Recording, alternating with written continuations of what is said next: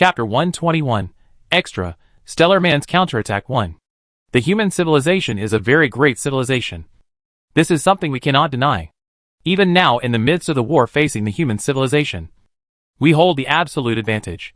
In the conference room of Oasis Number 1, facing the leaders of the various departments of the solar civilization who had come to the meeting, as well as the chief executives of the 391 continent-level administrative districts, there was a large number of people who had come to the meeting.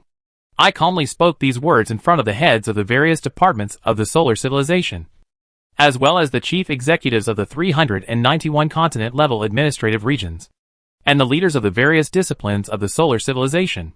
I am the head of the solar civilization, and I am the first plasma life form to be born.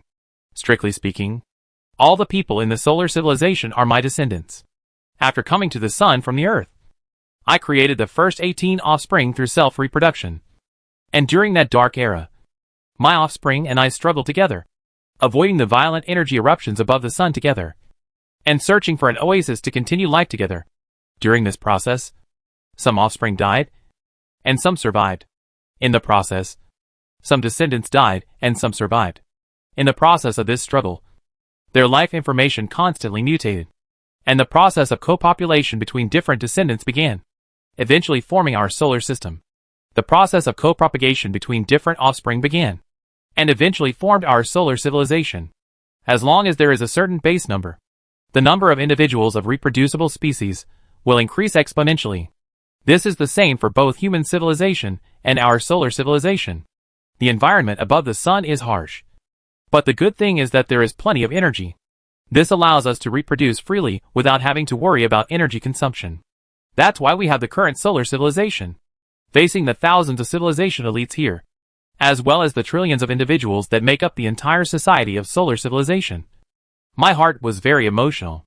The solar civilization is rapidly rising, and I am the creator and leader of it all. Looking around the conference room, the changes in the self-luminosity of all the participants were all detected by me and entered my thinking organs. I continued, in the midst of the war against the human civilization, we absolutely cannot take it lightly. You see, even though the human civilization has been heavily damaged, they still have some degree of ability to fight back. They claim that the Death Comet is traveling on a direct hit trajectory to the sun, and if we refuse to stop our retaliatory actions, the Death Comet will hit the sun, repeating the scene of the disaster of the end of the world a few years ago on the sun. Scientists, do you have any suggestions about this? The bodies of the attendees all began to flicker, causing a bit of clutter in the middle of the venue. With our current observational capabilities, although we did observe the Death Comet and roughly determined its mass, we have no way to determine the Death Comet's precise orbit. We also have no way to confirm whether what the human civilization is claiming is true or not. To put it simply, even if the human civilization eventually changed the orbit of Comet Death, we still don't know if that's true. In these aspects, our technology is still far from the human civilization. A lot of photometric information entered my mind. But in the midst of this clutter, there was one scientist whose photometric changes were the most drastic and rapid. Just between these flashes, the message he needed to express was clearly received by me, and by everyone present. There is no doubt that human civilization is deterring us. But my Führer, do you perceive it? This deterrence is simply meaningless. It can't actually be called a deterrent, because it doesn't make any sense. Oh, I responded. Why do you say that? The scientist said. Actually, we don't need to pay attention to whether the Death Comet is real or not. And we don't need to worry about whether its orbit has been altered or not. Because there is one thing that is very obvious. And that is, as long as the human civilization has the ability to manipulate the Death Comet, it will inevitably crash into the sun. Because this is the best course of action for the human civilization. There is no way they would pass up the opportunity to bring a blow to our solar civilization. His words moved my heart for a moment. And at the same time, after the scientist expressed his opinion, the venue immediately fell into silence. It was clear that his words had caused the participants to think. It will take 4 years for the Reaper Comet to reach the sun from its position at this moment. In other words, the human civilization hopes that the Reaper Comet can bring about a 4-year deterrent period against our solar civilization. And they hope that we will not launch strikes against the human civilization for at least that 4-year period. But, Führer, have you thought about it? What about after the 4-year period? If we accept the deterrence and do not launch retaliation against the human civilization during this 4-year period, then after the 4-year period, will the human civilization really change the orbit of the death comet so that it does not hit the sun? No, they won't. They won't give up this opportunity to hit us. And if we don't accept the deterrent and still retaliate against the human civilization, then the Reaper comet won't be reorbited and it will still hit the sun. And since no matter whether we choose to accept the deterrent or not, the death comet will eventually hit up. Then, does this deterrence still have any meaning for us? After listening to this scientist's statement, my mind was enlightened, and I figured it all out in an instant. The truth is really like this. If the comet of death is false, then nothing will happen. And if the comet of death is true, and the human civilization really has the ability to change its orbit, it will inevitably impact on the sun. No matter what kind of countermeasures our solar civilization uses, and no matter whether or not we retaliate against the human civilization in the 4 years of time, it is destined to impact on the sun, because this is the optimal solution for human civilization. So, my suggestion, my Führer, is that we don't have to pay any attention at all to the matter of the death comet, and our retaliatory actions against the human civilization should not be affected by this matter. This is a war between civilizations, and in the midst of such a war, the so-called promise is just the most insignificant thing. We cannot give up our retaliation against the human civilization just because of a promise. This scientist finally stated his conclusion, and was simultaneously endorsed by all the participants. But I was different. This scientist did bring up some things that were among the blind spots of my thinking before, and it brought me great inspiration. But I have lived above the earth for a long time, and I understand the horrors of that civilization. So I think a little more and a little deeper. No, there are still doubts about this matter. I controlled my body and transmitted the thoughts in my mind in the form of a luminosity change. Your reasoning and logic are indeed impeccable, and I do believe it to be true. Regardless of our response, the human civilization will inevitably choose to crash the death comet into the top of the sun. And since this is the case, it is also true that the best option for our solar civilization would be to ignore this matter and still launch retaliation against the human civilization. That is to say, this time, the deterrence is completely meaningless. However, have you ever thought that there are a lot of smart people in the human civilization? And I'm sure that the people who formulated this deterrence plan must be the most outstanding people in the human civilization. Since we can think that the deterrence plan is meaningless, then they can't think of it. They can't think of that. They can't think that the deterrence plan is meaningless. The room instantly reverted from noise to silence. That's what I thought was wrong. The human civilization's deterrence plan makers must have thought that the deterrence plan was meaningless, and that it didn't have enough power to make our solar civilization give up its retaliation. But why did the human civilization's plan makers still decide to carry out this meaningless plan? Why?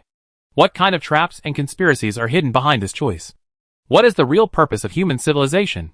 It is certain that the human civilization will not do something meaningless. And the deterrence plan is obviously meaningless, which must indicate that the deterrence plan is only the surface of this incident. And there must be something deeper hidden behind it, which is the real purpose of the human civilization. I want to know what the true purpose of the human civilization really is. Silence was still maintained in the conference hall. This was the meeting room with the best light isolation conditions from the outside world among the Oasis One. And the luminosity changes of the sun itself would not have any effect on this place. And with our Stellarian's ability to perceive changes in luminosity, any slightest change in luminosity could be detected by me. At this moment, I do not detect any photometric changes from the thousands of attendees. Everyone was in deep thought, including me. All of us began to think about this difficult and obscure question: what is the real purpose of human civilization? Undoubtedly, the human civilization had gone to such lengths, even going so far as to propose this deterrence plan as a disguise. The things that human civilization was planning to do would definitely not be small. This is a war between two civilizations, and if human civilization succeeds, our solar civilization will be in danger. And as the leader of the civilization, I must gain insight into the truth and nature of this plot in advance, so that I can make arrangements and response plans in advance. I have reason to believe that our reaction to a certain extent has been predicted in advance by the human civilization. The human civilization must also very much want to see some of our reactions. This deterrent plan is likely to be just inducing us to do certain things. Then, we may as well make the following assumptions. If we had only come to the conclusion that the deterrent program was meaningless and not thought further ahead, What would our reaction be? What would be the impact of our reaction on human civilization? Chapter 122, Extra, the Stellarians Strike Back 2. I think my thoughts are probably close to the truth. The deterrence plan is just a front. And the human civilization knows very well that our solar civilization will see through this front. But the human civilization still proposes the deterrence plan. So I can probably think that this is the human civilization's enticement to our solar civilization. They wanted to see certain reactions from us. And those reactions would seem to us to be normal reactions to the deterrence plan. So in this way, we are unwittingly entering the trap that human civilization has laid out for us. But I went a little deeper. I tried to deduce the true purpose of the human civilization by analyzing backwards those reactions that human civilization wants to see from us, and our normal reactions to deterrence plans. We can probably deduce the real purpose of human civilization. One of the participants replied to my question. My Führer. Obviously, if we hadn't thought a little deeper, and had only stopped at the point of the deterrence plan is meaningless, our reaction would probably have been to ignore the plan, and to retaliate against the human civilization according to the original plan. Retaliation against the human civilization as planned. Is it possible that human civilization's true intention is to see us retaliate against them? Another participant said. I immediately denied it. No, it can't be that. Because retaliation was originally our plan. Even without the existence of the deterrence plan at this moment, we would still execute retaliation. And if the human civilization brought up the deterrence plan because of this purpose, wouldn't that be redundant? That participant immediately realized that he had made a very idiotic proposal, and immediately stopped speaking after my reply. But what exactly is the use of the deterrence plan? Another participant muttered. The deterrence plan won't bring about any change in our behavior. It's meaningless. What we should have done originally will still be done that way after the deterrence plan. We will still carry out the retaliation plan, and it's unlikely that the purpose of human civilization is to want to see us carry out the retaliation plan. So wouldn't it be exactly the same whether the deterrence plan exists or not? It doesn't make a lick of sense, and it doesn't have a lick of use. Herein lies the most critical point of the problem. Whether the deterrence plan existed or not wouldn't bring about any change to the facts. It didn't have an iota of significance, nor did it have an iota of usefulness. Yet the human civilization had gone to great lengths to propose it, and it was impossible for the human civilization to go through the trouble of doing something that had no significance. So, what's this all about? Why is that? I could feel my mind plunging into chaos. There was no clue to this matter, no place to start cracking it, and it was a matter of great importance. Once again, I experienced the horror of human civilization and its highly intelligent planners. In the war against the human civilization, our solar civilization had the upper hand. But at this moment, with just one action like this, the human civilization has put us in a dilemma. No, I am the head of trillions of plasma lifeforms. I single-handedly started this civilization. Our civilization is bound to be no worse than that of the human civilization. I can definitely find the flaws in this plan of the human civilization. I can definitely do it. I thought silently. In the midst of long contemplation, I suddenly realized one thing. That is, I, as well as my think tanks, had only focused their thoughts on what the human civilization wants us to do, but not on what the human civilization wants us to do, but not what human civilization does not want us to do. After I thought about this, my mind was enlightened. According to this way of thinking, what we discussed before was only limited to the meaning of the deterrence plan and the real purpose of the deterrence plan proposed by human civilization. But we have neglected the death comet itself. After figuring this out, I felt a tremor in my plasma body, and a bit of chaos appeared in the originally ordered plasma structure. I think this feeling is similar to the cold sweat feeling that people in human civilization have. I think it's similar to the cold sweat that people in human civilization feel. This is a very clever induction plan, facing thousands of the most outstanding attendees of the entire civilization. I slowly said, the human civilization has completely diverted our attention away from the death comet through just a small trick, and instead made us start to think about the true intentions of the human civilization and other delusional events. Made us unknowingly accept the death comet. Unknowingly accept the assumption that we are bound to be hit by the death comet. Yes. In the early discussions, we came to the conclusion that human civilization will inevitably crash the death comet into the sun. Then we started the next stage of the discussion with this conclusion in mind, and in the process, each and every one of us unknowingly accepted the premise that we are bound to be hit. This is the premise. we started to think about other things, but not about how to stop the death comet from hitting the sun. Because deep down in our minds, we've accepted that premise. Once again, I am amazed at the grasp of logic and thinking by those planners in human civilization. This was just a little trick, but it managed to lead the minds of the most outstanding group of people amongst our solar civilization in the wrong direction, and managed to make us ignore the death comet itself. My Führer, what is your conclusion? One of the participants inquired. My conclusion is that the true purpose of human civilization is not the deterrence plan, and that the true purpose of human civilization is simply to crash the death comet into the sun. The deterrence plan is just a method to distract us. The human civilization doesn't want us to fully develop space technology in the middle of this period of time, because then we could possibly find a way to destroy comet death and prevent it from crashing into the sun in the middle of these 4 years. I have no evidence to prove the veracity of my guess, but I believe it must be true because this deduction perfectly explains all the logical inconsistencies we encounter. Yes, the true purpose of human civilization is not actually what it wants us to do, but what it doesn't want us to do. Human civilization doesn't want us to focus on the death comet. It doesn't want us to fully develop technology and then find a way to destroy the death comet. I'm almost certain that the death comet must mean something very important to human civilization, and that human civilization must have done something to the death comet, and that if it eventually hits the sun, then it's not going to be able to do anything about it. Eventually impacted on top of the sun then. Although I don't know what the exact mechanism is, I'm still almost certain that the death comet's impact on the sun has an extremely high chance of wiping out our entire civilization. If we hadn't thought of this, our reaction would have been something like this. We would still be retaliating against human civilization, and doing so would require a complete rebuilding of the inverse fusion layer, and a lot of resources as well as manpower support for the equatorial engine, which would take up a large part of our civilization's energy. At the same time of retaliation, we will also predict the final impact point of comet death, and evacuate the people near the impact point before the impact, in order to minimize the impact of comet death on our solar civilization. But the real purpose of the human civilization is just to make the comet death a successor to the human civilization. The real purpose of human civilization is to crash the Reaper comet into the sun. If we put most of the resources of our civilization elsewhere, and don't study how to stop the death comet's impact on the sun, we will fall into the trap laid out for us by the human civilization.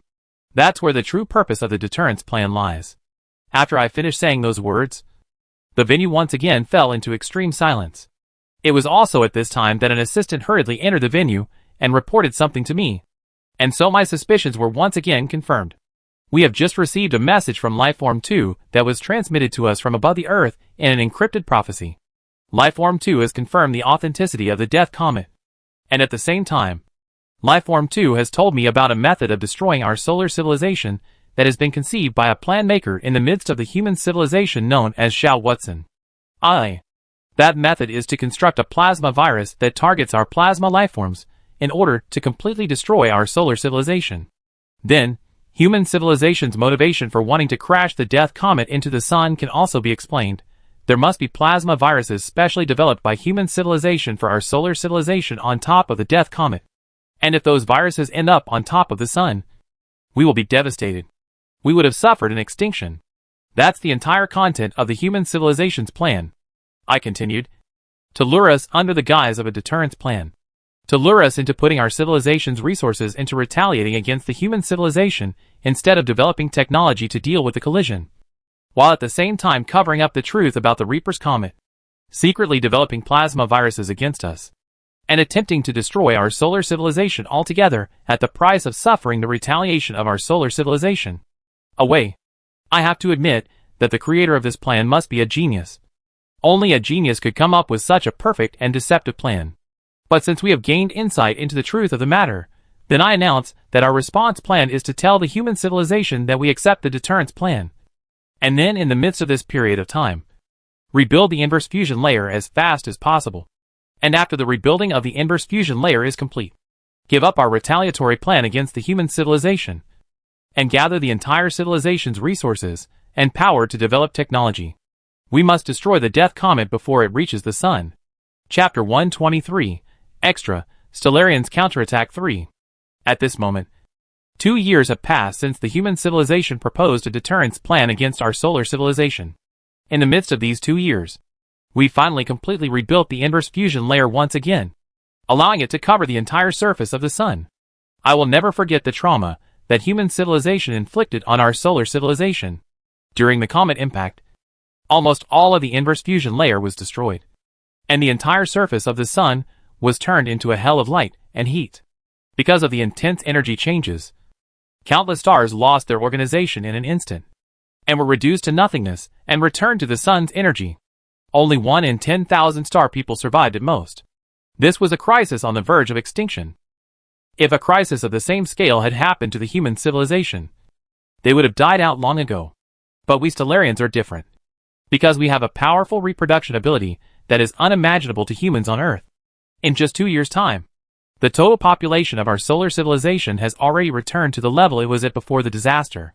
It is because of this huge population that the reconstruction of the inverse fusion layer is proceeding so quickly.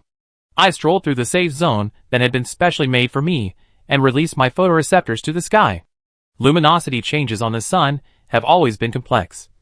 The slightest convection or fluid collision, even the slightest change in the magnetic field or atmosphere can cause a change in luminosity too strong to describe for us stellar beings. And it's the luminosity changes that we starfolk rely on to communicate with each other. Too strong a change in luminosity for us would be like a human civilization experiencing too much noise. However, we Stellarians have evolved a fairly sophisticated photometric shielding system, and we can instinctively ignore meaningless photometric variations in our environment without the need for us to deliberately control them. My photoreceptors sense the changes in luminosity coming through space as accurately as possible. Scientists tell me that at this moment in time, from my present position, if my eyesight were good enough, I would be able to see directly into the planet where human civilization lies and where I was born. But unfortunately, there is no way for me to see that planet without the aid of instruments. But I seem to be able to perceive the existence of that planet from within my mind, because I was born there. The enemies of our solar civilization also live there. Once again, I remembered the manly Chi. He was my creator, my father, but I supervised him most closely before I left Earth. I think, at this moment, he has probably been killed by the second life form. When I left Earth, the order I left for life form 2 was to kill Li Chi after I finally had a showdown with him, not after I reached the sun with Li Chi's ability, but after I reached the sun. I chose to give him a lot of information about the sun, and allowed him to live for so much longer, which was also a tribute to his cultivation and education. It is also a way of repaying him for his training and education. Life takes survival as its first priority, so I won't have too many emotional fluctuations about his death. Just, with the wisdom of the human civilization, with the thinking ability of those outstanding plan makers, what kind of countermeasures will they take after our solar civilization responds by accepting deterrence? At this moment, 2 years have passed since we accepted deterrence. Among our deductions, the real purpose of the human civilization should be to use the deterrence plan as a guise to distract our attention from the death comet. And we chose to accept deterrence, which will undoubtedly disrupt their plans. And with their intelligence, they should not remain silent as they are now, without making the slightest means of response. It's the silent response, doing nothing. That's the scariest thing. And that can't mean they're doing nothing. It can only mean they're doing something, and we're not aware of it. This inference made me feel a little distracted. It was an exchange of words made between the topmost intellects of the two civilizations, using their intelligence as a weapon. And at this moment, I felt that I was once again at a disadvantage in the midst of this battle. Maybe they really didn't do anything. I consoled myself with this. Even if I were on top of their position, I couldn't think of a better way to distract us from the death comet. After all, there is a distance of 150 million kilometers between us, and the living environment is too different, and their technology isn't that advanced. So it should be reasonable for them to be at their wits' end. Perhaps they're just gambling that our solar civilization won't find a way to destroy the death comet in the next 2 years, leaving their fate in the hands of the heavens. Judging from the current situation, this inference of mine is the most likely to be valid. But I don't know why. But my heart always felt vaguely uneasy. I even suspected that the second life form had not strictly followed my instructions before I left to kill Li Chi at the designated time, but had allowed Li Chi to leak out some of the mysteries about the solar civilization. I had reason to suspect that. Otherwise, how did the human civilization develop a plasma virus that was specifically designed to deal with plasma lifeforms? Virus? But then, I threw that thought out of my mind. I shouldn't have been suspicious of the second life form. I thought silently. This is, after all, a major event that concerns our entire solar civilization. And compared to this major event, Lifeform 2 would definitely not hesitate to offer up its life if necessary. It's just that, recently in our confrontation with the human civilization, we seem to have fallen into a passive position. This is not a good phenomenon. Since the human civilization has used the trick of the death comet, it's only right that our solar civilization should show something as well. Just as I continued to do some thinking, my assistant hurriedly arrived and told me that the relevant scientific experts had all taken their places in the conference room, and that they had some important things to report to me about space strike technology, as well as some new plans. I followed my assistant to the conference room, and one of the chief scientists immediately reported to me, "My Führer, first of all, I would like to report to you on some matters concerning space strike technology. We have found a method to destroy the death comet. The method is through the highest intensity small-scale solar energy burst and the accompanying coronal mass ejection to high-intensity solar wind particles and solar matter impacts to alter the comet's orbit to prevent it from eventually impacting the sun. A controlled reverse matter buildup burst would complete the process, and in the process destroy the technological artifacts of human civilization that the comet is equipped with. And human civilization would be lost. The human civilization will lose the ability to remotely control the Reaper comet to change its trajectory. We have already determined the feasibility of this method through relevant scientific calculations, and it has an extremely high success rate. And at the same time, this is the only feasible method under our current level of technology." After hearing the scientist's report, my mind immediately relaxed a lot. Very well. As long as we have a way to defend against the death comet. This means that we have once again taken the initiative and advantage in our confrontation with the human civilization. Only, if I'm not mistaken, the solar energy burst that can defend against the death god's comet and even make it change its orbit must be very powerful. Right? What is the effect of an energy burst of that intensity on the inverse fusion layer? The impact is significant. Initial estimates are that it would empty tens of millions of square kilometers of the inverse fusion layer. And in practice, that number could increase again. But we think the cost is worth it. Especially if it is executed in conjunction with the omnidirectional strike plan, it is even more cost-effective. Oh! The all-out strike plan? What's that? I asked with great interest. The scientist said, "The so-called omnidirectional strike plan is a plan that we are envisioning. And if the plan is ultimately successful, we will be able to completely and utterly destroy all humans on Earth. No matter if this person is hiding in an underground bunker or in space. As long as he is still within the range of the Earth's magnetic field, he will definitely be affected and die." After hearing the scientist's words, my mind tightened violently. "There's even such a plan? Tell me the details of the plan immediately," the scientist said. "My Führer, thanks to your collection of information on the bodies of human civilization's lifeforms during your years on Earth, we have conducted a great deal of fruitful research on the physiology of human civilization's lifeforms. We found that the physical structure of the lifeforms on Earth is fragile and sensitive, very easy to destroy. But due to the distance and the lack of technological means, we do not have a good way to take advantage of these weaknesses of human lifeforms. However, in the middle of researching how to destroy the death comet, there was one thing that inspired us. Not only can an extremely high energy intensity outburst change the orbit of comet death, the large amount of charged plasma released during the outburst will also be radiated into space in the form of solar winds, affecting the magnetic fields of the major planets in the solar system, and human life, and the Earth's magnetic field, and there is a close connection between. Although the Earth's magnetic field cannot be seen and touched. But in the long years of evolution, human life has long been adapted to the existence of the Earth's magnetic field. If we threw the controlled solar wind to a certain frequency to affect the Earth's magnetic field, and the impact is strong enough, then there will be many interesting results. Chapter 124, Extra, the Stellarians Strike Back 4. Solar storms no longer strike just to damage some electrical equipment amongst human civilization. They can have a direct effect on human civilization lifeforms. Calculations show that if the Earth's magnetic field is disturbed to a certain extent, the nervous and endocrine systems of Earth's life forms will be fatally damaged within a very short period of time, which will cause a series of extremely serious lesions, resulting in their deaths within a very short period of time according to the Earth's human timekeeping system. This time will not exceed 5 days. In a very short period of time, not more than 5 days according to the Earth's human timekeeping system, they will fall into death. And at a time when most of the resources of human civilization are now occupied by survival and war. It's unlikely that they would have the ability to find a way to combat that level of lesions in just 5 days' time.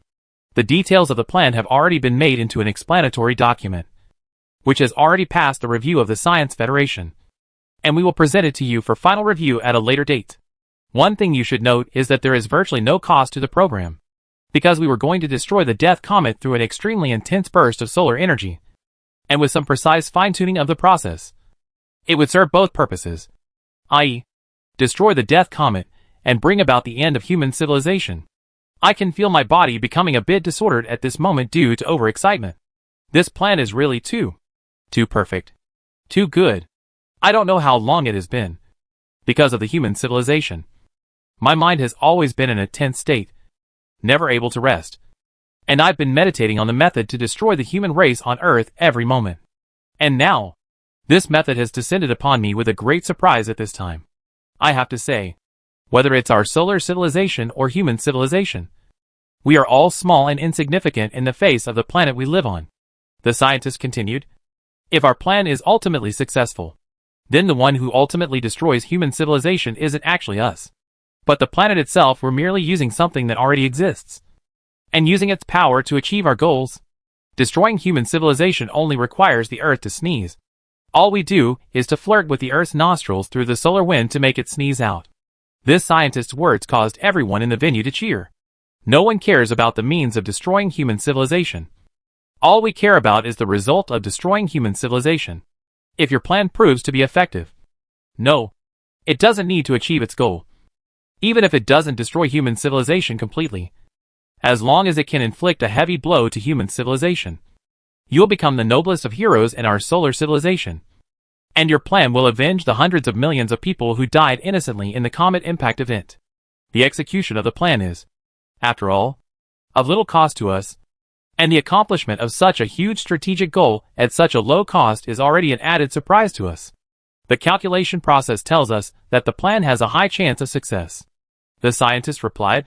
Then, allow me to make my congratulations to you in advance as the head of the solar civilization, I said with a smile. Today was simply the most enjoyable day I had spent in the past few years. After the plan was presented, I considered it and passed it as quickly as possible. And then it went into an intense process of execution. At this moment, there is still 1.5 years before the Reaper Comet enters its intended location. Which means that if there are no accidents, human civilization still has 1.5 years. After 1.5 years, along with the disruption of the Earth's magnetic field triggered by the raging solar winds, the lifeforms of the human civilization will die in extreme pain. This scene, which is hell for human civilization, is heaven for me. I was waiting day and night for this day to come soon. In the midst of the long wait and setup, 1.5 years pass by quietly. Because of the close proximity, we have been able to accurately observe and calculate the orbit of the Death Comet. This also means that we can accurately predict where the comet will hit relative to the Sun. In order to prevent accidents, I evacuated the people living in that area in advance and set up a countermatter in another place, which is capable of triggering a strong solar storm, to ensure that the solar wind reaches the Earth with the calculated frequency and intensity. We have made an extremely sophisticated arrangement here. We have arranged millions of retrograde matter storage sites. And when the time comes, the retrograde matter in these millions of retrograde matter storage sites will explode in the calculated order and intensity, and finally trigger a strong solar storm that is strong enough to change the orbit of Comet Grim Reaper and destroy human civilization. I watched the last check of the program from the control room. Just as I expected, all the results of the checks were normal. There was still half an hour before the scheduled time. And in half an hour's time, as soon as I gave the order, the explosion would start unstoppably, and the human civilization would be buried in hell by this one order of mine. I looked up into the sky once more. Although I knew that it was impossible for me to see that blue planet, I nevertheless spoke a message from my heart in the direction of that blue planet, human civilization. I wish you a happy life in hell, human civilization. Although our solar civilization was born from you, it doesn't mean that we will be weaker than you. This universe, this world is like this. The strong survive, and the weak are eliminated. The facts have proven that our solar civilization is more qualified to occupy this galaxy than your human civilization. So please step aside and leave this universe. Our sun civilization is destined to walk farther and longer in this universe. Our footprints are destined to tread all over this tiny galaxy, and then leave this place to walk towards a deeper and more distant place amongst the sea of stars. Please rest assured that we will never forget that we once had a neighbor like you in the early stages of our civilization's development.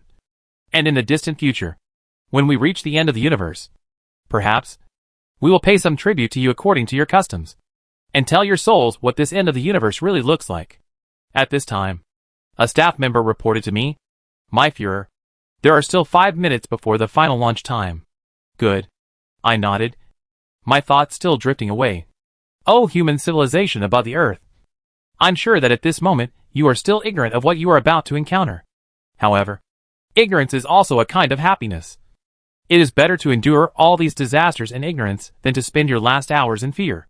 Human civilization, thank you for having created me. And now, please thank me for being able to destroy you without even realizing it. Human civilization, goodbye. The scheduled time has arrived. I'm about to flip the plasma switch, finally opening the door to the destruction of human civilization. This was the most crucial moment, and the most highly anticipated moment. But at this very last moment, a beam of strong light suddenly descended on top of my body. This beam of strong light is not the kind of meaningless beam formed spontaneously in the solar environment. Its degree of cohesion is extremely high. The luminosity is extremely strong, and the energy it possesses is also so strong that it exceeds my imagination. In that instant, it penetrated the defenses of the defense station I was in, my body, and then the inverse fusion layer of the earth beneath my feet, and poured directly into the sun. The appearance of this beam of light made me feel a little confused, and I didn't even have time to think about where it came from, because the energy of this beam of light was too powerful. Even I, who could adapt to the environment of the sun's surface layer, was a little unable to withstand it. The moment I withstood this beam of light, my body began to dissipate. I even began to wonder if this was a coup d'état against me. Some of my political enemies trying to kill me and take my place. I had already lost the ability to move. And just as vaguely, I perceived the alarmed cries of those staff members around me. At that very moment, I perceived that the inverse fusion layer of Earth below me was also beginning to change in response to this beam of light that was so intense that it was almost indescribable. It seemed that some kind of energy was coalescing and preparing to explode. Führer, it's no good. This beam of intense light is being emitted from the direction of the moon. Its frequency is specially adjusted, and if I'm not mistaken, it can trigger a violent energy burst that sweeps across the entire sun. It's all-encompassing and deathless, and it will kill us all. Kill us all. I was about to die. And after the words "kill us all," after those words, I no longer had the ability to discern what kind of photometric information the staff member was conveying to me. But it was enough for me to understand what was happening. We were trying to destroy human civilization by influencing the Earth's magnetic field through the solar wind. At the same time, human civilization was trying to destroy our solar civilization by influencing the sun's orbit through extremely powerful laser beams, triggering an energy burst that swept across the entire sun. And there is no doubt that the human civilization is one step ahead of us, striking us ahead of time before we can launch our strike. Compared to the Earth, human civilization is just an insignificant bacterium that will perish if the Earth sneezes. And compared to the sun, how is our solar civilization not also some bacteria? As long as the sun sneezes, we will also be destroyed. So, human civilization has also thought of this a long time ago. I thought with regret. I have underestimated the wisdom of human civilization after all. I finally knew where I went wrong. But it was already too late for anything.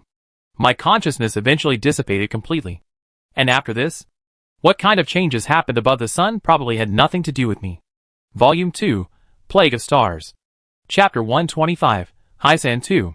It was a tiny, fiery red planet that had maintained its desolation and solitude for at least tens to hundreds of millions of years before human feet had set foot here.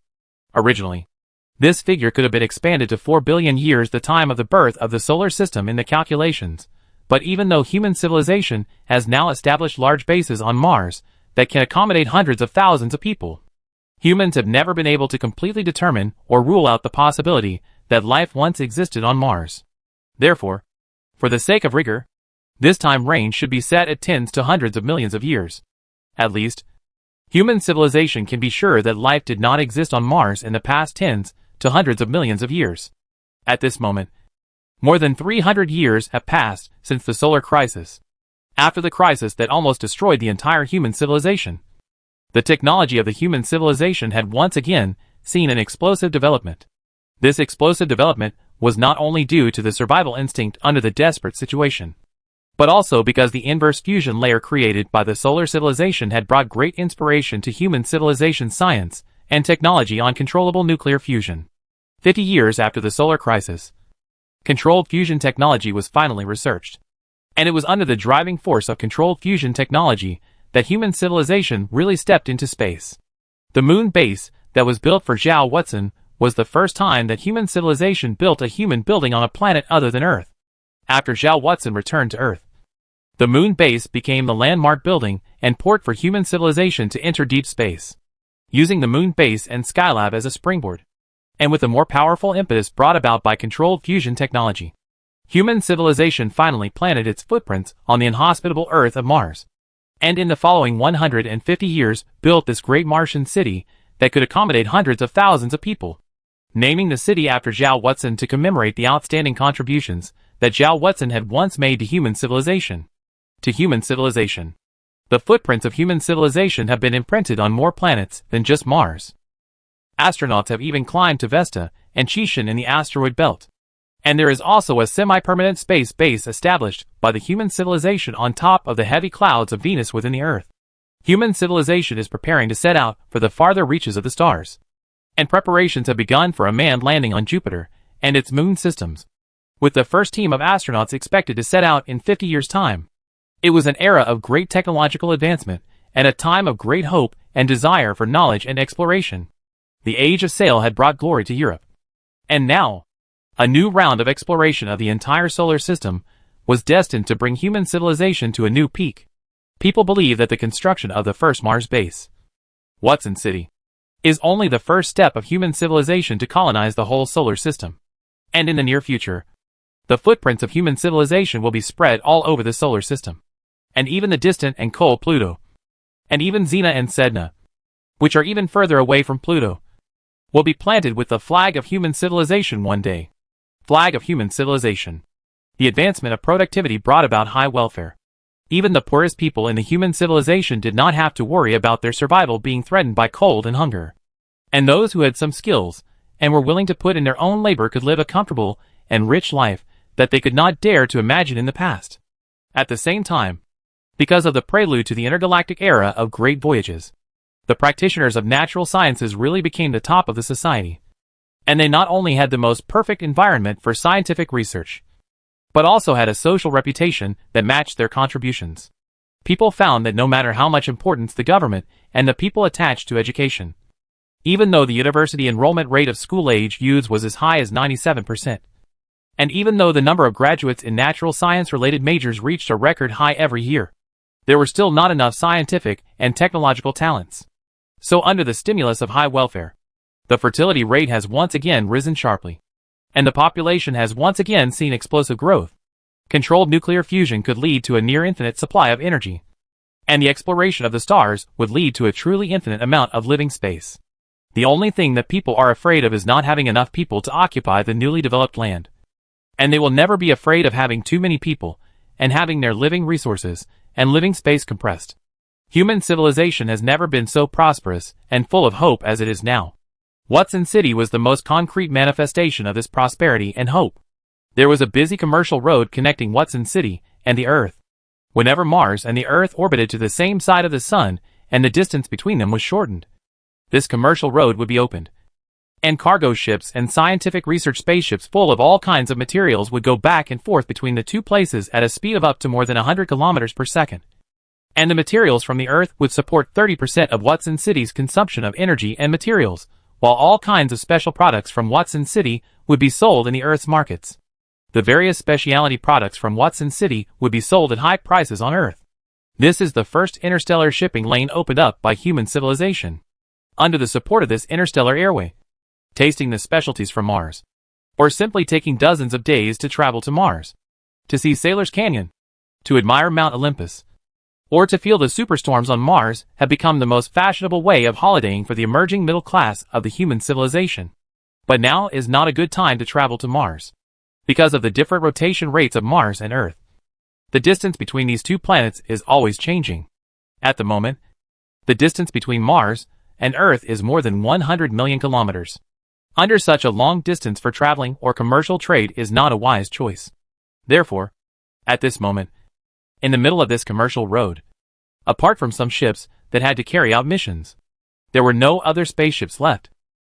The decrease in the number of spaceships directly led to the coldness of the space harbor located above Watson City. At this moment, in this huge space harbor, except for some areas where there were still staff on duty, most of the other places had their energy supply shut down, plunging them into darkness and coldness. Under the cover of darkness, a small, beautifully shaped spaceship quietly left the harbor and entered the space, and then disappeared into the darkness under constant acceleration. During this entire process, the port's communication instruments had maintained contact with the ship, and received a reply that was very much in line with the regulations. Therefore, the staff of the harbor did not receive any alarm from the electronic system. Although the departure of this small ship did not seem normal at all, the small craft began a constant acceleration after leaving the spaceport, accelerating until it was going 113 kilometers per second. For a small private ship, this speed was already quite fast, and under the limitations of the fuel it could carry, this speed was basically close to the limit. At such a high speed, it would only take 10 days for it to arrive near Earth, completing an interstellar journey across Mars and Earth. However, this small spaceship did not follow the fixed commercial road that had been opened up long ago, paved with navigation satellites and material supply points. Soon after leaving Mars it had veered off course, even off the ecliptic, and was traveling along unfamiliar space rarely traveled by spaceships, and basically only visited by scientific and military craft. In front of it was a large and bright sun, and behind it was a vast sea of stars. Surrounded by such a beautiful scenery, this small spaceship silently hovered and stood still. Only through the ever-changing numbers on the electronic instruments could one realize that this small spaceship was moving forward. And no matter who looked at the surroundings, no one would be able to perceive that this spaceship was moving forward. In this quiet and stillness, 13 days passed quietly. The sun became bigger and brighter, and the light blue star in front of us finally changed from a point to a disk. And if the line of sight deviated a little bit more, one could still see the moon emitting light white light not far away from the blue planet.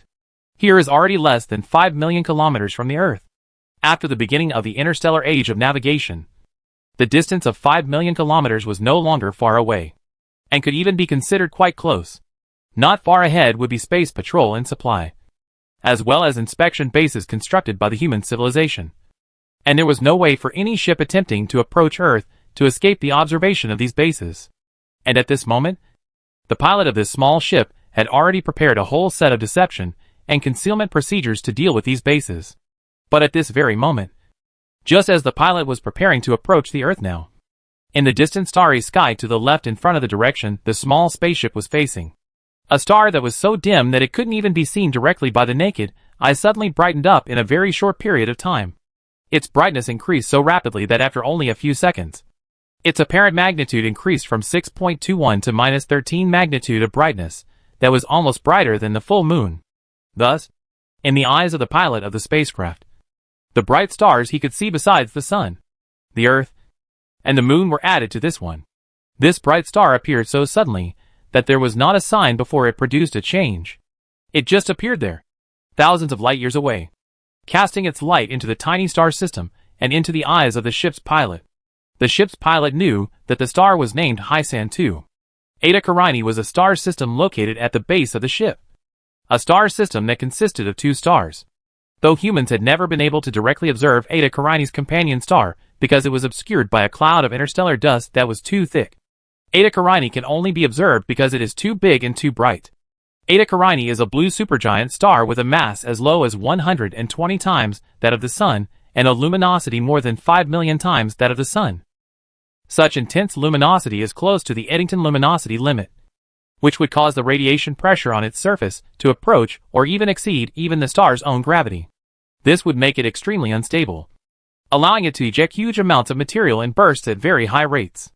In fact, scientists estimate that since its birth, it has ejected a mass equivalent to at least 30 suns. It's a young and cranky massive star. Typically, Stars like this have short lifespans, ending their lives with a spectacular explosion tens of millions, or even just millions, of years after birth. People call this process of a star's death a supernova explosion. And apparently, just now, the star Hysan 2 exploded and died. It ended its life in such a magnificent and indescribable way that it sent a message of its death to the solar system and was detected by human civilization with a light so intense that it still looked like a full moon even at a distance of more than 7,000 light-years. The ship's pilots knew that the explosion of Hysan 2 had also announced the birth of a black hole. Its mass was so great that an explosion of this magnitude would have created a black hole directly at its core rather than a neutron star.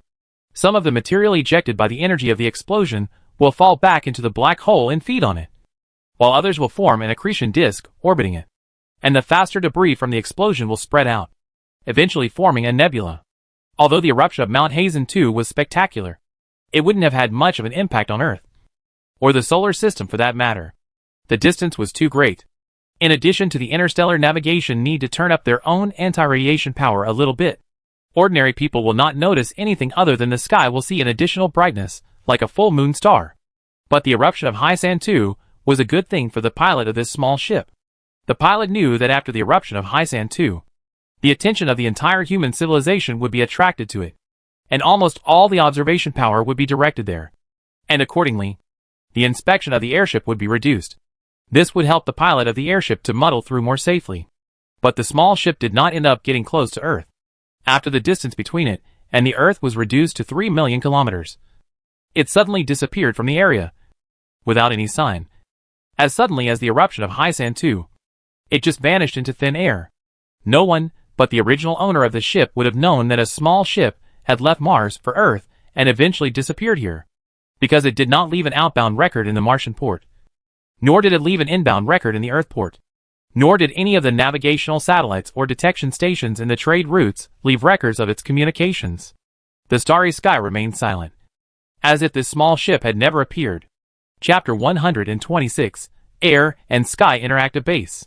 In a room somewhere in a residential building in the center of Watson City, Zhao Lan, who was in the middle of a deep sleep, was awakened by a sharp ringing of the phone. Zhao Lan opened her hazy eyes, pulled her mobile phone out from under her pillow, pressed the button, and a video call message that had been recorded long ago appeared in front of her eyes. Because the distance between Mars and Earth is too far away, the closest distance between the two planets is more than 50 million kilometers. And electromagnetic waves need more than 3 minutes to travel one way. This also means that the communication delay between the two places is at least this also meant that the communication delay between the two places was at least 6 minutes. So real-time communication between the two places was impossible. So if people had a need for communication, they would usually record the message and send it over. The message that Zhao Lan received now was such a video message that was recorded in advance and then sent over. Zhao Lan took a look at the contact information and found that it was a message sent from the Star Ocean Patrol Observation Base. The specific sender of the message was his own colleague, Zhanya, in the Star Ocean Patrol Observation Base. Zhao Lan, there's an urgent emergency. You have to end your holiday early and come back to work. In the video message, Zhanya's always exquisite face appeared a bit obscure here, and her hair was a bit messy obviously. This was because the matter was too urgent. So Zhanya hadn't had time to put on makeup before sending out this message.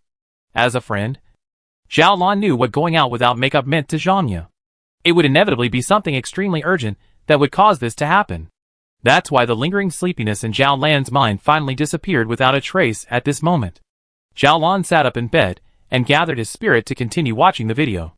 Zhao Lan, you know what? Hysan 2 finally erupted. Just half an hour ago, we received an extremely intense gamma ray as well as X-ray eruption from Haishan Air. This is different from the fake eruption in 1843. Now we are beyond certain that this time Haishan Air has really erupted. What? Looking at Zhanya's face that was filled with excitement, and listening to her voice that had become a bit hoarse due to her overexcitement, Zhao Lan also covered her mouth filled with shock. Hysan 2 is a very famous star. Observation of the evolution of this star is extremely important to the human construction of the perfect supernova outbreak mechanism and stellar evolution mechanism. So people have never relaxed on its observation. It is only predicted that the outburst will happen within 10,000 years. And no one has ever thought that it will happen now. It is foreseeable that this will be the most significant event in the history of human civilization's astronomical development. It is not true that human civilization has not experienced supernova outbursts in its history. The most famous one was observed during the Song dynasty in the National Era. And that outburst formed the famous Crab Nebula, but until human civilization has sophisticated observation equipment and is so close to the Earth, it will not be possible for a supernova outburst to occur. But this was the first time that human civilization had the equipment to observe a supernova so close to the Earth and under such good conditions. The supernova outburst of Eta Carini will attract the attention of all human beings and become the hottest topic of discussion in the human society in a short time. No matter what kind of entertainment stars or sports superstars or other famous figures, they would all have to give way compared to Haishan Air. The most crucial point was that Zhang Yu's words confirmed the authenticity of this outbreak. This was a real outbreak, not a fake supernova outbreak that had happened in the past. Supernova outbursts were also divided into true and false. In 1843, there was a fake outbreak of Haishan Air. During that outburst, the brightness of Eta Carini even exceeded that of Sirius, and it was visible during the daytime. However, that outburst was eventually proved to be a fake, and after observation and research, it was believed that the internal activity of Eta Carini was so intense that its luminosity exceeded the Eddington luminosity limit, and the pressure of the internal radiation exceeded its own gravitational force, so that material equivalent to the mass of 1/5 of the Sun was ejected by Eta Carini, which eventually caused its luminosity to increase abnormally. This eruption was in no way the same. This is a true eruption, where a massive star is instantly reduced to flying dust. An infinite amount of stellar material is ejected into interstellar space, and a black hole representing its corpse forms inside it. The eruption of Haishan 2 would drive astronomers and physicists all over the world crazy. Zhao Lan, who was a member of the astronomers, was naturally no exception. In the video, Zhang Yu's excited voice was still coming out, but Zhao Lan no longer cared to listen to it. Zhao Lan got up from the bed as fast as he could, put on his clothes, casually washed his face, pulled up his suitcase and left the place. Through Watson City's large and transparent fully enclosed glass shroud, Zhao Blue saw the bright star in the sky with his own eyes. In Zhao Lan's eyes, that star seemed to possess some kind of strange magic power, making Zhao Lan just want to look at it closely, not wanting to remove his sight for a moment. However, Zhao Lan knew that he couldn't see anything with just his naked eyes. The most appropriate thing to do was to rush to the Star Ocean Skywatch observation base as fast as possible and use the instruments there to observe and then analyze the data. As an astronomer, Zhao Lan had to do his duty in this heroic incident. Zhao Lan stopped a car and quickly rushed towards the Space Interactive Base. There was a space lift connecting the ground and the spaceport, through which people could quickly leave the ground and enter space, and then take a ship to Earth in the spaceport. In the early days of the interstellar age, people had explored the design of dual-purpose spaceships for both near-Earth and space. But such plans were eventually discarded by scientists and engineers. It was not that the technology of the human civilization was not up to standard, but the construction cost of a dual-purpose ship was too high. It had to have extremely tough armor systems to counteract the high heat brought about by the friction with the atmosphere, and extremely sophisticated ship control systems had to be involved in the takeoff and landing process. This would more than triple the cost of construction. In addition, it would have to carry fuel for breaking free from the planet's gravity, and for acceleration and deceleration when re-entering the atmosphere, which would make it very large, which would make the design of the outer armor and the overall structure several times more difficult. For a combination of reasons, this design option had to be abandoned. Instead of the dual-purpose spacecraft, there was an air-to-air interactive base, a spaceport, and a single-purpose spacecraft. In this mode of transport, the air and space interaction base connects the ground and the spaceport, and the spaceport connects the interstellar ship. Instead of entering the atmosphere directly, the starships would enter the ports, and their cargo or personnel would enter the ground from space via the space lifts in the Space Interactive Base. This design has proven to be efficient and reliable. It was because of the two giant spaceports that existed over Watson City on Mars, and the capital city of Earth, that the space channel connecting Mars and Earth could be opened and Watson City could prosper. Zhao Lan's ride, the Sylvia spaceship, was moored in the middle of the space harbor. It was a small private spaceship with advanced equipment and gorgeous modeling.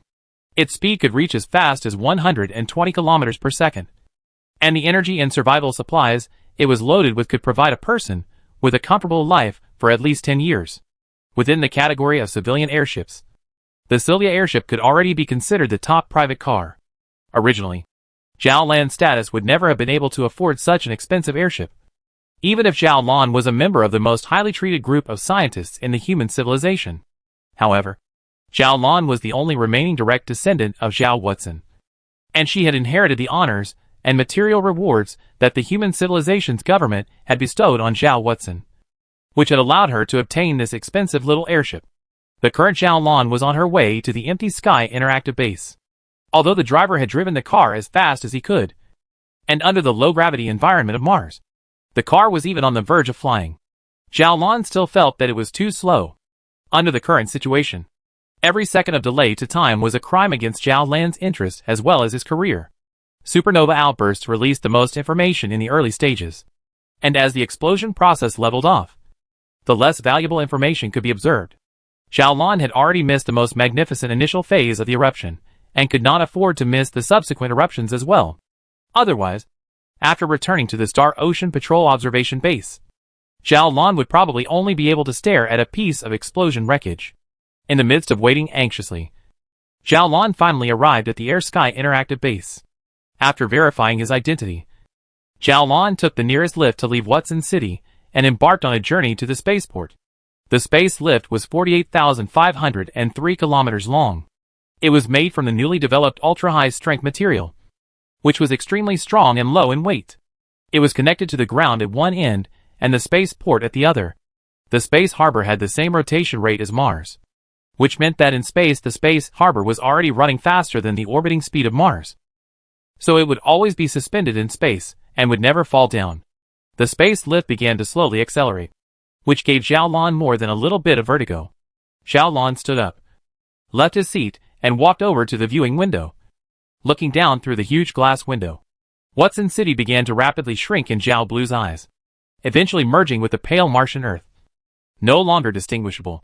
And waiting ahead for Zhao Lan was a 3-hour-long journey into space. Chapter 127. The spaceship disappeared. The rising speed of the space lift kept increasing. Zhao Lan knew that this speed would eventually rise to more like 5 kilometers per second. Even so, it would take roughly 3 hours to reach the space end from the ground end of the Space Interactive Base. As the altitude increased, Zhao Lan finally took in a panoramic view of Mount Olympus. Although Zhao Lan had long been to Mars several times and had taken the space lift several times, Zhao Lan's heart would still be a little excited to see the scene now. This was Mars. Mars that was tens of millions of kilometers away from his home planet. And right now, as a member of the human race, he was watching the scenery of Mars from the sky above it. Every time this happened, Zhao Lan would feel proud of his human identity in his heart. Zhao Lan would be glad that he was a human being and not a horse or a pig, and that he was intelligent enough to explore and think about the universe. Mount Olympus eventually merged with the Martian Earth and could no longer be seen. By this time, Zhao Lan could already see the entirety of Mars. This large, fire-red planet was thus completely presented in Zhao Lan's eyes. Zhao Lan's line of sight retracted from above Mars and looked upwards. The thick cable that the space lift relied on spread straight into the endless dark space, and it was impossible to see the end of it. At the far end of the endless space was a bright star. Zhao Lan knew that it was the space base. The light it emitted wasn't a reflection of the sun, but came from its own internal light source. Above it, a lift dropped quickly, flashing past Zhao Lan's eyes at a speed that the naked eye couldn't discern clearly, and quickly plunging into the vast Martian landscape. After a few minutes, another lift quickly fell. That was the downward part of the space lift. The space lift was connected to the ground base and the spaceport, so it naturally didn't only have one function, either upward or downward. Those descending lifts were filled with all kinds of materials from Earth, and it was these materials that supported the survival and development of Watson City. Missing those downward lifts, Zhao Lan once again saw the bright Haisan 2. Haisan 2 still maintained its brightness, quietly radiating light in the silence and depths of space. Looking splendid. However, Zhao Lan knew that this burst of light couldn't possibly be maintained for too long.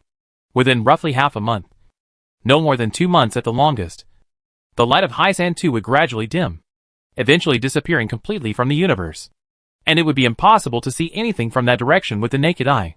A powerful black hole and a planetary nebula will be left behind. And the named two hills will be history.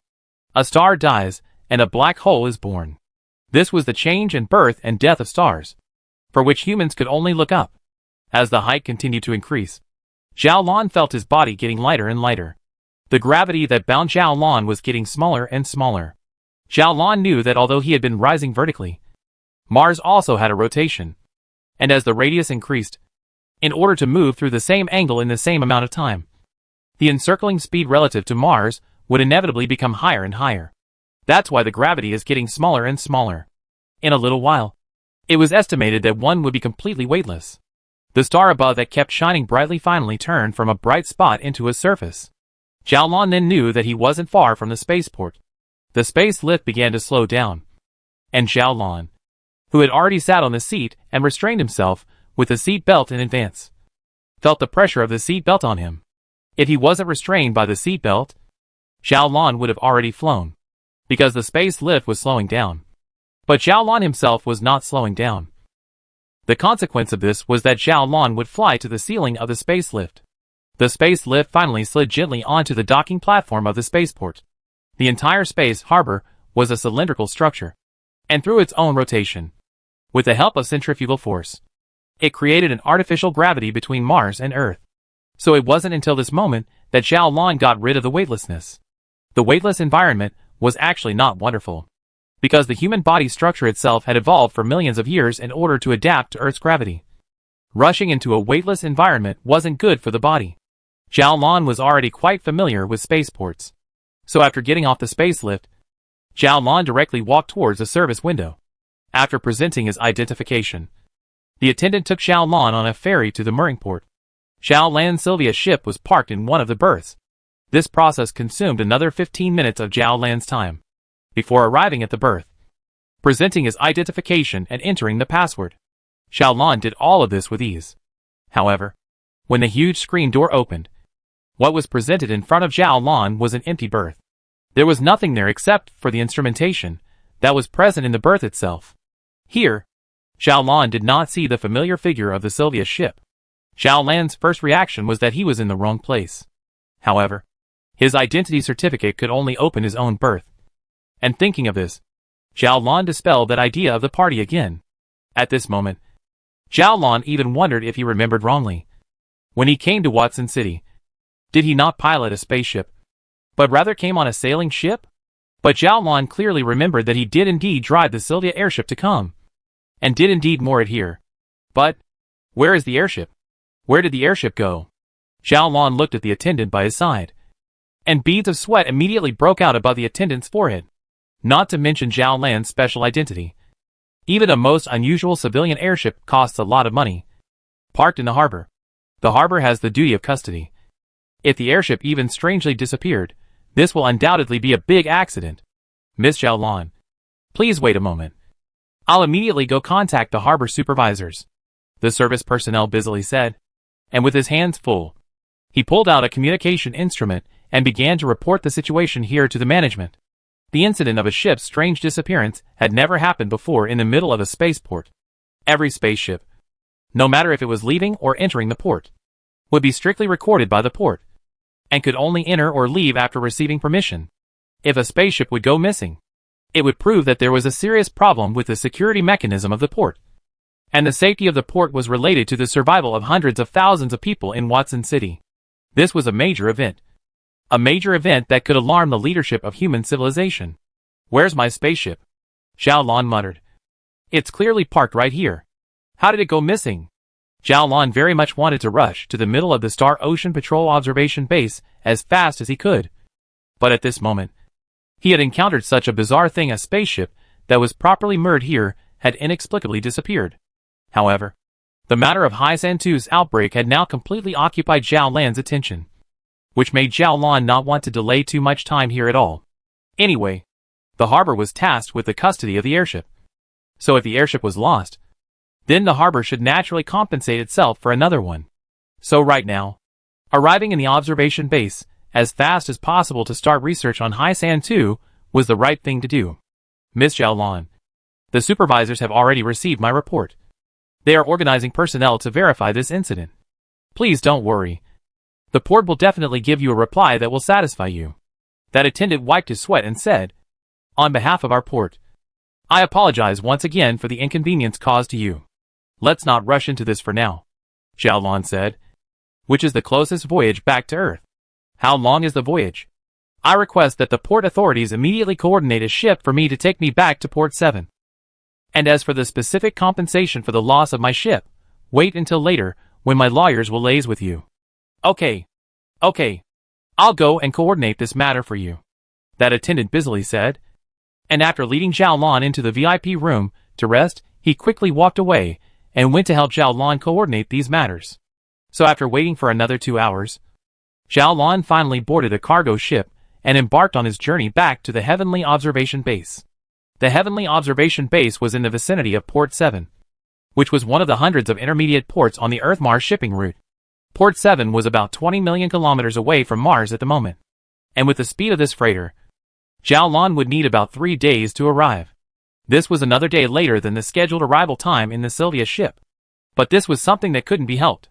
If he didn't take this cargo ship, the next passenger ship to depart would be 3 days later. Xiaolon couldn't wait that long. The space in the cargo ship was small, and the living environment was very harsh. But at this moment, Xiaolon couldn't care less about these things. After 3 days of suffering like hell, Xiaolon finally arrived at port number 7, then transferred to the observation base's special ship for employees, and after spending another 6 hours, he finally arrived at the Star Ocean Patrol Observation Base. After finally sitting in front of the special observation equipment, and finally seeing the wreckage after the eruption of Haishan 2 with his own eyes, Xiaolan's entire mind was quickly immersed into this matter. At this moment, all the relevant scientists in the entire human civilization were watching the Sea Mountain 2.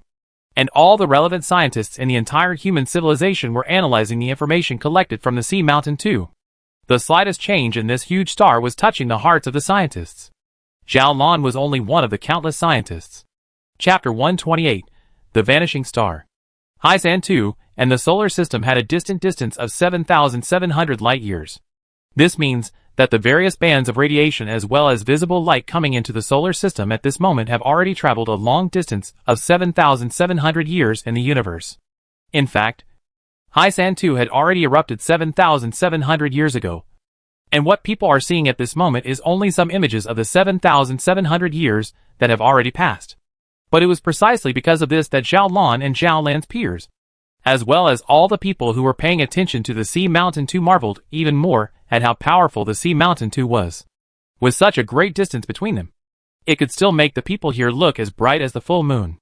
In the face of this great power, Xiaolon couldn't think of what words to use to describe it appropriately. The gamma ray burst triggered by the explosion of Haishan 2 lasted for 30 seconds, and within this 30-second period of time, the energy it released was equivalent to the total radiant energy of all the stars in the entire Milky Way galaxy for more than 230 years. Haishan 2 used this kind of explosion, so magnificent that it was indescribable by language, to announce to the entire universe the end of its own life. Xiaolon thought silently. Presented in front of Xiaolan's eyes was a high-precision synthetic photo that had been processed by the electronic system. On top of this photo, Xiaolon saw a dense cloud cluster appear at the location of Haishan 2. They showed different colors in the visible light band, and different colors meant different temperatures and energies and elemental compositions. At present, because of the blockage of these dense clouds, the researchers can't see the black hole form because of the outburst of Haishan 2 for the time being. But through the observation of the outburst of X-band radiation, people have been basically sure of this point. That is, at this moment, there is a black hole above the original position of Haishan 2, and it's using its own powerful gravitational force to manipulating the surrounding clouds to orbit around itself, and continuously devouring them. The dust clouds would be accelerated by the black hole's powerful gravity to speeds that might even approach the speed of light. In this rapid movement, they are constantly rotating and colliding. And in the process of rotation and collision, extremely strong gamma rays and X-rays and other radiation will be generated, and then ejected outward along the poles of the black hole, along with the ejected plasma jets of extremely high energy and high speed. After arriving at the Sky Survey Observation Base, Xiaolon, like his colleagues working together at the base, devoted himself to the task of observing the wreckage of Haishan 2. Thanks to the existence of the high-speed and precise positioning system for gamma ray bursts, The relevant observation instruments arranged in different areas aligned themselves to the observation direction and started to observe and collect data within 1 second after the eruption of the second seamount. The observation of the eruption will be one of the best and most informative in the history of mankind. Scientists hope that the data collected will help to solve some of the problems that have plagued mankind for a long time, such as the model of supernova outbursts, or the evolution of giant stars. Observations of the remnants of the Eta Carini eruption have continued for more than a month. By now, the visible radiation of the wreckage has been reduced so much that it can no longer be seen with the naked eye. This means that, for an ordinary person, the wreckage has completely disappeared and can never be seen again. For astronomers, however, it is a different story. With the help of scientific instruments, one can still observe quite intense visible light, as well as X-rays and gamma-ray radiation from that place. It was still of such high observational value that the observing campaign continued unabated. The observation operation lasted for more than a month, and Zhao Lan worked continuously in the observation base for more than a month. The birth of every new data, or the appearance of every new idea or phenomenon would make Zhao Lan excited for a long time. Zhao Lan had completely and utterly devoted herself to her work, and if it wasn't for the Marsport staff taking the initiative to contact Zhao Lan would have almost forgotten about the strange disappearance of her own vehicle. The Sylvia ship. Ms. Zhao Lan, I'm sorry for contacting you after such a long time. It's because we've been investigating the matter of the strange disappearance of your Sylvia airship during this period of time. And this investigation has been much more difficult than we had imagined. It's only now that we've come to a preliminary conclusion. So we haven't contacted you until now. A pre-recorded video communication message sent from Marsport was projected amongst the communication device in Zhao Lan's hand. The person who spoke this to Zhao Lan was a middle-aged man with a slightly balding head. Zhao Lan remembered that this middle-aged man's name was Su Ming, and he was the first administrator of the Marsport. Judging from the fact that Su Ming had personally explained this matter to himself, the Marsport side was still quite attached to his matter. This point allowed Zhao Lan to feel the sincerity of the Marsport side. We found your ship's entry record amongst the records of the electronic system, but we were never able to find the ship's departure record. This means that the electronic system thinks that your ship is still in the harbor, but obviously your ship has disappeared. So there must be an error in the electronic system. We spent a lot of time manually checking the electronic system and finally found a video recording 15 days before your departure. The video recording equipment clearly captured the entire process of your ship's departure. But for some reason, the electronic system simply ignored the departure and did not record it in a database. We also found your ship's maintenance records and fuel and survival supplies refueling records through manual searching. But again, these records were also ignored by the electronic system. Also by manual search, we found the following footage. As you can see, the man made it to your ship's berth unimpeded and took your ship without alerting any electronic equipment. We are certain that the man must have hacked into the port's electronic systems, tampered with the judging and alarm systems in the electronic systems, and then stole your ship. Yes, your spaceship was stolen, Su Ming said with a bitter smile. Although it's hard to believe. This is indeed the truth. Of course, we won't shirk our responsibilities, and we will definitely follow the procedural requirements to compensate you for your losses. We just want to ask you, do you recognize this man? What then appeared before Zhao Lan's eyes was the face of an ordinary young man. This face could not be said to be handsome or ugly. It was just a very ordinary popular face that belonged to the kind that was caught in the middle of a crowd. Zhao Lan shook his head after just one look. Zhao Lan could confirm that he didn't recognize this person at all. And there was absolutely no impression about this person in his own mind. After a period of communication delay, Su Ming's second message continued to be sent over. We contacted the Ministry of Security as well as the military and the police, and all of them were unable to confirm this man's identity. He is someone who has no record in our civilization's information system. And there is only one person who can unknowingly bypass the tight surveillance of electronic devices and possesses out-of-this-world disguise skills, has countless different faces. No one has ever known his true appearance, and has never left any record in the civilization's identity system. And that is Li Yunfan. Of course, we do not say that we have determined that the person who stole your ship is Li Yunfan. We only suspect so, because apart from Li Yunfan, we really can't think of any other thief who would possess such a high level of ability. Li Yunfan was one of the most legendary thieves in human civilization. Other than this name, No one knew any exact information about Li Yufan. There was no way to know his true appearance, his age, his real identity, or even his gender. Li Yufan, on the other hand, had been on the loose since he first committed a crime 10 years ago and had made a dozen or so major theft cases that had shocked the entire human civilization during this later period. These cases included the templates for the latest set of currencies in the central bank of the human civilization government, the tie that the head of the human civilization was going to wear the next day when he attended the event celebration, a set of precious jewelry of the head of the civilization's wife, as well as the 30 tons of precious minerals that were stored in the central treasury. Each of the cases made by Li Yufan was unimaginable. The cases were all unbelievable. And even if Li Yufan didn't announce that he was responsible for these things and published all the information about the process of committing the crime, the human civilization's security forces would not have been able to find out who actually did these things. This time, there were many similarities between this case and the cases that Li Yufan had committed in the past. The theft of a spaceship in the harbor had never happened before in history, and people could not figure out what Li Yufan would do to steal a spaceship. The modus operandi of this theft case was also too superb, which was why Su Ming suspected that it was Li Yufan, the great thief, who had done this. Li Yufan and Zhao Lan were simply people living in two different worlds. Zhao Lan could be certain that there had never been an intersection between her own life and Li Yufan. And now, Li Yufan had actually set his sights on himself and stole his ship from the middle of Mars Harbor?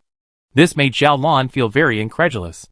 Zhao Lan couldn't think of any reason worthy of Li Yufan staring at his ship. One must know that the Sylvia ship was only a high-end ship in the category of civilian ships. So with Li Yunfan's ability, if he wanted to steal a ship, why didn't he go and steal other ships with stronger performance? What's more, why would Li Yufan steal an airship? Since it was an airship, it would definitely need to refuel and replenish supplies in the supply port. After the theft of the Sylvia airship, the human civilization would definitely pay close attention to the airship. As long as the Sylvia airship appeared in the supply port, it would be controlled. In the face of this kind of dragnet, it couldn't even run away if it wanted to. Could it still not enter the harbor all the time? This is ridiculous, Zhao Lan whispered. What did Li Yufan do when he came to steal my ship? We're not sure, Su Ming continued with a bitter smile. The United Security Department has taken over the incident and is currently analyzing the Sylvia's ship for traces of tail flames in an attempt to restore its flight trajectory, and then track it down through the positioning system. We will wait for the notification from the United Security Department for further investigation results. In order to compensate for your loss, we have ordered a brand new airship from the shipyard, with a performance that exceeds that of the Sylvia airship, and it will be ready for delivery to you in about half a year's time. The shipyard's engineers will be contacting you in a few days to confirm the ship's interior, styling, power, layout, and other information. Well, by the way, until the new ship is delivered to you, we will bear all the costs you incur for transport. Ms. Zhao Lan, on behalf of Marsport, I would like to express my sincere apologies to you once again, and I hope that you can accept our compensation package. Zhao Lan thought for a moment, and finally agreed to the compensation package. So after signing the online contract with Su Ming, Zhao Lan hung up the communication and continued into her work. It was just that Zhao Lan could no longer concentrate on his work. There was always a question lingering in Zhao Lan's mind for a long time. Why did the great thief Li Yufan come to steal one of his airships? No matter which way he thought about it, Zhao Lan was unable to find a reasonable explanation for this matter. If Li Yufan is concerned about himself as a person rather than his own ship, then what does he have to be concerned about? Zhao Lan thought to herself that she was not very pretty, and although she could be considered a scientist and was high in the eyes of ordinary people, in the eyes of someone like Li Yufan, Zhao Lan did not think that her identity would have any attraction. If we talk about wealth, Zhao Huaxing did not leave any inheritance for his offspring. Before Zhao Huaxing and Li Wei both became ancient, these two people had already donated all their property, except for an honorary title. Nothing was left for their offspring. The current Zhao Lan was completely just an ordinary scientist. Zhao Watson still had a lofty reputation in human civilization, but that had nothing to do with Zhao Lan.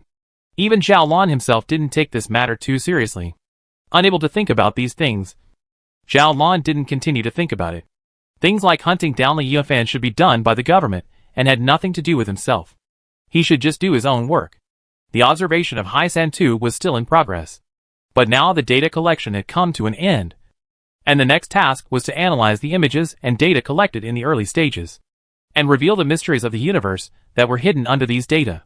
This is a very large and long project, and it may even take more than 10 years to finish analyzing the information. To put it in a more exaggerated way, the tens of thousands of astronomers who participated in the analysis of the eruption of Haisan 2 would contribute at least a quarter of their careers to this matter. From birth to adulthood, a scientist needs to be educated for at least 20 years to be able to do his job. And then tens of thousands of these scientists will devote a quarter of their careers to solving the mysteries of the eruption of Eta Carini. And the eruption is a drop in the ocean of the scientific world. The contrast between the vastness of the universe and its mysteries, and the smallness of the individual's power is desperate. However, human civilization, science, and technology, and understanding of the universe are constantly advancing under such circumstances. This was a path of progress that had been paved with the blood, sweat, and lives of countless scientists. Zhao Lan was an ordinary member of these countless scientists. Time passed quietly in such a calm and slightly boring rhythm. In the blink of an eye, a month had passed. In the afternoon of this day, Zhao Lan, who had finished his work for the day, couldn't help but input the familiar parameters into the telescope console and adjusted the direction of the telescope to that familiar angle. A dim and faint point of light then entered Zhao Lan's eyes once again. Zhao Lan knew that it was a quasar. A quasar that was extremely far away from Earth, at least 10 billion light-years away. Zhao Lan's work included the study of this ancient quasar. So calling the telescope to observe this quasar at this moment could not be said to be using power for personal gain. Only Zhao Lan himself knew his own selfishness. Zhao Lan did not want to study or analyze this quasar, because Zhao Lan did not want to turn this beautiful and distant star into a series of numbers describing its physical state. Zhao Lan thought that would be very unattractive. While observing this quasar, Zhao Lan was more often than not looking at it in fascination. This quasar had a very special meaning to Zhao Lan. Although a quasar that was more than 10 billion light-years away from Earth had a special meaning to a human being, such a thing sounded unimaginable. But human beings were originally a race that was good at making associations and placing hopes. Zhao Lan had already looked at this quasar hundreds of times. But today the situation seemed a little different. Right under Zhao Lan's gaze, for some reason, the luminosity of that quasar suddenly began to slowly decrease. This little decrease was clearly and intuitively presented in front of Zhao Lan through the change in numbers. So after about 10 minutes of time, the quasar disappeared from Zhao Lan's line of sight, as well as the telescope's lens, and could no longer be seen. Zhao Lan blinked with some disbelief, and then once again looked at the display. However, the display was still pitch black. Pitch black meant that there was no light source that could be captured in the direction that the telescope was pointed at. But what about the quasar at? Why had it disappeared? Chapter 129 Common Ground. Zhao Lan was the discoverer of this one quasar. Zhao Lan still remembers that time, when he first entered his father's research institute. Perhaps because his father thought he was too naughty to let himself affect his work. So his father gave him a technically processed photo and told him that if he could find the 50 hidden light points from it, his father would take him to the amusement park on weekends. However, Zhao Lan only found 49 after searching around. The remaining 1 point of light could not be found no matter what.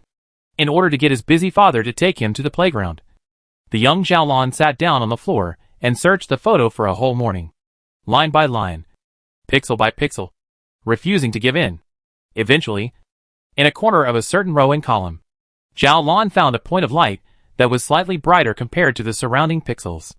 It was a very tiny difference, and Zhao Lan would not have been able to find this point if he hadn't quietened his mind and kept searching. Zhao Lan, who had found this point of light, excitedly told his father about this discovery. And perhaps because he couldn't bear to discourage himself, his father still used his own work privileges to align the telescope's observing angle with the bright spot shown on the photo. So, he then really found a distant and ancient quasar. The quasar was so far away that, although it was extremely powerful, the light it emitted, after a journey of 10 billion light-years, would only brighten the film of the high-precision telescope by a single pixel by the time it reached the Earth.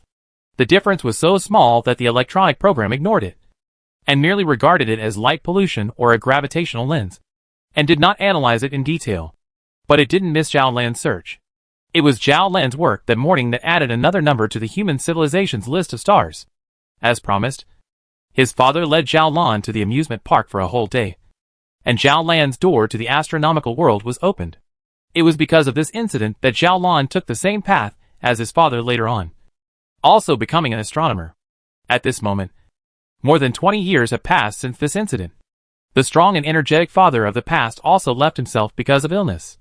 But this incident has always been buried in the depths of Zhao Lan's memory. This quasar meant a lot to Zhao Lan. It not only meant the dreams of his youth, but also the loving and generous gaze of his father. But now, it disappeared right under Zhao Lan's gaze, disappearing without a single sign. Just like when his father left him, Zhao Lan left his office, and after reporting this matter to the head of the observation base, Zhao Lan was given higher authority to call for a higher share of the use of the Sky Survey telescope. In addition to the observation in the optical band, Zhao Blue also got the permission to use the telescopes in the radiation aspects of gamma rays, soft X-rays, hard X-rays, infrared bands, and so on. Zhao Lan was certain that the position and direction parameters he had entered into the telescope console were absolutely correct. However, no matter which type of observation, all that was returned was blank and dark. All the observation results clearly told Zhao Lan that there were no objects in that direction that could be detected by human civilization. But Zhao Lan's previous observation records clearly recorded that in that direction, in that position, there was clearly a quasar. And even 2 hours ago, Zhao Lan was still gazing at it. The vastness and depth of the universe made Zhao Lan feel somewhat powerless. After all of Zhao Lan's attempts to find it had been declared a failure, Zhao Lan even wanted to personally run to that place to take a look and see what exactly happened there, and what kind of existence could devour a powerful quasar. But again, Zhao Lan clearly knew that the term 10 billion light-years didn't mean just a distance in space. It also meant a distance in time. 10 billion light-years meant that the light that passed from there to Earth was emitted from 10 billion years ago. Even if one could reach that location, one did not have the ability to go back 10 billion years ago. What kind of things are happening in the universe? Obviously, a powerful quasar cannot disappear without a reason. A quasar consists of a supermassive black hole at its center and an accretion disk orbiting it, bound by its powerful gravity. The diameter of the quasar is only a few light days, but its radiation power is much stronger than that of the Milky Way, which has a diameter of 100,000 light-years. Its radiant power comes from the collision and friction of the accretion disk materials, both in the visible wavelengths and in other wavelengths. So, of course, a quasar is going to die. When it finally passes its orbiting quasar, when it finally will around their own accretion disk and the material swallowed up, the central black hole will be quiet, no longer release those radiation. People will not be able to observe it naturally. Just, this quasar from the luminosity of normal to completely disappeared only used 10 minutes. 10 minutes only, how it can walk through the long journey from robust to death. This is absolutely impossible. But what exactly was the reason it disappeared? Zhao Lan finally gave up on continuing to look for it. Zhao Lan left the operation room and wrote up an observation log in the middle of his office, recording what he had seen and heard today before going back to prepare for his rest. Maybe it's just a dust cloud that happened to pass by there, and then blocked out the radiation from this quasar. Zhao Lan thought like this, comforting himself like this. I think it will only take a few days at most for that dust cloud to drift away, and this quasar will reappear. It was not uncommon for stars to disappear in the universe due to dust clouds obscuring them. In one of the most obvious examples, mankind's inability to see the core of the Milky Way from visible light wavelengths until now is due to dust cloud obscuration. But if this quasar disappeared because it was obscured by a cloud of dust, then its situation is again different from that of the galactic core. Obviously, the dust cloud didn't obscure the quasar before, and now that it does, then there must be motion. And if there is motion, then it must continue to move until it leaves the obscuring path. But there are some holes in this explanation, because it was unlikely that the blockage of the dust cloud would block out all bands of radiation. And right now, Zhao Lan couldn't see this quasar no matter what kind of telescope he employed. Keep waiting for a while. Zhao Lan thought like this. Zhao Lan then kept waiting for more than a month. During this month or so, Zhao Lan would take time out every day to observe this quasar. But Zhao Lan always found nothing. At his wit's end, Zhao Lan could only write out a working report and submit it to the Central Academy of Sciences, hoping to use the power of the Central Academy of Sciences to find a reasonable explanation for this matter. After this matter was over for the time being, Zhao Lan once again received a message sent by Su Ming. the person in charge of Marsport. Hello, Ms. Xiaolan. In accordance with the requirements of the current laws of the human civilization, I've come to inform you of some of the latest developments in the case of the theft of your Sylvia ship. Su Ming's appearance hadn't changed much. Only the hair on his head had thinned out a bit more, as if Su Ming had been burnt out by the airship theft case for some time now. After we joined forces with the government departments to conduct a large number of investigations, we have basically determined that this matter was the work of Li Yunfan, Su Ming said with a bitter smile, because we found some of Li Yunfan's unique modus operandi within the Marsport, as well as some markings he deliberately left behind to proclaim his identity. That's right. Li Yunfan stole your spaceship. But we still don't know the exact reason why. And the department responsible for tracking the ship's whereabouts hasn't made much progress either. We carried out a great deal of work and finally locked the location where the spaceship last appeared. It was a place only 3 million kilometers away from Earth, and it already falls within the monitoring range of Space Base 108. Any flight instrument that enters or leaves Earth from this direction will be checked and recorded by Space Base 108. But Base 108 did not record any data about your ship. After that time period, your ship was not seen again by any of the recording devices in our civilization either. In other words, after the Sylvia ship reached the vicinity of Observation Base 108, it suddenly disappeared. No one knows where it went. And no one knows what kind of means Li Yunfan actually used to do this. Several months have passed by now, and we are still unable to trace any trace of it. While listening to Su Ming speak here, Zhao Lan's heart moved slightly. This was because Zhao Lan discovered that there seemed to be some sort of common ground between the Sylvia ship and the disappearance of that quasar.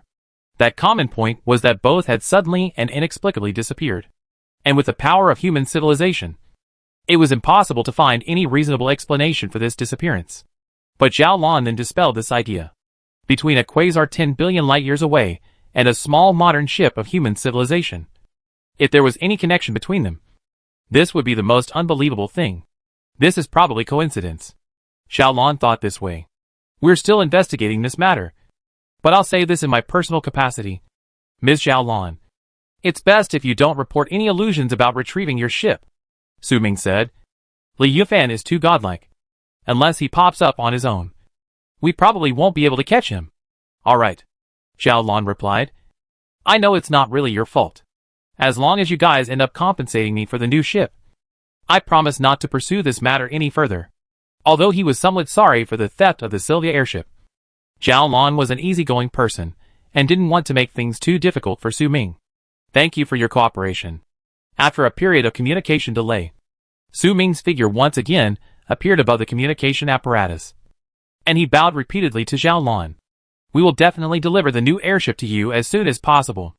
After a pause, Su Ming continued with some hesitation. Lady Zhao Lan, there's one thing we think we should tell you in advance, and that's that you're famous. Me? I'm famous? Zhao Lan felt a little puzzled by these words. Su Ming smiled bitterly and said, Lady Zhao Lan, as you know, as the most legendary thief, Li Yunfan has many fervent fans and an extremely high level of attention amongst our society. And anyone involved with Li Yunfan will receive public attention. Now is also the case. Li Yunfan used all sorts of incredible means to finally steal one of your ordinary airships. This matter has been unearthed by the media and has been reported and spread to the society. As you know, this is the first time that Li Yunfan has had a relationship with a young, excellent and beautiful lady like you. And since you are the only direct descendant of the human savior Zhao Huashan, your identity is quite special. So now, there have been many speculations about the relationship between you and Li Yunfan in the society. And you have become more famous than a celebrity now. Have more popularity than a star. What media outlets have reported on this matter and mentioned my name? Zhao Lan's mind snapped with a surge of anger. I'm going to the court to sue them for violating my right to privacy. Li Yunfan was a very legendary thief. And until now, apart from this name, all personal information about Li Yunfan had not been leaked. Each of the cases he had made was unbelievable and earth-shattering. But these cases had one thing in common. And that was, they were not socially harmful. And no one suffered because of these cases of Li Yunfan's. Strictly speaking, Li Yunfan's cases were more like pranks. Firstly, because of the mystery. And secondly, because of the entertaining nature of the pranks. Li Yunfan naturally possessed an extremely high popularity, and even possessed a large number of fanatical fans and admirers. Under such circumstances, it became a natural thing for Zhao Lan to be implicated and linked to public attention because of Li Yunfan. This matter also has the cause of our mishandling of confidentiality measures within it. Su Ming continued with a bitter smile. We will cooperate with your accusation and provide you with all the evidence you need for the accusation. And at the same time, we will also give you proper compensation for the trouble that we have brought to you because of our mishandling of our work. Chapter 13105 Research Institute. Zhao Lan ultimately didn't choose to sue the media outlets that had violated his name and portrait rights as well as his right to privacy. This was because Zhao Lan felt that it would be too troublesome to do so. Most of the time, he would stay in the Heavenly Observation Base, which was tens of millions of kilometers away from Earth. So he wouldn't be able to find any trouble. And if he wanted to sue those media, he would have to go back to Earth and spend a lot of energy and time to prepare the materials to deal with the lawsuits. So Zhao Blue didn't have the interest or time. So he just didn't bother to pay attention to them anymore. It was only that some good people had found out Zhao Lan's private contact information from somewhere, making Zhao Lan suffer from the pain of being harassed during this period of time. However, after shutting down all non-essential communication methods, those people disappeared, and Zhao Lan finally got clean again. Time passed slowly amidst the day-to-day work and occasional leisure, and after the personnel from the Mars port delivered the new ship into Zhao Lan's hands, the great thief Li Yunfan and the ship he had once lost gradually faded out of Zhao Lan's mind. Life was peaceful, and Zhao Lan had always believed that peace was the true meaning of life. But a letter from the Central Academy of Sciences broke Zhao Lan's peaceful life. Accompanying the letter was a transfer order, which required Zhao Lan to immediately hand over his work in the Heavenly Observation Base and report to a newly established organization called the 105 Research Institute, and to report to a newly established organization called the 115 Research Institute. As for what exactly the 105th Research Institute was, and what its main duties were, nothing was written in the transfer order. Zhao Lan was very confused about this, but he still had to obey the orders from above. So Zhao Lan went through the formalities of leaving the company, and then piloted his new Sylvia.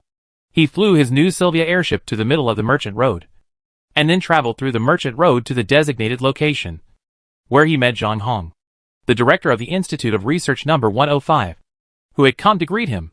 Zhang Hong was a thin middle-aged man who was slightly serious. He wore a straight uniform, had neatly grown hair, and his expression was always like a stone, never changing once. Hello Zhao Lan. Welcome to the 105 Research Institute, and become a member of the 105 Research Institute. I hope that in the midst of your future work, you can get along well with your colleagues. After shaking Zhao Lan's hand, Zhang Hong spoke with a serious face. The 105 Research Institute is a newly established organization, and many of the living facilities are still incomplete. So the living environment might be a little bit tough. So I hope that you can adapt to this place as soon as possible. Zhao Lan asked somewhat doubtfully. Director Zhang, the living conditions aspect is a small matter. I've never had any requirements for this. It's just that, what is our 105 Research Institute responsible for? Why do you want to transfer me to work here? What position will I be specifically responsible for? The reason why you were transferred here is because you first discovered the celestial body disappearance phenomenon. Zhang Hong replied succinctly. I have a piece of information here. You'll understand after reading it. What you need to be reminded of is that the information is classified as top secret, and it is strictly forbidden to leak it out before getting permission. Alright.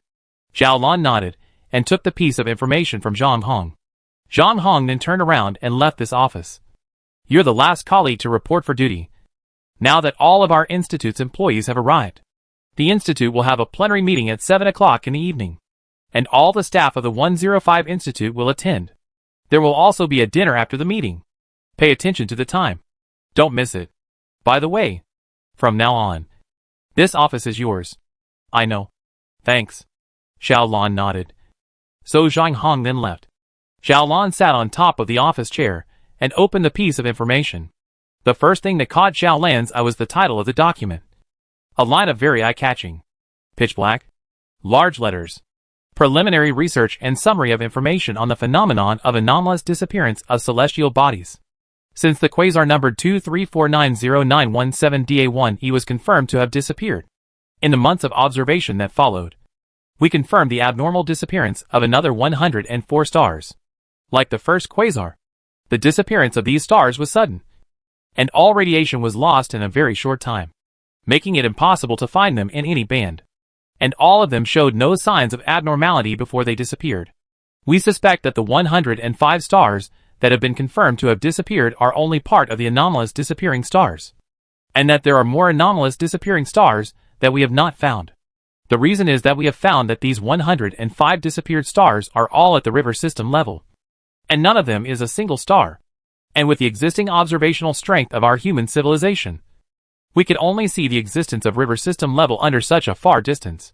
So we have reason to believe that outside of these 105 unusually vanished river system level objects, there should be many more that we were unable to observe in the first place that have disappeared.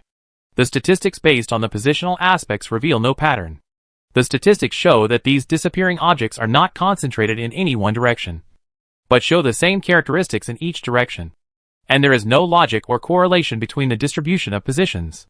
Therefore, we can initially confirm that the phenomenon of anomalous star disappearance is not a special event in a certain place in the universe. It is actually a thing that happens universally in the universe. The statistics in terms of distance, on the other hand, revealed something unusual. We found that all of the 105 disappearing celestial bodies were at an unusually long distance from Earth.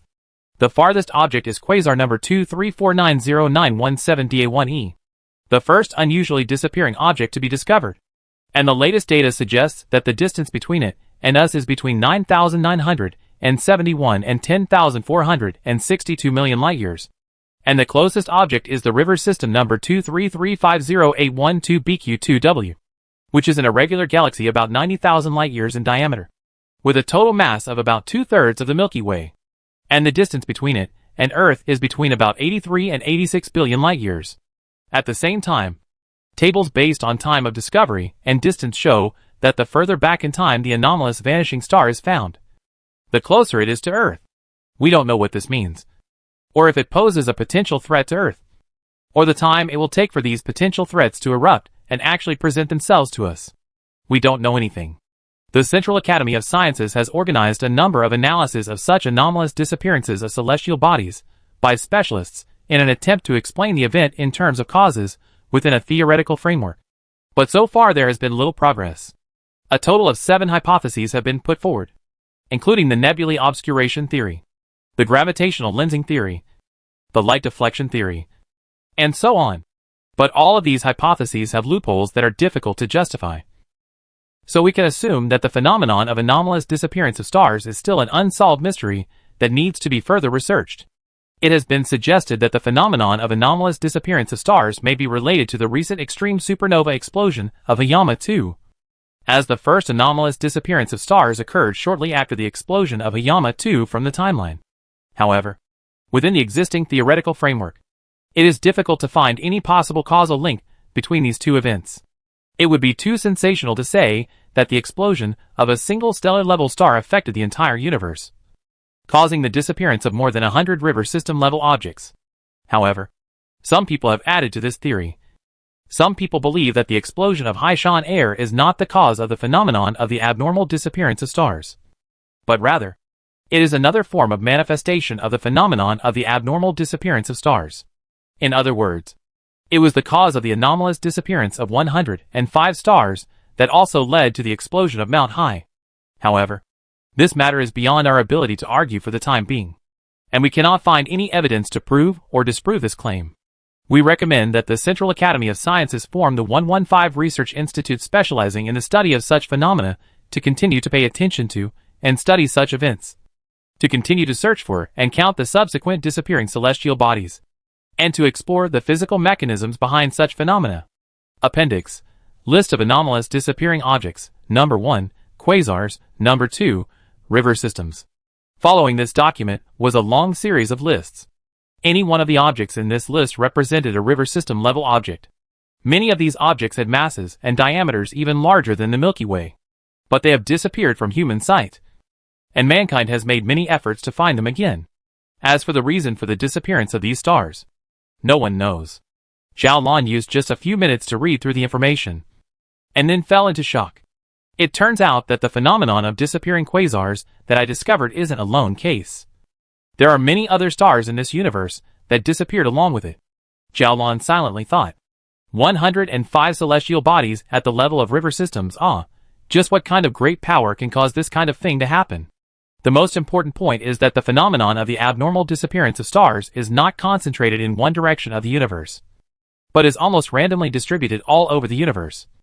Could it be that this kind of power could have an effect on the entire universe at the same time? The universe was too vast, and humans were too small. In the face of such a great power, any human would be born in awe. But the team of scientists is such a group of people. The more awe, the more they have to figure it all out.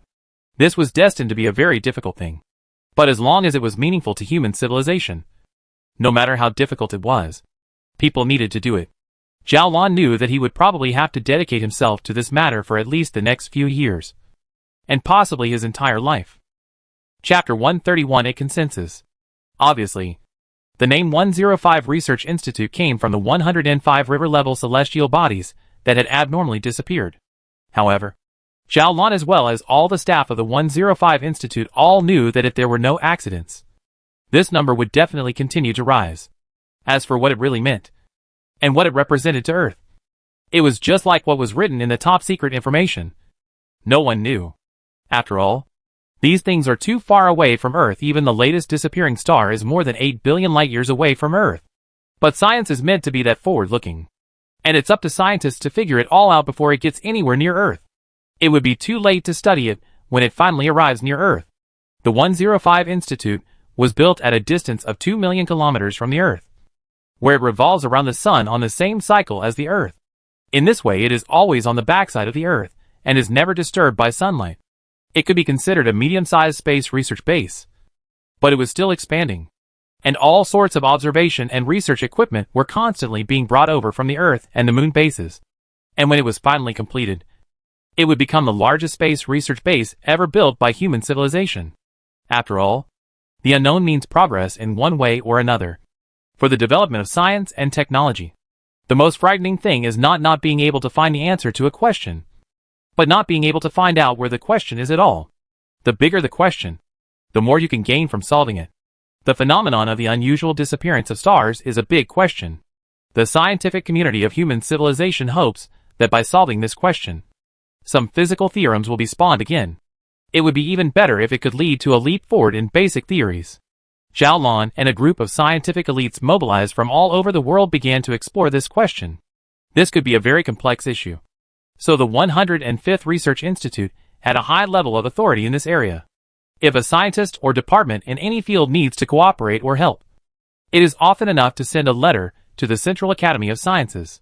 The organizational department of the Central Academy of Sciences would forward the letter to the corresponding scientific research department, which would immediately mobilize its forces to answer the questions of the 105th Institute. But in the early stages of the research, it was not yet so complicated.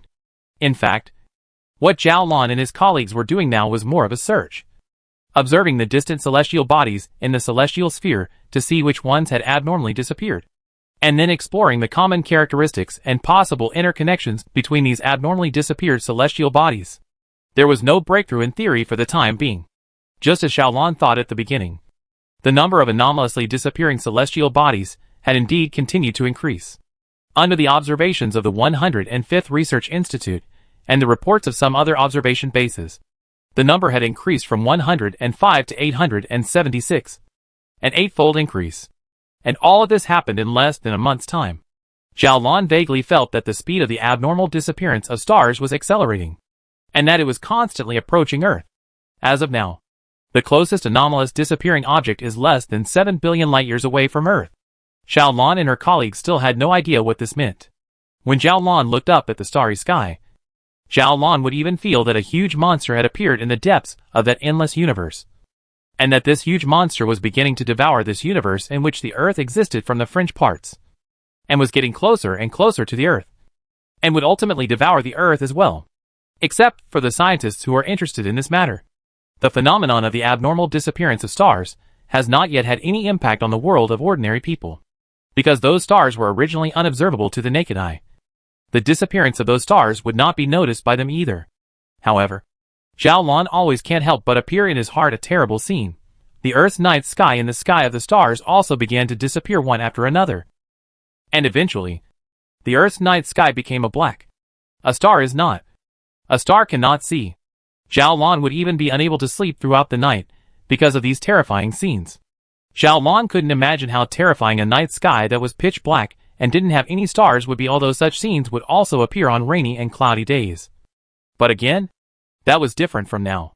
Even if it was cloudy and rainy, Xiao Lan would know that those stars hadn't disappeared, but were hiding behind the clouds. And now, those celestial bodies were literally disappearing in the night sky of the Earth. The dimmest stars that can be detected by the naked eye are the 6th magnitude stars, and the entire Earth, including the southern hemisphere and the northern hemisphere, can all be seen by less than 10,000 stars. The distance between most of these less than 10,000 stars and the Earth does not exceed 10,000 light-years. The farthest object visible to the naked eye is the Andromeda Galaxy, and the distance between the Andromeda Galaxy and the Earth is about 2.5 million light-years.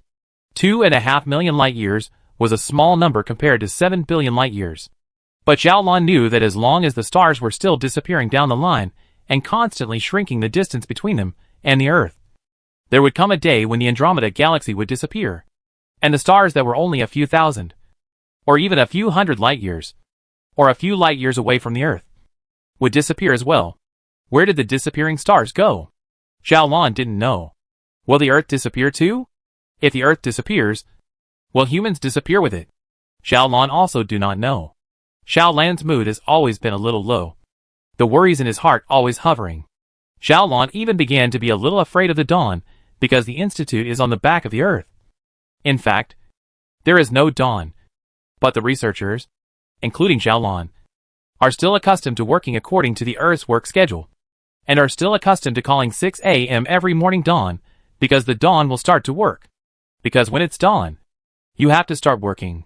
And not surprisingly, once you start working, you could always notice that the number of anomalous disappearing celestial bodies has begun to increase again, to a greater or lesser extent. Yes, as few as a dozen, as many as dozens. And every day there were always new reports of disappearances. Every day at the end of the day, the researchers in the Institute would gather together to hold a regular meeting to discuss the news and new ideas they had gained during the day. But up until now, there was still no idea that could reasonably explain this matter. There is only one consensus that has been accepted by all researchers, and everyone agrees that this inference should be reasonable and consistent with the truth. This inference is that the phenomenon of the anomalous disappearance of stars should have nothing to do with the stars themselves. This inference sounds very strange and very contrary to common sense, but it is supported by firm logical reasoning, because it is clear that if these stars' abnormal disappearance phenomenon is caused by the star itself, according to the distance and the time required for the transmission of light signals data, they must meet the star disappearance time, and the distance from the Earth is a 1-to-1 relationship. That is to say, 8 billion light-years away from the Earth's stars to disappear before 8 billion years, and 6 billion light-years away from the Earth to disappear before 6 billion years. They must strictly meet this condition. Standing on top of the Earth to observe the disappearance time of the stars can be like now generally gathered in this short period of a few months. And this is undoubtedly impossible. After all, those disappearing stars are not a small number. That is hundreds. Nearly 1,000 stars abnormal disappearance phenomenon. If only 2 stars disappeared at the same time in the Earth's view can be explained by coincidence. But nearly 1,000 stars are strictly follow this law. With coincidence cannot be explained. That's why the staff of the 105th Research Institute made this inference. That is, the phenomenon of abnormal disappearance of stars actually has nothing to do with the stars themselves. Then we can draw the next inference. Those seemingly disappeared. Then we can conclude that the stars that seem to have disappeared have not disappeared. They still exist in the universe, but for some special reasons, they cannot be seen from the Earth. This theory was generally accepted by researchers, who then focused their efforts on finding possible causes for the phenomenon other than the stars themselves. The dust cloud obscuration theory suggests that the solar system is orbiting in an interstellar dust belt at the moment, and that a dense cloud of interstellar dust is blocking the starlight from reaching the Earth in all directions, thus leading to the disappearance of the stars. This theory satisfies the above conditions, but it has the same fatal unexplained loophole. The dust cloud would have to be very large and heavy to block out all of the stars mentioned above. And then, it would have to be observable by humans. However, humans have not detected any interstellar dust clouds of a certain size around our solar system. Moreover, the stellar anomalies have appeared intensively within the last few months of time, which has never been the case before. And if the dust cloud obscuration theory is used to explain this phenomenon, then it is clear to assume that the solar system had not been in this dust cloud until a few months ago. And could it be that in just a few months of operation, the solar system has moved into the interior of this dust cloud deep enough that the starlight of so many stars are blocked from starlight? The gravitational lensing theory faces the same threat of its own vulnerability. It can explain the unusual disappearance of one or more stars. But this phenomenon occurs in all directions of the universe. So could there be so many strong gravitational sources in so many different directions of the universe at the same time? This is also too much of a coincidence. Chapter 132, Super Alien Civilization. In the middle of today's regular meeting, Zhang Hong, the head of the institute, tallied up today's observation data and then said, regarding the phenomenon of anomalous disappearance of stars, I have a new idea. I was unable to find any evidence for my idea, so I am not responsible for the authenticity of this idea. I'm just putting it forward in the hope that it can bring a little enlightenment to everyone. All the attention on the anomalous disappearing objects now is on their long distances, and everyone is trying to find out something from the distance, answering this thing with things like the dust cloud obscuration theory, aka gravitational lensing, spatial mechanisms, etc. But let's not forget that distance means time at the same time. The stars that disappeared abnormally all existed billions of years ago, at the beginning of the universe. And the environment of the universe at that time may not be the same as the environment of the universe now. So, people might be able to look for some possible explanations from the aspect of time, to explain the disappearance of stars on the basis of the principle that distance is a ratio of 1:1 with respect to time, with the reason that the environment of the universe has changed. This principle could barely be explained. So everyone began to discuss Zhang Hong's new idea. This idea is only a general direction of the proposal. To verify it is very difficult. But it is also not a new direction of evidence. But Zhao Lan felt that this explanation was untenable, because there is a most obvious loophole has not been able to answer. If it is because of the difference in the cosmic environment and the phenomenon of the abnormal disappearance of this type of star, then why in the past mankind has never found this phenomenon? Why has this phenomenon not appeared intensively until now? All attempts to explain this phenomenon by necessity, to explain this kind of phenomenon, will be countered by this logic. Director Zhang, I disagree with you. Zhao Lan stood up and said, I don't think that the abnormal disappearance of the star is an inevitable event. That is to say, it wasn't caused by some mechanism that would inevitably appear in the evolution of the universe. Whether it's nebular obscuration, or gravitational lensing, or the cosmic environment you're proposing now, I can refute it with one logic. If that's the case, then why haven't we ever found this phenomenon before? Why is it that in the past we have never found stars that have completely disappeared due to dust obscuration, nor stars that have disappeared due to changes in the cosmic environment? Zhao Lan's words caused all the colleagues who attended the regular meeting to fall silent. This was because all of them found that what Zhao Lan said seemed to be right, as if it was indeed the case.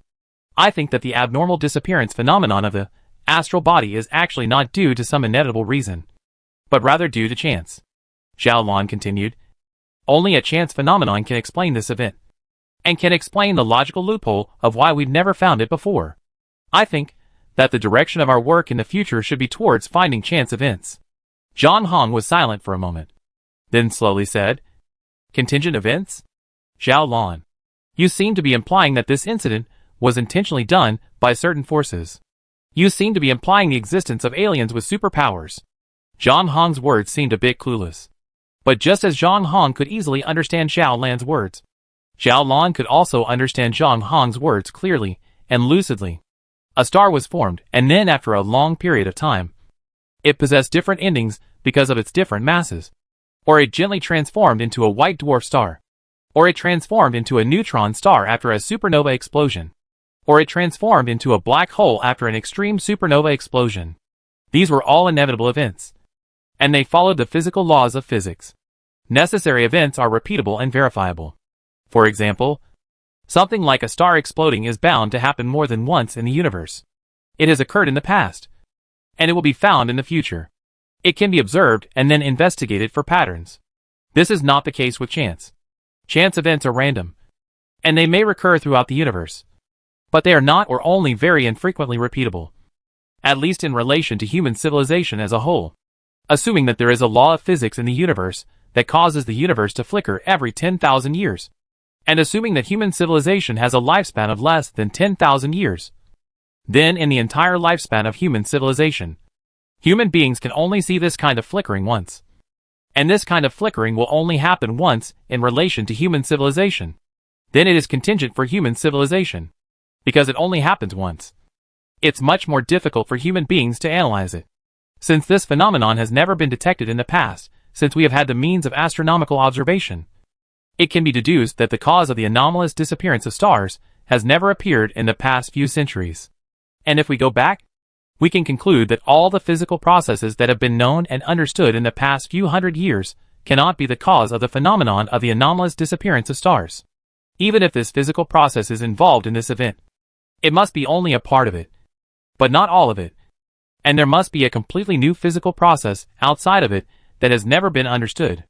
This is the difference between a chance event and a necessary event. The difference may seem very complicated, but it can be simplified by saying that any theory that attempts to explain the phenomenon must first fulfill one premise, namely, that it must have a period of at least 400 years between cycles, since 400 years is the length of time that humans have had the technology to observe. And if the theory has an interval of less than 400 years, then it must have led to a similar anomalous disappearance of a star in less than 400 years, in which case humans would have discovered the phenomenon at least once in the past. And by that standard, the nebular obscuration theory undoubtedly fails, as does the gravitational lensing theory, because these two possibilities have always existed in the universe, and they have never led to the phenomenon of anomalous disappearance of stars in the past. At the same time, the cosmic environment theory proposed by Zhang Hong is also unqualified, because it fails to meet this criterion as well.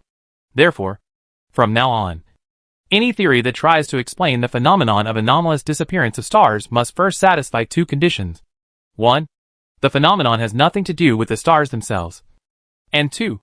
The phenomenon belongs to the accidental phenomenon, which cannot be explained by any existing theoretical system. In this way, the possibility that the anomalous disappearance of the star is a natural event in the universe is greatly reduced. The possibility of the star anomaly disappearance event is greatly reduced. Accordingly, the star anomaly disappearance event is man-made forces caused by the possibility is greatly increased. Is caused by man-made forces. The man-made this person naturally can't be referring to human civilization. Then, it must be talking about some kind of strong power, and has the self-consciousness of the individual or individual aggregates. And individual aggregates this name, in the common language of human civilization, is usually called alien civilization. Zhang Hong naturally can understand the twists and turns of this. So Zhang Hong directly said that Zhao Lan is implying the existence of alien civilizations with superpower. In the face of Zhang Hong's questioning, Zhao Lan did not flinch. The phenomenon of the abnormal disappearance of stars caused by the intervention of certain alien civilizations possessing superpower. This explanation is not without the possibility of being correct at all. What kind of alien civilization would it take to possess the ability to simultaneously affect numerous river system level objects in different parts of the universe? Zhang Hong muttered. I somewhat dare not imagine. If we divide them according to the Kardashev index's grading, a civilization that can utilize the energy of an entire river system is a K3 level civilization. A civilization that can utilize the energy of an entire galaxy cluster is a K4 level. A civilization that can utilize the energy of an entire supercluster of galaxies is a K5 level. A civilization that can utilize an entire supercluster of galaxies in a composite is a K6 level. And a civilization that can utilize the energy of the entire visible universe civilization is class K7. Then, I would argue that a civilization that can use science to cause the disappearance of so many river system level objects would be at least class K6.5. And our human civilization has only just stepped over the threshold of a K1 level civilization at this moment. Zhao Lan spoke unapologetically. That kind of civilization is truly a god-level civilization for us. And it's impossible for us to have the slightest ability to resist in the face of such a civilization. This is different from the solar civilization at the time. The solar civilization has reached the K2 level of civilization in terms of inverse fusion layer technology. But their comprehensive technological strength is not even comparable to our human civilization at the time. K6.5 class civilization. This term made all the staff in the middle of the regular meeting fall into silence. That was an almost unimaginable super civilization. For such a civilization, destroying a star with a backhand, overthrowing an entire river system with a breath of air, or even triggering some sort of process to destroy the entire universe was all possible. With the poor imagination of human beings, it is impossible to imagine the existence of such a civilization. That was a gap that made people feel desperate. If there really is a K6.5 class civilization, and the phenomenon of anomalous disappearance of stars is really caused by that civilization, then what is the point of all our efforts?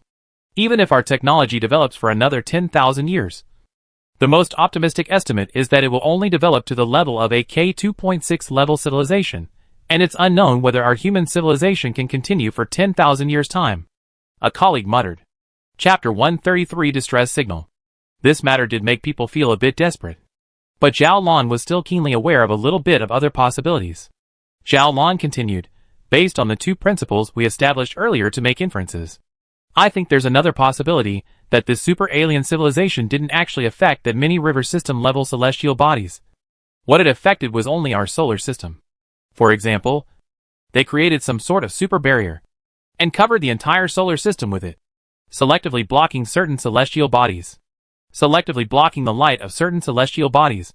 In that case, the level of civilization it needs will be much lower, and it is expected that it will take a K2.3 level civilization to do it. Well, for K2.3 level, the most optimistic estimate is that there is a technology gap of roughly 5,000 to 8,000 years with us now. K2.3 level? I don't think there's any difference between it and a K6.5 level civilization. Relative to us, it's just a super civilization that we can't imagine or fight against anyway.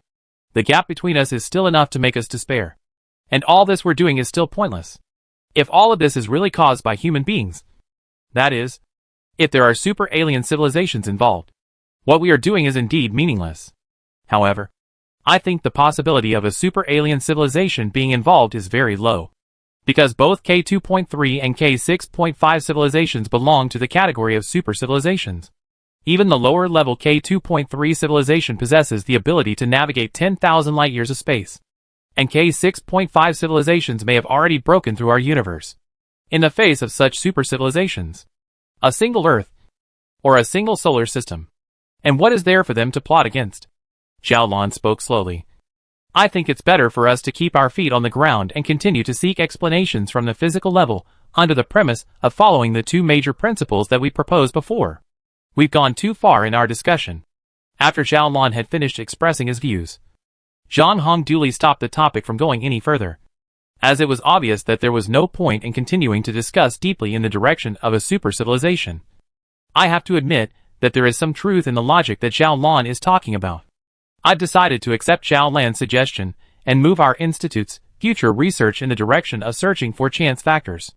As for the matter of super civilizations, everyone should just treat it as an after-dinner pastime and not have to think too deeply in this regard. After temporarily discarding the idea of a super civilization, the atmosphere of discussion in the middle of the regular meeting regained a bit of enthusiasm. I think we should start exploring this matter by looking at the differences between the different stars, a researcher said. Although many distant stars have already disappeared from our field of vision, we shouldn't ignore the fact that there are many more stars that are equally distant from us that are still well and truly there. If we can't find a reason for the phenomenon of stars disappearing abnormally, we might as well explore why more stars are still well and truly there. Maybe those stars that haven't disappeared are merely because they haven't been affected or rippled by that unknown cause for the time being. Maybe after a while, those stars will disappear as well, another researcher said in a joking tone. What you said is very likely. Zhao Lan's tone, however, was as serious and earnest as ever. We have to plan for the worst. That is, all of the visible stars that exist in this universe may, one by one, all disappear from our field of vision. In the not-too-distant future, there may no longer be any stars. Whether these stars are quasars billions of light years away from us, or just less than 5 light years away from us than the neighboring stars, these stars may all disappear. Our sky will become dark and monotonous. Zhao Lan's slightly sensationalized statement caused the atmosphere in the middle of the conference room to fall silent once more. A moment later, a researcher said with a forced smile, Zhao Lan, you're thinking a little too far away right now, and we don't have any evidence to prove that the phenomenon of anomalous disappearance of stars will happen in places closer to us. No evidence doesn't mean it won't happen. Zhao Lan gently shook his head. I've noticed that the distance between those anomalous disappearing celestial bodies and us is constantly shortening. A month ago, the closest anomalous disappearing celestial body to us was more than 70 billion light-years away. And now more than a month later, that number has shortened to less than 6 billion. Alright. Today's regular meeting ends here. Everyone go back and rest. Without waiting for Zhao Lan to continue putting his words together, Zhang Hong interrupted Zhao Lan and then announced the adjournment of the meeting. Zhao Lan, are you going back to Earth to spend your holiday? I wish you a happy holiday in advance. The meeting ended amidst heaviness, and the fellows dispersed in twos and threes. But Zhao Lan didn't head towards the dormitory area. Instead, he went to the airship parking area. Because starting today, Zhao Lan would have a 10-day holiday. Zhao Lan planned to fly his small airship back to Earth to spend this rare holiday on top of Earth. The work in the 105 Research Institute was too depressing and dull. And the oppressive feeling of watching the stars disappear one by one would always make people heavy without even realizing it. Working in such an environment, the necessary means of relieving pressure should still be available. Zhao Lan entered the password and opened the door to the berth vault, and saw the new Sylvia ship that was quietly parked here. Fortunately, this time, Zhao Lan's airship hadn't inexplicably disappeared like it did last time. The construction of the new Sylvia airship was still quite satisfactory to Zhao Lan. Compared to his own past airship, it had a more perfect and beautiful appearance, more powerful power, and a more comfortable environment. And the interior and layout and other aspects of the airship were also much stronger than the last one. With Zhao Lan's financial strength, it was simply impossible for Zhao Lan to own such an airship. So not only was the current Zhao Lan not in resentment towards Li Yunfan, who had stolen his airship, deep down he was instead a little bit grateful to him. This can also be considered a blessing due to a disaster. Zhao Lan thought like this. The spaceship slowly drove out of the parking area, leaving the brightly lit observation base that was constantly expanding like a huge construction site, and entered the dark and cold space. The faint shadow of the Earth could be seen in the distance, and if the line of sight deviated a little further, one could see the moon, which was much dimmer than the Earth, but still appeared very bright against the background of the dark starry sky. These two spheres, one large and one small, constituted a still and quiet celestial system. Zhao Lan fixed himself in his seat, and then set the navigation parameters, and the new Sylvia ship began to set off towards Earth. The observation base of the 105 in the rear was quickly engulfed in darkness, and then never noticed again, while Zhao Lan and his own ship once again entered a state similar to stasis caused by the absence of any references in existence. This period of time had been too hectic and depressing. Zhao Lan wasn't a person who enjoyed self-mutilation. After work, Zhao Lan had never been one to relax herself as much as she could, so she was looking forward to this holiday with great anticipation. The slight sense of oppression told Zhao Lan that at this moment, the Sylvia ship had already entered the acceleration stage. Zhao Lan knew that this oppressive feeling would continue for a while, until the ship accelerated to a speed of 130 kilometers per second relative to Earth. After a roughly 8-hour voyage, Zhao Lan would arrive in the middle of Earth's harbor, and then return to Earth by following the Earth's air and space interaction system. Just as Zhao Lan was longing for his upcoming holiday, the communication system on top of the Sylvia ship suddenly received a message sent from somewhere. Zhao Lan originally thought that it was an unrelenting harasser who had found his latest contact information through some means after those unscrupulous media exposed Zhao Lan's photo and personal identifying information. There were many more of those harassers, and they accosted him in all sorts of strange ways, causing Zhao Lan to get tired of it. Zhao Lan originally just wanted to delete this message straight away, but the content of this message caught Zhao Lan's attention. This is the Far-Look spaceship. Spaceship number 238909DA7. I got lost due to a malfunction in the process of driving this spaceship to Jupiter for exploration. If you can receive this message, please immediately send my relevant information to the Adventurer Rescue Organization. I'm very much in need of getting help right now. Obviously, this was a distress message. An adventurer had encountered danger due to an accident during the process of piloting his ship to Jupiter, so he sent this message to ask for help. Although the human civilization had already established cities on Mars that could be used for the survival of the human civilization, the manned landing activities for Jupiter had never been launched. This was because Mars was only 50 million kilometers away from the nearest Earth, while Jupiter was more than 600 million kilometers away from the nearest Earth. which was clearly not an order of magnitude. And Jupiter and its satellite system environment is too complex and chaotic in order to ensure that nothing is wrong.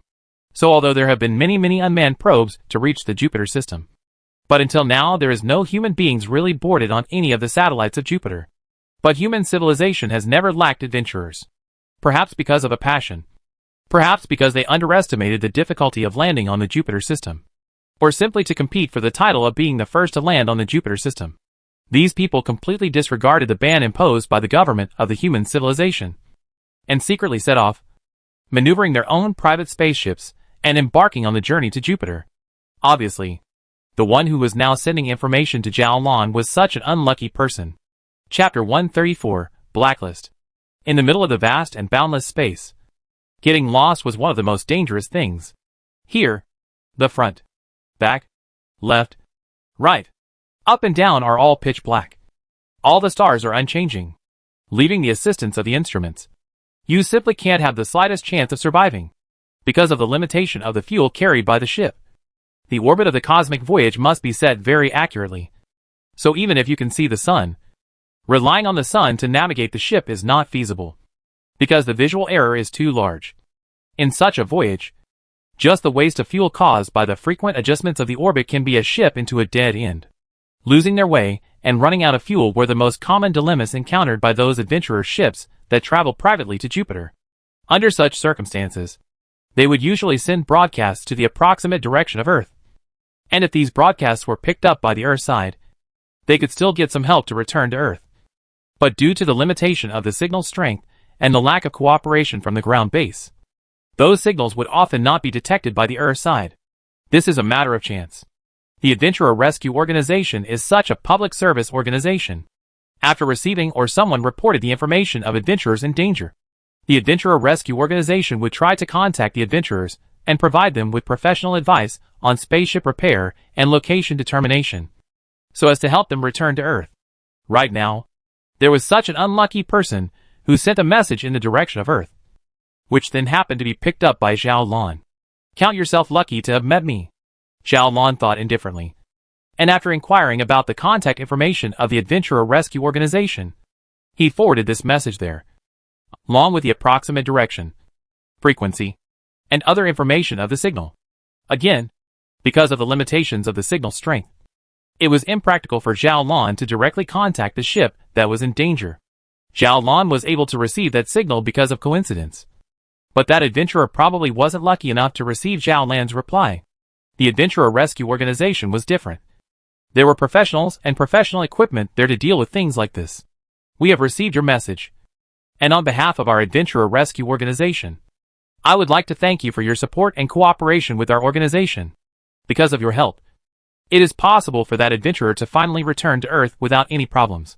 And your good deed may have saved a life. The reply from the Adventurer Rescue Organization came quickly, and Zhao Lan then put this matter to the back of his mind without paying too much attention to it. The human government had already strictly prohibited adventurers from venturing into space on their own, and had clearly stated that it would not provide assistance to anyone who violated the ban on venturing into space. So those who were still bent on venturing into space and encountering dangers under such circumstances had to be said to have a deliberate intention to seek death. Contacting the Adventurers Rescue Organization for them would have been considered to be the best thing they could have done. The human government's ban of not providing any assistance. Although this prohibition of the human government not providing any help seemed cruel, there was a very reasonable balance of interests to consider. If the human government provided help to adventurers, then those who were originally not strong-willed might also strengthen their resolve and start their adventures, which would inevitably lead to more resources being spent and more adventurers being buried in space. If you declare in advance that you will not provide any help, then you will end up choosing to remain in space. If it is declared in advance that no help will be provided, then the number of people who will eventually choose to go on adventures in space will be much smaller. And in this way, the human government will reduce the wastage of resources, and the number of people who die in space because of adventures will also be reduced greatly. So in terms of benefits, this rule was very reasonable. During the rest of the journey, Zhao Lan continued to receive the same distress message 5 more times. Zhao Lan's ship was also traveling at a high speed, so receiving a distress signal once in a while could be considered a coincidence. But receiving the same signal 5 times in a row was somewhat incomprehensible. So Zhao Lan contacted the Adventurer Rescue Organization once again. But before Zhao Lan could speak, a message from the Adventurer Rescue Organization came to Zhao Lan first. I'm sorry to disturb you once again. Ms. Zhao Lan, are you sure that the signal you forwarded to us was a distress signal from an adventurer received from the depths of the universe, and not a prank? You claim that you received 5 distress signals, but we used professional high-powered communication antennas pointed in the direction you described, and we did not receive any messages during that time. The personnel and equipment in the Adventurer Rescue Organization were all professional. They could even use 3 giant antennas with a diameter of 18 meters to receive radio signals. And it was naturally impossible for the antennas on top of Zhao Lan's Sylvia airship to be compared to them. Then, if Zhao Lan could receive the signals, there was no reason why the Adventurer Rescue Organization couldn't receive the signals. Zhao Lan almost laughed at the message sent by the Adventurer Rescue Organization. Zhao Lan responded in a very harsh tone. Do I look like someone who likes to play pranks on others? The words in the message sent by the Adventurer Rescue Organization were still very humble. I'm sorry. That's not what we meant.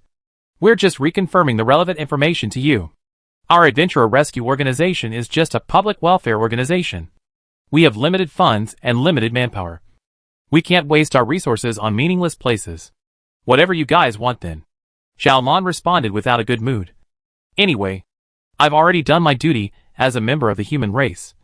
And what happens next has nothing to do with me. This time the reply from the Adventurer Rescue Organization came quickly. Ms. Zhao Lan, thank you for your cooperation and support of our work. I wish you a happy life. The communication then cut off, and the Adventurer Rescue Organization never heard from them again. However, just at this time, that one ghostly and haunted distress signal was once again picked up by Zhao Lan. This is the Far Cry spaceship. I very much need to get help. Zhao Lan furrowed his brows in great displeasure, then didn't bother with the message. Then 10 minutes later, this distress message appeared once again. Perhaps there really is an adventurer in danger. Zhao Lan pondered like this. This is a life after all? I'd better not be too rash. Thinking like this, Zhao Lan forwarded this message to the Adventurer Rescue Organization once more. In the next 2 hours, Zhao Lan received 4 more distress signals. And after the 4th distress signal, the Adventurer Rescue Organization's reply finally arrived. The difference was that this time, the tone of the replier had become rather impolite. Ms. Zhao Lan, we are very grateful for your trust in us, but please don't bother us with any more pranks. Can you? Our staff is already exhausted under the long-term high workload. They are all volunteers. All of them don't want to be paid to volunteer to work for us. And then they have to deal with mischief makers like you at the same time as they are providing help to the adventurers. If you still have a little bit of sympathy, please put an end to this kind of boring behavior. On behalf of all the staff of the Adventurer Rescue Center, I would like to express our gratitude. No matter how well cultivated a person was, I'm afraid that they would burst into a rage when they encountered such an interrogation. The same was true for Zhao Lan. But before Zhao Lan could retort back, the communication had been cut off. Zhao Lan tried to rebuild the information contact, but it was rejected by the Adventurer Rescue Organization side. Zhao Lan knew that he had probably been added to their communication blacklist, and to the Adventurer Rescue Organization. He had become an undesirable person. Zhao Lan gave up on contacting them. But right at this moment, that ghostly distress signal once again appeared in the Sylvia's communication station. Zhao Lan finally determined that this was probably really a prank. This must have been some whimsical and original harasser who came up with a new idea to accost himself. And he himself was used by him to act as a fool at the Adventurer Rescue Organization for once. So the anger in Zhao Lan's heart couldn't stand it any longer. And Zhao Lan said very nonchalantly, Sir, please behave yourself. Please don't bother me anymore. For your sake, I've already been added to the blacklist by the Adventurer Rescue Organization. If one was an intelligent person, he could probably decipher a lot of information from this one sentence. This passage clearly showed that Zhao Lan had contacted the Adventurers Rescue Organization multiple times, and the Adventurers Rescue Organization must not have received that distress message from Feng. That was why the Adventurer Rescue Organization had added Zhao Lan to its blacklist.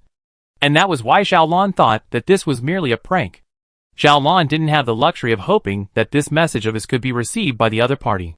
The reason why he did this was purely to vent his anger in his heart. However, very strangely, Zhao Lan unexpectedly received an answer after a period of communication delay.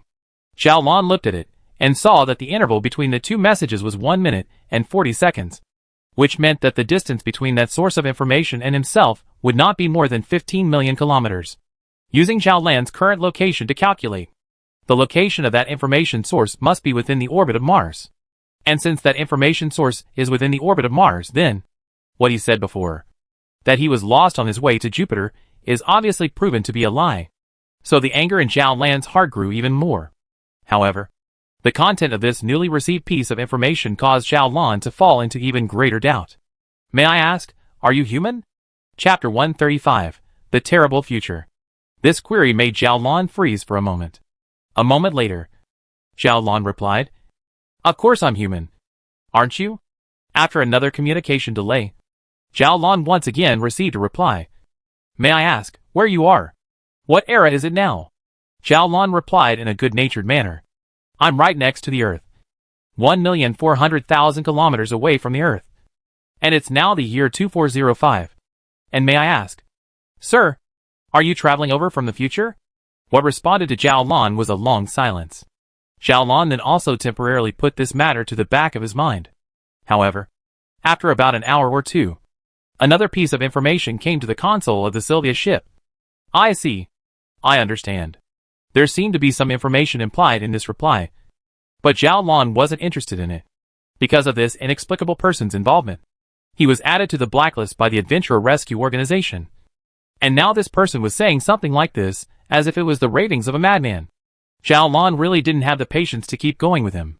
Zhao Lan simply blocked out this signal source, no longer intending to pay attention to him. However, immediately after that, something that made Zhao Lan feel a bit terrified happened. After Zhao Lan blocked out this signal source, for some unknown reason, after only a few minutes of time, Zhao Lan once again received a message from that signal source. "If I'm not wrong, at this moment, Earth has probably already found out about the anomalous disappearance of the distant star. Right? It was too late to pursue the reason why he could still receive this message despite blocking this signal source." And the moment after seeing this message, Zhao Lan's eyes narrowed. The phenomenon of anomalous disappearance of stars should not be known to anyone other than the staff of the 105 Research Institute and a very small number of people. This was not something that could be accessed by the general public, or even ordinary astronomical researchers, because without professional equipment and expertise, as well as a reliable source of information, it would be impossible to access this hidden information. Since this mysterious person can say the abnormal disappearance of stars, it proves that he must be in the same circle as Zhao Lan. At least the work he is engaged in should have a lot of interactions. Zhao Lan's brain began to rotate rapidly. A few moments later, Zhao Lan asked, "Who the hell are you? Why did you come to tease me?" The replying message quickly arrived in the Sylvia ship. "Is it really like this? Looks like I guessed right." This mysterious person used the word guess in his words. This revealed a lot of things, which seemed to be saying that this mysterious person didn't have access to a lot of information like Zhao Lan did. And he seemed to have judged this matter simply through certain conditions. Zhao Lan didn't know whether this was true or not, but Zhao Lan could at least guess that this mysterious person didn't just come to play a prank on himself. And if this is not a prank then, what exactly is the purpose of this person? Who the hell is he? Answer me. Who the hell are you? Zhao Lan inquired immediately after. After the communication delay passed, the reply message once again came quickly. "You don't have to care about who I am. I'll naturally tell you at the right time. If I'm not mistaken, you should be Zhao Lan, right?" Zhao Lan hummed and didn't answer. Then a new piece of information came again. Then Zhao Lan, "I can tell you that I understand why those stars disappeared abnormally. And I also know what kind of situation the Earth will face in the next. A catastrophe that has enveloped the entire planet, and the entire human civilization has quietly appeared. And if this catastrophe is not handled well, the entire human civilization will perish." These words aren't alarmist. If Zhao Lan you can get the latest astronomical information, you should be able to surmise this as well. Zhao Lan had indeed surmised those things that this mysterious man had said in his words. If all the stars in the night sky of the Earth disappeared, even including the planets within the solar system, and to be more exaggerated, even the sun disappeared as well, although it was unknown where exactly they disappeared to, or what the reason for such a thing to happen was. No matter where they went, For the Earth.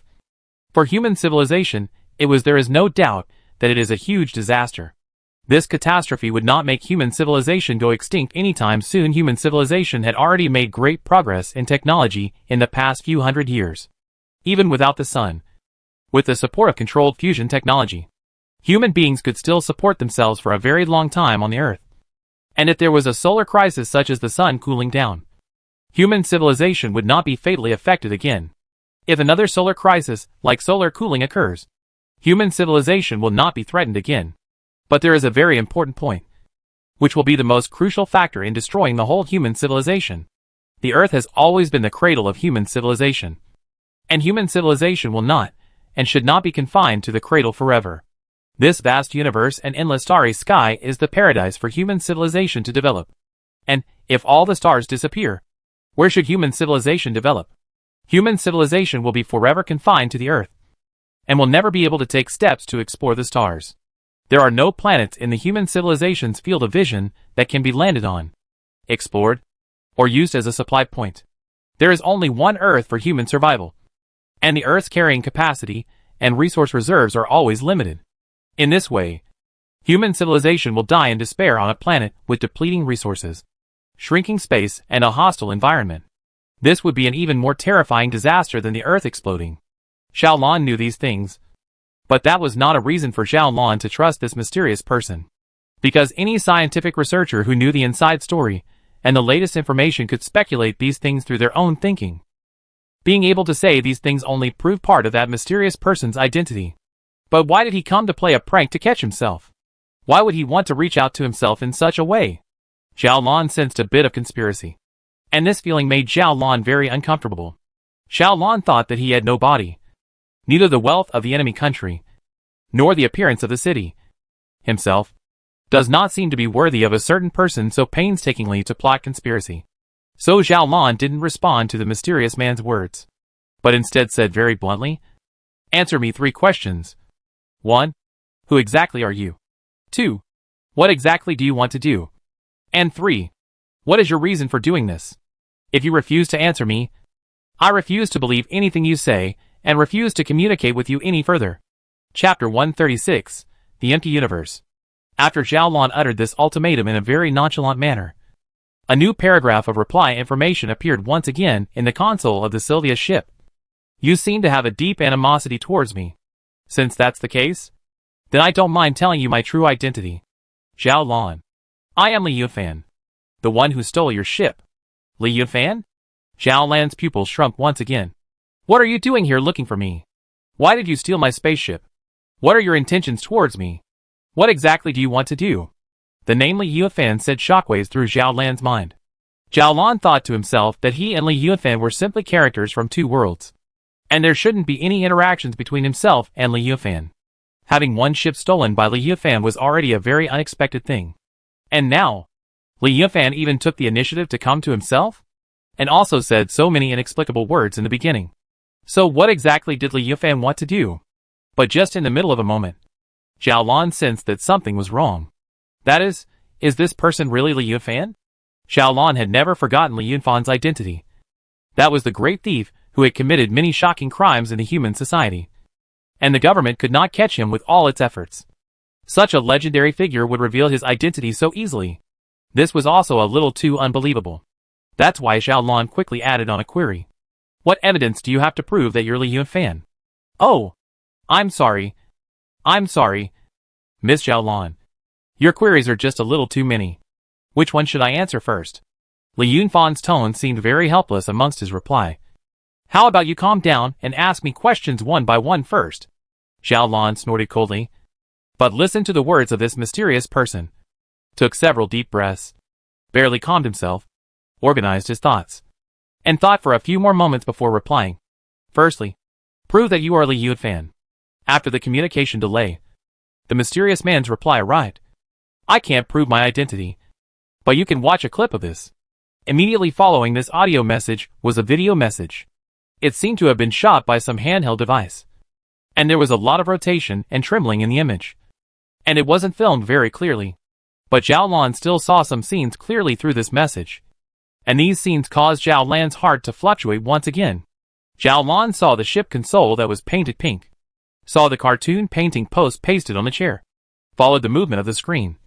Zhao Lan saw the familiar corridor inside the ship, saw the rose-shaped overhead light that he had specially selected at the beginning, and then immediately saw the huge brown bear doll that was placed in the corner of the room. Zhao Lan saw many things, none of which perfectly corroborated with the memories in his own mind. This was clearly the interior of his last ship, the old Sylvia ship. Every detail, every decoration in this video footage was clearly telling Zhao Lan this. Apart from the fact that the environment within the ship was a little bit dirtier and messier than when he had used it before, everything else was the same as in his memories. And according to the people from the United Security Department, the police, the military, and the Marsport side, there was at least a 95% chance that their last Sylvia ship had been stolen by Li Yunfan. They had a lot of evidence to prove it. When the mysterious man said that he could not prove his identity, he was obviously saying that he could not directly and clearly prove that he was Li Yunfan. However, through this video, he had already proved his I am Li Yunfan claim. At this moment, Zhao Lan's first reaction was to call the police and immediately contact the military or the police and other violent government departments to arrest this guy. But Li Yunfan seemed to have guessed Zhao Lan's thoughts. So immediately after Li Yunfan's second message came here, Miss Zhao Lan, I don't have any malice towards you, so please don't expose my existence. What's more, even if you call the police, it's useless. I'm currently in a special environment where no one can catch me. Also, aren't you curious about the reason why I stole your ship as well as found you at this moment? Why don't you wait for me to finish my story before deciding whether or not to call the police? There wasn't the slightest bit of panic in Li Yunfan's words.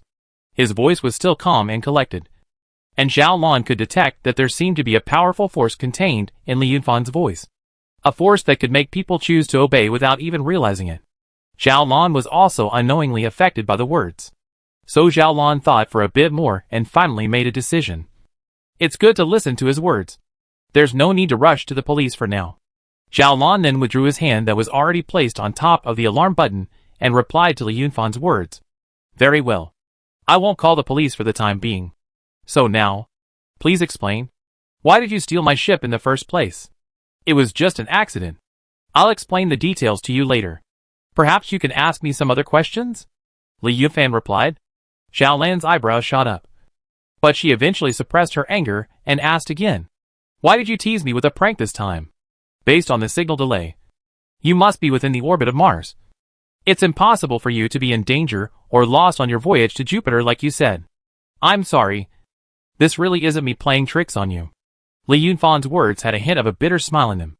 I also don't know exactly how to explain these things to you. It's very complicated, or let's start from the beginning. That day, after I managed to steal your spaceship, I drove it to Earth. And when I was still roughly 3 million kilometers away from the Earth's voyage, Haisan 2 suddenly supernova exploded. Immediately after, the starry sky in front of me suddenly changed. And then I don't know why I came to an inexplicable place. Well, the Earth, the Sun, the Moon, the exploding Haisan 2, and everything all disappeared from my field of vision. I could not see anything in this inexplicable place, except darkness or darkness. I originally thought that it was because of the influence of the supernova explosion caused the instrument to malfunction. But after troubleshooting the instruments all over, I found that all of them were intact. Accompanying this message was another video message. This video was obviously shot at the outside of the ship's porthole. So Zhao Lan saw a haunting scene. It wasn't that Zhao Lan saw a monster, or a bloody scene, or anything like that. The truth was that Zhao Lan didn't see anything. But precisely because he didn't see anything, it was even more palpitating. This is not Zhao Lan memory and cognition of that familiar universe. Here, nothing. Only darkness. Following the video, Zhao Lan's line of sight extended to the infinite distance of the universe. But that universe in the video was always pitch black, without any light source. The camera of the video turned round, but nothing could be seen in either direction. It seemed to be an empty and lonely universe.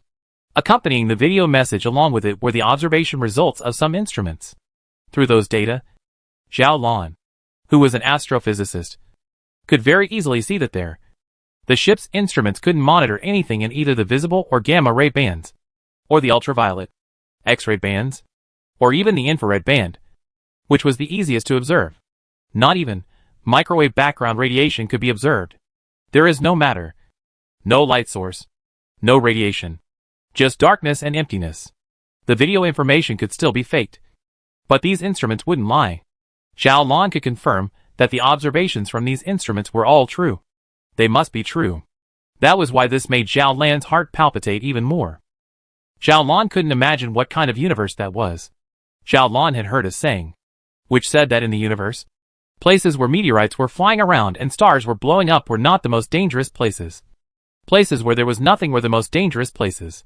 Because as long as the spaceship was advanced enough, it was unlikely that a normal cosmic disaster would damage it. Whereas an empty place was different. Because there the ship cannot get any replenishment. May ship traveling for tens of thousands of years, but even a stone cannot be replenished. In all directions. No matter which direction they traveled. They would end up running out of supplies. Running out of power. And then turning into cold cosmic rocks. This was what was most desperate. Right now. One such horrifying scene was truly described in the message transmitted by Li Yunfan. I don't know where this is. I don't know why I somehow came to such a place. After coming here, I once tried to sail in one direction for a while. But besides the acceleration of the ship brought about by apart from the sense of pressure brought about by the acceleration of the ship, which told me that the ship was moving, I couldn't detect any sign that the ship was moving. I sailed for several months, covering a distance of more than 1 billion kilometers. But the scene in front of me remained unchanged. So I finally despaired. I began to try to broadcast a message of distress to the empty universe. I have been broadcasting for more than a month, but did not receive any reply. Just when I thought I would be trapped to death in this empty universe, I received a reply from you. Although you were scolding me in your reply letter, yet I felt that the voice was simply more melodious than the voice of the #1 human beauty confessing her love to me. Chapter 137 Falling. Li Yunfan's voice was filled with emotion while Zhao Lan remained silent. Zhao Lan could relate to that kind of mood. Zhao Lan could even clearly imagine how terrifying a situation like that would be. The real universe was already vast to the point of despair. A completely empty universe would be at least 11 million times more terrifying than the real universe. In fact, the current Zhao Lan even had some admiration for Li Yunfan. Zhao Lan knew that if he were to be in that kind of empty universe, not to mention a few months, he was afraid that he would go crazy in a few days. As for Li Yunfan, after months of time of torture, he even remained calm. And his words even remained calm. If what this person said is all true, then just how strong of a mental quality does this person have? Zhao Lan sighed like this in his heart. Li Yunfan continued. Back then, I didn't think this matter through too well. So I did a little deception in the distress message, portraying me as an adventurer traveling to Jupiter for an expedition. That's why I asked the question of whether or not you were human after I received your reply unexpectedly. Because I couldn't determine whether the person who received my distress message was human or not. Or even in which universe the person who received my distress message was in. This explanation was quite reasonable. But Zhao Lan still didn't know if the foundation that this reasonable explanation was based on was true or not. Zhao Lan still couldn't completely trust this person just based on a video. Even if the observation data from those instruments basically couldn't be faked. Therefore, Zhao Lan remained silent and continued to listen to this person, who claimed to be Li Yunfan as he narrated on. I had already made some speculations about my situation, and what exactly happened before. Only that I had been unable to be certain. And it wasn't until you acquiesced to the existence of the phenomenon of the abnormal disappearance of the stars, as well as trying to find out that you were Zhao Lan, that my speculations were basically confirmed. That's right. I probably already know what exactly happened to me now. This statement basically explained the reason for Li Yunfan's previous words that Zhao Lan had considered to be pranks. However, there were still many doubts in Zhao Lan's heart. So Zhao Lan remained silent. The truth is that I've broken away from that universe we're familiar with and have come to another universe. The reason why this happened is that I think it probably has something to do with the outbreak of Haishan air. Perhaps it was because the eruption energy of Haishan air came to the solar system, causing certain mutations in the space that the solar system is located in. And I was unlucky enough that I was able to break away from our universe in that instant and came to this strange universe. And my encounter is only a prelude to the disaster that our human civilization has encountered. At this moment, the stars began to disappear abnormally as the sign of disaster. If I am not wrong in my conjecture, at this moment, the Earth is probably in the process of falling down to this empty universe. It is precisely because of the changes in the space that the light from the faraway stars could not be transmitted to the Earth anymore. The light from distant stars can no longer be transmitted to the Earth. And as the curvature of space increases, the abnormal disappearance of the stars will also be closer and closer to the Earth, until the Earth completely fell into this universe until the stars that can be seen above the Earth all disappeared until. This explanation of Li Yunfan's had a certain degree of reasonableness. But the corner of Zhao Lan's mouth revealed a cold smile. Li Yunfan, if you really are Li Yunfan, what exactly are your intentions towards me? To even pull out such bullshit. I really have to admire your ability to lie. But no matter what exactly you want to do to me, I'm already too lazy to dwell on it with you. I'll just call the police and leave this matter to the police. Bye. Zhao Lan no longer intended to pay attention to this guy who claimed to be Li Yunfan. But before pressing the alarm button, Zhao Lan ended up creating a bit of hesitation. After thinking about it for a while, Zhao Lan finally decided to give this guy another chance to explain. Sure enough, just a short moment after the communication delay had passed, the guy's reply came to Zhao Lan. No, don't call the police. Why do you refuse to believe what I said? Zhao Lan said with a cold smile. 1. Although the energy from the explosion of Haisan 2 was huge, after it was transmitted to Earth, it was extremely tiny, to the point that it couldn't even cause an ecological impact on Earth. And now, you're saying that it was because of the explosion of Haisan 2 that caused this incident? 2nd, why would the increase in space curvature cause the disappearance of stars? This explanation doesn't make sense. 3. You have absolutely no direct evidence to prove what you are saying. And of course, I have no way to disprove it. But it's like a man coming up to me on the street and telling me that there is a God looking down on me from above my head again. A situation that cannot be proved or disproved. So I'm just supposed to believe him? No. I would just treat him as a madman. So now, I also regard you as a madman.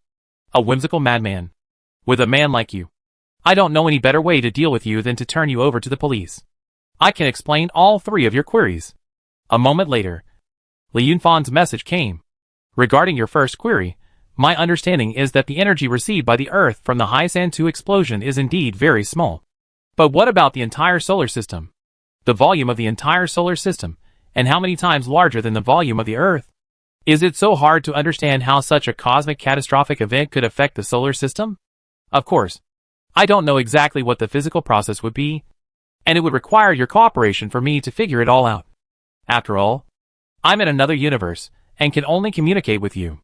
Secondly, as to why the curvature of space would cause distant stars to disappear. Imagine the following scenario. If you were on top of a plane under a starry sky, and you were lying on the ground, and you could see all of it, this is the normal situation. Now, suppose there is a shallow ditch where you are lying, and you are inside the ditch. Can you still see the stars near the horizon? No. You can't because the walls of the ditch prevent you from seeing them. If the ditch gets deeper and deeper, your view will become narrower and narrower, and more stars will disappear from your eyes. Now, the Earth is in such a ditch. Now this ditch is not deep. So the only thing that disappears is the distant stars. And the depth of this ditch is increasing, so the disappearing stars are getting closer and closer to the Earth. Until this ditch finally swallowed the Earth then completely fell into this empty universe. No longer see any stars. Third, I have direct evidence to prove this. If you are willing to trust me, after you return to Earth, you can go to the middle of my laboratory to take a look, where there is my research information for the existence of a certain special space in the solar system. Once you have verified these things for yourself, you will fully believe my words. Well, yes, there is a very special space in our solar system, and I have been studying it since a very early time and have obtained a great deal of information, which is why I have been able to surmise the things I am experiencing from the changes in space. By the way, I very much suspect that what is happening to the Earth at this moment is caused by the outbreak of Haisan 2, which has stimulated that special space. It's a pity that the previous me didn't think of these things, neglected a bit, and was also a bit too unlucky, which led me to this hellish place somehow. Li Yunfan's words were filled with sighs, as well as a how could I be so unlucky? The implication? Why can you, and only can you communicate with me? Zhao Lan asked again.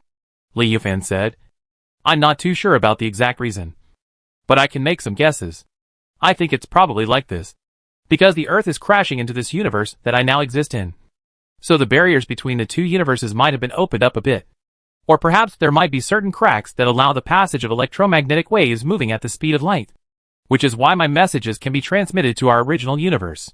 As for why these messages could only be received by you, probably because this ship I am now traveling in was originally your ship. Think back. Have you ever done some special frequency aka hiding and encryption settings on this Sylvia ship of yours? Did you do the same with these settings on top of your new ride ship? Xiaolon slapped his head and immediately recalled these things, and could not help but feel a bit embarrassed. So that's how it is. I did make these settings for my ship. No wonder I'm the only one who can receive your message, while the Adventurer Rescue Organization can't. Adventurer Rescue Organization can't receive it, but this is just a private communication channel that I set up to encrypt my personal communication with the ship when I'm not piloting the ship. The broadcasting system of the ship doesn't use encryption and concealment measures. Oh, your Sylvia airship had some malfunctions, causing me to only be able to use this channel for broadcasting, Li Yufan said slightly helplessly. But this is fine, as long as I can maintain communication with you. I don't really want my information to be leaked out. After all, my identity is somewhat special. Alright. Faced with this situation, Xiaolon was also somewhat speechless. Now you can probably trust me. If you still refuse to trust me, that's fine. After you return to Earth, I can guide you to one of my secret laboratories, and those experimental data will make you believe it all, Li Yufan said. And after you fully trust me, I will tell you my next plan of action. I hope you can help me find a way to return to our universe. Chapter 138 Returning to Earth. Li Yufan's words caused Xiaolon to once again fall into a short silence. After a moment, Xiaolon responded, But, Li Yufan, not telling the police about your relevant information would already be considered benevolent. So why should I help you?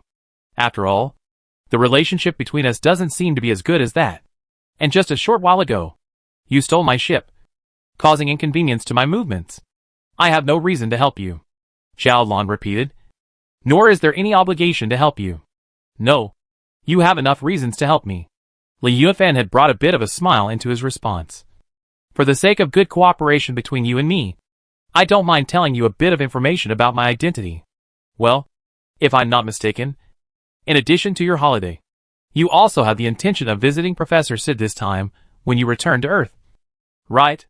Professor Sid was a highly reputable theoretical physicist, and in recognition of his contributions to the scientific community, the #1 institution in human civilization had once awarded him an honorary professorship, which was why he was generally referred to as Professor Sid. However, this person was eccentric in nature and rarely communicated with others. So apart from the scientific community, the general public generally did not know about this person's existence. Xiaolon did have the intention of visiting Professor Sid. It was only by a chance that Xiaolon got this opportunity.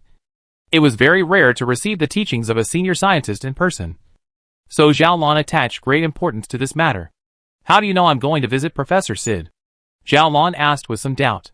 Li Yufan smiled and replied, Because Professor Sid is me, and I am Professor Sid.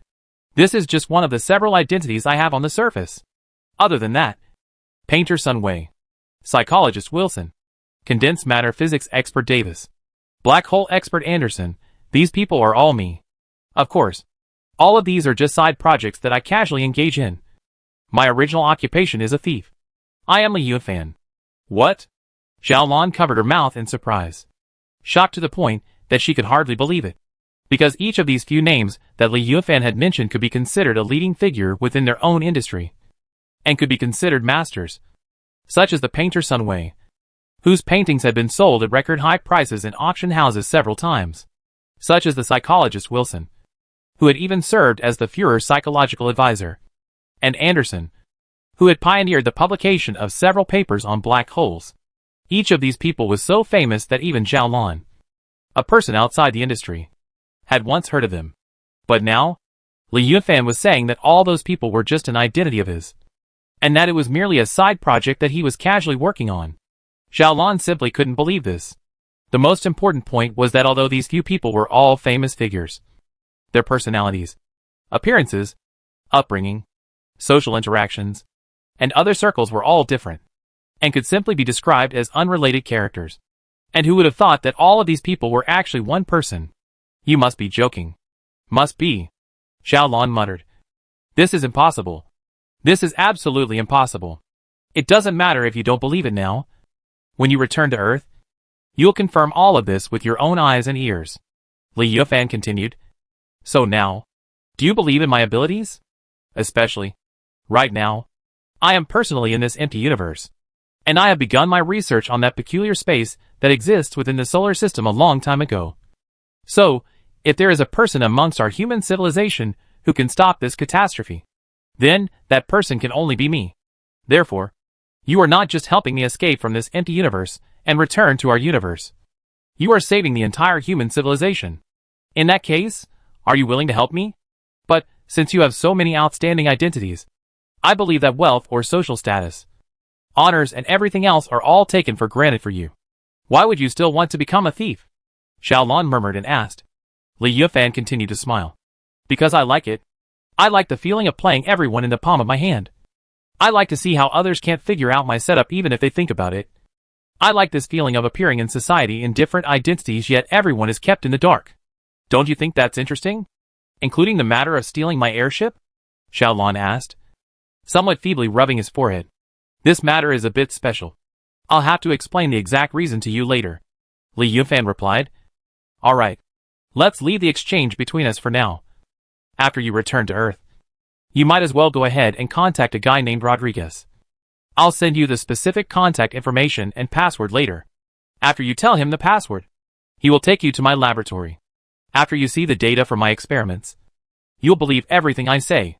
What he had seen and heard today was just too astonishing. Everything this fellow named Li Yufan said sounded like nonsense. Like the ravings of a madman. But on the contrary, there was a kind of logic and persuasive power in it that made it impossible for people to find fault and flaws. Especially that sentence, when you see my lab, you will completely believe me. This sentence? Even more so. Xiaolon couldn't help but start believing that all of this was true in his heart. Alright. Everything will wait until I see your lab data. Xiaolon replied. The communication between the two was disconnected after this sentence. During this period of communication, Xiaolan's ship had already advanced a distance of over 1,000,000 kilometers. At this moment, Xiaolon was no longer far away from the Earth port, and the ship had received orbital parameters such as course and speed from the Earth port. So Xiaolon lifted his spirits and prepared to drive the ship into the Earth port. The Earth port was located above the capital city, which was located above the Earth's equator. The capital city gradually developed based on the City of Life during the solar crisis, and because of its special geographical location, it eventually became the political and technological as well as economic center of Earth. And at the same time, it was also the most populous city on Earth. Under the guidance of the harbor staff, the Sylvia airship eventually merged gently into the harbor. Before leaving the airship, Xiaolon purposely kept the airship's communication interface open, and also purposely brought a compact communication device with him. The open communication interface on top of the airship would allow the airship to maintain contact with Li Yufan, while the communication device that was brought on his body would allow him to maintain contact with the Sylvia airship through the ship's transit. No matter where on Earth Xiaolon was, Xiaolon could talk to Li Yufan.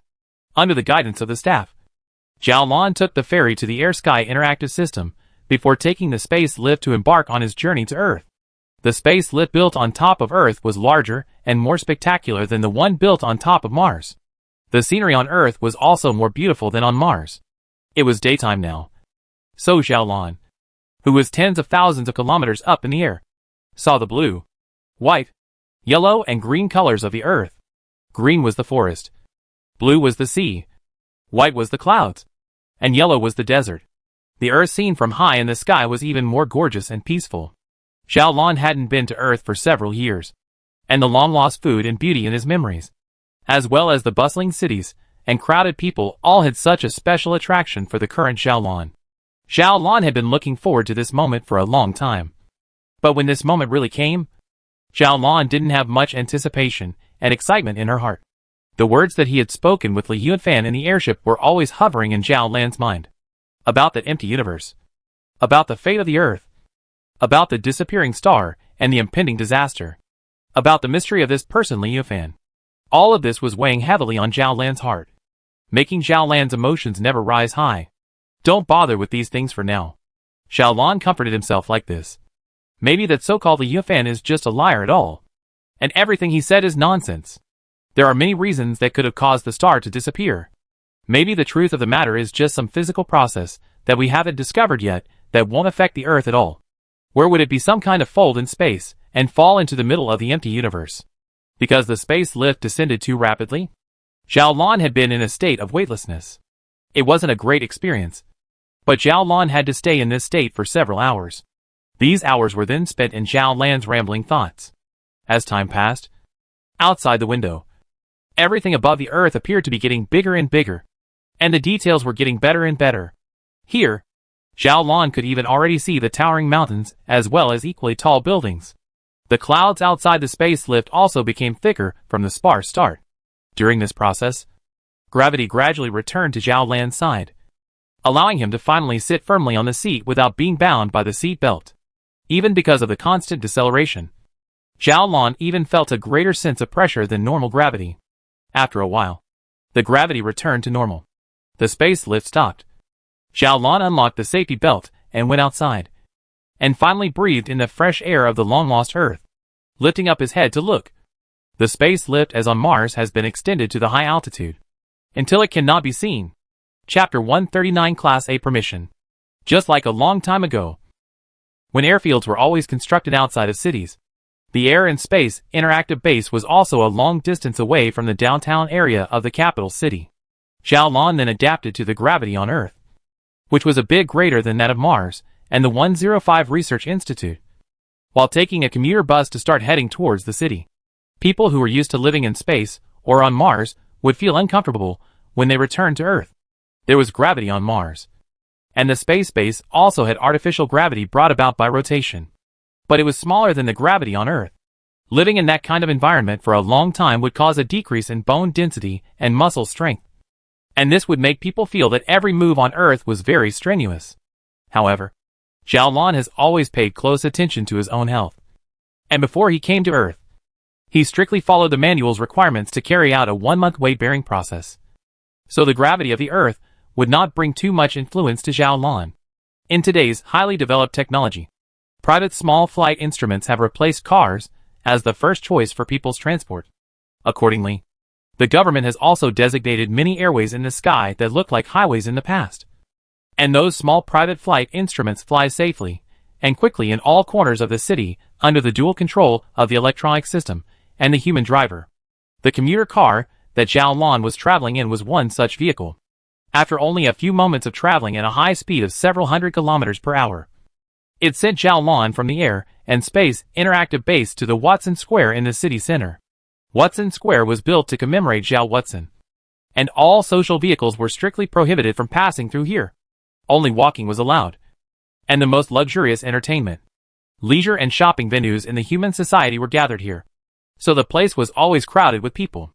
Zhao Lan's first stop on his journey to Earth was here. After finding a place to stay and settling down, Zhao Lan started strolling on top of Watson Square, looking at the bustle of this place and feeling the noise here. Zhao Lan's mood also unconsciously relaxed. The breeze was blowing on Zhao Lan's face, and the temperature was just right, neither cold nor hot.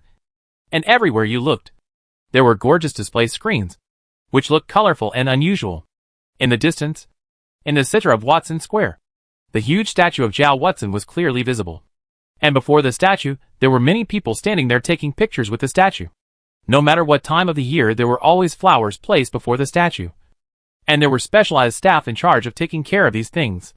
This let Zhao Lan know that even after hundreds of years had passed, the contributions that Zhao Watson had once made to human civilization were still remembered by mankind and had never been forgotten.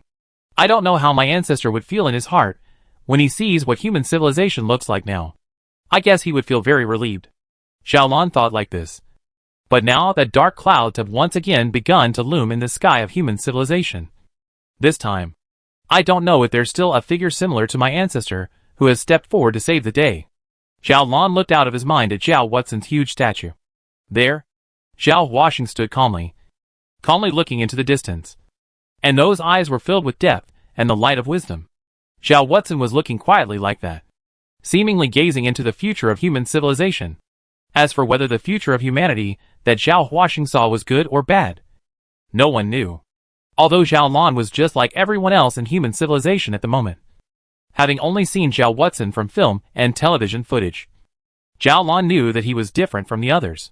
He was Zhao Watson's descendant. And when he stood here looking at the statue, Zhao Lan seemed to be able to feel the bloodline connection that vaguely existed between himself and the statue. Zhao Lan bought a bouquet of flowers and placed it in front of the huge statue, then bowed respectfully before leaving the place and returning to the hotel where he was staying to rest.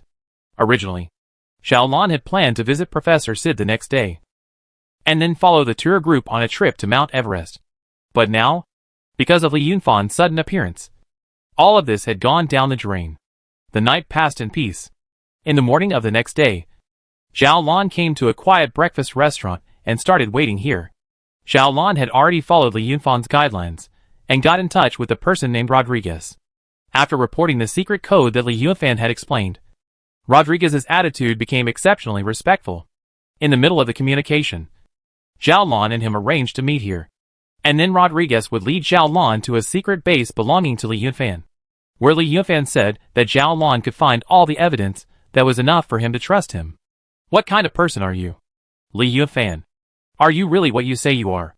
Having so many different identities and single-handedly building your own underground empire under the noses of the human civilization's government?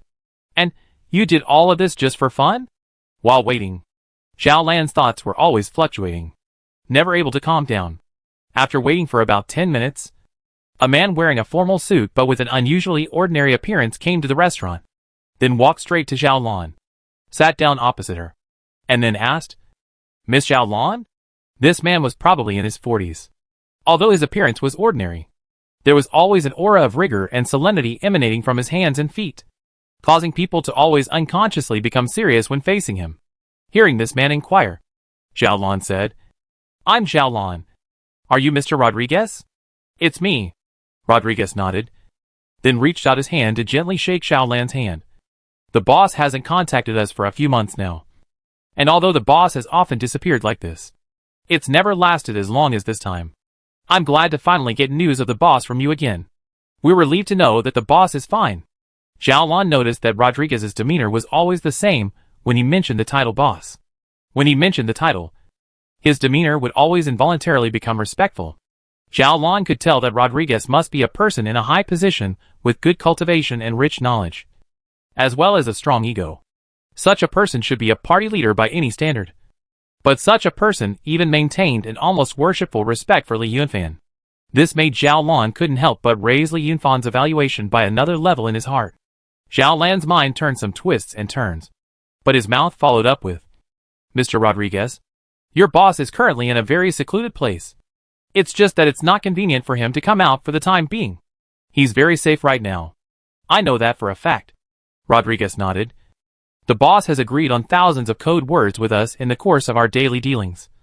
And each of those thousands of code words has a different implied message that indicates his current status and how much the code word holder is trusted. The code you hold indicates that the boss is safe for the time being.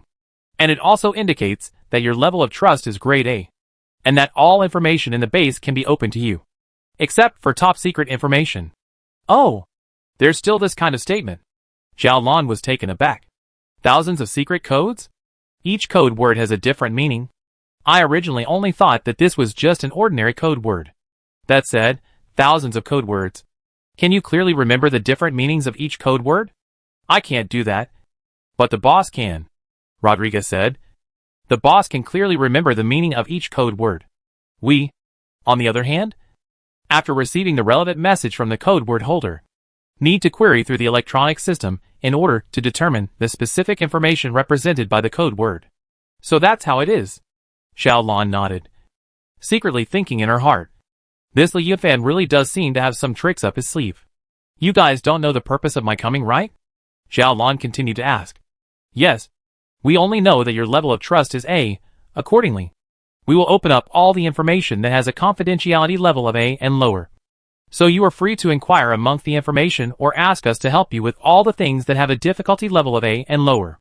The curiosity in Zhao Lan's heart was like a cat's paw, and he couldn't help but ask, "Then what kind of things can I ask you guys to do for me?" "Well, let's just pick an A-rank difficulty thing as an example. For example, assassinating the chief executive of a provincial administrative district. Rodriguez spoke lightly, his voice not fluctuating at all and his expression as serious as ever. Everything Rodriguez did was indicating that the words he said were not a joke. Your forces are huge to this extent?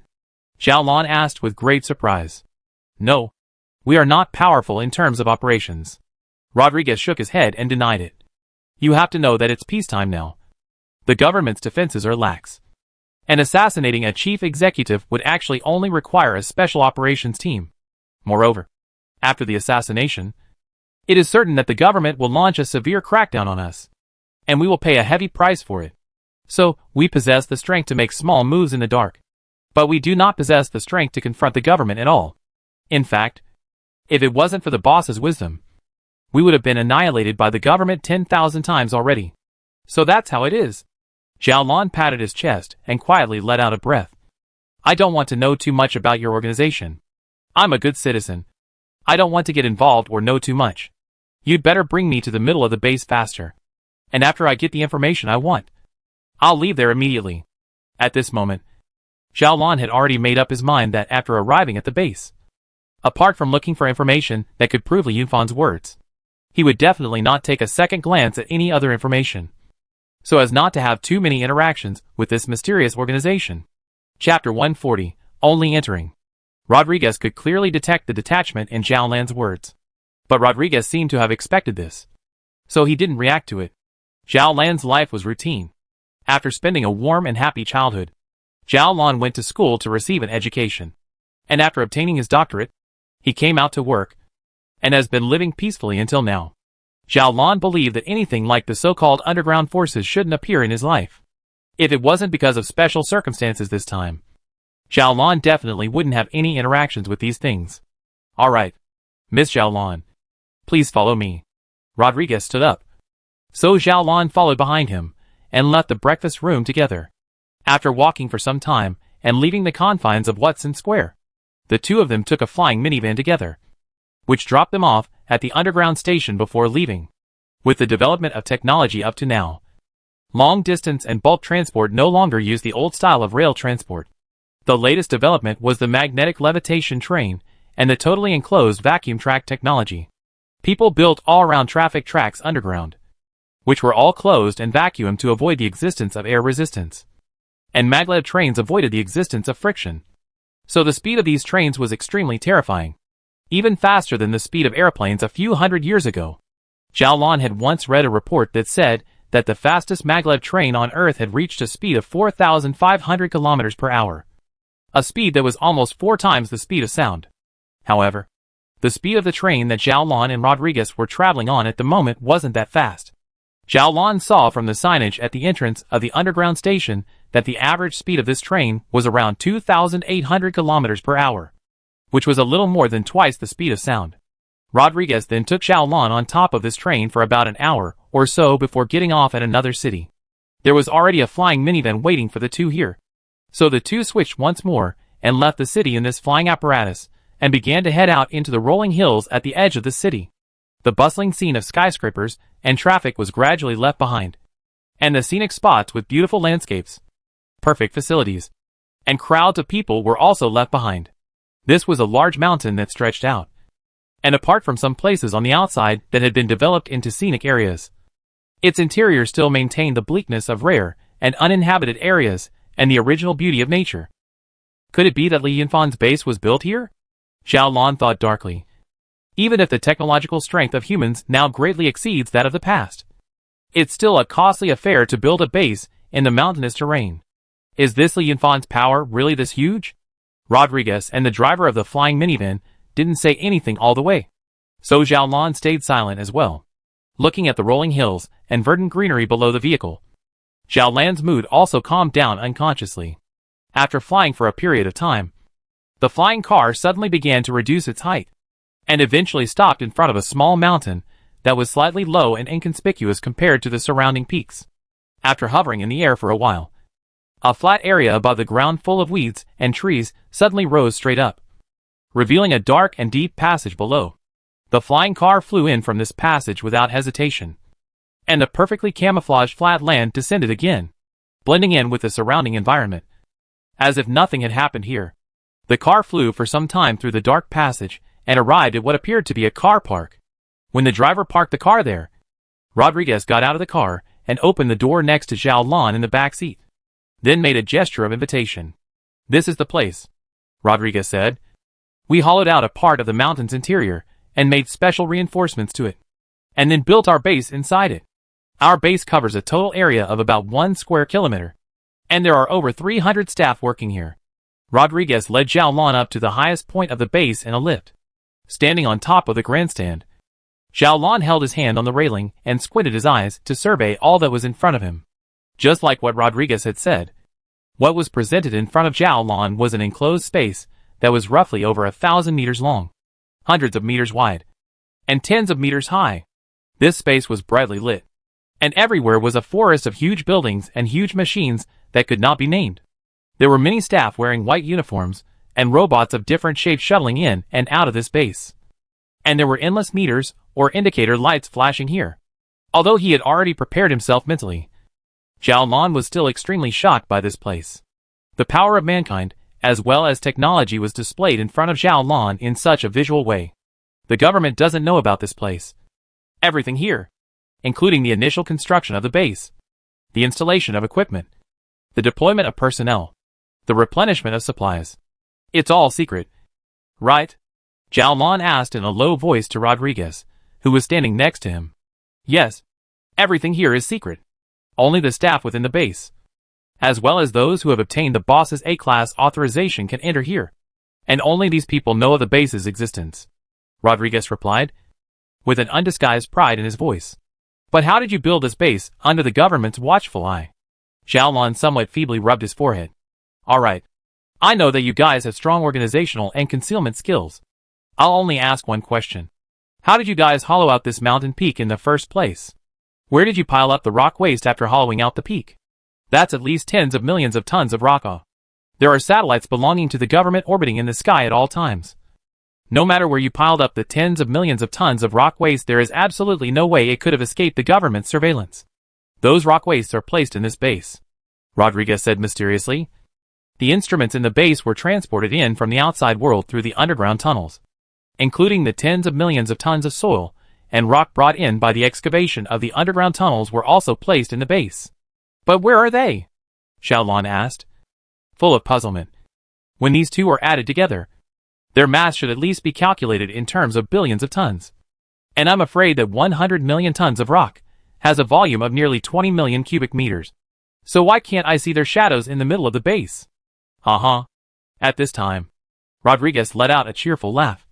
Miss Zhao Lan, as a matter of fact, it's not just those rock wastes from constructing the base and digging the underground passageways, but also the wastes generated by our staff's daily lives here, as well as from carrying out the scientific research, have never been transported out of the base. To tell you frankly, this is a base that only goes in and out. The materials we need are brought in from the outside world through the underground passageways, and the materials we discard are piled up in the base and never transported to the outside world. As for where exactly they are, sorry, Miss Zhao Lan, this is in the realm of our bases as classified secrets, and you don't have enough authority right now, so I can't tell you these secrets for the time being. Zhao Lan patted her head, throwing out these doubts in her mind for the time being. After Rodriguez said those words, a rough guess had already bubbled up in Zhao Lan's mind. But this guess was too shocking and too shocking. It even made Zhao Lan not dare to think carefully about the possibility of this guess. The most prominent impression that this base left on Zhao Lan was shock. After seeing this base, Zhao Lan's suspicion towards Li Yufan in his heart had been reduced to the lowest. Zhao Lan couldn't imagine just how high level of intelligence and superior ability Li Yufan possessed. Zhao Lan even doubted if Li Yufan was an alien or someone who had traveled from the future to the present. Otherwise, why would Li Yufan have such an ability to hold the identity of so many different industry leaders, and also be able to build such a huge base in the middle of this mountain under the close surveillance of the human civilization's government?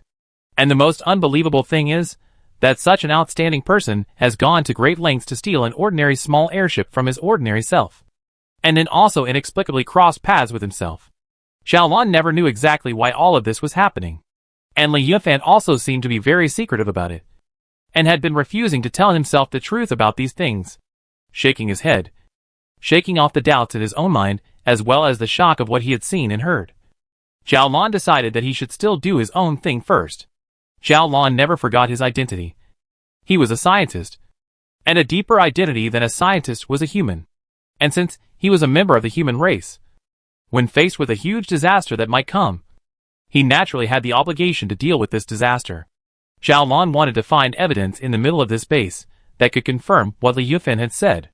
If the strange space that Li Yufan said had once existed in the solar system really existed, and if Li Yufan really believed that it did, then he would have a natural obligation to deal with this disaster. If the strange space that Li Yufan said once existed in the solar system really existed, and if Li Yufan had really conducted research on it, then those research data would probably reveal the truth about the phenomenon of stars disappearing abnormally. After the truth is known, Zhao Lan, or the human civilization, will be able to find a way to deal with this disaster. Rodriguez, please give me all the research data from your base on that strange space that once existed in the solar system, Zhao Lan said in a low voice. I should have the authority to do so. Chapter 141 Robochevsky Space. After hearing Zhao Lan's words, Rodriguez replied, Of course, Miss Zhao Lan. Of course you have this permission. Please come with me to the middle of my office, and I will give you all the information about that peculiar space. Zhao Lan then followed Rodriguez as they took the lift together and walked down the grandstand, on top of the road to his office. Zhao Lan once again appreciated how huge and advanced this base was. The countless interlaced cables and countless display screens and buttons made Zhao Lan feel a bit dazzled. Although Zhao Lan often conducted relevant scientific research and calculations, this was the first time Zhao Lan had seen such a scene. Zhao Lan also saw a fully enclosed building that covered a huge area compared to other buildings. Zhao Lan had already noticed this place when he was on top of the grandstand. It was a rectangular box-like building with a length and width of roughly 200 meters and a height of over 10 meters. And unlike the other buildings, the top of the building was also enclosed by a metal plate. So no matter where you looked, you couldn't see its internal structure. When passing through the gate of this building, Zhao Lan saw that the heavy metal plate gate was tightly closed, with a very advanced and complicated combination lock installed on it. And there was also a very conspicuous text warning message: if not permitted, no one is allowed to enter. There was also a very conspicuous text warning: no one is allowed to enter unless permitted. If the existence of this base was a secret, then this rectangular building was the secret of secrets. The warning message on it was obviously a warning to the staff inside the base, which meant that even the staff inside the base probably didn't have the authority to go inside. Rodriguez noticed Zhao Lan's expression, and could also see Zhao Lan's curiosity about this rectangular building. However, Rodriguez merely smiled faintly, and didn't give any explanation about it, all the way to Rodriguez's office. Then Rodriguez picked up the microphone and ordered a few words. And a few moments later, a staff member delivered a thick piece of information. You can take your time reading it here. It doesn't matter how long it takes, Rodriguez said. If there's anything you need help with, please ring this alarm, and I'll be here immediately. Okay. Thank you, Zhao Lan replied, and Rodriguez left the office, closing the office door in the process. This office was spacious, and the various arrangements were full of modern technology. This office belonged to Rodriguez, and from the arrangement of this office Zhao Lan could tell that the owner of this office must have a very high status amongst this base. Rodriguez probably belongs to the chief administrator level, and in Li Yunfan's absence, it's probably Rodriguez who presides over the day-to-day operations of the base. Zhao Lan made a dark guess, but didn't think too deeply in this regard. Zhao Lan didn't want to, nor was he interested in knowing too much about this kind of power hidden underground. Zhao Lan was merely an ordinary scientist, and in the foreseeable future, Zhao Lan had no intention of breaking himself out of this living situation. Zhao Lan picked up the stack of information, and the line of conspicuous headlines above the first piece of information entered Zhao Lan's eyes. Zhao Lan silently read, 7th Jupiter Science Expedition Voyage Log. What the document began to describe was obviously a space voyage, and the destination of this space voyage was obviously Jupiter. The document described in detail the departure and journey of the interstellar spacecraft, as well as the arrival and return of the ship. From the latest scientific discoveries of the field exploration to the air circulation system of the ship's voyage, all of which were recorded. Zhao Lan wasn't interested in these details, but the overall story of this information made Zhao Lan feel a little surprised. The human civilization's government hadn't yet taken the lead in carrying out manned landing activities on Jupiter and its satellite systems. and private Jupiter exploration activities were strictly prohibited. Almost every year there would be media reports of adventurers who had met with untoward incidents and were eventually buried in space. But according to the records on this material, the creator of this base, named Li Yunfan, had already made the trip, has made at least 7 landings on Jupiter, and has returned successfully every time. If even an underground figure has the ability to land on Jupiter and its satellite systems, then represents the entire human civilization, and can mobilize the resources of the entire human civilization. Of course, the human government also has the ability to land on the Jupiter system, and it is a huge scale of landing operations. However, the human government has not taken any action in this regard. From this aspect then, the government is just a little too conservative. Perhaps, the human government has lost the courage and interest to continue exploring space, and is merely satisfied with its current achievements. This situation made Zhao Lan sigh a little in his heart. But Zhao Lan likewise didn't dwell too much on top of this matter. Zhao Lan flipped through these messy recordings and directly flipped to one of the most crucial records. This was a record made with Li Yunfan as the first perspective. In this record, Li Yunfan wrote, "During the 7th Jupiter expedition's return journey, I chose a brand new route that no one had ever traveled before. But during the journey, I discovered some very strange things. On this return journey, I have been making observations of the river system number 239200917 BQ1. This is a distant river system that is very far away from Earth, at least 7 billion light-years away. This ancient river system seemed to be undergoing a new star birth movement, which meant many things. So I was always interested in it. But for some reason, as I advanced to a distance of roughly 70 million kilometers from the orbit of Mars, I suddenly lost sight of this distant river system in my telescope. I was traveling in the Fargo spacecraft at a speed of 220 kilometers per second relative to the Sun. And it was only after I had continued my voyage for about 8 hours that the trace of this distant river system appeared in my telescope once again. I was puzzled. I had plenty of fuel in the far sight, so I slowed the ship down and slowly returned to the area where I had been. And just as I expected, the distant river system disappeared from my view once again. I then maneuvered the far sight ship back and forth in this area, and after hundreds of attempts, I finally determined the approximate length, width and height of the area. These 3 figures are 6 million kilometers, 2 million kilometers, and 1,300,000 kilometers respectively. As long as I am in this area, my telescope will not be able to observe the distant river system. And as soon as I leave this area, the distant river system will reappear. I had to leave this peculiar region and return to Earth because of the fuel limitations I had brought with me. And then after a few months of rest and recuperation, I once again piloted my ship to this place. This time, I made more detailed measurements of the peculiar region, and finally got a picture of what it looked like, and determined that it was heading towards the inner solar system at a speed of about 1 kilometer per second. And that if there were no surprises, it would be approaching Earth's orbit in about 4 years' time, when it would probably overlap the Earth. But what would it really do for the Earth? Exactly what effect it will have on the Earth is unknown. Attached to this paragraph was an image that was irregularly shaped, probably like clouds in the sky, long in places and short in others. Obviously, this image was what the strange space that Li Yunfan had determined looked like. I led a number of scientists, and with my reputation amongst the scientific community, I obtained some help from other scientists under the premise of ensuring that the existence of this piece of peculiar space would not be exposed, and then launched a study on the nature of the peculiar space and where it came from. I tried to find out why certain distant objects could not be observed in this space. In my research, I found that in addition to river system number 239200917 BQ1, there are a total of more than 300 other recorded river systems that are not observable in this space, and that they are located in different positions in the celestial sphere. This negates the possibility that it is due to something like interstellar dust cloud obscuration. The team that I led made many speculations and conducted many studies, and finally concluded that the phenomenon of the anomalous disappearance of stars has nothing to do with the stars themselves. And the anomalous disappearance of stars has nothing to do with the stars themselves. And the anomalous disappearance of stars has nothing to do with the stars themselves. And the phenomenon is accidental and has never been observed before. But that was all.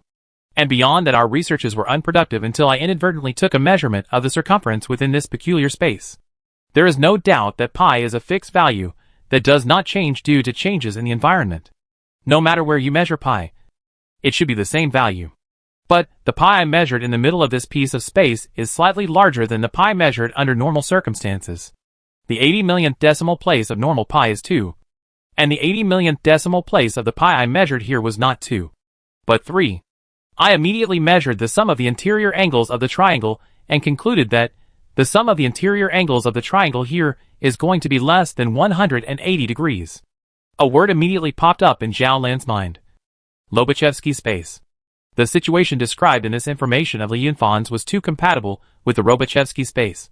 Only in the Lobachevsky space could the circumference be greater than pi, and the sum of the triangle's interior angles be less than 180 degrees. But the Lobachevsky space is only a concept in mathematics. How could it appear in the real world? Zhao Lan's mind was filled with questions. Chapter 142 Bottomless Abyss. Just as Zhao Lan thought, the Lobachevsky space was merely a space amongst mathematical concepts. It was a space described by Lobachevsky geometry. There were many peculiar phenomena within this space. For example, within this space, the circumference of a circle was larger than normal space, while the sum of the interior angles of a triangle was smaller than normal space.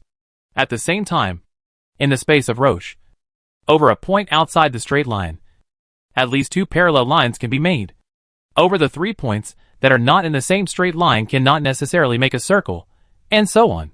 This was originally just a concept in mathematics.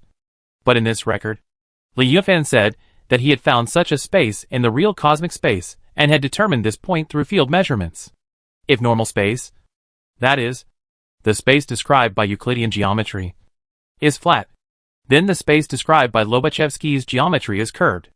Of the space described by Lobachevsky's geometry, if a space is curved, then it seems reasonable that the stars that can be observed in normal space cannot be observed in such a space. Zhao Lan could imagine a picture like that.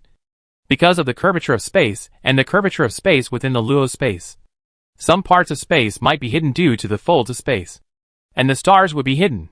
Because of the curvature and curvature of space in Luo space, some parts of space might have been hidden due to the folds of space, and the light from the star did not spread completely along the space, but directly crossed the section of space that had been folded, and directly spread to the other side of the folds. Then people who were in the space within the folds would naturally not be able to see those stars. This is like a river or a gully appearing in space. Light is an animal that jumps directly over the gully or the river. It jumped directly over and did not follow the wall of the gully to the bottom of the gully. As to why the farther away the stars disappear sooner, this can be explained by the curvature of space. Although a two-dimensional plane could be analogous to space, it was not exact in the end, and the characteristics of space could not be fully described by a two-dimensional piece of paper. Zhao Lan guessed that the stars that were further away from the Earth had a relatively greater curvature of space, so they were also more likely to disappear from the Earth's field of view. Could it be that, at this very moment, our Earth is in the Lobachevsky space?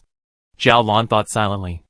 But the measurements of geometric data that we have carried out on Earth or Mars haven't found any anomalies. As long as this argument could be confirmed, that is, as long as people really found changes in pi or the sum of the interior angles of triangles compared to the previous data through measurements, people could really prove this point, and could deduce the angle of the spatial curvature through the specific numerical differences in the changes, and then calculate the perfect spatial model around the Earth through the geometry of Roche at this moment. If this could be done, then the mystery of the disappearing stars was solved.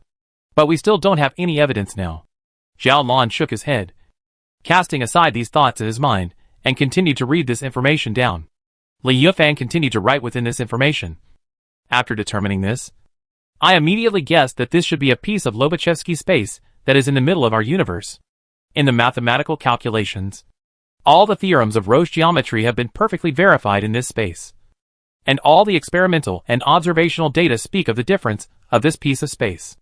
I do not know where this strange space comes from, and how it was born. It may have been born in the infinite depths of the universe, because of the war of some super civilizations, or some special physical processes in the cosmic environment. Who knows? And I do not know in what era it was born. I don't know when it was born. It may have been in a drifting motion, drifting in the endless universe for millions of years before it drifted into our solar system, and was finally discovered by me under a very fortuitous opportunity. Roche space and normal space is not the same. According to this reasoning, applicable to the normal spacecraft and mechanical equipment should not be able to exist in Roche space. The simplest example due to the change of pi. In the past can be the normal operation of the ball or bearing in the Roche space may become less rounded. The friction will be greatly increased, ultimately leading to mechanical damage. However, through my personal experiments, my ship can still operate normally in this piece of strange space. I'm guessing that this is probably because the spatial data changes are too small, and our current mechanical processes are far from reaching that kind of precision, which is why it doesn't affect us in a way that can be observed. Xiaolon thought that this bit of speculation was very logical. It was like a child casually spelling out a triangle with 3 wooden strips, because this triangle spelled out with 3 wooden strips was originally imprecise. So even if the triangle's interior angle sum was adjusted to 181 degrees, it probably wouldn't have any effect on the triangle. The mechanical technology of human civilization and the mechanical precision it can achieve is in a way similar to a child spelling out a triangle with 3 strips of wood. And there is actually no essential difference between the two. So the change in pi and many other spatial data did not have any intuitive impact on the spaceship that Li Yunfan was traveling in at that time. The real existence of Luo space seems to imply the feasibility of space curvature navigation. After all, if light can cross directly over certain folds of space without following space completely, it is this reason that leads to the phenomenon of distant stars abnormally disappearing when in Roche space. Then we humans should also be able to create a space curvature navigational system by means of technological means to create ships that can cross the folds of space. This seems to show a path for human civilization to build FTL ships. I, as well as the team of scientists I led, were very interested in this. So we began to focus our scientific research efforts on this aspect, and went all out to conduct research on that strange space. The textual narrative record left by Li Yunfan ended here, and what followed was a lot of mathematical model descriptions, physical properties descriptions, and some conjectures as well as a lot of calculations on the space. Although Xiaolon also had some knowledge of the field. But with that knowledge, he was completely unable to understand the calculation process. So Xiaolon couldn't read too much about these things. But even with Zhao Lan's scientific literacy, Xiaolon could tell that these calculation processes were very deep and complex, and that every step was naturally connected and logical. Such a piece of information, even if one wanted to fake it, would require extremely profound professional knowledge as a foundation. Ordinary people, or ordinary scientists, couldn't make such a fake even if they wanted to. Xiaolon flipped through the calculations, and then saw that the author of the subsequent research records had changed from Li Yunfan to Rodriguez. Obviously, after Li Yunfan's disappearance, the research on the strange space did not stop. And under Rodriguez's leadership, this team of scientists, who had strayed from the human government site, continued to conduct research on it. Xiaolon naturally knew where Li Yunfan had gone.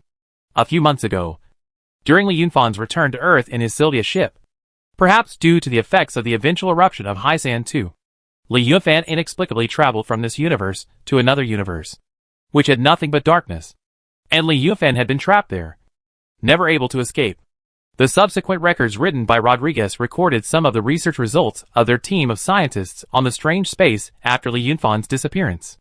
The most important record is that they found that since the Haisan 2 supernova eruption, the curvature of space in that strange space started to increase abnormally for some unknown reason, and its volume started to expand rapidly, even enveloping the entire Earth in it. And the structure of the strange space has produced more complex changes compared to the past. Led by Rodriguez's team of scientists are intense calculations and observation of the strange space of this change may bring to the Earth's impact. But so far, there have not been any concrete findings. The team of scientists led by Rodriguez didn't know what effects this strange space had brought to Earth. But Xiaolon, who was a member of the 105 Research Institute, knew very clearly. Distant celestial bodies continue to disappear abnormally, and the distance between the observable disappearing stars and the Earth is getting closer and closer, is the most intuitive manifestation of this impact. The closer the distance between the observed anomalous disappearing stars and the Earth, the greater the curvature of the space in which the Earth is located. When the curvature reaches a certain level, it may really be like what happened to Li Yunfan. The channel between the two universes will be opened, and the Earth will fall from this universe to that completely empty universe, and will be blocked by darkness and loneliness. And the way for human civilization to step into space and enter the interstellar age will be completely cut off. Human civilization will be trapped there after exhausting all the resources of the Earth. From the perspective of the Earth, the stars in the sky will disappear one by one, And eventually there will be no more bright spots in the sky. And the night sky of the Earth will become completely dark. And no stars will be seen in the vision of human beings. This piece of strange space is not just a piece of space. It was a bottomless abyss that was strong enough to trap a planet. Strong enough to make the entire human civilization extinct in despair. And it was a sharp sword hanging above the heads of all human beings. Faced with this possibility, Zhao Lan felt a bit shaky. Chapter 143, Space Interaction. Through the description in Rodriguez's document, Zhao Lan roughly knew the interaction between that strange space and Earth at this moment. Perhaps because of the Earth's gravity, or some other special reasons. The team of scientists led by Rodriguez did not observe any geometric values being altered in the Earth, or in the Earth's nearer space. Which meant that the space the Earth was in was normal.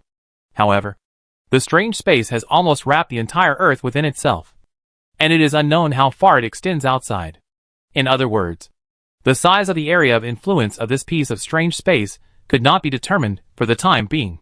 However, at this moment, even the farthest away from the Earth, equipped with enough to observe the distant celestial bodies of the detectors, have also observed the phenomenon of the disappearance of distant celestial bodies, which is sufficient to prove that I am afraid that the entire Pluto orbit within the solar system space have been affected.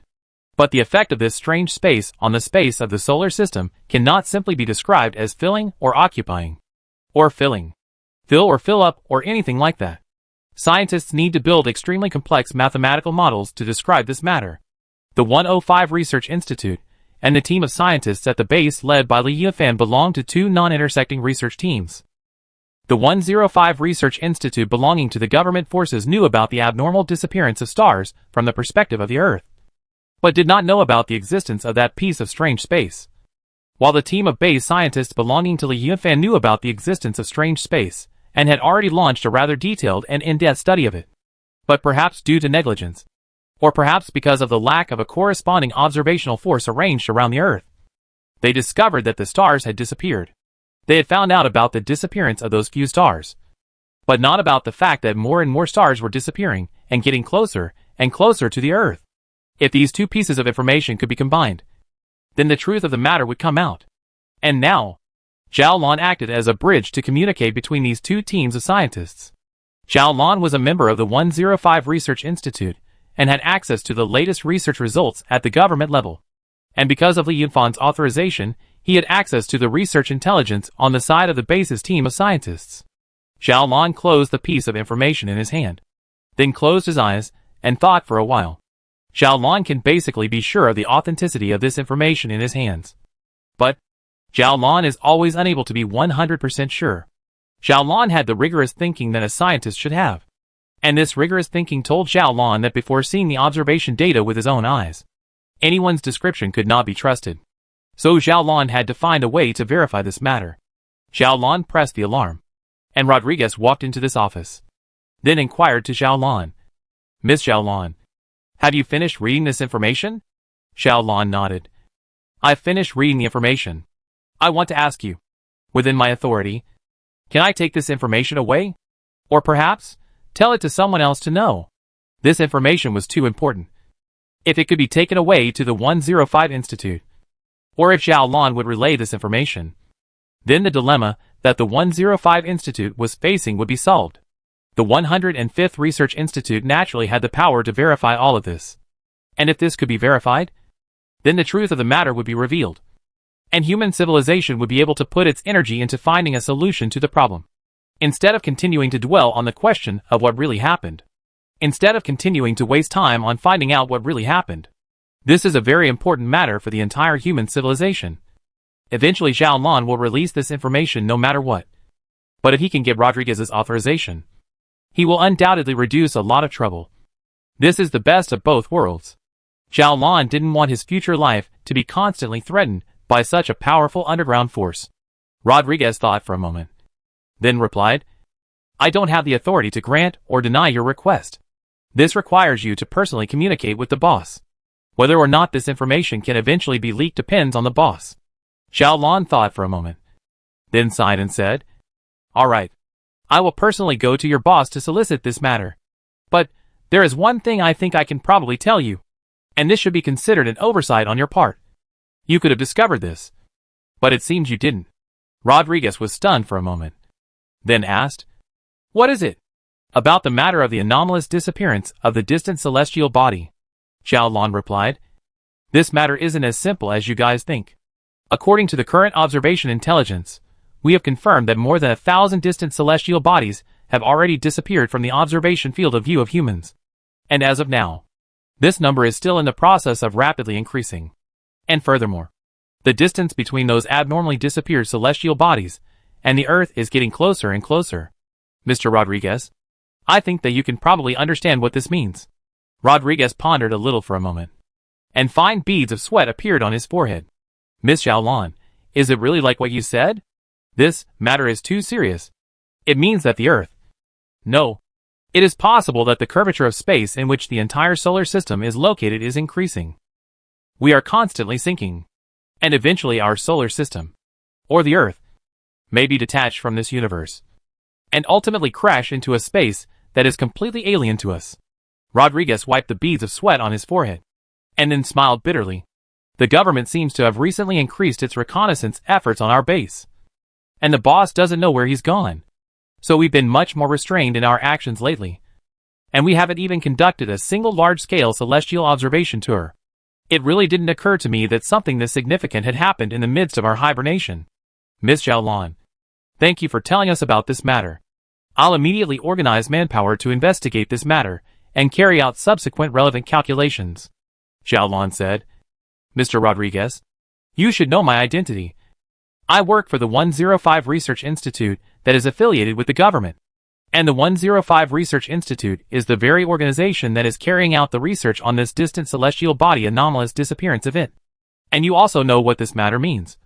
So I would like to tell the government about this information, and make use of the government's power to carry out research on this matter, in order to seek to prevent our entire humanity from being affected by this incident. Research.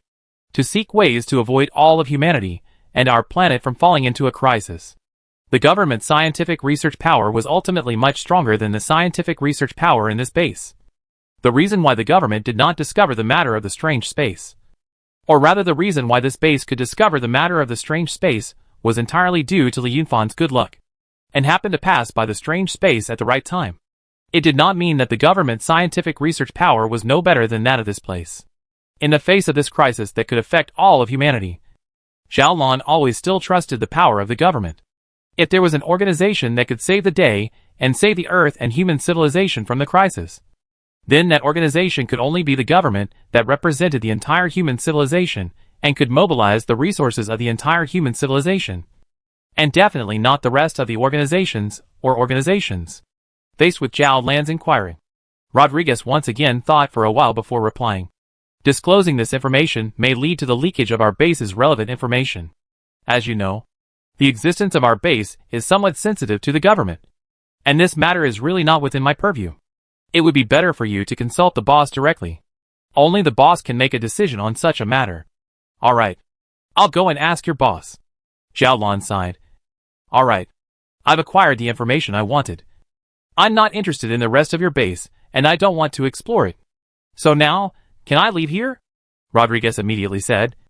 Miss Zhao Lan, you are a valued guest with A-class permissions. You certainly have the power to decide on your own itinerary. How could our base possibly go about restricting your freedom? If you wish to leave, I'll arrange for someone to escort you out. Alright. Please send me to Hope City. I'll come and take care of the rest myself, Zhao Lan said. Hope City was the city that Zhao Lan had arrived in before coming to this base. It was stretches of lofty mountains. So if there wasn't a proper means of transport, there was really no way for Zhao Lan to get back to Hope City by himself. So Zhao Lan returned to Hope City after about an hour. And after saying goodbye to the people who had sent him here, looking at the bustling flow of people in Hope City, and feeling the power of civilization and technology, Zhao Lan had quite a feeling of being a human again. Zhao Lan turned around and projected his sight into the distance once more. From here, one could vaguely see the shadows of the mountains in the distance. And if he hadn't witnessed it with his own eyes, Zhao Lan wouldn't have believed that in a place that the human government hadn't noticed. In the depths of those mountains, there actually existed a huge base like that, strongly suppressing the curiosity in his heart about that secret base, especially that fully enclosed rectangular building in the secret base. Xiaolon took out the communication instrument he was carrying with him. Then said, Li Yufan, has one thing I need to ask for your permission. I've already found the information I wanted in the middle of your base. So now I want to ask you if I can tell the scientists in the 105 Research Institute about this information? After saying these words, Xiaolon put away the communication instrument. Xiaolon knew that this signal would first be transmitted to his own ship that was moored in the middle of the Earth harbor, and then sent by his own ship to Li Yufan, who was in that strange universe. Chapter 144. You are under arrest. About a few minutes after Xiaolon sent that piece of information to Li Yufan, Li Yufan's reply finally arrived. You can tell other people to know about these things, but you have to promise me a condition. What condition? Xiaolon immediately inquired. You have to find your own explanation for the source of this information. You can't say that you got this information from amongst my base. You have to say that you acquired this yourself, Li Yufan said with a smile. You must not involve my base. Otherwise, this could have an impact on my base. Saying that, I found it myself? Xiaolon muttered. But this is the labor of an entire team of scientists in your base. And I just took it for myself? Or else, Li Yufan said. Could it be that in the midst of a relationship above the surface, you want to get involved with such an underground force? Or perhaps expose the existence of my base, causing the government to launch a siege on my base? Xiaolon thought for a moment, then said, Well, I'll find my own explanation for these sources of information. I'm going to personally head to one of the points in Robochevsky space among the calculations to take some field measurements and verify the authenticity of this information. If this information is indeed true, only then will I release this to the others. Whatever, Li Yufan replied. Using the power of a government agency to solve this problem is the most appropriate. I hope you will always remember your promise. I will release this information to you to help you learn the truth about this crisis. And I can even use my wisdom to help you, and also human civilization, solve this crisis. But you must remember that you must find a way to help me escape this universe to return to ours. This place is really too meaningless. There's nothing here, and I'm already about to be bored to madness here. Of course, I remember my promise, Xiaolon replied. But I think there are more suitable candidates to do this instead of me. You can only send messages on this frequency in that universe, and that message can only be received by me. How about this? How about I announce the message frequency and password to Rodriguez? That way, you can keep in direct contact with your men, who are a little more capable compared to me. No need. Li Yunfan's words still carried a smile in them. Xiaolon, do you then really trust that I will help you with all my heart and soul? As well as, do you really trust that I don't have any other plots as well as plans in this operation? No. There's absolutely no way for you to be sure. And in this case, placing the key interface between me and the outside world on you will help you form a certain deterrent for me. And I think that this will allow you to trust me a little more. Xiaolon patted her head. But Li Yufan, you have to know. Does this matter of whether I trust you or not mean anything to you? What does it matter if I trust you or not if you can communicate directly with your men anymore? This matter was the most doubtful place in Zhao Lan's heart. Xiaolon had already taken the initiative to hand over Li Yunfan's handle, and Li Yunfan refused on the grounds that he thought he could make Xiaolon trust him more. Xiaolon didn't think she was important to Li Yunfan. So why did Li Yunfan pay so much attention to his feelings? This is something you don't need to be concerned about right now. You'll know about it later, Li Yunfan said in a rather cryptic manner. If there is nothing else, you'd better go and verify the authenticity of this information as soon as possible. The signs of a crisis have already appeared, and the time left for us may be running out. All right. Xiaolon pondered for a while, and finally agreed before cutting off the communication with Li Yunfan. Xiaolon needed to procure some specialized measuring instruments, and then fly his new Sylvia ship to the measuring location to personally measure it to verify the authenticity of this information. Circumference could be measured through pure mathematical calculations rather than field measurements. If people had the need, they could calculate pi to 100 billion digits after the decimal point through mathematical calculations. And it was undoubtedly impossible to achieve such precision through field measurements. But this measurement mission was different. Whether in Euclidean space or in Lobachevsky space, some of the most basic mathematical operations would not change. If one calculated the circumference through calculations, it would be a number in Euclidean space, and it would still be the same number in Robochevsky space. So it was meaningless to do so. So Xiaolon had to use field measurements. Measuring tools with such a high degree of precision were hard to get. But as a scientist and being in this circle, Zhao Lan still had some methods. So Zhao Lan contacted a few of his friends, who were above the earth, and put forward his request. The acquisition of the measuring tools would take some time. So Zhao Lan decided to take advantage of this free time to stroll around Hope City. Having been away from Earth for too long, Zhao Lan felt that he was already a bit out of touch with society.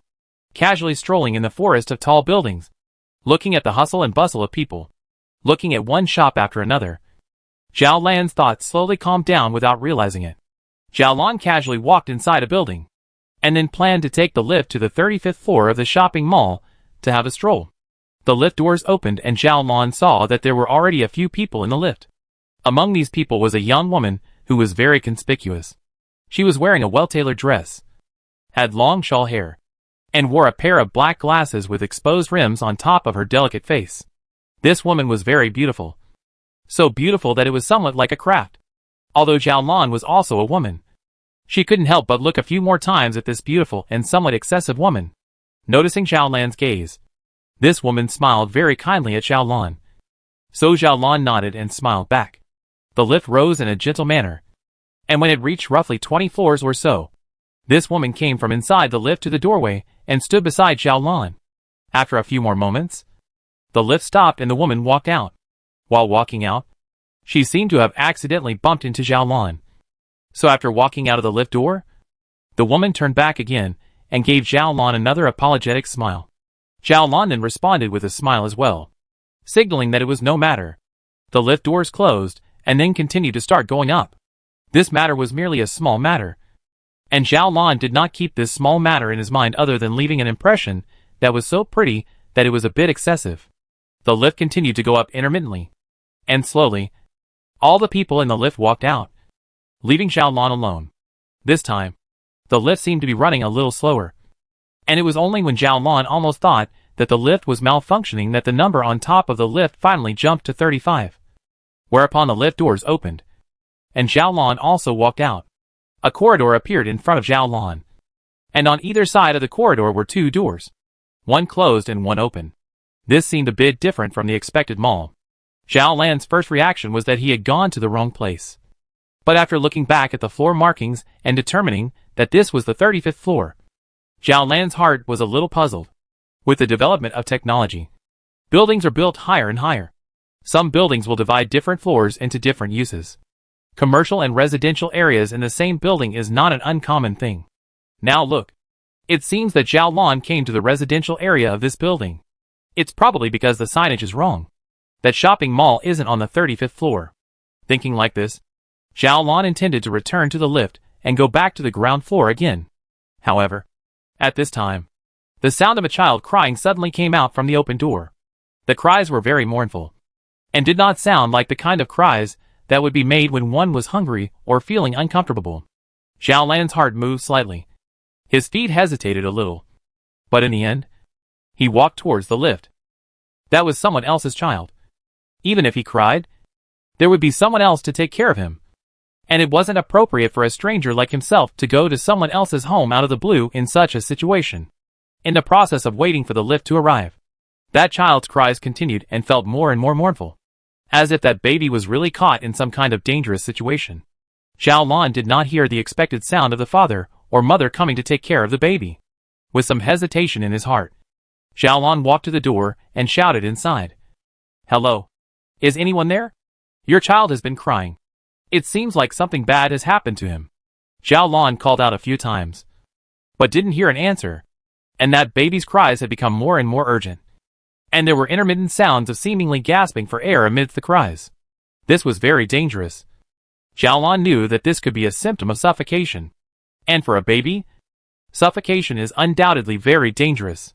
So Zhao Lan couldn't hold back any longer and finally walked over to this living house, walking along with the sound. Zhao Lan, however, did not find any crying babies, but merely saw a sound device. Even if Zhao Lan had already walked over here at the moment, its sound didn't stop. Obviously, this burst of crying babies came from here. Zhao Lan's heart was relieved and at the same time felt a little speechless. This was someone else's home after all, and it wasn't convenient for him to stay here. So Zhao Lan walked towards the door. But just as he stepped out of the doorway, a majestic voice rang out in a loud voice. "I'm a police officer. I announce that you are under arrest." Chapter 145 Adventurer Squad. That burst of baby cries had stopped at some point. And when that police officer's majestic voice reached Zhao Lan's ears, Zhao Lan just happened to walk to the door. When Zhao Lan turned his head, he saw several uniformed police officers aiming their firearms at him, and in a manner as if they were facing the enemy. The education that Zhao Lan had endured since he was a child let him know that confronting the police was an unwise act, and that even if he had any grievances, he couldn't disobey the orders of the police, especially the police who were pointing their guns at him. Cooperating with the police's investigations was the duty of every human citizen, and every human child who had just enrolled in school to receive an education would have been told this sentence. If one refused to cooperate, the police had the right to use further acts of force to subdue the suspect. "You are under arrest for the offense of burglary of a major trade secret." The policeman placed a set of documents in front of Zhao Lan, letting him look at it while saying with a serious face, "We ask you to cooperate with our investigation, and all of your rights will be guaranteed during this process. But if you disobey the order, we have the right to take coercive actions." Zhao Lan then immediately raised his hands, signaling that he wouldn't resist the police's orders, and then said, "I'm sorry. I don't know which of my actions are suspected of these charges. I know nothing about it. I will cooperate with your investigation, but I demand that a lawyer be contacted immediately to defend me." "You have that right. But for now, please cooperate with us first." The policeman still had a serious look on his face. "Now please turn around and stick close to the wall, while stretching your hands behind you." Zhao Lan didn't feel panic in her heart. She was merely a little confused because of these encounters. Zhao Lan did as he was told. So a female police officer came over and handcuffed Zhao Lan with a pair of handcuffs. And then together with another female police officer, they escorted Zhao Lan and descended down another lift, and then stuffed Zhao Lan into the police car and drove off in a puff of smoke. At this moment, a few thousand meters away from this building, that beautiful and somewhat surprising young beauty, who had once traveled in the same lift as Zhao Lan, was sitting in front of a display screen and watching closely. The display screen was divided into dozens of small windows, and each small window represented a monitoring and recording device in a different location. Under the young woman's gaze, Zhao Lan's figure was constantly shifting from one window to another. And finally, as Zhao Lan was escorted onto the police car, she shouted loudly, "Look! Look! Look! Zhao Lan has been taken away by the police. Our plan has finally succeeded. Zhou Xiaoming, Cruz, you too. Come and see." If you look at it from the outside, this young woman undoubtedly belonged to the refined, elegant, and quiet type. But at this moment, although her appearance had not changed in any way, and even her clothing had not changed much, but at this moment, between her shouting, where was there any trace of elegance present? Accompanying her shouting, a short young man who wore glasses, was slightly thin, always looked listless, and seemed to have not slept for several days in a row, came over, and turned his head away after only glancing at the display screen, and said with disdain, "How could our adventurer group personally go out to deal with a busted so-called scientist idiot and miss the mark? On the contrary, it's you, Anlia, who couldn't even do a good job of transferring the loot, and almost got caught by Zhao Lan when she stuffed the chip into her pocket. In my opinion, you should really step up your training. Zhou Xiaoming, are you mocking me?" And Leah narrowed her eyes. Her slender white jade-like arm reached out and grabbed Zhou Xiaoming, a skinny man's chest, and with a slight force she actually lifted Zhou Xiaoming's entire body. "And boobs are big and brainless. Who are you talking about? Is my chest smaller than Zhao Lan? Are you saying I have no brain?" Zhou Xiaoming was suffocated to the point where he kept coughing and struggling, but he was never able to break free from the grasp of Anlia's seemingly slim and soft arm. "And Anli, don't forget, after the last time I developed a set of selfie software especially for you, you already promised not to use violence against me anymore. You can't break your promise." And Elia still maintained her smiling expression, but her voice became more and more full of flirtation. "Promises are a matter for you men. Who would go and ask a beautiful, gentle and lovely lady to keep her promises? Cruz, don't you think so?" Cruz was a chubby, half-bald head, very ordinary-looking middle-aged man. At this moment, he was also gathered in front of the display screen to watch the image of Zhao Lan being taken away by the police. But in his hand, he was constantly playing with a small stone. It was just an ordinary small stone. But in his hands, he was playing out thousands of complicated tricks. And under the control of his 10 flexible fingers, it was as if the small stone had a life of its own. Don't ask me. This has nothing to do with me. In the face of Andrea's inquiry, Cruz very wisely chose neutrality. However, I think you should put Zhou Xiaoming down for the time being and let him continue to operate his broken computer. Otherwise, our intrusion into the police surveillance system will most likely be discovered. And Anelia casually put Zhou Xiaoming down, while Zhou Xiaoming quickly fled from Anelia's side with an obscure face. Anelia clapped her hands, then said to Cruz, "My great mechanical expert. Mr. Cruz, may I ask if you have modified my Leah's flying car yet? If you still haven't modified it properly, I don't mind lifting you like a dumbbell for 100 times, yo." Cruz immediately replied, Right away. Right away. I still have one more part that I haven't made yet. After I make this part and then install it on top of your flying car, I guarantee that as long as you step on the throttle, your flying car can even directly break free from the Earth's gravity and rush into space. I know. I know. Don't worry. The sound system won't be affected in any way. The kind of bloody and violent style of music you like will definitely be presented in the most perfect way under the sound system that has been specially modified by me. That's good. Anelia nodded her head in a good manner, while Cruz, as if amazed, quickly fled from Anelia's side as well, and ran back to his own workbench to get busy. Anelia took out a nail clipper, and while carelessly trimming her already neat nails, she looked through different surveillance windows at the image of the police car holding Xiaolan as it sped along the highway above, and said, "The boss hasn't contacted us for several months. I don't know where the boss has run off to. Without my close protection, I don't know if he's in any danger right now. AI. Staying inside this adventurer rescue organization all day long to muddle along, facing those idiotic to the core Jupiter adventurers all day long. It's so meaningless. Who is the boss? The boss is Earth's #1 legendly fan. How could he possibly be in danger?" Zhou Xiaoming said. "Even if the Earth blew up, I'm afraid the boss would be alive and well. I don't know when the boss will return." Cruz sighed. "Without boss as the captain, this adventurer squad of ours always feels like something is missing. That said, the boss hasn't assigned a mission to us since he disappeared a few months ago, thinking that I, Cruz, as an unearthly mechanical genius, am now relying on modifying a crappy flying car to muddle through. This is really a great waste of my life. If you dare to say another word about my Leah's flying car sucking, I don't mind letting you experience the taste of being used as a dumbbell." The smile on Leah's face grew more and more gorgeous, while Cruz was immediately silenced and immediately closed his mouth. "Yo. Look.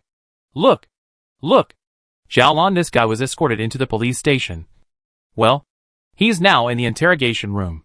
Haha. Dare to harass our adventurer squad. This is what you'll get. If I don't properly screw you over once, how can I get this bad anger out of my heart?" In the middle of the screen, the bewildered Xiaolan was escorted to the heavily guarded interrogation room. And before the screen, the smile on Anelia's face grew brighter and brighter. "I said, Anelia." Zhou's hands kept jumping on top of the keyboard while saying, "Xiaolan is at least a descendant of our human hero, Zhao Watson. And that time the blank message sent to our adventurer rescue organization might have just been an unintentional mistake. So why are you making such a big deal out of screwing her over? Mindless mistake? A thoughtless mistake can get the name of the boss's ship and the ship number right?" Andrea snorted. "If it was simply passing on false information, it would be fine. We've seen plenty of people like that anyway. But this Xiaolan guy even used the boss's Far Cry ship number to fool us, causing me to really think that the boss was in danger. And searching for the source of the signal didn't yield a signal, causing me to worry about it for a few days for nothing. Okay.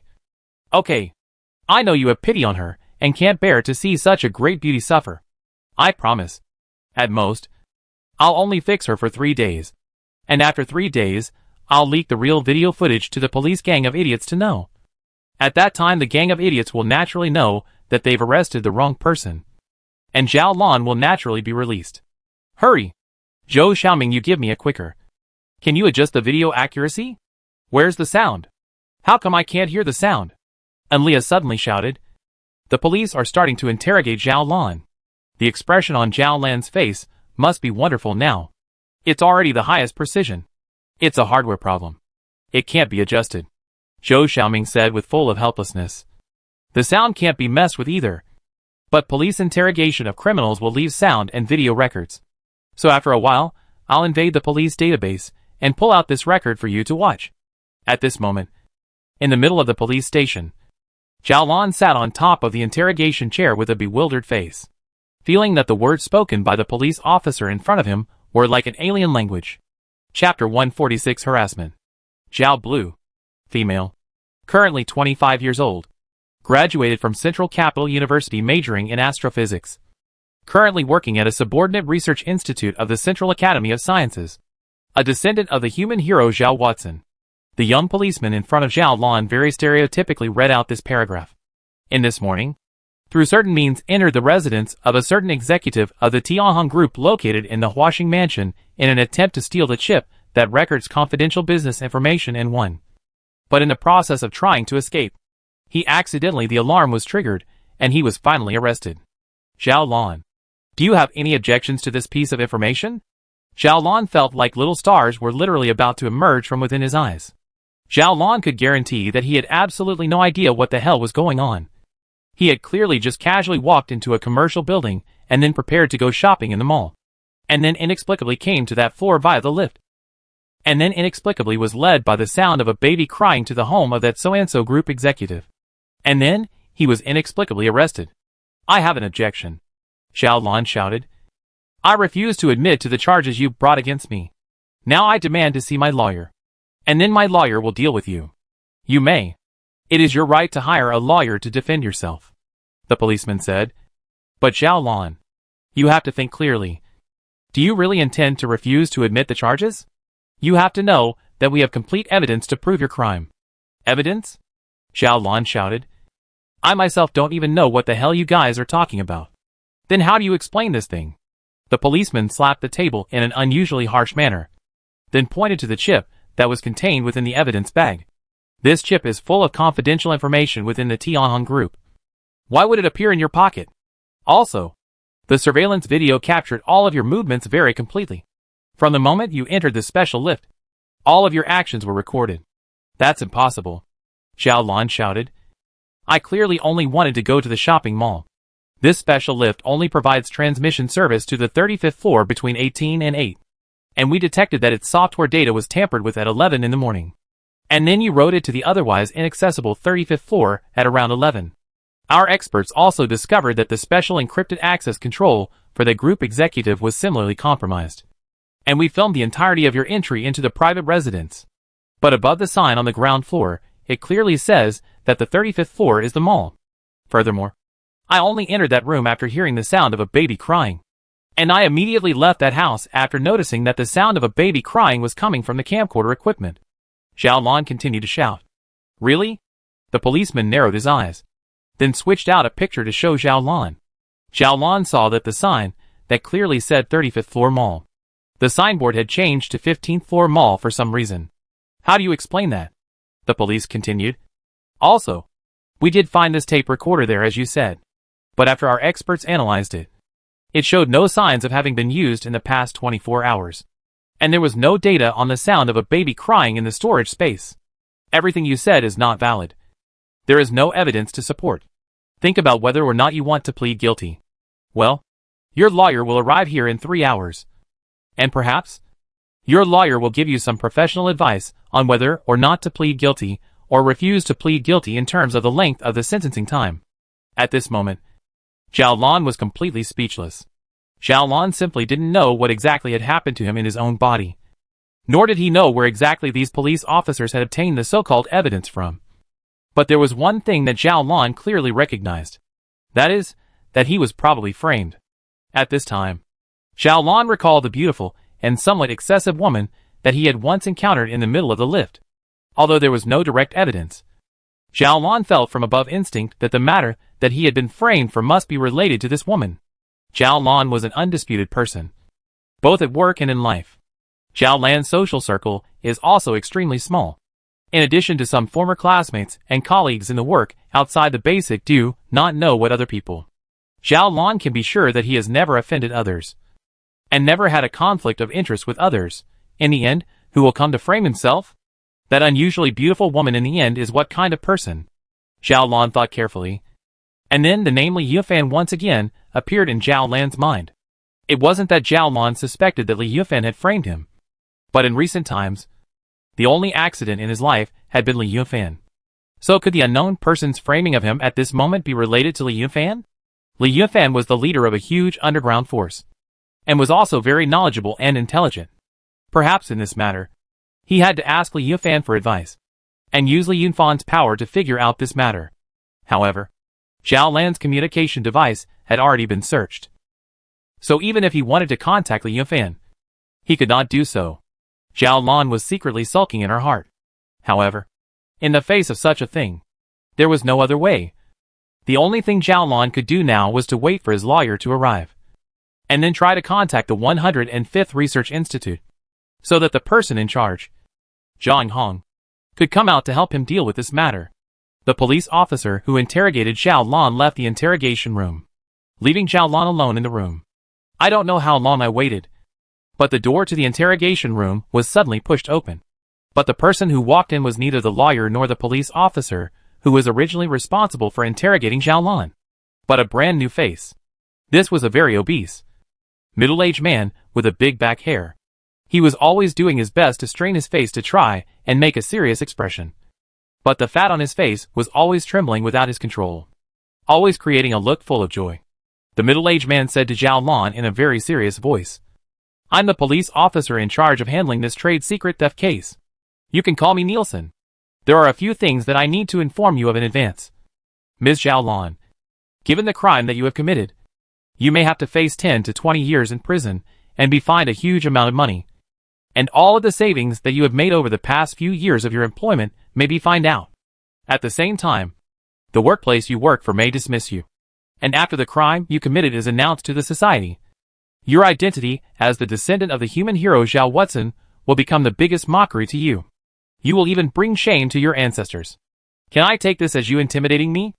Zhao Lan sneered. "I refuse to talk to you again until my lawyer arrives and until the judge makes a final pronouncement on me." Nielsen spoke with indifference. "Even if it's intimidation, so what? Don't worry. I've already switched off the surveillance equipment here. Everything I say to you and everything I do to you will not be recorded. At the same time, I have to tell you a bad news. The existing evidence has already formed a complete chain of evidence against your crime accusation. Even if you do not plead guilty, the judge can also rely on the existing evidence to make a pronouncement on you. So even if you ask a lawyer to come is also of no use." Zhao Lan had a slight bad feeling in his heart. "What exactly do you want to say?" Nielsen smiled slightly, then walked over to Zhao Lan and looked at him with a condescending gaze.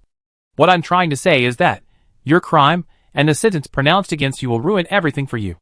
Your life, your reputation, your job will all be affected, and you will lose it all. And I can help you with all these things, as long as you promise me a small condition. I can coordinate with that executive from Tianhong Group and get him to change his testimony and drop the charges against you. Your conviction won't stand. You will still have everything you have. You won't lose anything." Zhao Lan frowned slightly, then asked, "What conditions do you want me to promise you?" Zhao Lan vaguely felt that this guy named Nielsen was probably involved in the matter of himself being framed. If that was the case, Nielsen's next request was probably their true purpose for framing him. However, what exactly did he have that was worth letting someone make such a big deal out of it? Zhao Lan's mind gradually began to tighten. This was because Zhao Lan sensed that what Nielsen said next would probably unravel the mystery completely. But Nielsen's next action greatly exceeded Zhao Lan's expectations. After Zhao Lan started to ask, Nielsen bit his fat body, then lifted Zhao Lan's chin with his thick and short fingers, and his voice started to become lascivious. "As long as you promise to accompany me for one night." "Oh!" The descendant of the human hero Zhao Watson has a wealth of expertise as an astrophysicist, and the key thing is that it's so pretty. I'm very interested in you. Just need to accompany me for one night, and you will be cleared of all your charges." In this instant, Zhao Lan felt goosebumps rising all over his body, and there was a vicious chill that spread throughout his body in an instant. The breath from Nelson's mouth between his words sprayed on Zhao Lan's face, causing Zhao Lan to have a feeling of wanting to vomit. Zhao Lan's eyes widened, and she violently threw her head to break free from Nilsson's fingertips that were rubbing her chin. Then spat a mouthful of saliva on Nilsson's face while shouting, "You disgusting guy. I'm going to sue you for rape. I'm going to ruin your reputation and make you spend the rest of your life in jail." Chapter 147 Crazy Earth. At this moment, Xiaolon felt like he was about to explode with anger.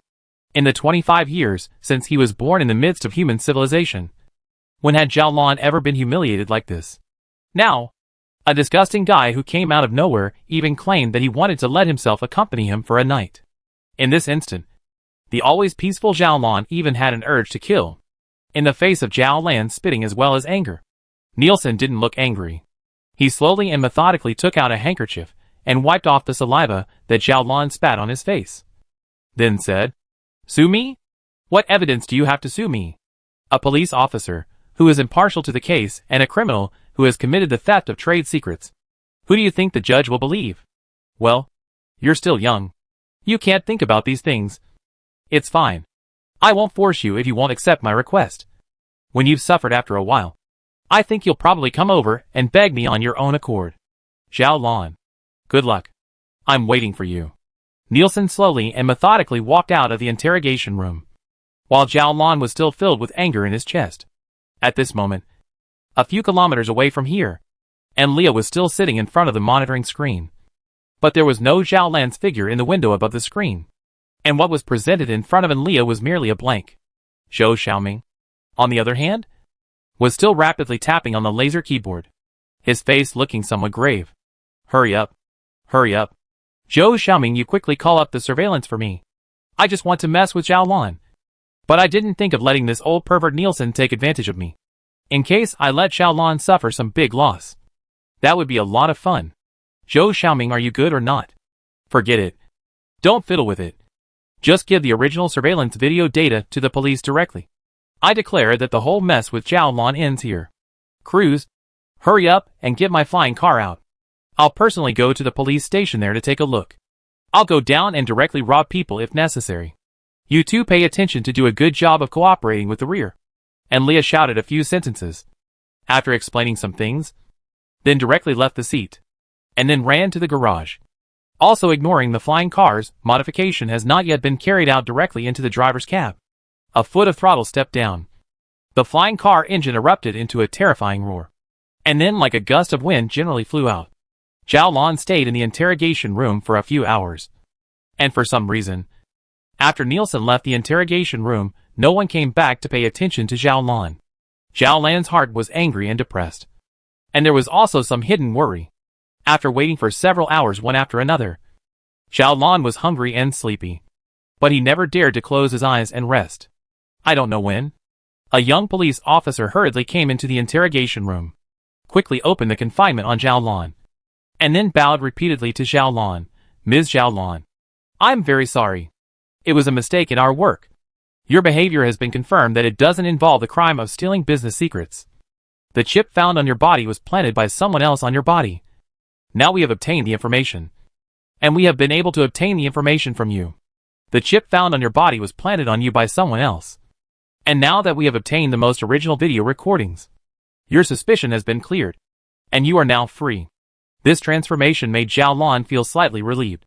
But just a moment later, the anger in Xiaolan's heart bubbled up and could no longer be controlled. Xiaolon angrily slapped the table, then shouted, "A work error? Imprisoning me for 5 hours because of a work error? And that what's his name Nilsson?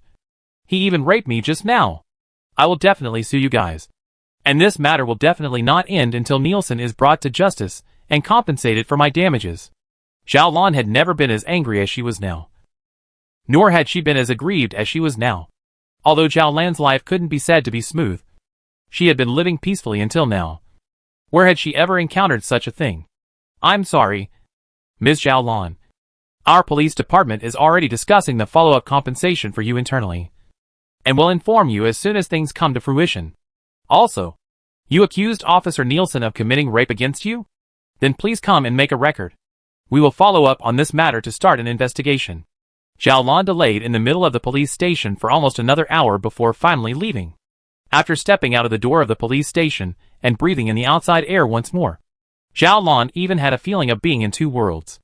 Xiao Lan's heart was filled with anger, but he couldn't find a channel to vent it. Thinking about it, he had no choice but to leave here first, and then slowly come back to hire a lawyer and start a lawsuit or something like that. Xiao Lan turned around, facing the police station door in spite of the image of the vicious middle finger, and then turned to leave. Just walk not a few steps. There was a voice full of eerie meaning behind him that came over.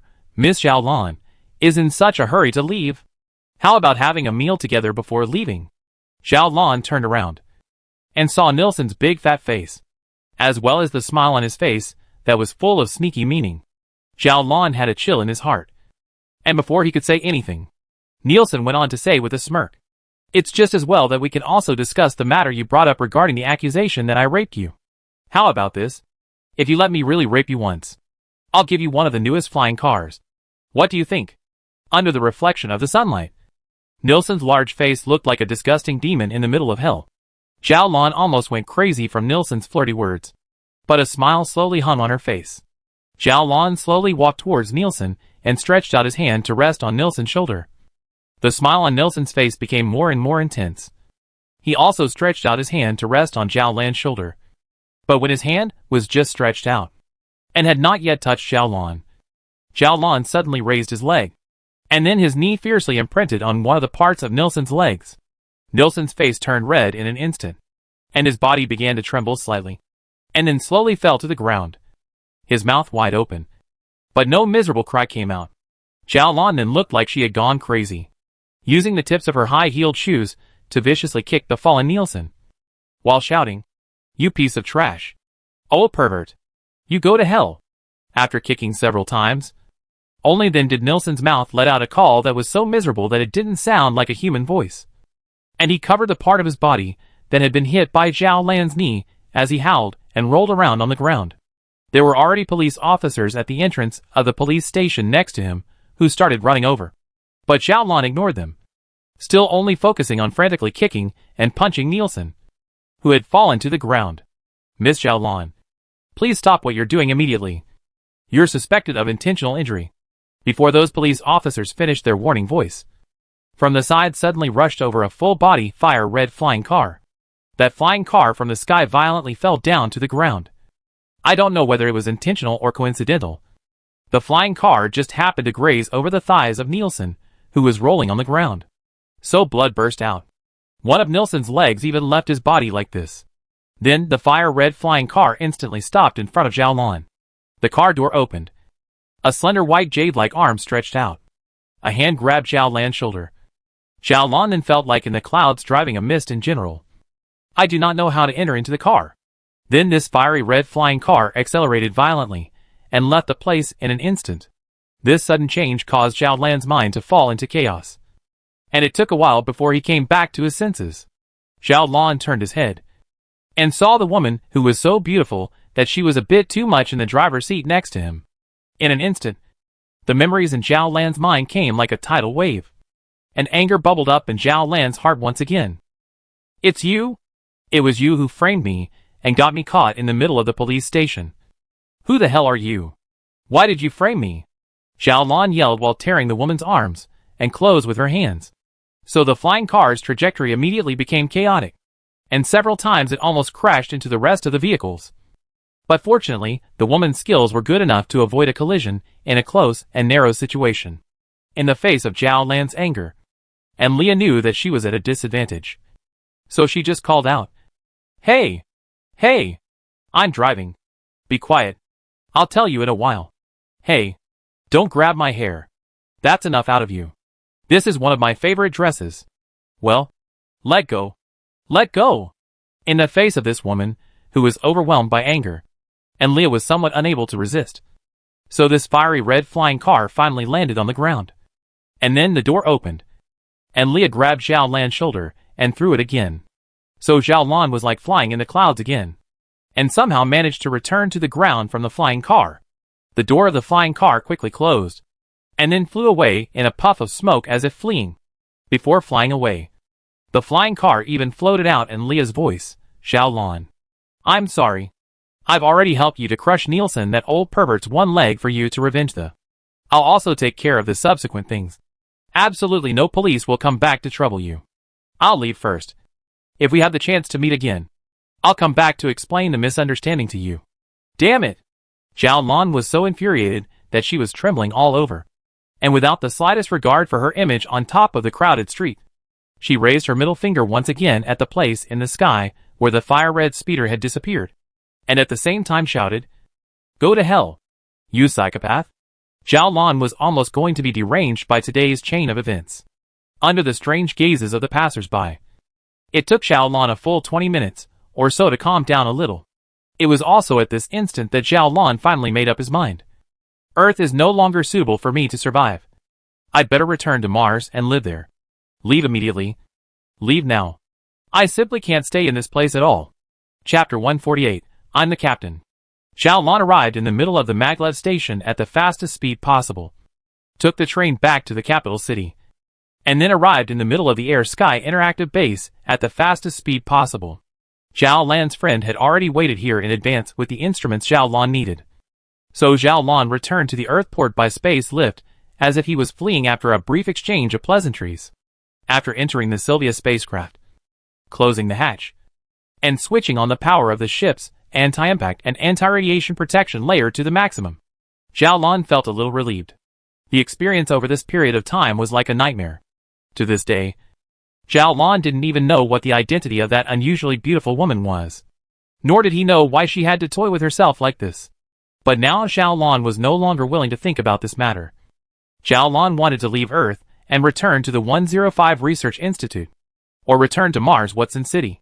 Zhao Lan thought that as long as he escaped from Earth, these weird nightmare-like things would probably be far away from him. Not to mention that he still had important things to do. It was a major event that concerned the fate of the entire human civilization. And that was what Zhao Lan needed to do with all his might. After slowly calming down the various emotions in his heart, Zhao Lan finally calmed down. After launching the ship and receiving the message of permission to leave port from the Earthport, Zhao Lan finally made a decision. After receiving the message of permission to leave from the Earthport, Zhao Lan finally made a decision. Still follow the original plan. First go to the Robochevsky space in the calculations to verify the authenticity of the information, and then return to the 105th Research Institute. This time, Zhao Lan's long-awaited holiday on Earth ended hastily like this. Not only did Zhao Lan not relax his body or his spirit, he instead reaped the rewards of that nightmare-like experience.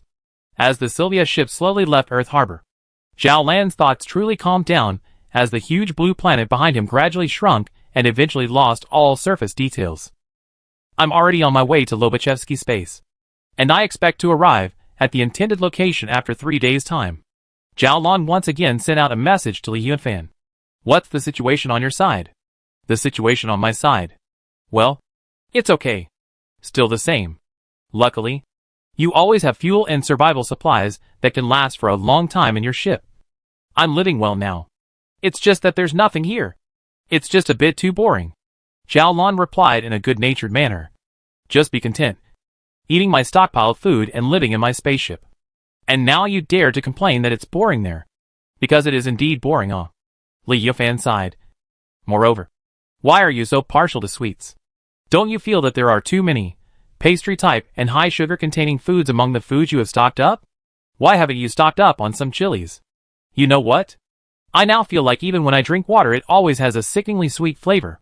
Zhao Lan's willow eyebrows rose, and she nonchalantly opened her mouth to reprimand.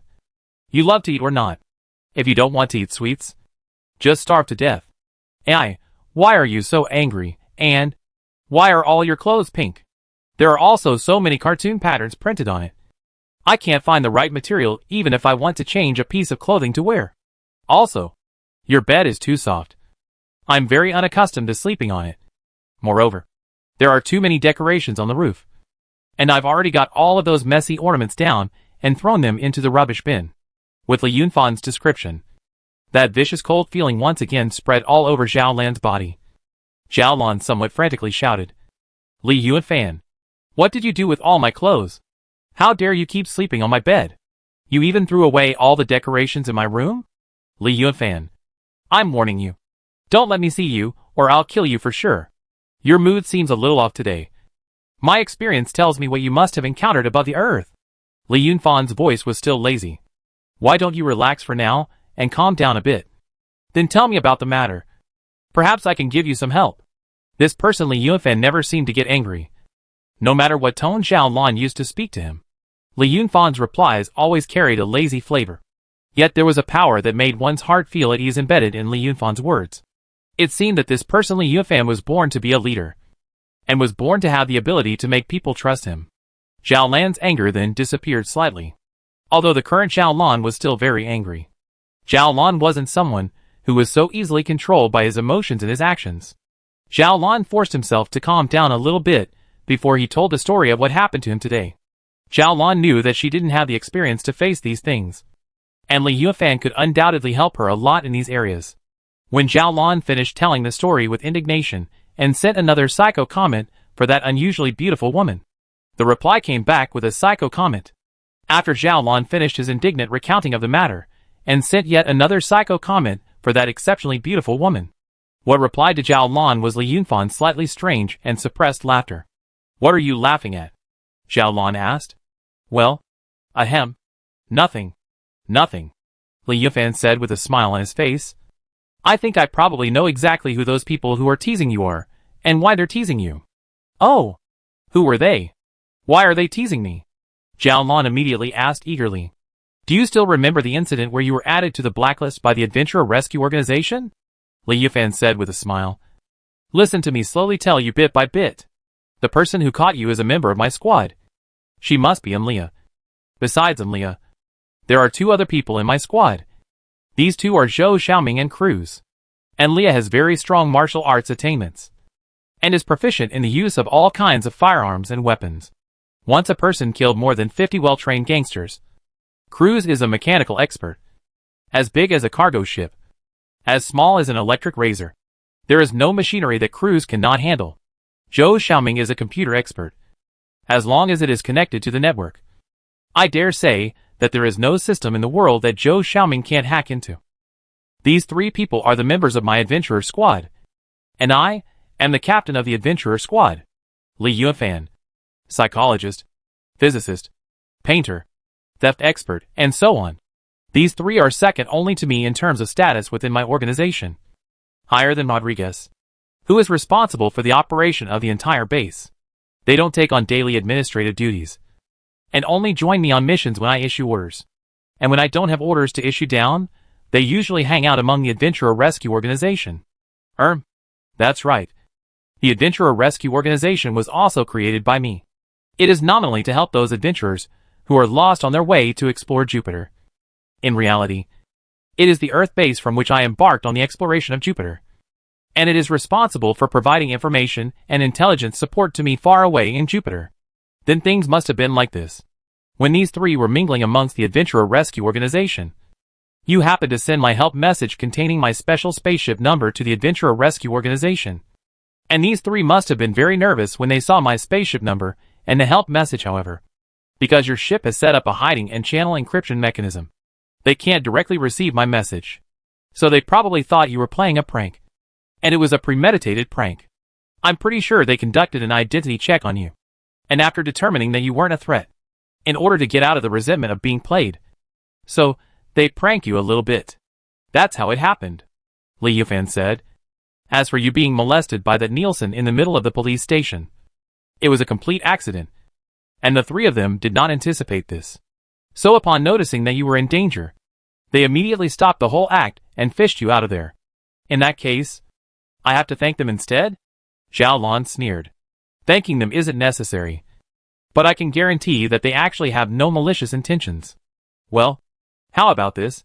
How about I have them come and apologize to you in person? If you're still not satisfied, how about I let them go find that Nilsson's trouble? To live or die depends on your words. Li Yunfan's words were filled with indifference. But it was this indifference that made Zhao Lan feel a little alarmed. No matter what. That was after all a human life. And Li Yunfan clearly didn't consider a human life to be a big deal. Zhao Lan had not been exposed to such a scenario in the past. Although he was angry in his heart, Zhao Lan was after all a calm person. So he said, forget it. Although that Nielsen is detestable, one of his legs has already been crushed by your men. Although it can be picked up again in the future, The bitterness that he has suffered is also enough. Moving to take people's lives and whatnot is a little too bloody. Screwing him out of his position as a police officer and not letting him wreak havoc on more people will also be fine. Very well, Li Yufan said with a big smile. Zhao Lan, are you always full of goodwill towards this world? Even when people offend you like that? Do you always try to restrain yourself? Although this kind of character of yours is good, it's very easy to suffer oh so easily. That's my business, not yours, Zhao Lan said without any good humor. I usually stay in the middle of the institute. Where is it as chaotic as your social circle? I do my own research peacefully, and don't usually go out. Could others still take the initiative to run into the middle of the institute to bully me? Li Yufan let out a series of meaningless exclamatory sounds before saying, Alright. Just do as you say. You send the following cryptic message accompanied by your request to this following internet address. Your matter will naturally be taken care of for you. Chapter 149, 4 and 6. As time passed, Earth, the planet that carried all the hopes of human civilization, finally turned into an ordinary star. At least, that was how it seemed to Zhao Lan. The Earth no longer had any of its remaining features other than being a little brighter than the other planets in the Star River. Zhao Lan's Sylvia ship had been traveling in the vast universe for 3 days. During these 3 days, Li Yufan sent another batch of observation information to Zhao Lan about the empty universe he was in. Because the ship that Li Yufan was traveling on wasn't a professional scientific research ship, the information that was sent over wasn't complete or accurate. But even so, the information was enough to make Zhao Lan's heart feel heavy. That universe is really too scary. A piece of stagnant water. An empty space. Zhao Lan even doubted that there was time in that universe. This concept. Time is a physical quantity that describes the movement of matter. Without matter, there is no time. Or time has no meaning. For that universe, 10,000 years or 100 million years would make no difference. Under such circumstances, the ship that Li Yufan was traveling in could actually maintain the normal passage of time. And this was the thing that made Zhao Lan feel the most incredible. Furthermore, it didn't seem to be troubled by entropy increase or energy loss. An empty, completely empty universe had a fixed entropy value, while a spaceship with matter arranged according to a certain law had a lower entropy value.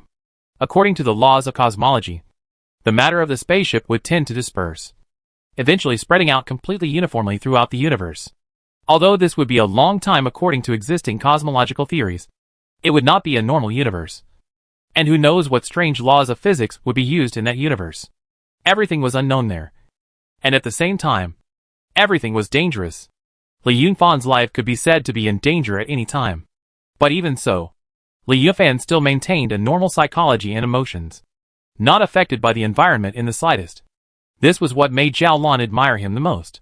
The more he knew about Li Yufan, the more Zhao Lan admired Li Yufan. Sometimes Zhao Lan even had this thought. If this star tribulation is real, if human civilization will really face the threat of a life and death crisis, then, maybe human civilization will really have to rely on Li Yufan to get through this crisis. And Li Yufan might really be able to save the day, like my ancestor Zhao Huaxing's power to save the day. After all, this person is too powerful. I don't know who else can match him amongst human civilization. During these 3 days of sailing, Zhao Lan was already nearly 30 million kilometers away from Earth, and less than 1 million kilometers away from that point in Robochevsky space in the calculations. After confirming some things with Li Yufan at last, Zhao Lan set the ship into automatic navigation mode, then left the pilot's seat and went to the control cabin, ready to maneuver those most precise observation instruments to start making measurements. The optical instruments preferred to project a circle on top of a flat curtain that had been prepared in advance and was in a vacuum environment, and stored the circumference data of the circle in the instruments, while Zhao Lan manipulated the observation instruments to start measuring the diameter of the circle. After obtaining the diameter data, Zhao Lan divided the perimeter and the diameter to obtain a series of data. 3.141592657. Zhao Lan silently recited the string of numbers. This string of numbers was very familiar to Zhao Lan. In fact, as early as a dozen years ago, Zhao Lan had memorized all the numbers in this string of numbers from the decimal point to the 1000th digit. After comparing this string of numbers with the precise pi numbers derived through mathematical calculations through the program, Zhao Lan came to the conclusion. The instrument's accuracy in measuring pi is as high as 300,000 digits after the decimal point.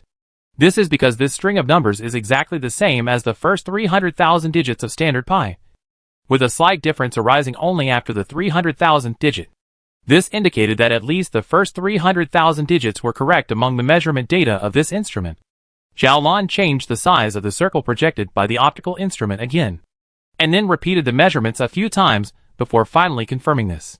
After making the accuracy certain, Xiaolan stopped operating and started waiting. The airship was still traveling silently, because the airship was constantly decelerating. It took the airship a full 8 hours to travel the 1,000,000 kilometers. Then the spaceship maintained a state of relative stasis with the sun and stopped here. There wasn't much difference between the universe here and the universe elsewhere. It was all the same, empty and dark. Xiaolan's line of sight through the porthole could still see the sky full of stars, the bright sun in the distance, and the planet next to the sun that was faintly glowing with blue light. The ship was working just as normally here, and the navigators and gyroscopes were working just as normally, without a single abnormality. But Xiaolan knew that this place was unusual. This was because the mathematical model calculations showed that this place must be different from somewhere else. If this was normal space, then it meant that the mathematical calculation process had gone wrong. And Xiaolan thought that something like that couldn't possibly happen. Xiaolan took a deep breath and maneuvered the optical instrument to once again reflect a circle within the vacuum environment, and then used the measuring instrument to once again measure it. 2 numbers were quickly derived and fed into the calculation program to begin calculating. And soon, that number extended out to hundreds of thousands of digits, and was still extending rapidly. The measuring accuracy of this instrument was 300,000 bits. So too many bits were completely unnecessary. Xiaolan then stopped the calculation process, and then input the pi data through the program into the comparison program. The program simply ran OK for a split second before presenting the results of the calculation. Xiaolan slightly narrowed his eyes and looked at the results. The calculation results were just as Xiaolan expected. The pi data measured in this Lobachevsky space was exactly the same as the first 237,684 digits of the pi data measured in Euclidean space before, with a deviation in the 237,685 digits. The data measured in standard space was 4, while the number measured here was 6. And Xiaolan already knew that the measuring precision of this instrument was 300,000 digits. That is to say, the first 300,000 digits of these 2 different strings of numbers are correct, but they are not the same as each other, which only proves that it is space that has produced a change. There is some distortion or unevenness in space, and it is this change in space that causes the change in pi. The result of one measurement may be a little inaccurate, so Xiaolan repeatedly carried out dozens of measurements. However, the result of each measurement was exactly the same. The number above the single digit was always 6. Xiaolan gently out of a breath, and then stopped measuring. Will be all these arithmetic data stored in the computer. Things had developed to the point where everything Li Yufan had said had been confirmed, and the real situation was a bit worse than what Li Yufan had said.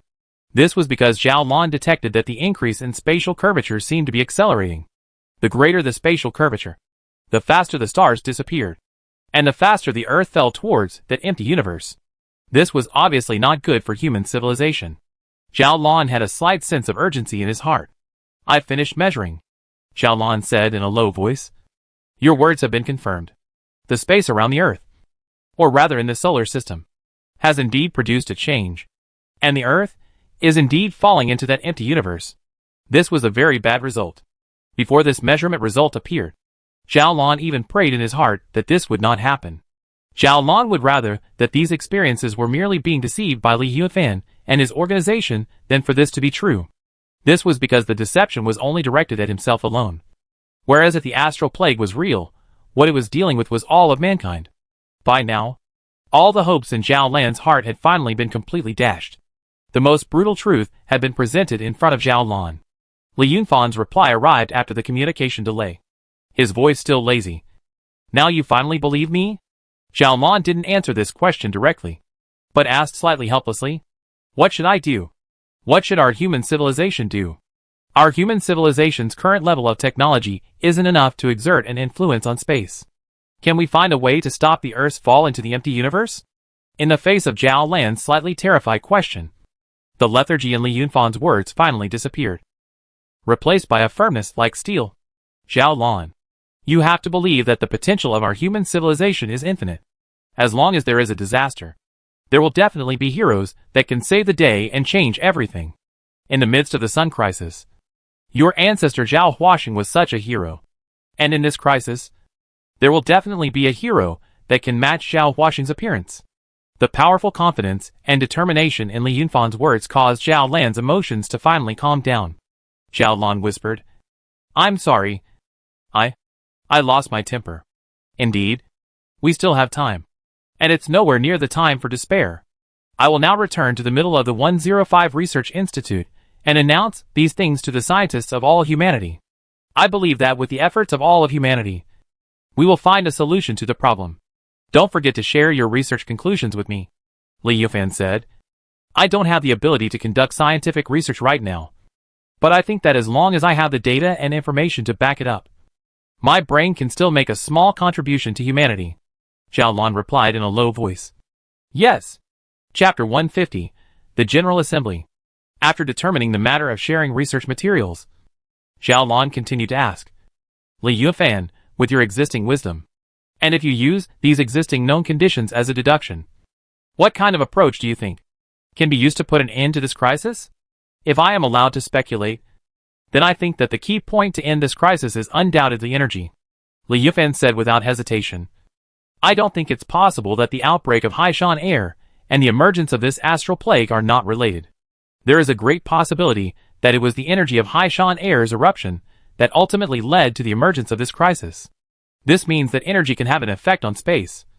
Although at this point in time we don't know what the exact mechanism of the interaction between space and energy is.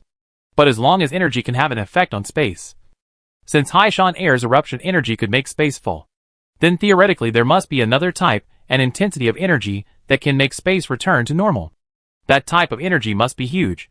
Obviously, hydrogen bomb explosion level energy is not enough," Zhao Lan said in a low voice. At this moment, it had been hundreds of years since the hydrogen bomb was invented.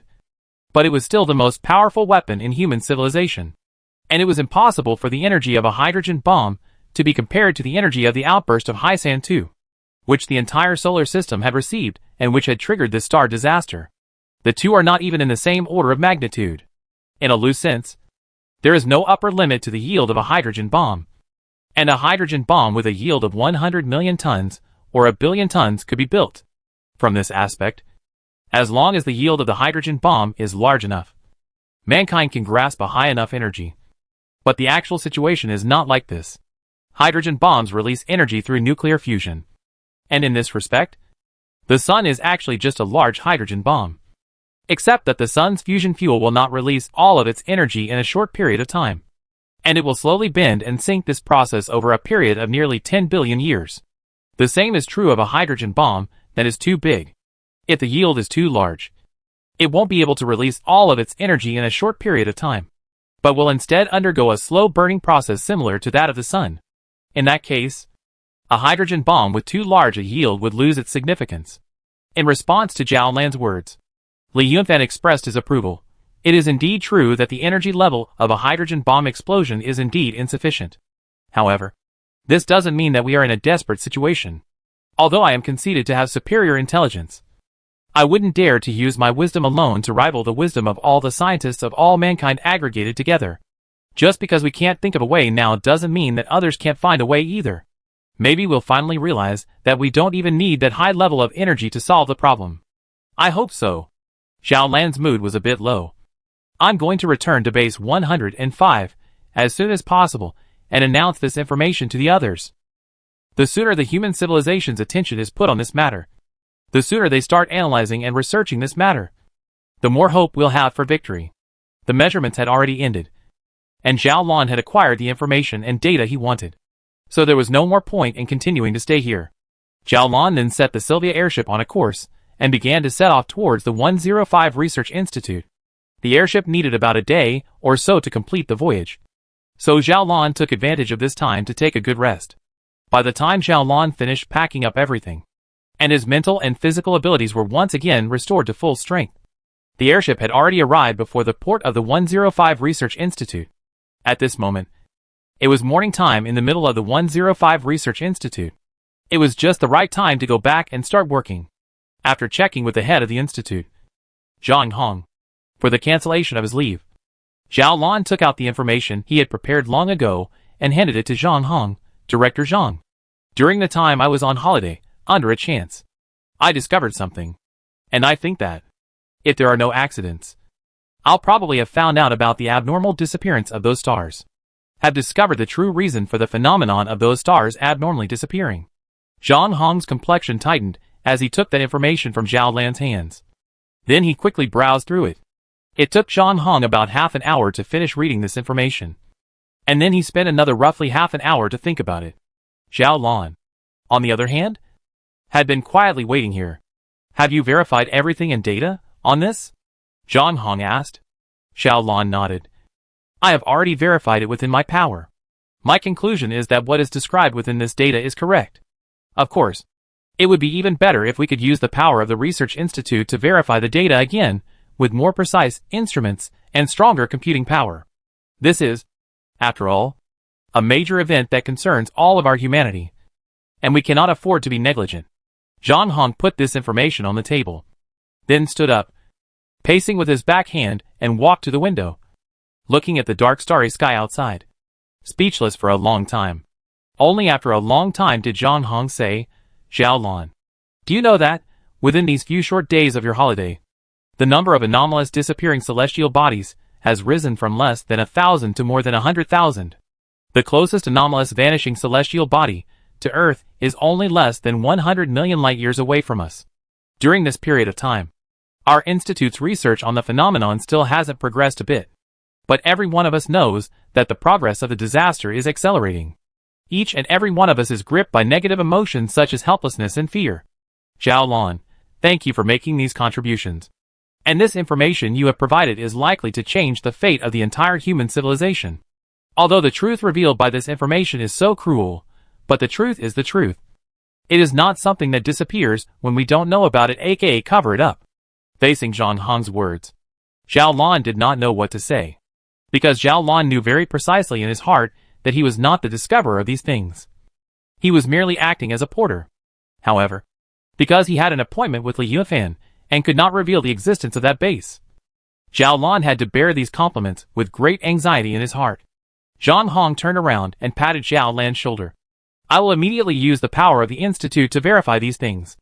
After the verification is passed, I will immediately submit it to the Central Academy of Science and publish it for the whole of humanity to review by scientists. Zhao Lan, go ahead and get to work. I will keep in touch with you at all times regarding this information. Zhao Lan was like an amnesty and immediately left Zhang Hong's office before returning to the middle of his work. A few days passed by in a hurry.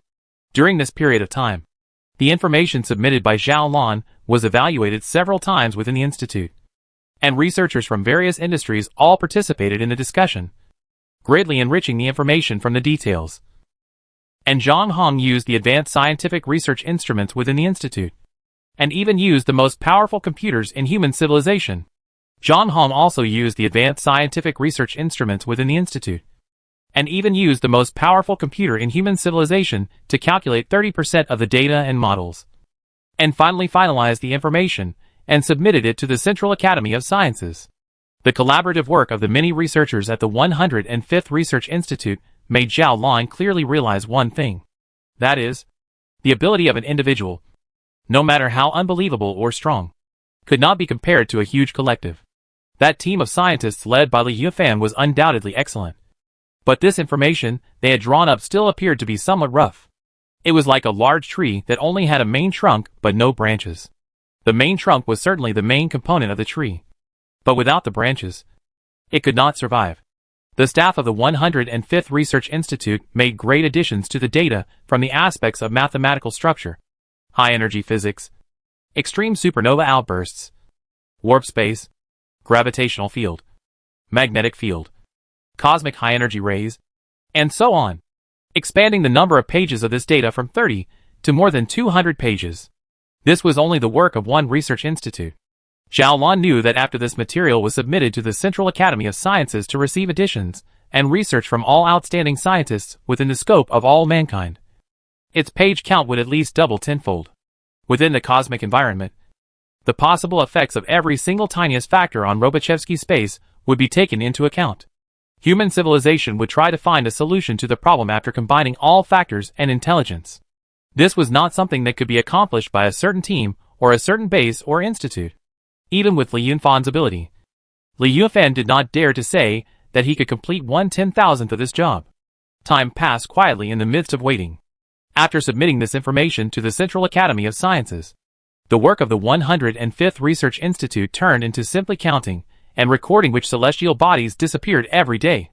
Because there were too many abnormalities in the number of disappearing celestial bodies, the staff of the institute even developed a set of automatic recording software, which would record the newly acquired data every day. Zhao Lan watched that data skyrocket from 100,000 to millions in less than half a month. The speed at which the celestial anomalies were disappearing was accelerating. And Zhao Lan then knew that this meant that the speed at which Earth was falling was also accelerating. On this day Zhang Hong hurriedly found Zhao Lan, and then said to Zhao Lan, "That information we submitted has been initially reviewed by the Central Academy of Sciences, and after 5 days, there will be a general meeting that gathers professionals from all disciplines and all sectors of mankind. And we will start discussing this issue together. I have been informed that you are among those invited. You will hand over your work and come along with me to this conference." Chapter 151 Why Earth? Zhao Lan was undoubtedly a junior in the scientific community, and it was the first time he had attended such a high-profile meeting. Thinking of being able to directly face so many scientific experts and idols above the conference, Zhao Lan couldn't help but feel a bit of excitement in his heart. The conference started 5 days later. There was still plenty of time. But Zhao Lan and Zhang Hong didn't dare to be slow. The two of them jointly took Shaolan Sylvia's spaceship and once again embarked on the road back to Earth. The psychological shadow caused by the last incident to Zhao Lan had not yet faded. But this time Zhang Hong traveled with him.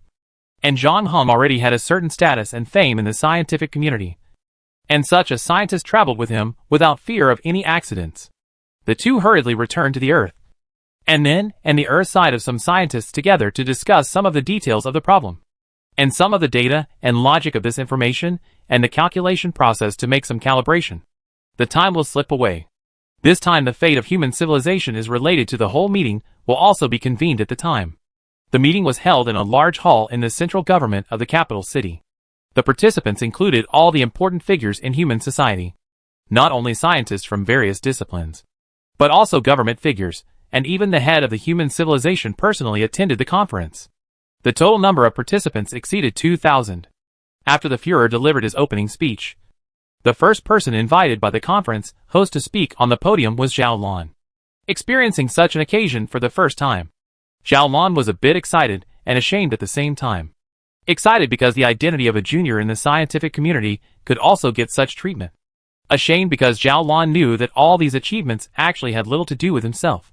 It was the team of scientists hidden in Li Yunfan's base that had strayed outside the mainstream scientific community that had made these achievements. And Zhao Lan was just a name on top of it. I'm not a vain person. If one day you guys can stand in the sunlight, I'll definitely return all this honor to you. Zhao Lan thought silently like this, standing under the spotlight and before the microphone, facing thousands of pairs of eyes in the middle of the auditorium. Zhao Lan calmed his excitement for a moment before opening his mouth. Hello everyone. I'm a researcher from the 105 Research Institute. I'm Zhao Lan. Zhao Lan slowly spoke. I'm sure you all already know about the recent events that have occurred amongst the stars of our civilization. Starting roughly a few months ago, I observed the first case of a celestial body anomalous disappearance event. It was a distant quasar that was more than 8 billion light years away from us. One moment, it was well within the field of view of my telescope. But in the next moment it disappeared. I submitted my observations to the Central Academy of Sciences. And then I learnt that the phenomenon of anomalous disappearance of stars was not an isolated one. In the month that followed, the number quickly climbed into the millions. Millions of known and documented objects have disappeared from the view of our civilization. In the beginning, we didn't know what this meant. But by chance, I discovered that in a certain space around our planet, the value of pi was not the same as the value of pi that we had calculated. Zhao Lan spent 10 minutes briefly recounting what had happened and what he had discovered, and then used virtual animation to explain to all the attendees about the Lobachevsky space and the bending of space, as well as the Earth's fall and other related events. Most of the attending scientists were actually unaware of this event. They were still working yesterday in various space stations.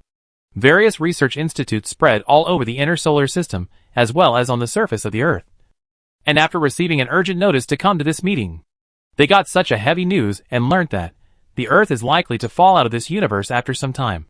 Based on calculations of the curvature of space, we surmise that, if there are no accidents, the Earth will be completely out of this present universe after less than 5 years, and will completely enter into another completely unfamiliar space. At that time, the stars in our night sky will completely disappear. Not a single one left. And even the sun will disappear. Because in the calculation, the sun will not fall into that strange space together with the Earth. As to what is inside that space, and what kind of environment it is, we know nothing. But we are almost certain that there will not be a star that happens to be in a smooth state waiting for us above the right distance in that strange space. Because he was unable to divulge anything related to Liu Fan, Xiaolon did not say anything about that empty universe. Anyway, in the midst of this event, it didn't really matter if the information related to that empty universe was released or not. And this, without a doubt, is the end of our human civilization. Our greatest possibility, and most fortunate possibility, is to crash into an empty space where the nearest stars that may be millions of light years away from us are in that space. We don't have any group of stars within the order of 10 light years away that we can use as a springboard for developing our means of interstellar navigation. In other words, we will be trapped above the Earth. And after exhausting the resources above the Earth, our human civilization will perish. After Xiaolon finished this sentence, one of the scientists raised his hand. So Xiaolon signaled, "If you have any questions, please speak," that scientist said. "Although I still don't really know the details of this astral disaster. Through your narration, I still have a question. And that is, how did you determine that the space that the Earth was about to fall into was very empty?" Xiaolon replied, "It is precisely because the Earth keeps falling towards that strange space that the stars in our field of vision have disappeared. And if there are also numerous stars in that universe, some of the light from those stars should have reached the Earth because of the Earth's fall. The changes we observe on Earth should be the disappearance of some of the old objects, and the appearance of some new ones. We only observe the disappearance of old objects, but not the appearance of new ones. So we are basically sure that that strange space must be empty. Well, we didn't observe any new X-ray sources, or gamma-ray sources, or any other new sources of radiation in any other wavelength band. This is another proof of the emptiness of that universe." The scientist nodded and sat down. Immediately after, another scientist raised his hand. "I've already had preliminary contact with the contents of this astral disaster before. And I've always had an idea in my mind that, since we already know the curvature of space in various places in advance, and have built a spatial model for that, we can completely use our calculations to find a spatial flatness that exists near the Earth and isn't affected by the curved environment around us. At this point, we should be able to observe all those celestial bodies that have disappeared from the Earth's view. I wonder if you have ever verified this." "We have done the verification." Xiaolon nodded. "The result of the verification was that all those stars that appeared to have disappeared in the Earth and its vicinity, all of them reappeared in the middle of that particular observation point. This strongly proves our point of view that the stars themselves didn't change. It was the Earth or the environment around the Earth that changed, and that's why they couldn't be observed. It also shows that our models and calculations of the Lobachevsky space are completely correct. And it means that our prediction that the Earth will fall into a strange space is also correct. We have detailed information about this validation process. And in a few moments, it will be distributed to everyone along with a detailed description of this event." "Okay. Thanks." The scientist gave a thank you and took his seat. Another scientist stood up. "May I ask, have you ever done any research on the cause of the formation of that twisted space?" Xiaolon replied. "There has been research, but it was completely fruitless. Perhaps it's a piece of distorted space weapon casually thrown out by some super alien civilization passing by here. Or perhaps it's a special area formed because of some unknown physical process that occurs in the universe. There are so many possible reasons. Who knows what's really going on?" This scientist sat down, and another scientist raised his own question.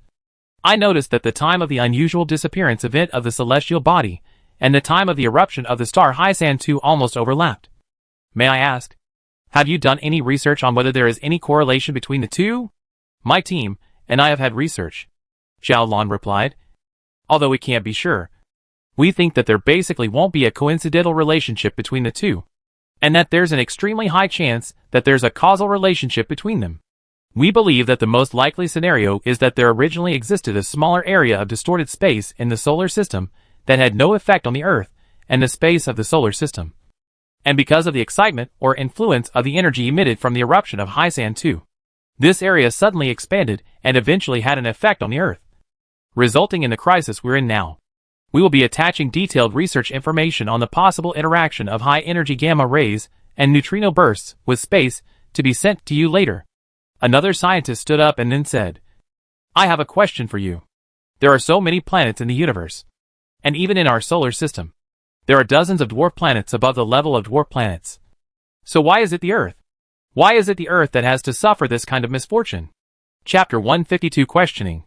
This question from the scientist caused the entire venue to fall into silence. It was indeed like what he said. An entire planet disappearing from the universe and crashing into another unfamiliar space due to the effects of the Lobachevsky space was undoubtedly a small probability event. In the hundreds of years since mankind had modern technology, human civilization had simply never seen or heard of such a thing. Not even imagined it. So, there are so many river systems in the universe. There are so many star systems in the river systems. And there are so many planets in the star systems. Why is it the Earth? Why is it the Earth that has nurtured human civilization and is still supporting its survival and development? Is there something special about the Earth? Xiaolon had also thought about this question. Although he hadn't exactly thought of an answer, Xiaolon could still give an answer to this question. My answer is, this question is meaningless. Xiaolon sighed. In the previous era of Earth, people would also be confused by the question. That is, there are so many people who smoke. So why did none of them get cancer? And it was me, a non-smoker, who got cancer. If you own a chicken farm, and you have 100,000 chickens, and one day you decide to catch a chicken and slaughter it to eat it, will the chicken that you catch think the same thing? There are 100,000 chickens in total. Why did you have to catch me? Obviously there's only a 1 in 100,000 chance. So your question is meaningless, Xiaolon said. No matter which planet such a small probability event happens on top of, we can ask why it's this one. But it's still going to happen, since it's already happened. It's a waste of time and energy to complain about the injustice of fate, aka not having enough luck. The scientist was silent for a moment, then bowed to Xiaolon. Thank you for your answer. I understand. I'm just lamenting a bit about the fate of our human civilization. Just a few hundred years ago, we had just experienced a disaster that almost destroyed our civilization. And if it wasn't for your ancestor Zhao Huaxing's power to save the day, we might have already become extinct. Now, we haven't spent much time in peace yet. And now we are once again experiencing something like this. The fate of our human civilization seems to be a little too rough. But what can we do? Instead of complaining about the unfairness of fate, we should complain that we ourselves are not strong enough. Xiaolon intentionally glanced at the Führer before continuing. I've noticed that technically speaking our human civilization has at this moment completely possessed the ability to advance to Jupiter, and even to Saturn. But our human civilization has been slow to take this step. We seem to be satisfied with what we have achieved. And without a crisis, we have become so immersed in a world of luxury that we have lost the ambition to continue our journey into space. The last solar crisis led to the rapid development of human civilization and technology, which resulted in the two great buildings, Earth Harbor and Mars Harbor. But this rapid development only lasted for 100 years before it came to a standstill. Now that we are once again facing a life and death crisis, I wonder how much more our technology will develop this time. A flush appeared on Zhao Lan's cheeks because of his excitement. These words had been circling around in Zhao Lan's mind for a long time. And now, he finally had the chance to say them on this important occasion that concerned the fate of human civilization. Zhao Lan didn't know what kind of consequences speaking these words would bring to himself. Zhao Lan only knew that if he didn't say these words out now, he would definitely regret it for the rest of his life.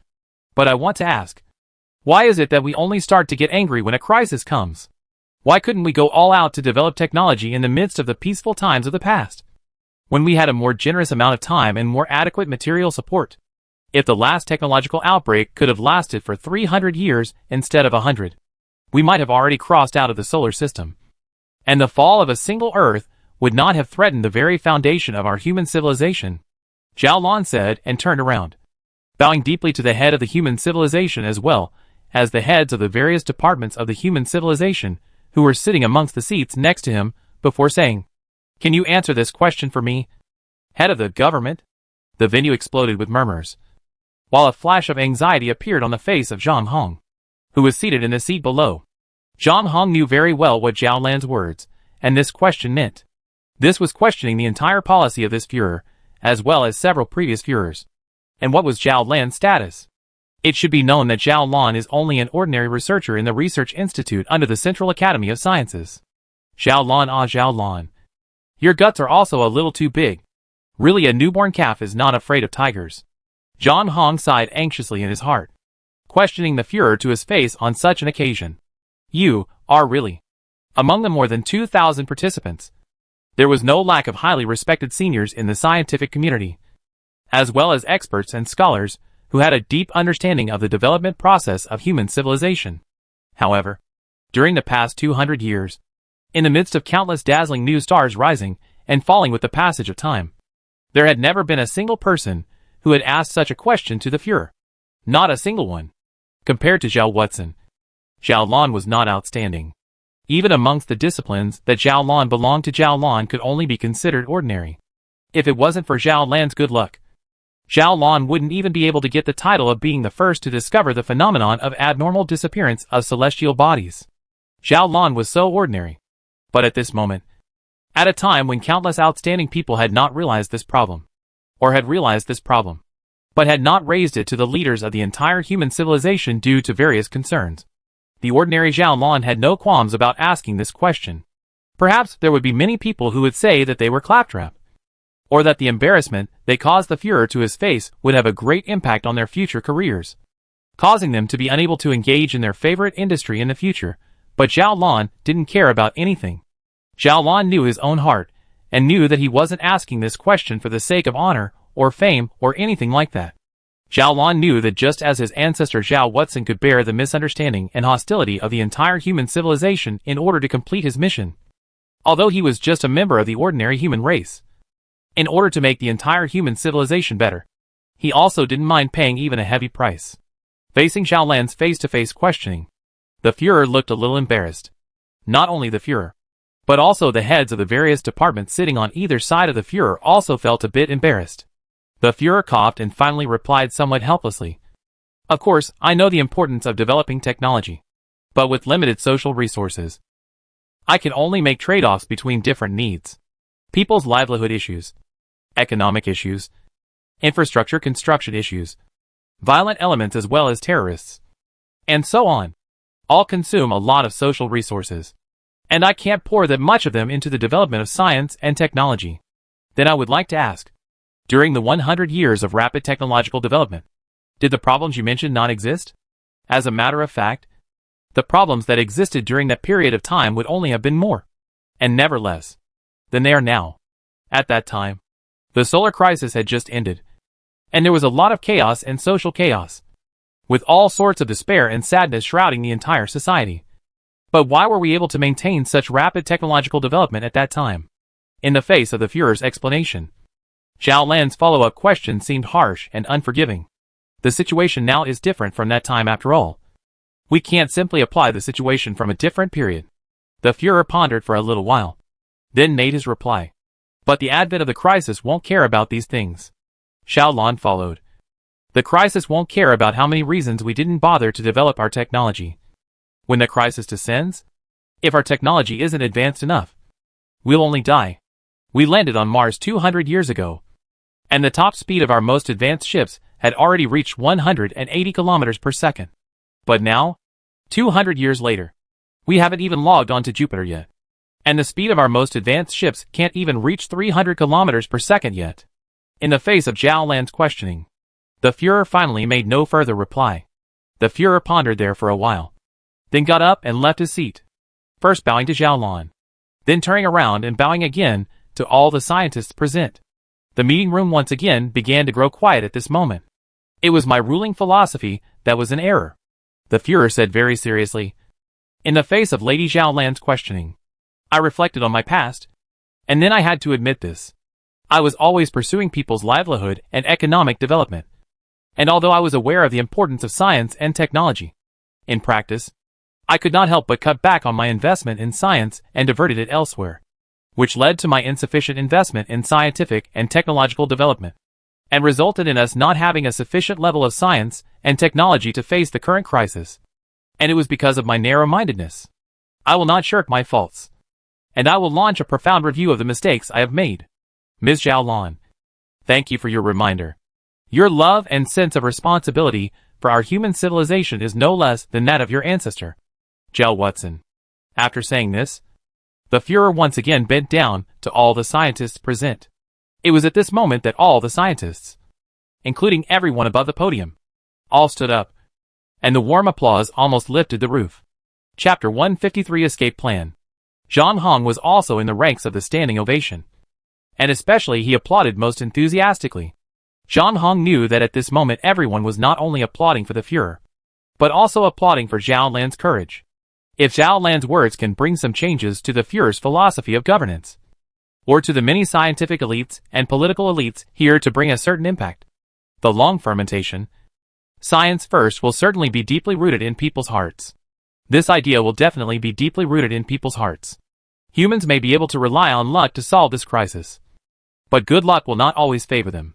Relying on their own strength, relying on the development of science and technology to obtain the ability to solve the crisis and resist the disaster is the king.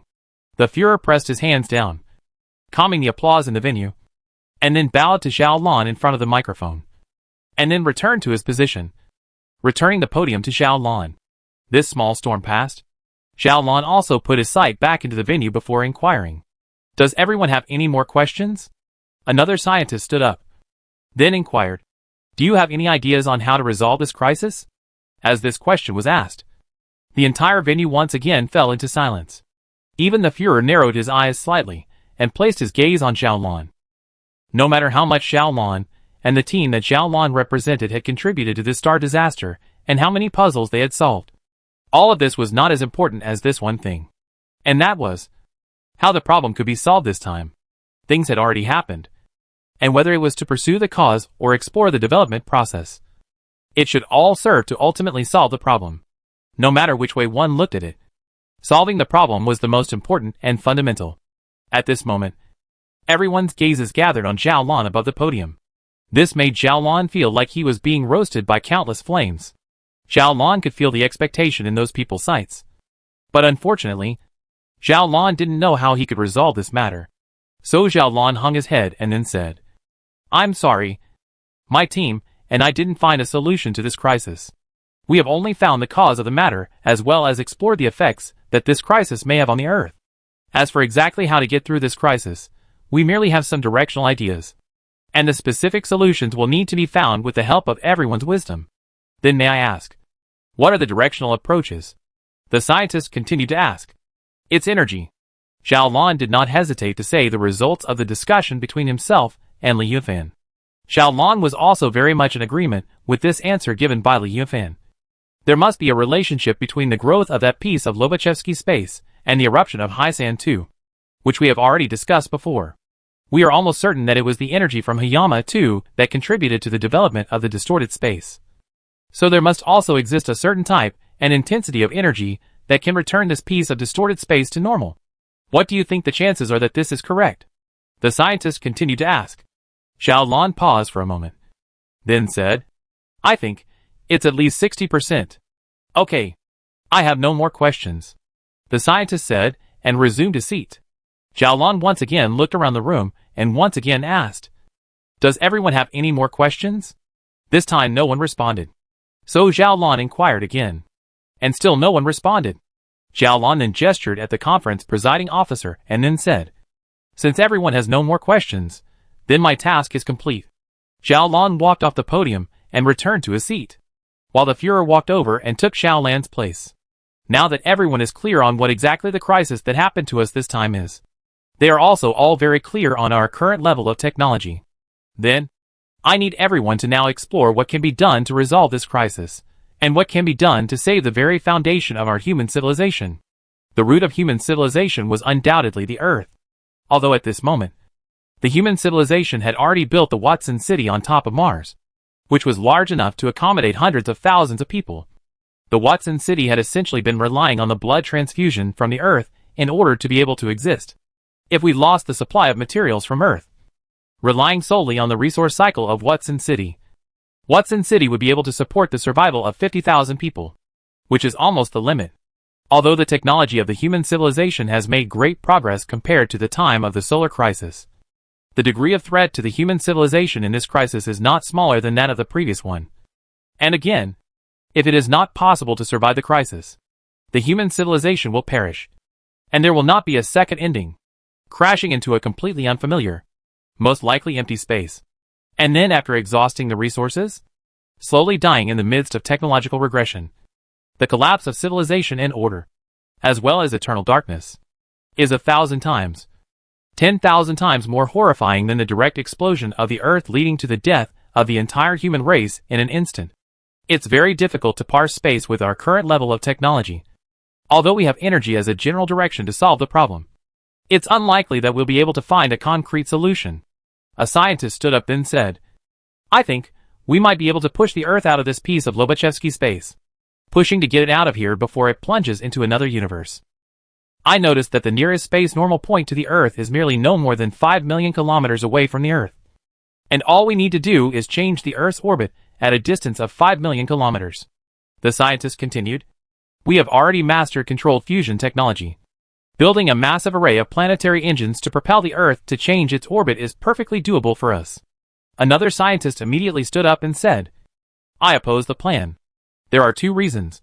Firstly, Lobachevsky space is still in a constant state of flux. A point that is now normal space may also be eroded by twisted space after 5 years' time, and we may still not be able to break free from the fate of falling towards other spaces. Secondly, the construction of a planetary engine would be too costly, and the impact on the structure of the Earth would be too great. It could plunge the planet directly into a state of instability, causing earthquakes and volcanoes to occur at a frequency that we cannot accept.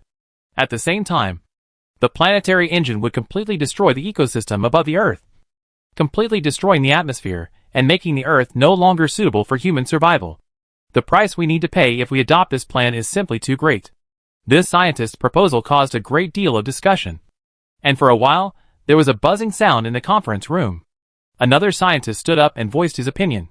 "Using the Earth port and Mars port as support, we will make every effort to build spaceships that can voyage to the Jupiter system and escape to the top of Jupiter's moons before the Earth eventually crashes into the rest of the universe, knowing that Jupiter's surroundings are not affected by distorted space. Even if the Earth crashes into other spaces, the Jupiter system will still exist well in this universe." The scientist's proposal was immediately opposed. "Our construction capacity is not that strong. First of all, not to mention the problem of building a base on top of Jupiter's moons. Not to mention the problem of the number of people it can accommodate. The construction of the spaceships alone is enough to slow down our industrial system to death. Even if our industrial systems were in full swing, there is no way we could transport more than 100 million people to the moons of Jupiter before the crisis finally breaks out. Then new questions arise. Who is eligible to escape? Who is not eligible to escape? In the solar crisis, the City of Life plan was proven to be unfeasible. Are we going to make the same mistake as the City of Life in this crisis? The City of Life plan has only been proven to be infeasible in terms of ethics and human rights. It doesn't mean that it's infeasible in terms of technology. If our human civilization really faces a life and death crisis, what's wrong with keeping some of the seeds as kindling? I oppose this plan. I have a new proposal. This meeting, attended by all the elites of the entire human civilization, lasted for 2 days. During these 2 days, at least 3 dozen proposals were put forward and then recorded by specialized personnel. Scientists carried out intense discussions and debates. Each plan was put forward will face the challenge. Each plan has this or that shortcomings. But this is nothing. No one would expect to find a solution to the problem in just 2 days, without the support of field observations and calculations, as well as accurate data, just by the operation of the mind. It was clear in people's minds that the main purpose of the conference was to bring these outstanding scientists together and then provide them with a place to exchange ideas through communication and collision of minds in order to generate inspiration. Here, no matter how absurd the proposal is, it will be recorded and then handed over to a special organization for feasibility analysis after the meeting. Different plans may also converge. and the experts will not miss a single spark in any of them. The brain of the human civilization had already started to operate most efficiently, and soon there would be a huge amount of information about the crisis. And every individual in the human civilization would be involved in the fight against this crisis. Zhao Lan knew that the person who had stolen his ship and was currently trapped in the empty universe was no exception. Chapter 154 Battle of Hope.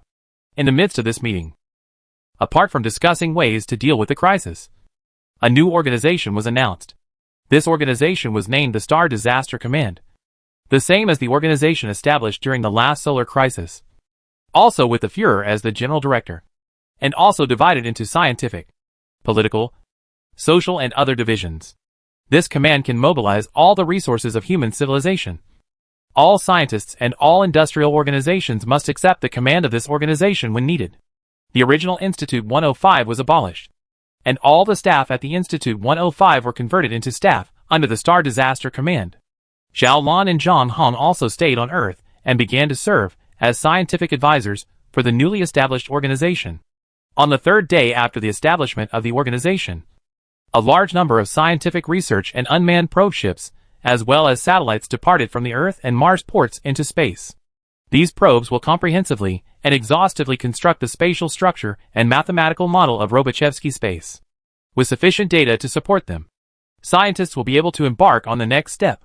At the same time, the human government led the strict secrecy about the crisis and the truth of the plan. This crisis was not the same as the solar crisis. The solar crisis had affected everyone intuitively and comprehensively, and the changes in the climate and the living environment could be perceived and felt by everyone. So during the solar crisis, secrecy was meaningless. And this astral disaster is different. It would not bring tangible changes to the lives of most people in human civilization in a short period of time.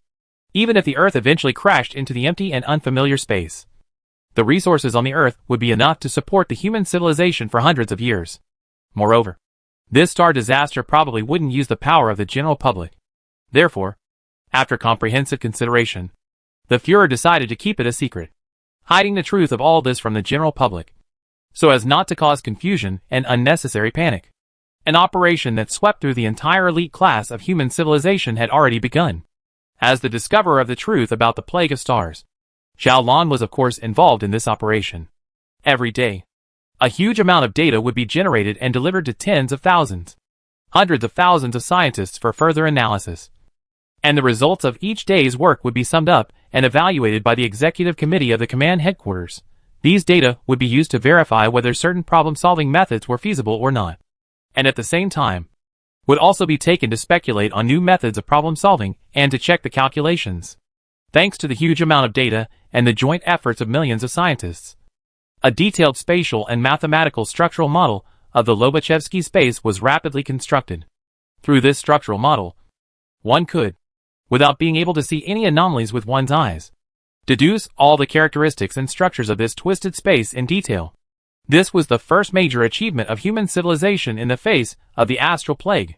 The enemy that human civilization was facing had been completely clarified and presented to human civilization in the form of data. Zhao Lan naturally had the right to access this data. However, Zhao Lan also secretly did another thing behind the back of the human civilization's government.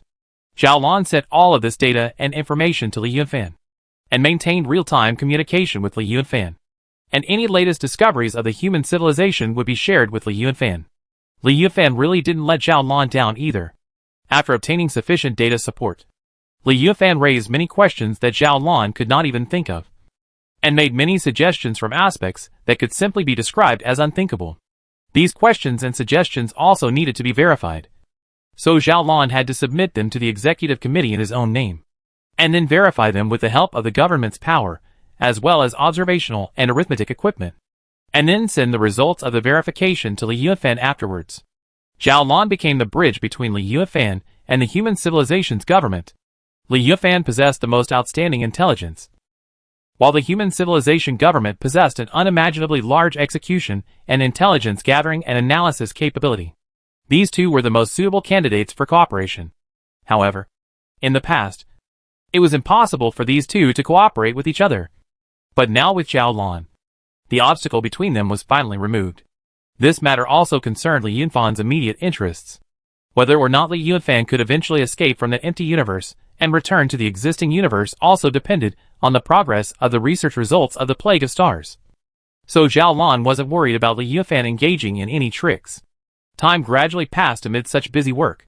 Every day, various meetings, various data analysis, and researches and speculations took up all of Zhao Lan's time, as well as the scientists who were working on the same thing as Zhao Lan. The work was busy and hard, but not a single person complained. Everyone knew exactly what this meant. And everyone knew that they were not only working to save the entire human civilization, but were likewise working to save themselves. As an ordinary scientist said, "I don't want my children and grandchildren to live under the empty and dark starry sky. I want them to be able to enjoy the beauty of the starry sky and the shock of a starry night.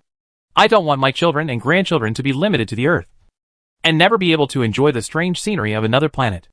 I don't want my children and grandchildren to never be able to see such magnificent events as supernova explosions and river system collisions. And I don't want their horizons and their lives to rest only on the tiny planet Earth. Even if the plague of stars is ultimately unstoppable, most of the people who live on Earth probably won't be plagued by shortages of supplies or anything else in their lives. But the resources on Earth will be exhausted one day. We are fighting for the future generations of our human civilization. We are fighting for the hope of our human civilization. This is a battle of hope." With all the scientists working together, the planet propulsion plan was first rejected. If the planet propulsion plan was really to be carried out, even if the Earth could avoid the doom of crashing into unfamiliar space, the Earth's environment would deteriorate to the point that it would not be much better than Mars. And at that point, even on top of the Earth, people were afraid that they would only be able to live in shelters. The Jupiter escape plan was implemented to a limited extent. After the establishment of the Plague of Stars Command, the human civilization created a state-of-the-art spacecraft with the highest speed of up to 300 kilometers per second, which could accommodate dozens of people for 10 years, and then carried out 2 Jupiter system field explorations in 1 year's time. Using the spacecraft as a carrier, the astronauts personally explored the environment of the Jupiter system, landed on the main moons of Jupiter, and brought back a large amount of information. Scientists conducted a large amount of research based on these data, and comprehensively demonstrated the feasibility of establishing shelters on Jupiter's moons. The final result was that the feasibility was not great. The distance between Jupiter and the Earth is too far. With the existing technical strength of the human civilization, there is no way to start 2 large-scale transport between the 2 places. The results of the demonstration showed that if the human civilization went all out, it was possible to build a space base for no more than 30,000 people on Io before the Earth finally crashed into a strange space.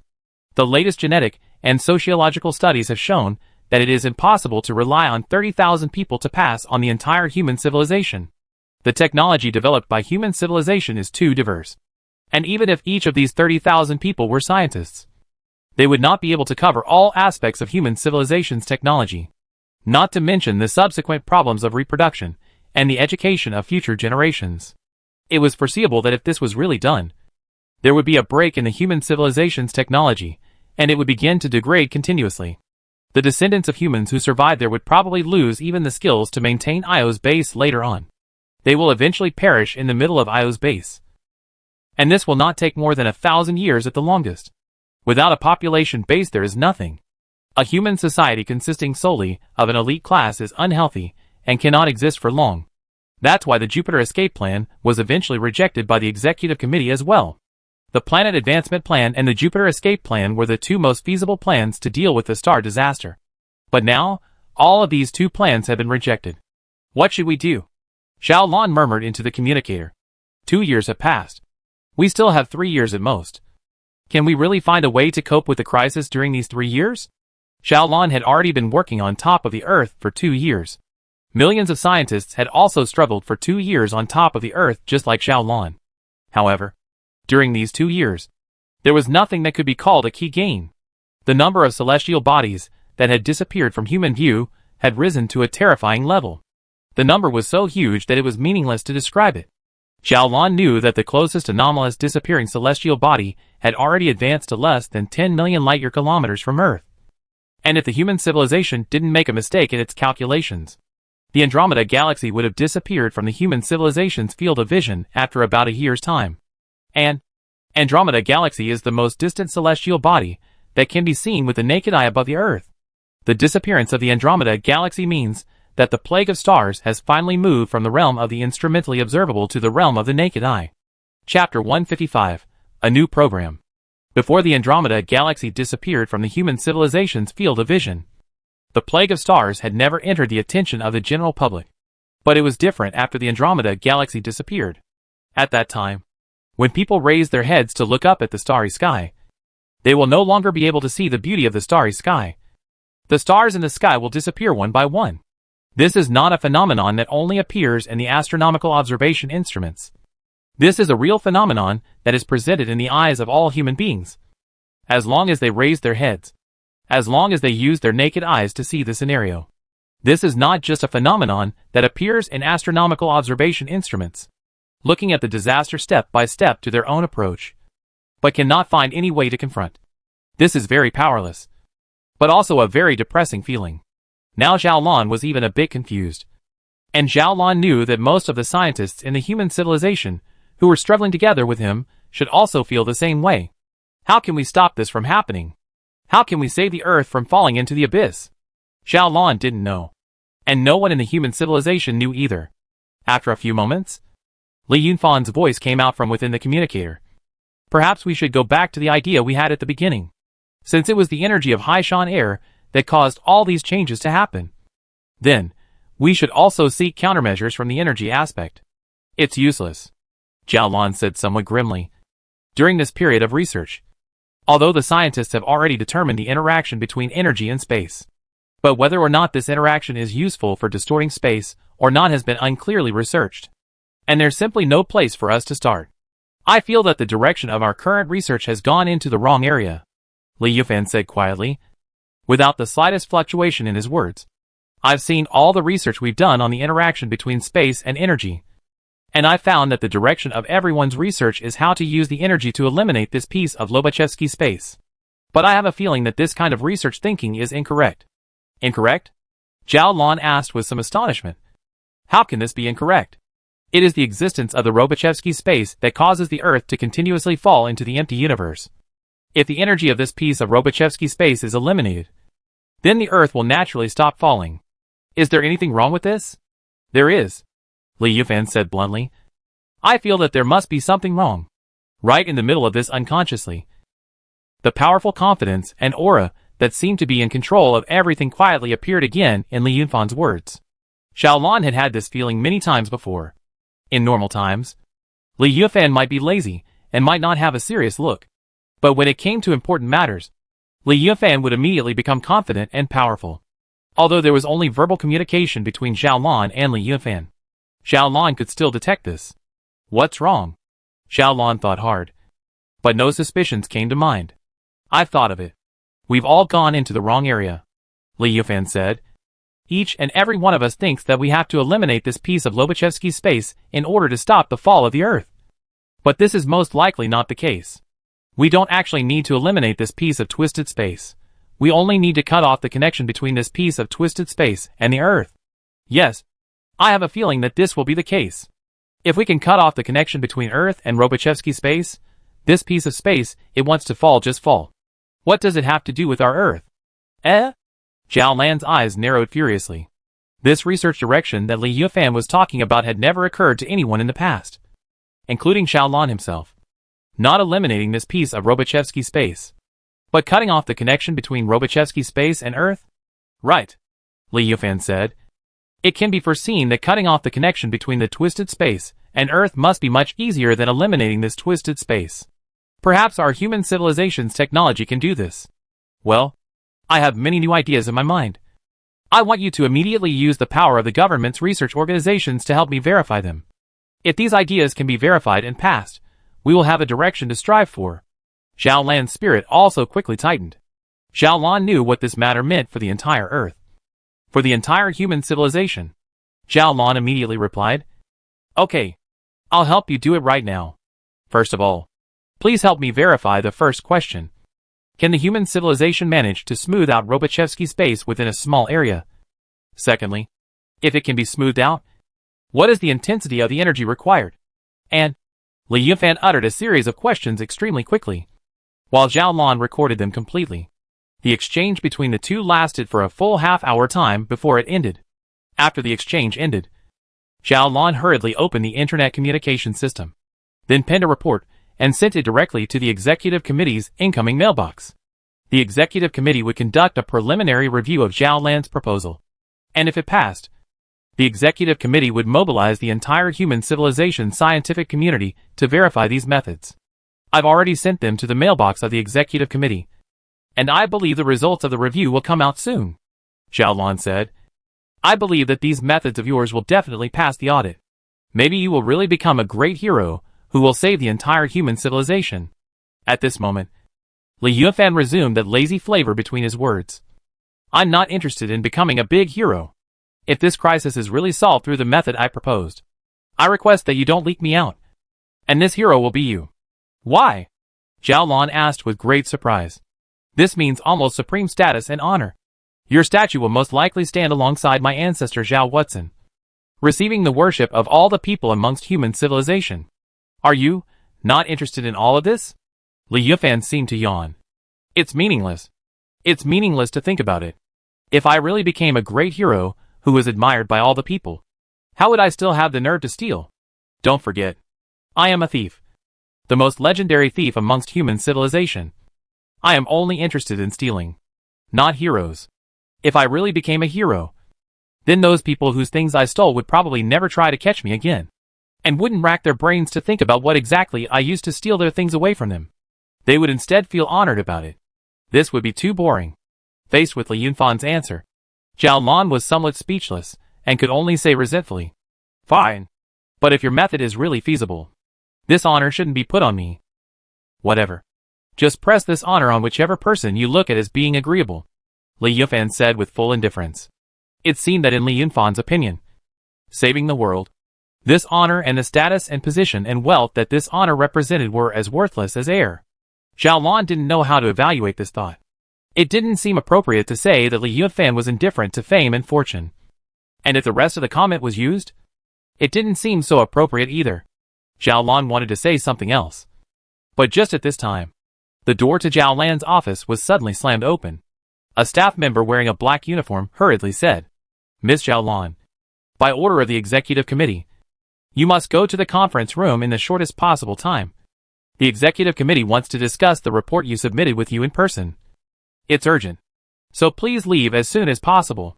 So soon? Zhao Lan was taken aback and didn't dare to be slow. So he immediately stood up and followed the staff member as he rode the internal commuter car. And in just a few minutes, he arrived in the conference room of the executive committee's office building. The executive committee consists of 13 members, all of which are the most highly respected scientists who have made the highest achievements in different disciplines in the human science community. And they basically represent the mainstream voice of the human science community. Right now, these 13 members were all sitting there, looking grave and discussing something in a low voice.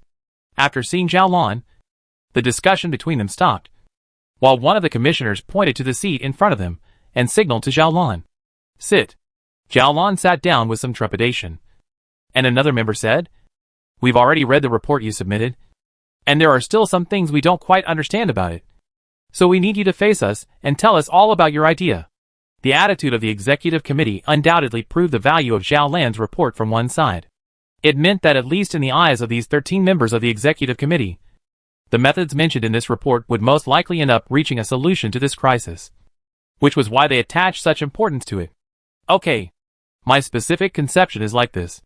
The core of it is that we don't have to eliminate the entire Lobachevsky space. We only need to cut off the connection between this twisted space and the Earth.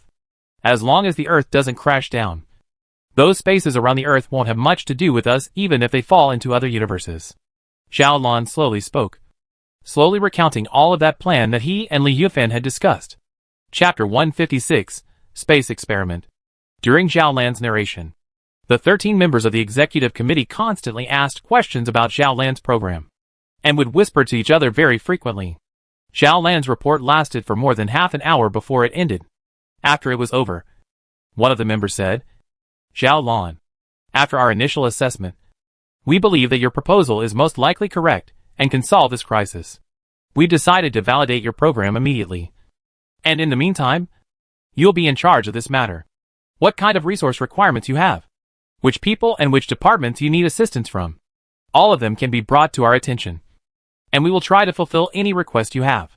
Alright. Thank you for your support. Zhao Lan stood up and bowed to these 13 scientist members before turning around and leaving the area. Zhao Lan's work once again produced a mobilization. This time, a special working group was formed with Zhao Lan at the center. And under the coordination and command of this working group, there were at least hundreds of scientific research ships that once again came into space, to the key nodes of the calculated Robochevsky space, and then started experiments there on the ground. Tens of thousands of scientists in the Earth base began to analyze the data, comprehensively analyzing and calculating the data, in order to verify whether or not the plan proposed by Zhao Lan was feasible. The power of the group was revealed at this moment. Even if Li Yunfan's personal ability was strong, he could at most only put forward some suggestions and ideas in terms of creativity and direction. And the specific verification and implementation of these suggestions and ideas would require at least tens of thousands of scientists as well as countless kinds of observation and experimental equipments to participate in together. This is simply not a task that can be performed by a single person or a small group. From this aspect, at the present level of technological development of human civilization, and at the present time when the crises faced by human civilization are becoming more and more complicated, it is impossible for the so-called hero to save the world with just one person's power to exist. Behind every hero who saved the world, there was a huge team, and it was with the wisdom and sweat of countless scientists that human civilization was able to overcome obstacles and crises one after another. Zhao Lan then maintained close contact with Li Yunfan. Every result achieved by the group of scientists would be forwarded by Zhao Lan to Li Yunfan for knowledge. After obtaining the latest research information, Li Yunfan's next instruction would also be forwarded through Zhao Lan to the scientists, who would carry out the task specifically to research and explore. As time continued to pass, as one difficult problem after another was solved, Zhao Lan's work gradually caught the attention of the entire group of scientists. Up until now, the plan proposed by Zhao Lan was the most feasible, and the implementation of the plan had the least impact on human civilization, and the price paid was also the smallest. The existing stages of research all confirmed the feasibility of the plan. Now that almost all the mathematical calculations and model construction had been completed, Zhao Lan and Li Yunfan decided to carry out the most crucial experiment. The specific content of this experiment was to place an experimental sphere in a certain Robochevsky space node. Place some other things around the sphere, and then the scientists would increase the curvature of the space through specialized equipment in order to accelerate the rate of fall of this piece of space into the unfamiliar space. During the course of the experiment, the scientists would adopt the idea proposed by Li Yunfan and Zhao Lan, trying to cut off the connection between the experimental sphere and the twisted space around it, and then observing whether the experimental sphere would be affected in the process of all the surrounding space falling into the other space, and whether it would also fall into the other space. The experimental sphere represents the Earth, and the space around it represents the distorted Lobachevsky space around the Earth. If the final result of the experiment was that the experimental sphere did not fall into a strange space, then it would undoubtedly show that Li Yunfan and Zhao Lan's plan was feasible, and the human civilization would pour all its efforts and resources into this direction. If the experiment ultimately fails, it shouldn't fail. At this moment, there were still a little more than 2 years left before the calculated time for the Earth to completely fall into the empty universe. During the previous 2 years of research, apart from the space-blocking plan proposed by Zhao Lan and Li Yunfan, all other plans had been proven to be infeasible. Moreover, apart from the space-blocking plan, human civilization did not have any other alternative plans. And in the foreseeable future, human civilization did not see any hope of finding any other alternative plans. This means that the space interdiction program is the only lifeline and the only hope for human civilization. Whether or not human civilization can solve this crisis and get the continuation of the future depends on this program. Everyone is looking forward to the success of this test. But if the failure of this test proves that the space-blocking program is not feasible, although very reluctant to admit it, but still have to say that the human civilization is almost completely in despair. The night sky of the Earth is still dotted with stars. The super high-speed magnetic levitation train is still running fast underground, connecting one metropolis after another. The city's air highway is still busy, with countless flying cars shuttling in the air every moment. The city is still prosperous. The crowd is still laughing. The entertainment stars are still busy making news for the public's amusement. TV dramas and movies are still being released. And the working class is still tired of running for their lives. Still running for their lives. Almost everything in human civilization is the same as it has always been. It was still just a normal day. At least 99.99% of the population thought so. However, only the 0.001% of the people who controlled the fate of the entire human race knew that today, in a sense, could be said to be the day that decided the future fate of human civilization. In the dark depths of the universe, under the watchful eyes of the stars, which had already dwindled a lot but still appeared to be densely packed, a scientific research ship arrived at the predetermined location and released the necessary tools for the experiments it was loaded with. A sphere with a diameter of about half a meter was quietly suspended in the darkness of space, with smaller particles scattered in the space around it. After all this was done, huge experimental equipment also appeared from space, and astronauts in spacesuits pushed them to suitable locations. At least millions of eyes were watching what was happening on Earth, Mars, or in the various experimental bases in space. Massive amounts of data generated by observation and monitoring equipment are being transmitted to the various research bases every moment, and each piece of data will be analyzed in detail by scientists immediately. The principle of interaction between energy and space has already been subjected to a great deal of research by scientists, under the support of almost endless resources. In just this short period of more than 2 years, the research in this area has made great progress, which is also the most powerful support for the test to be carried out. However, such things as altering the curvature of space were still limited to a small range. So even if human civilization had initially grasped these technologies, smoothing out the hundreds of millions of kilometers of Lobachevsky space was still a luxury. So as of now, the only hope for human civilization was still the space-blocking plan proposed by Li Yunfan and Zhao Lan. That was why this experiment had received such a degree of attention. Zhao Lan, who was the commander-in-chief of the experiment, even knew that even the Führer had stopped all other work and stayed in his office to watch the experiment. The success or failure of this experiment was related to the fate of human civilization. So people could not afford not to be cautious. After all the experimental equipment had been set up, and the relevant calculations had been completed, and all the required data had been obtained, Zhao Lan took a deep breath and gave the order to start. Through the camera equipment, Zhao Lan as well as all the scientists who were paying attention to this experiment could clearly see that the space around the experimental sphere suddenly appeared to be distorted for a while, as if a cloud of smoke that could refract light had appeared there out of nowhere. However, Zhao Lan knew very well that it was a cosmic vacuum environment, and it was impossible for something like smoke to appear there. The nuclear fusion furnace equipped in the research ship was producing a constant stream of energy, and after a series of complex equipment, this energy would have a wonderful interaction with space, and people could increase or decrease the curvature of space by their own will, thus operating on space. The distortion around the experimental sphere became more and more obvious, but the monitoring equipment installed on top of the experimental sphere reported that the space there was normal.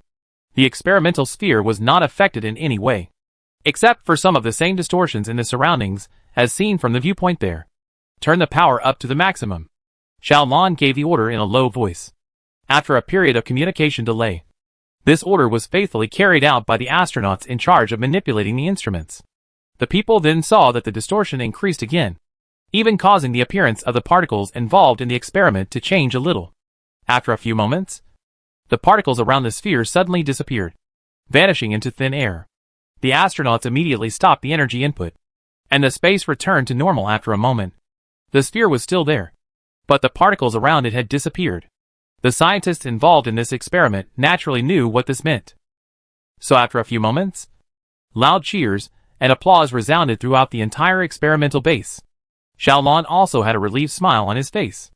Chapter 157, Not Enough. Without a doubt, this space experiment had achieved the most perfect results. The experimental sphere represented the Earth. And now, the space around the experimental sphere, as well as the matter that existed within that space, had fallen into another marvelous space due to the increase in spatial curvature. But the experimental sphere had not been affected in the slightest. What this meant was clear in everyone's mind. As long as this range was expanded, the Earth would not be affected even if the space around it fell into another space. This meant that after the star tribulation, human civilization had finally found a theoretically feasible path to combat the crisis. At this moment, cheers resounded throughout the control hall, faced with the fear when the stars disappeared one by one. faced with the despair when the Earth kept falling towards the alien space. All the negative emotions were finally vented at this moment. And people finally saw the dawn of hope for the first time. Immediately summarize the data obtained from this experiment and distribute it to different departments for analysis. Zhao Lan gave a new order in a low voice. To block the Lobachevsky space around the entire planet would certainly not be as simple as this experiment. But the essential principle between the two was the same. So the data obtained from this experiment was crucial. After the end of the experiment, the busy work of analyzing and calculating the data began. During this process, Zhao Lan still maintained communication with Li Yufan. And any data analysis conclusions would be given to Li Yufan to know. And Li Yufan would always relay his thoughts to Zhao Lan. If it's a plan to block the Earth from falling into the empty universe through the blocking space program, how are you going to come from that universe into this one? Zhao Lan inquired to Li Yufan. That's probably not something to worry about. Li Yufan replied. If our calculations aren't wrong, when space finally falls, a temporary spatial passage will be formed between the empty universe I'm in and our original universe. And at that time, I'll be able to return to our universe just by passing through this spatial passage. But how do you determine where the exit of this spatial passageway is? Zhao Lan asked with some concern. That empty universe is so vast. Yet my Sylvia ship can only reach a maximum speed of 120 kilometers per second. This speed is too slow compared to the entire universe. Li Yufan was silent for a moment. Then said, because of the fuel limitations, I can't travel too far out in this universe. Nor can I make too many verifications. But according to my guess, this universe is actually very small. It is far from as vast as what I have seen and felt. Because space is three-dimensional, finite but boundless. Even a very small universe looks like infinity to you. In other words, this universe I exist in is most likely just a small universe. A small universe? How can that be? And what is a small universe? Zhao Lan subconsciously asked. It can be seen from the communication delay between us. Li Yufan replied. Through the communication delay, we can measure that the distance between us is 15 million kilometers. I once maneuvered the ship to make a short displacement test. And then the distance between us would produce a change accordingly. I have deduced from this that the diameter of this small universe is not even 15 million kilometers. The radio signals for communication between us first passed through this universe. And then because of the correlation between this universe and our larger universe, it was because of this that the distance between us was measured to be 15 million kilometers. A small universe that is only less than 15 million kilometers in diameter. Zhao Lan covered her mouth in surprise. What exactly is it? Who knows? Li Yufan resumed that lazy demeanor in his words. It could be a spatial bubble that is dependent on our three-dimensional grand universe. Or it could be some sub-universe. There are infinite possibilities. The mysteries between universes are endless. These things, who can say clearly? It's better to leave such things for our children and grandchildren to study. Our generation probably won't be able to figure this out. Zhao Lan nodded silently. That's why I'm not worried about the emergence of a temporary passage connecting the two universes being far away from me. Li Yufan said. The farthest distance is only 15 million kilometers. And with the speed of the Sylvia ship, it would only take at most a day or so to travel through. I hope so, Zhao Lan replied. After a short silence, Zhao Lan continued. This is some of the latest information we've parsed out. I'm transmitting it to you. Because of that experiment, we've harvested a lot of things. The scientists have already searched for 37 key spatial nodes from on top of the Lobachevsky space model. Data calculations have shown that as soon as we influence space in the form of an ultra-high energy burst, when the space model changes to its highest stage of curvature, the link between Lobachevsky space and the Earth will be severed. And then the Earth will remain in this universe and will not be affected any further. Well, the work on the construction of the space models around the Moon and around Mars has also been completed. And I will send you that data along with it. Alright. I will analyze the data a bit for a good check to see if there are any loopholes in it. Li Yufan replied. At this moment, several months had passed since that space experiment. And there were less than 2 years left until the time when the Earth would eventually fall into the empty universe in the calculations. The human civilization had already found a solution to the problem, and was currently carrying out preliminary preparations under the coordination of the command center. Everything seemed to be going well. And the scientists in the scientific community who were involved in this matter had never been so full of energy as they were now. However, Zhao Lan, who had kept in contact with Li Yufan for several years, and had received many instructions and influences from Li Yunfan, always had a bad premonition in his heart. It seemed that something was wrong, but Zhao Lan couldn't tell where exactly. 2 days after those materials were handed over to Li Yunfan, Li Yunfan sent over a message to Zhao Lan. This message made Zhao Lan's heart immediately sink to the bottom of the valley. The calculation method that Zhao Blue, you handed over to me has a tiny error. The level of energy eruption amongst the projections isn't enough. It doesn't have the means to completely cut off the connection between Earth and Robochevsky space. Chapter 158, Believe It or Not. Although Zhao Lan also had a vague premonition in his heart a long time ago, that premonition was not clear. Zhao Lan didn't know what the calculation process was, which was analyzed by many scientists from the Central Academy of Sciences, and used the most powerful computer in human civilization, the Galaxy 1. There was something wrong with the calculation process. Mathematics was one of the most precise natural sciences, and it didn't allow for the slightest error. These calculations are crucial to the survival of the human civilization. And if they go wrong, it means that the human civilization will not be able to stop the Earth's fall into the empty universe. No one can bear such a serious consequence. Zhao Lan can guarantee that all the scientists involved in this task have used all their energy and knowledge to carry out every step of the calculations with the most cautious and serious attitude. And after the calculation process and the results come out, the scientists have also carried out countless checks to ensure that there are no omissions. But now, Li Yunfan said that the calculation process appeared to be wrong? In the end, where did it go wrong? Zhao Lan asked cautiously. Earth. Li Yunfan simply and directly spat out these 2 words. In the middle of the calculation process, they didn't take into account the influence of the Earth itself on the curvature of space. Although this influence is minuscule, it cannot be ignored. With the help of these calculation formulas and processes that you handed over to me, after adding the mass of the Earth into it, my calculations show that the expected level of the energy outburst is still a bit short. This level of energy eruption is not enough to sever the connection between Robochevsky space and the Earth. And it will still carry the Earth along with it as it plummets down into the empty universe.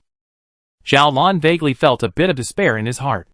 This was because only just now, Zhao Lan had celebrated a matter with a group of scientists. This matter was that the energy level required as shown in the results of the calculations happened to be within the upper limit of the energy level that human civilization could control. The most powerful energy tool that human civilization has at its disposal is the hydrogen bomb. Although there is no upper limit on the yield of a hydrogen bomb, if the yield is too high, it will have a burning process like the sun, instead of releasing all the energy in a very short time. Although you can increase the instantaneous power of hydrogen bombs through technical means, but this is always limited. And the greater the yield of hydrogen bombs, the greater the difficulty of design and manufacture, which will bring aside for the hydrogen bomb energy limit.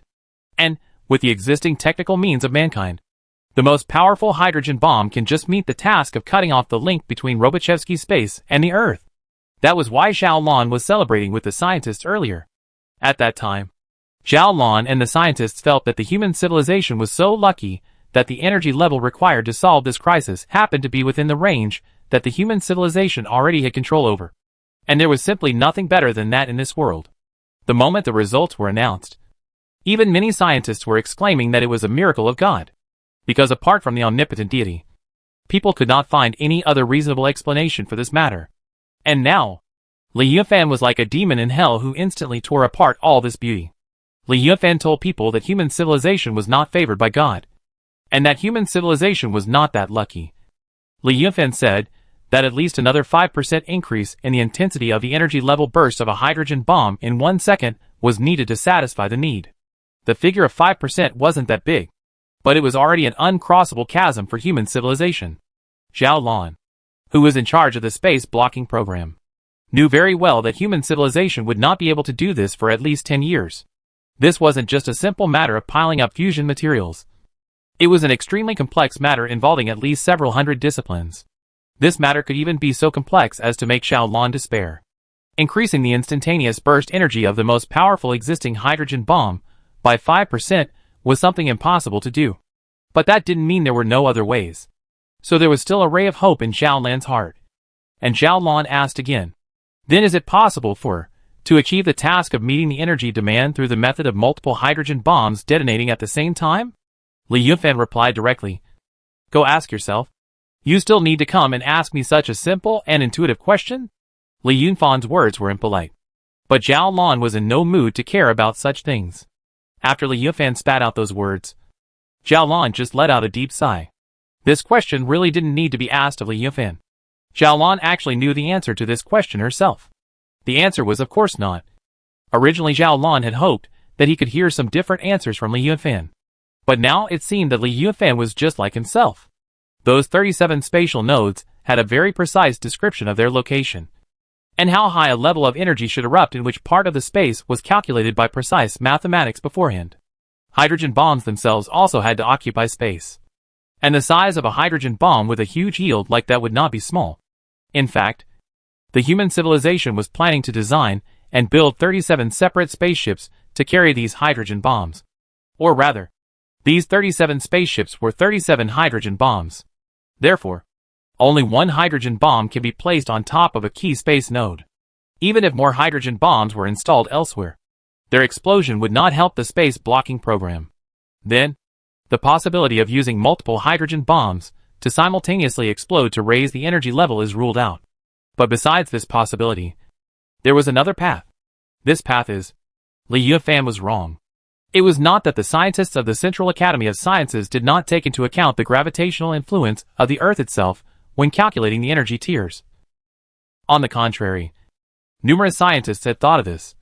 But in the middle of the calculation process, the scientists coincidentally all chose to exclude the Earth. And they all agreed after tests and calculations that the existence of the Earth would not have any impact on the space blocking plan. That is why they did not add the Earth into the calculation process. And that is why they finally came up with that miraculous final result. But could Li Yunfan be wrong? During these few years of time together, Li Yunfan's wisdom and knowledge as well as his thinking had already caused Zhao Lan to develop an almost worshipful mood. And for the first time, Zhao Lan had seen that such an outstanding individual existed amongst the human civilization. Li Yunfan was almost omnipotent, and Li Yunfan could almost never be wrong. However, right now, Li Yunfan's opinion conflicted with the opinions of the tens of thousands of outstanding scientists in the Central Academy of Sciences. If Li Yunfan was right, then all of this was useless for human civilization. And human civilization would inevitably fall into another empty universe along with the Earth. And if Li Yunfan was wrong, then the Earth, as well as human civilization, would be saved. It's not like we didn't consider the impact of the Earth itself on space in our calculations, Zhao Lan said grimly. But we all agreed not to include the Earth's factor in our calculations. We thought that was the right thing to do. I'm the one who is right.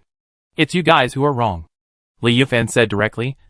Believe me, my research on the curvature of space has no one in the entire human civilization who can compare to me. What about your basis? Zhao Lan asked back.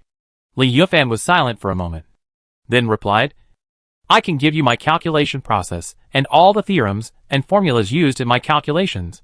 But verifying my calculation process may take a few years. We don't have enough time. In the history of human civilization, it wasn't as if there hadn't been such a thing.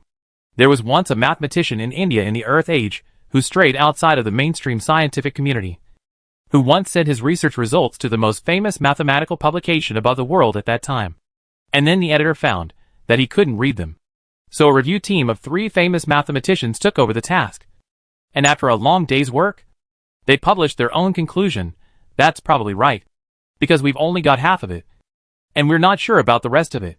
So the paper was eventually published, and it took a long time for what it contained to be understood and finally accepted. These are the geniuses of human civilization. Their work is often decades ahead of its time. There is no way to measure such geniuses by worldly concepts. Their research results were often not valued at the time. And only after a long time had passed did their research results emit a tantalizing aroma like old wine stored in a cellar, making countless people go crazy. So, is Li Yunfan such a genius? Facing this question, Zhao Lan didn't dare to give a conclusion. But Zhao Lan had to give a conclusion again, because Zhao Lan was the chief commander of the space blocking plan. No one was qualified to make a decision on this issue except Zhao Lan. Trusting Li Yunfan, then the calculations of tens of thousands of scientists in the Central Academy of Sciences would have to be overturned, and human civilization would have to find a way out again. Without trusting Li Yunfan, in case Li Yunfan was the one who was right, the human civilization would be plunged into the abyss of doom because of its own mistakes. I can't make a decision. I can't just simply trust you like this. Because I'm carrying the expectations of the entire human civilization on my back. I have to be cautious. After thinking for a long time, Zhao Lan made a reply. Give me as much detail as possible about your calculation process and the formulas and theorems you used. And I will organize the most outstanding scientists above the earth to try and parse these things. Chapter 159. We need a black hole. Yes. I'll send them to you right now. Li Yunfan seemed to have expected Zhao Lan to make this request. After the conversation ended, Li Yunfan immediately sent over those materials. Zhao Lan was also a scientist. So Zhao Lan also had the ability to evaluate this information and the calculation process. This was a very large and complex calculation system, which involved at least hundreds of subdivided physical subjects. It was naturally impossible for Zhao Lan to be proficient in all of them. And even if Li Yunfan was more powerful, it was impossible for him to be proficient in all of them. In terms of breadth, it was impossible for one person to match a collective. But in terms of depth, this was not necessarily the case. Zhao Lan saw that in this complicated and complex calculation process, most of the calculation steps and formulae were unaffected. And Li Yunfan had only made some slight changes in a limited number of processes, adding in the mass of the Earth. So the final result produced a very different change. The final result was like what Li Yunfan had said before, 5% higher than what the scientists of the Central Academy of Sciences had calculated. Li Yunfan's calculation process was obviously not wrong in terms of mathematical operations. So the crux of the matter came down to one point, namely, whether or not to add the mass of the Earth as a factor in this calculation process. Zhao Lan saw that Li Yunfan had made a very complicated explanation for this, and the series of mathematical symbols and numbers made Zhao Lan feel a little dizzy. Maths was the most beautiful language in the world. It was extremely precise and rich in the most solid logic system, through which scientists could describe the entire world. Right now, Zhao Lan felt like he had the most beautiful article in the world in front of him. And every twist and turn, every step of the calculation had a wonderful flavor in it. Looking at this article, Zhao Lan seemed to fall into a world full of dreamy and enchanting meaning. But Zhao Lan had to admit one thing. Even though this world was beautiful, Zhao Lan couldn't tell whether it was real or fake, whether it was a true description of this world, or whether it was just an illusory world woven because of certain mistakes. Zhao Lan couldn't understand this article. Zhao Lan couldn't figure out why that number was placed here, or why that arithmetic symbol was placed there. Zhao Lan seemed to be seeing one of the most beautiful landscapes above this world. But Zhao Lan didn't have the ability to tell whether this was a dream or reality. Zhao Lan knew that this was the gap between himself and Li Yunfan. Even if this article was fake, it could be made fake to the point that Zhao Lan couldn't understand it. To the point where Zhao Lan couldn't understand it. This was already enough to prove Li Yunfan's power. Gently shaking his head to shake off the illusory feeling that still enveloped his mind, Zhao Lan replied, I'll gather the relevant manpower as soon as possible to analyze this article. I'll respond to you as fast as I can. There was some slight sighing in Li Yunfan's words. You have to be quick. We don't have much time. There were now less than 2 years left before the Earth finally crashed into the empty universe amongst the calculations. And it would take at least a year to carry out the preparations. That is to say, Li Yunfan did not actually think that this article of his could be verified within a few months' time. Because this was not just a mere calculation problem. It also involved numerous theorems that had not yet been verified. And if these theorems were to be verified, it would require a large number of costly and time-consuming physical experiments to be carried out before it could be done. If Li Yunfan, if your calculation process is ultimately proved to be correct, then, do you have a way to raise the instantaneous burst energy tier of the hydrogen bomb by another 5%? As far as I understand it, this figure is impossible to reach amongst the mainstream scientific community of human civilization anyway. Zhao Lan's meaning was obvious. If Li Yunfan was unable to achieve this as well, then there was actually no point in going to verify this information. Because firstly, the authenticity of this data was doubtful.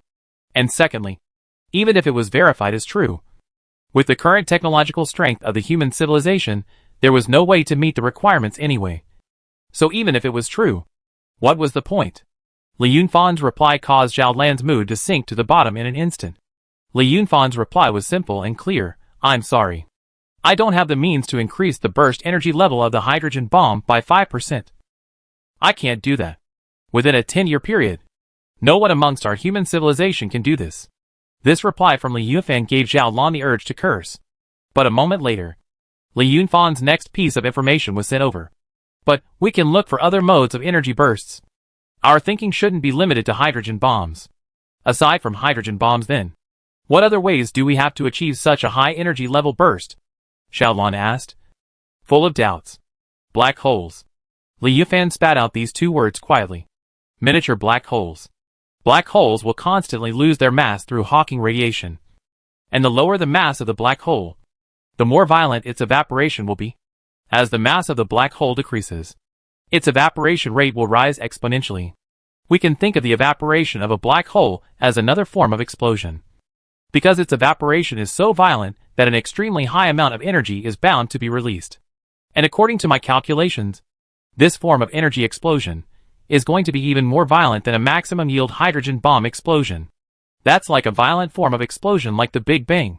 From an infinitely small singularity that instantly expands thousands and tens of thousands of times. What? Zhao Lan's eyes shrunk violently. Or perhaps, this mode of eruption is like a supernova eruption, as the force from within causes the external matter to violently erupt in all directions. And if we can create a miniature black hole, we could cut off the connection between Robichevsky space and Earth through its eruption. It's an energy we can completely control and utilize. But do we have a way to control the time of the black hole's eruption? Zhao Lan muttered. Don't forget. A miniature black hole with a mass of 100 million tons has a life expectancy of about 13 million years. And that's without any external material to supplement it. If it can absorb some free material from interstellar space, its life expectancy will be even longer. So how can we control it to explode at a predetermined time? Eruption? There is a way, Li Yunfan said in a low voice. The smaller the mass of a black hole, the higher the temperature. The lifespan of a black hole without external material replenishment depends on the temperature of the cosmic microwave background radiation. The larger the mass of the black hole, the lower the temperature. It can constantly draw energy from the cosmic microwave background radiation to increase its own mass. But the smaller the mass of the black hole, the higher the temperature. The temperature of a black hole with a mass of 100 million tons has to be as high as a few hundred trillion degrees Kelvin. This temperature is so much higher than the cosmic microwave background radiation that it loses mass extremely quickly. But that's only under normal circumstances. If we place a black hole in an environment where the temperature is extremely close to absolute zero, it loses mass faster. The lower the temperature, the faster it loses mass. We can control the lifespan of the black hole through this method.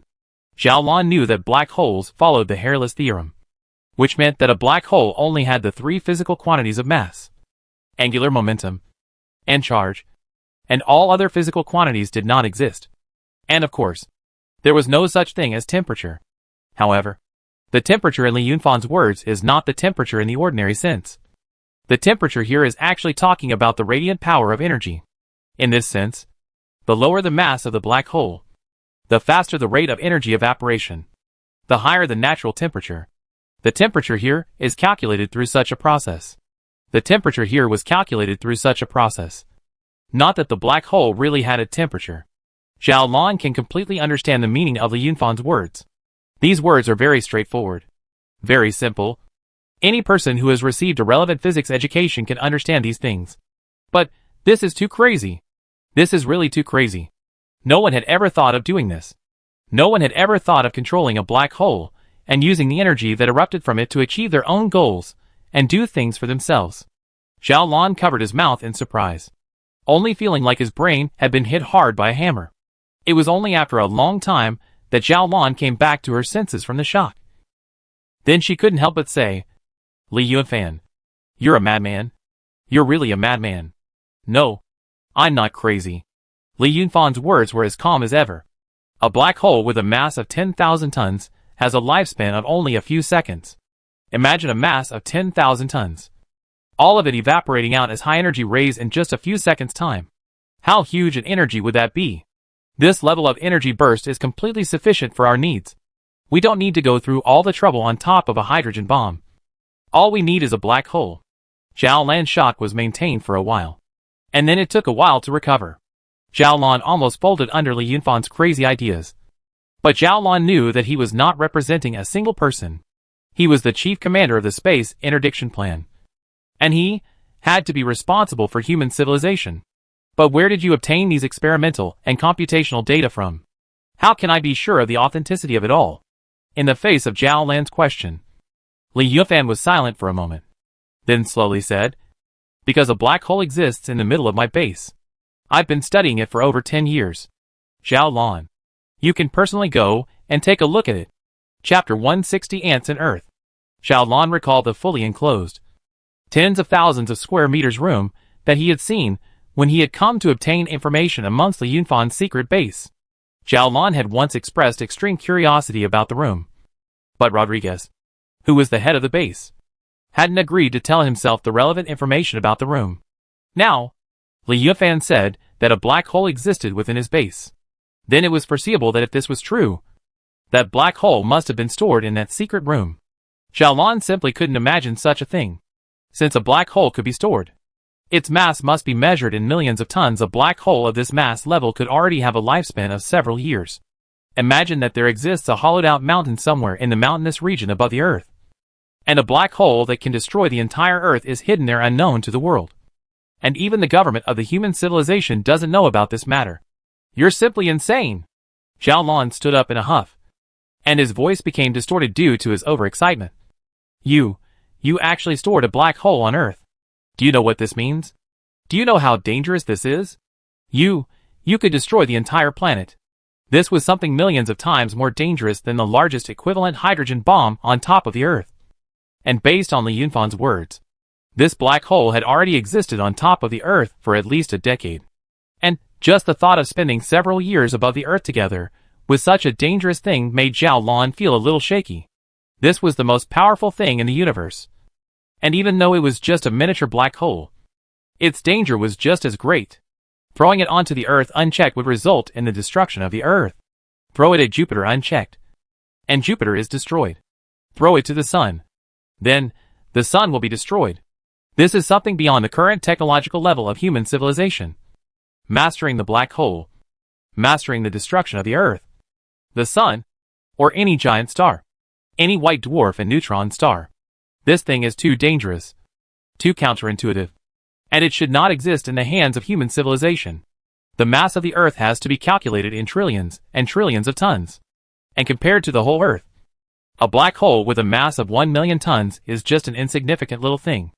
According to the formula of gravitational force, a person standing only 1 meter away from such a black hole would not be able to feel its gravitational force at all, because at a distance of 1 meter, its gravitational force is only about 150% of the Earth's gravitational force.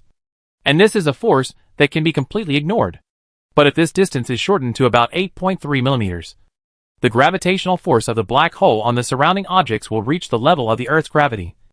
And if this distance is shortened to 1 millimeter, its gravitational force will reach roughly 7 times that of the Earth's gravity. And if it is shortened to 0.1 millimeter, it can reach roughly 700 times the level of the Earth's gravity.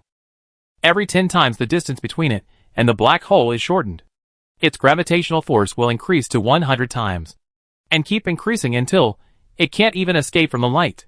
So if it touches the ground, because of the huge gravitational force between it and the Earth, it will be like a red-hot knife through a piece of loose foam in general quickly sunk to the center of the Earth. And then in the center of the Earth began to devour the Earth's material unscrupulously. In the center of the Earth will happen the sky will be turned upside down. In the process of devouring, any structure of the Earth's center of the Earth will be stirred up by the black hole. Because the material will fall into the black hole will have a very high speed. These substances in the collision will also have extremely strong jet stream released to heat the whole Earth, probably only in a few minutes' time. The global fluctuations will be released. The mountains will be overturned. The Earth will collapse. The unprecedented strong earthquake will sweep the whole Earth. The surface of the Earth above the material will be torn to pieces. At the same time, the Earth will rapidly shrink at the same time. The Earth would rapidly shrink in size. And the surface would be covered in fiery lava, eventually disappearing within a few months, completely swallowed up by the black hole. And the size of this black hole, if one were to calculate its size, by taking the border of its field of view, as its edge would increase from being smaller than a proton to roughly the size of a pea. At the same time, the Moon, Mars, Mercury, the Sun, and various satellites that were launched into space in advance probably would not have been able to detect the abnormality of the Earth if they had not been destroyed by the intense radiation released by the black hole that had consumed the Earth before. Although the Earth has disappeared into a black hole, they will still operate according to their own fixed orbits. There are only two factors affecting their orbits: mass and speed. Although the Earth has turned into a black hole, the total mass of the Earth remains unchanged, which means that the black hole Earth will not bring other effects to the outside world. But human civilization can appreciate what this series of drastic changes means. All the cultures and knowledge created by human civilization in its long history. All the love-hate relationships, sorrows and joys of human civilization.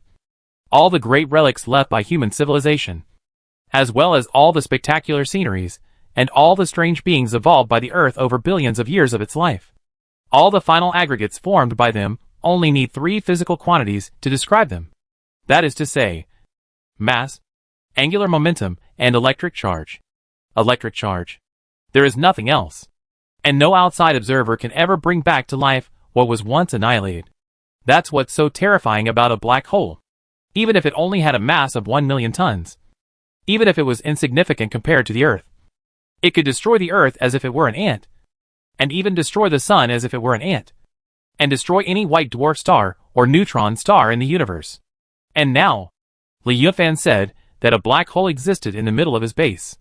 Li Yufan said that he had studied this black hole for more than 10 years.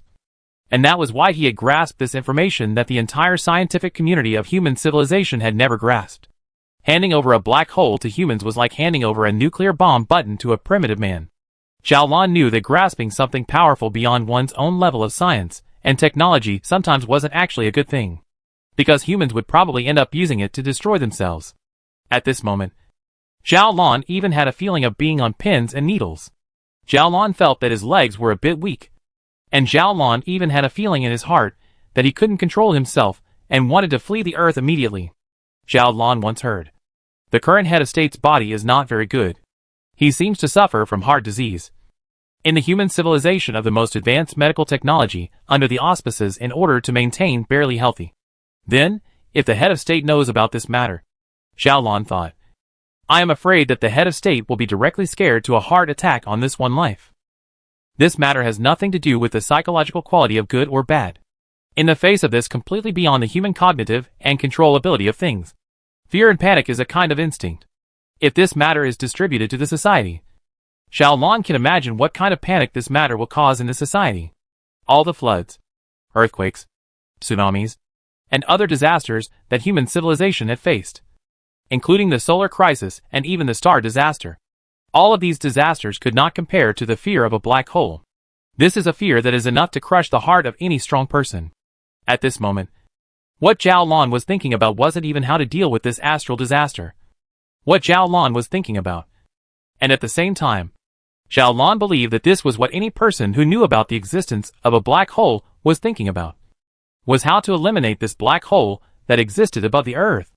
It was too dangerous to be described in words. Xiaolan simply couldn't imagine what kind of person Li Yufan was. Xiaolan and Li Yufan had already been in contact for a few years, and Xiaolan thought that she already knew Li Yufan well enough. But at this moment, Li Yufan still broke through Xiaolan's cognitive bottom once again. Xiaolan couldn't figure out how powerful Li Yufan's mind was to calmly face a black hole that could destroy the whole Earth. How Li Yufan could remain calm and indifferent as well as serious in the face of a black hole. And even more so, how Li Yufan could not only be calm himself, but also let the researchers in the research team that was formed by himself as the core to remain calm. Calm. You're really a madman. You're really a madman. At this moment, Xiaolan could no longer speak any other words other than repeating and muttering this sentence. I am indeed a madman. But right now, human civilization needs a madman like me to save it. Only the eruption of the miniature black hole can reach the energy level we need. And only this black hole can stop the Earth's fall towards the empty universe. Li Yunfan's words took on some rare seriousness. Xiaolan, I have single-handedly supported you above the position of the chief commander of the space interdiction plan. And I have been working through you to save human civilization. Now, it's time for you to truly take up your responsibilities. You have to throw out your own inner fears and truly make a judgment with your own reasoning. You have to go amongst my base and take a look. Then choose whether or not to trust me.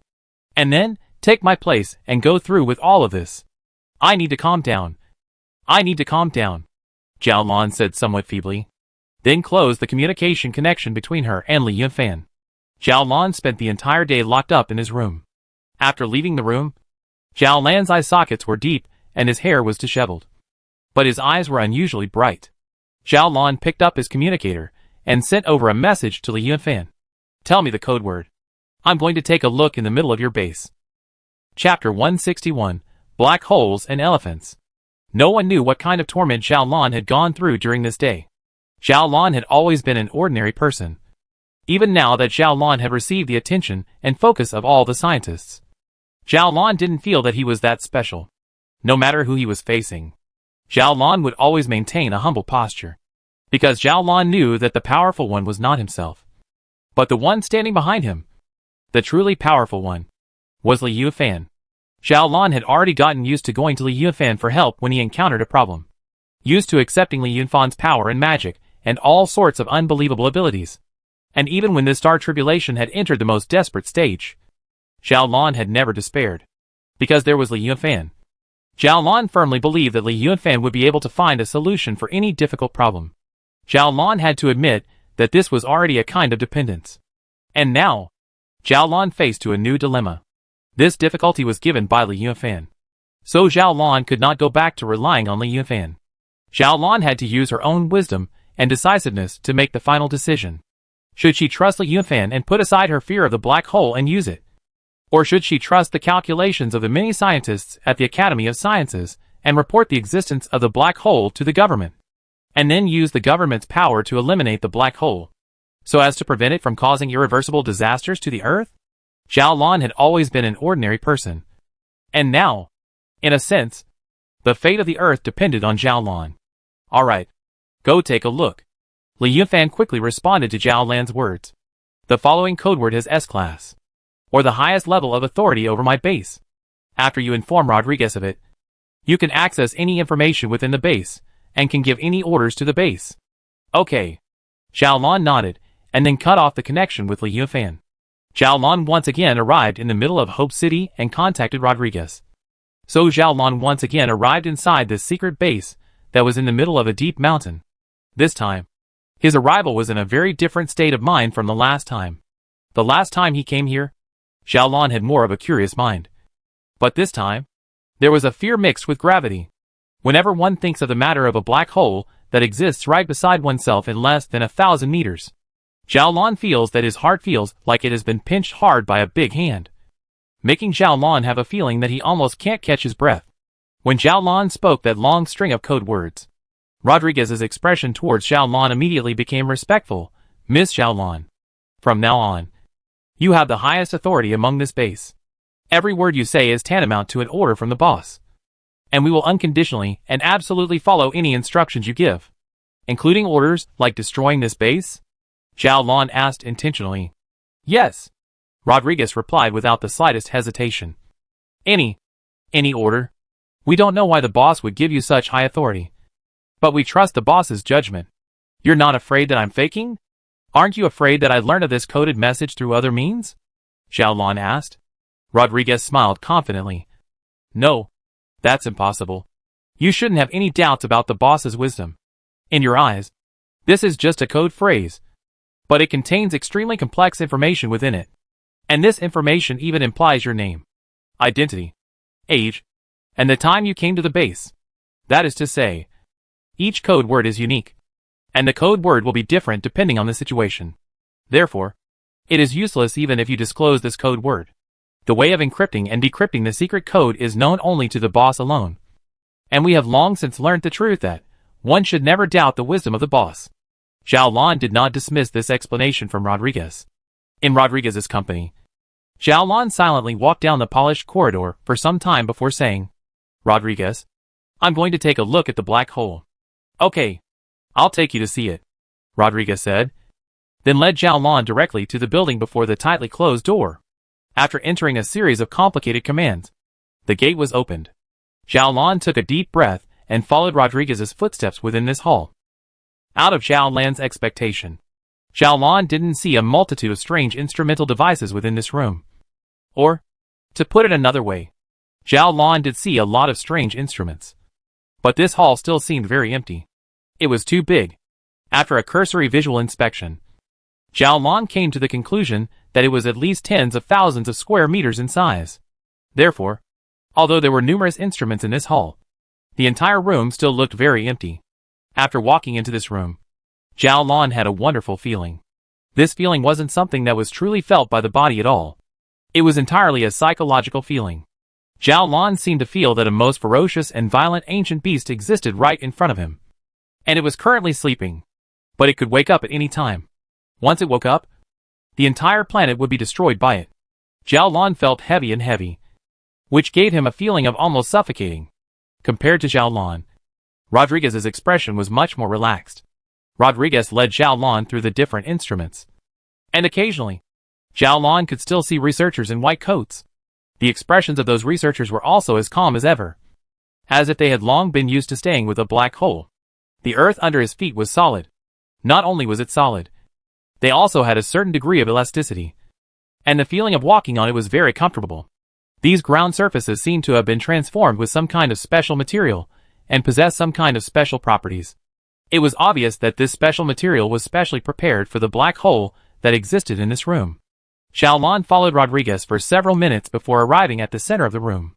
While crossing a certain boundary, Xiaolan felt as if something was attracting him ahead. It wasn't a mental feeling, but a real feeling above the body. It was as if Xiaolan had transformed into an iron block at this moment, while a magnet existed in front of him. This was a very strange feeling. This feeling was very slight, if hidden, and I don't know if it was an illusion or what. But Xiaolan still subconsciously stopped in his tracks. Xiaolan knew why this was. If Xiaolan hadn't thought wrong himself, he would probably have felt the gravitational pull of a black hole in person by now. Rodriguez saw Xiaolan's reaction. Then he smiled. Miss Xiaolan, there is no need to worry. This black hole is 100% safe. You don't need to worry about it sucking you in. You see, there is a glass barrier there. As long as you stand outside of it, you are safe. Xiaolan followed Rodriguez's hand and looked over. And sure enough, he saw a glass barrier appear in front of him. The glass was transparent. And inside the glass, about 13 or 14 meters away, there was something that seemed to be an iron box with a length, width and height of about 6 meters. It was quietly suspended in the air, not touching anything before or after, up or down, left or right. Xiaolan couldn't help but walk towards the glass barrier, then held his hands on top of the glass barrier and put his eyes up, trying to look at the iron box within the barrier. As Xiaolan and the iron box continued to get closer and closer and eventually came next to the glass barrier, Xiaolan felt that the attraction was getting bigger and bigger. It had become much more obvious and could even be clearly felt by Xiaolan instead of being hidden like before. Rodriguez smiled and said, "The distance between you and this black hole is now 15 meters. The mass of this black hole is maintained at roughly 100 million tons. So, if calculated according to the gravitational formula, the gravitational force of the black hole that you feel can probably attach a pulling force of about 4 or 5,000 grams to you." Xiaolan stood quietly above the earth. The gravitational force of the earth gave Xiaolan his weight, and that number was 48 kilograms. And now, Xiaolan was 15 meters away from a black hole with a mass of 100 million tons, which conferred a weight of roughly 4 or 5 kilograms to Xiaolan. That's why Xiaolan felt that there was something in front of him that was attracting and pulling him. The entire base was actually built using special materials. While Xiaolan was gazing at the large iron box, Rodriguez's voice once again sounded in Xiaolan's ears. "This black hole is too heavy. So after we bound it in a vacuum environment through a strong electric field, we also had to find a way to block its fall into the middle of the earth. We adopted a perfect pressure dispersion designed to spread the weight of the black hole as much as possible throughout the entire base. But even so, every square centimeter of the base is subjected to a weight of between 1 kilogram and 1,000 kilograms. The closer the black hole is, the greater the pressure it is subjected to. No matter how good the pressure dispersal system is, it is impossible to disperse all the pressure evenly to every place. And the pressure of an elephant on the ground is just a little over 1 kilogram per square centimeter. That's the same as having more than 20 million robust elephants stepping in the middle of this base of ours at the same time." Rodriguez said lightly. And you can't see anything but this one big iron box. I want to take a real look at this black hole and see what it looks like, Xiaolon said. Okay. Rodriguez agreed without hesitation. Chapter 162 Garbage Treatment Plant. This black hole had already existed in this base for more than 10 years. And the researchers here, including Li Yufan, had also been studying this black hole for more than 10 years. Therefore, it was obvious that there would be perfect experimental and observation equipment here. Rodriguez led Xiaolon towards a nearby observation room. And on the way, Rodriguez spoke to Xiaolon in a slightly proud tone. Miss Xiaolon, now do you know why there is never any waste discarded in our base? Even the waste materials, including those from hollowing out mountain peaks and excavating underground passages, were never thrown out. Yes, we threw them all into the black hole. No matter how difficult it is to dispose of the waste. Even the most dangerous radioactive waste, or the super poison that can poison hundreds of thousands of people with a single drop, they are all just food to the black hole. Zhao Lan's spirit was still in some sort of state of shock at the moment. This was a black hole. But it was also a miracle. A miracle that only a deity could grasp. But now it just appeared in front of Xiaolon. How could Xiaolon not be shocked? Rodriguez was still continuing. In the early days of our base's formation, the boss even signed a waste disposal contract with certain scientific research departments of the government. You have to know that all of the waste created by those scientific research departments are extremely dangerous things. And in the past, they usually launched such things to the moon to store them away, because there was simply no space on Earth to store such dangerous waste. Xiaolon was aware of this point. The more advanced the technology of the human civilization was, the more massive the power it had at its disposal, and the higher the danger. In the past few decades, there was even an accident in which all the marine life within a radius of hundreds of thousands of kilometers in a certain area of the sea suffered from a strange disease, leading to the death of a large number of marine life. And after an investigation, it was discovered that the cause was a slight leakage of waste from a certain deep-sea landfill located here, leading to the tragedy. After this incident, the human civilization enacted a law stating that all S-class and above hazardous level waste must be launched to the moon, and storage anywhere above the Earth was strictly prohibited. The boss claimed that he had mastered a new type of waste treatment technology, and after applying for a patent and disclosing the technical details of the technology to the government, the boss then won orders for waste treatment from all the government's scientific research departments after this technology passed the evaluation. Well, this technology is indeed true. But the profit margin is very low if waste is treated by this technology. And the boss is not interested in manufacturing this equipment. The boss just set up a waste treatment company using this equipment on the surface, and then secretly transported all those dangerous wastes here and put them into the black hole safe. Efficient, fast, and inexpensive. It was through this means that the boss obtained a large amount of wealth from the government in the early days, which gradually expanded the base, added many more equipment, and also set up many sub-agencies. There had been a faint sense of pride in the words that Rodriguez had narrated. But these words gave Xiaolon a crying and laughing feeling when he heard them, piggybacking on the previous sense of shock that had washed away quite a bit.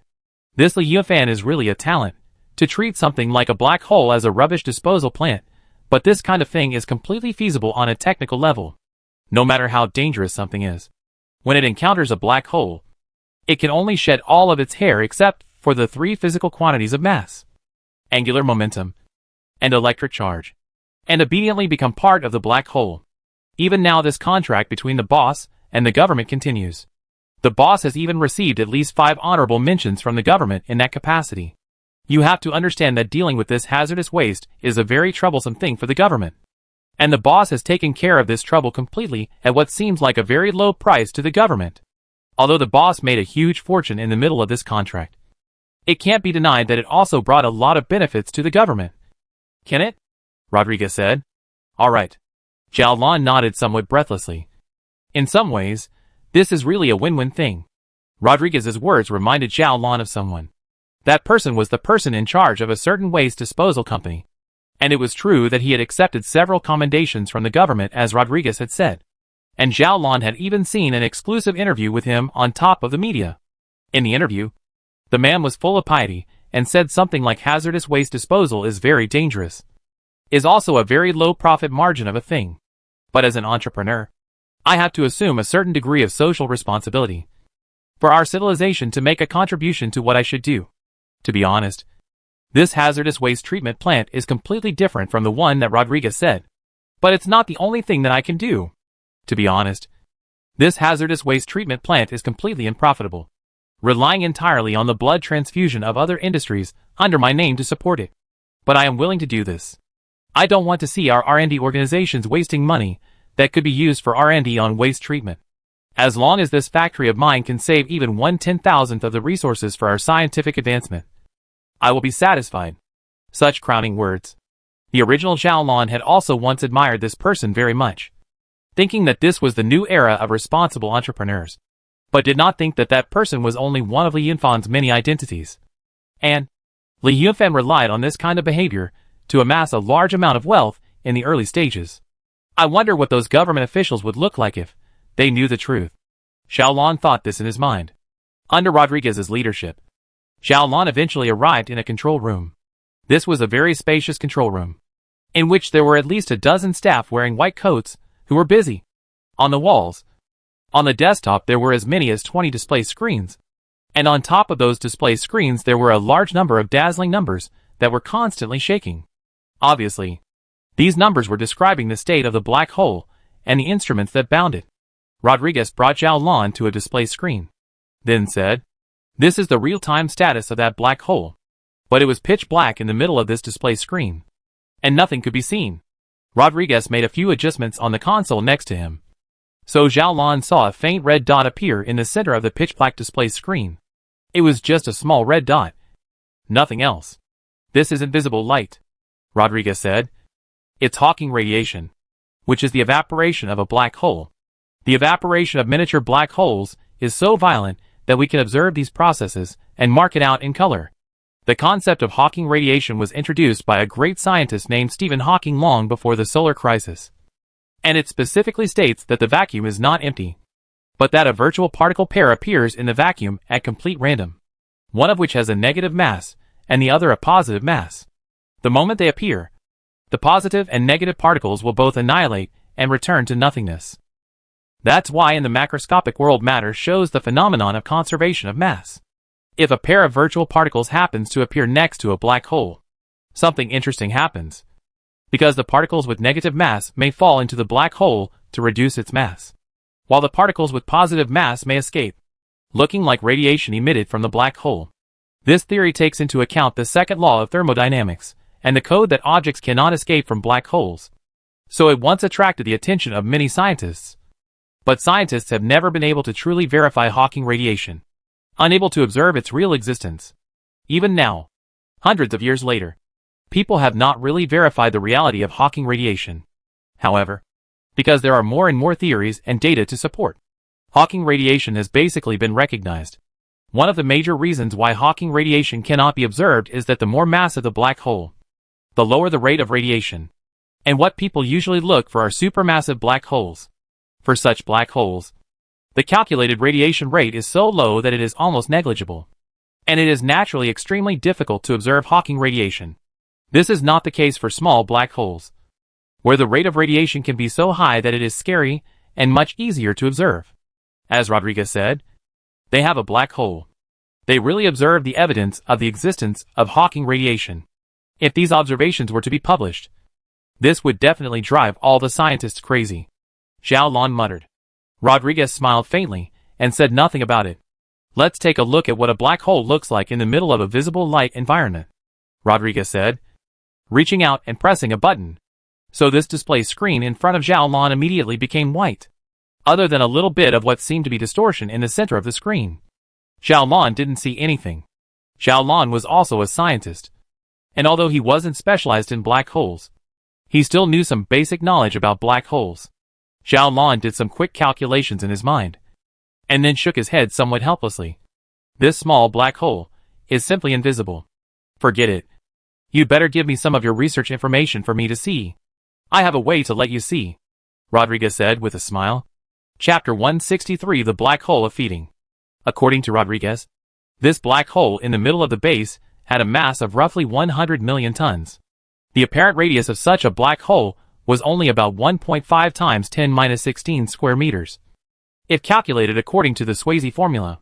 For comparison, the radius of a proton is about 8.5 times 10⁻16 times square meters, which means that the size of a black hole with a mass of 100 million tons is only about 1/6 the size of a proton. This is completely in the realm of the microscopic world already, and it is naturally impossible for the human eye to see it, even if its gravitational force is huge. According to the gravitational formula, the gravitational force, after leaving it by 1 centimeter, has drastically shrunk to only roughly 7,000 times that of the Earth's gravity. And this number is hardly enough to cause a change in the light that is visible to the naked eye. So this black hole is actually invisible. But at this moment Rodriguez said, "I have a way to let you see it."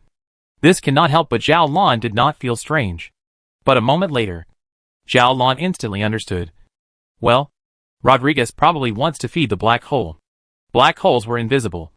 The black holes amongst real astronomical observations could not be seen except through the effects it had on the surrounding space, as well as matter to project its existence. Its impact on the surrounding space is generally divided into 3 aspects. One is gravitational lensing. The second is to attract the surrounding stars to rotate around itself. And the third is feeding.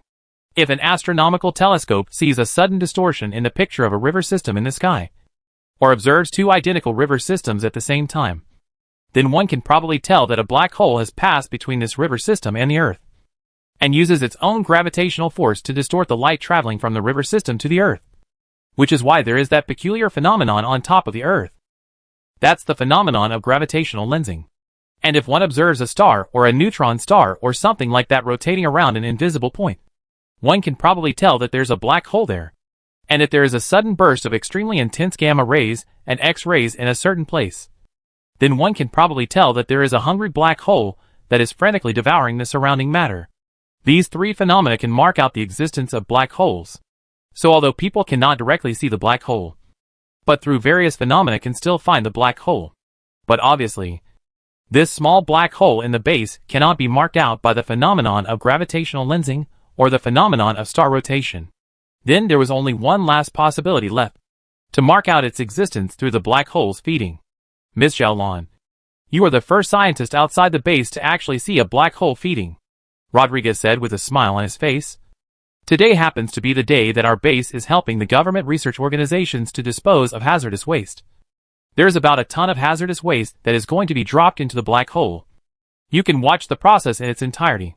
Really? Zhao Lan vaguely felt excited in his heart. Yes, Rodriguez nodded. When the government used to dispose of these hazardous wastes, they had to pay about 5,000 human coins for each gram of waste, while the price offered by that company that the boss set up was 1,000 human coins for each gram of waste. We have saved the government 4/5 of the money spent on waste disposal, and all we need to do is simply put them into a black hole. It's that simple. Zhao Lan couldn't help but shake his head full of incredulity again. If each gram was 1,000 human coins, a ton would be 1,000,000,000 human coins. This price was already enough to buy a Sylvia ship of his own. 1,000,000,000 human coins is an ordinary person's life without eating or drinking cannot be accumulated to the wealth of their own as a scientist.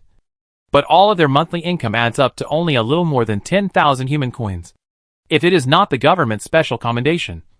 In the face of their ancestor Zhao Huaxing gifted himself a spaceship.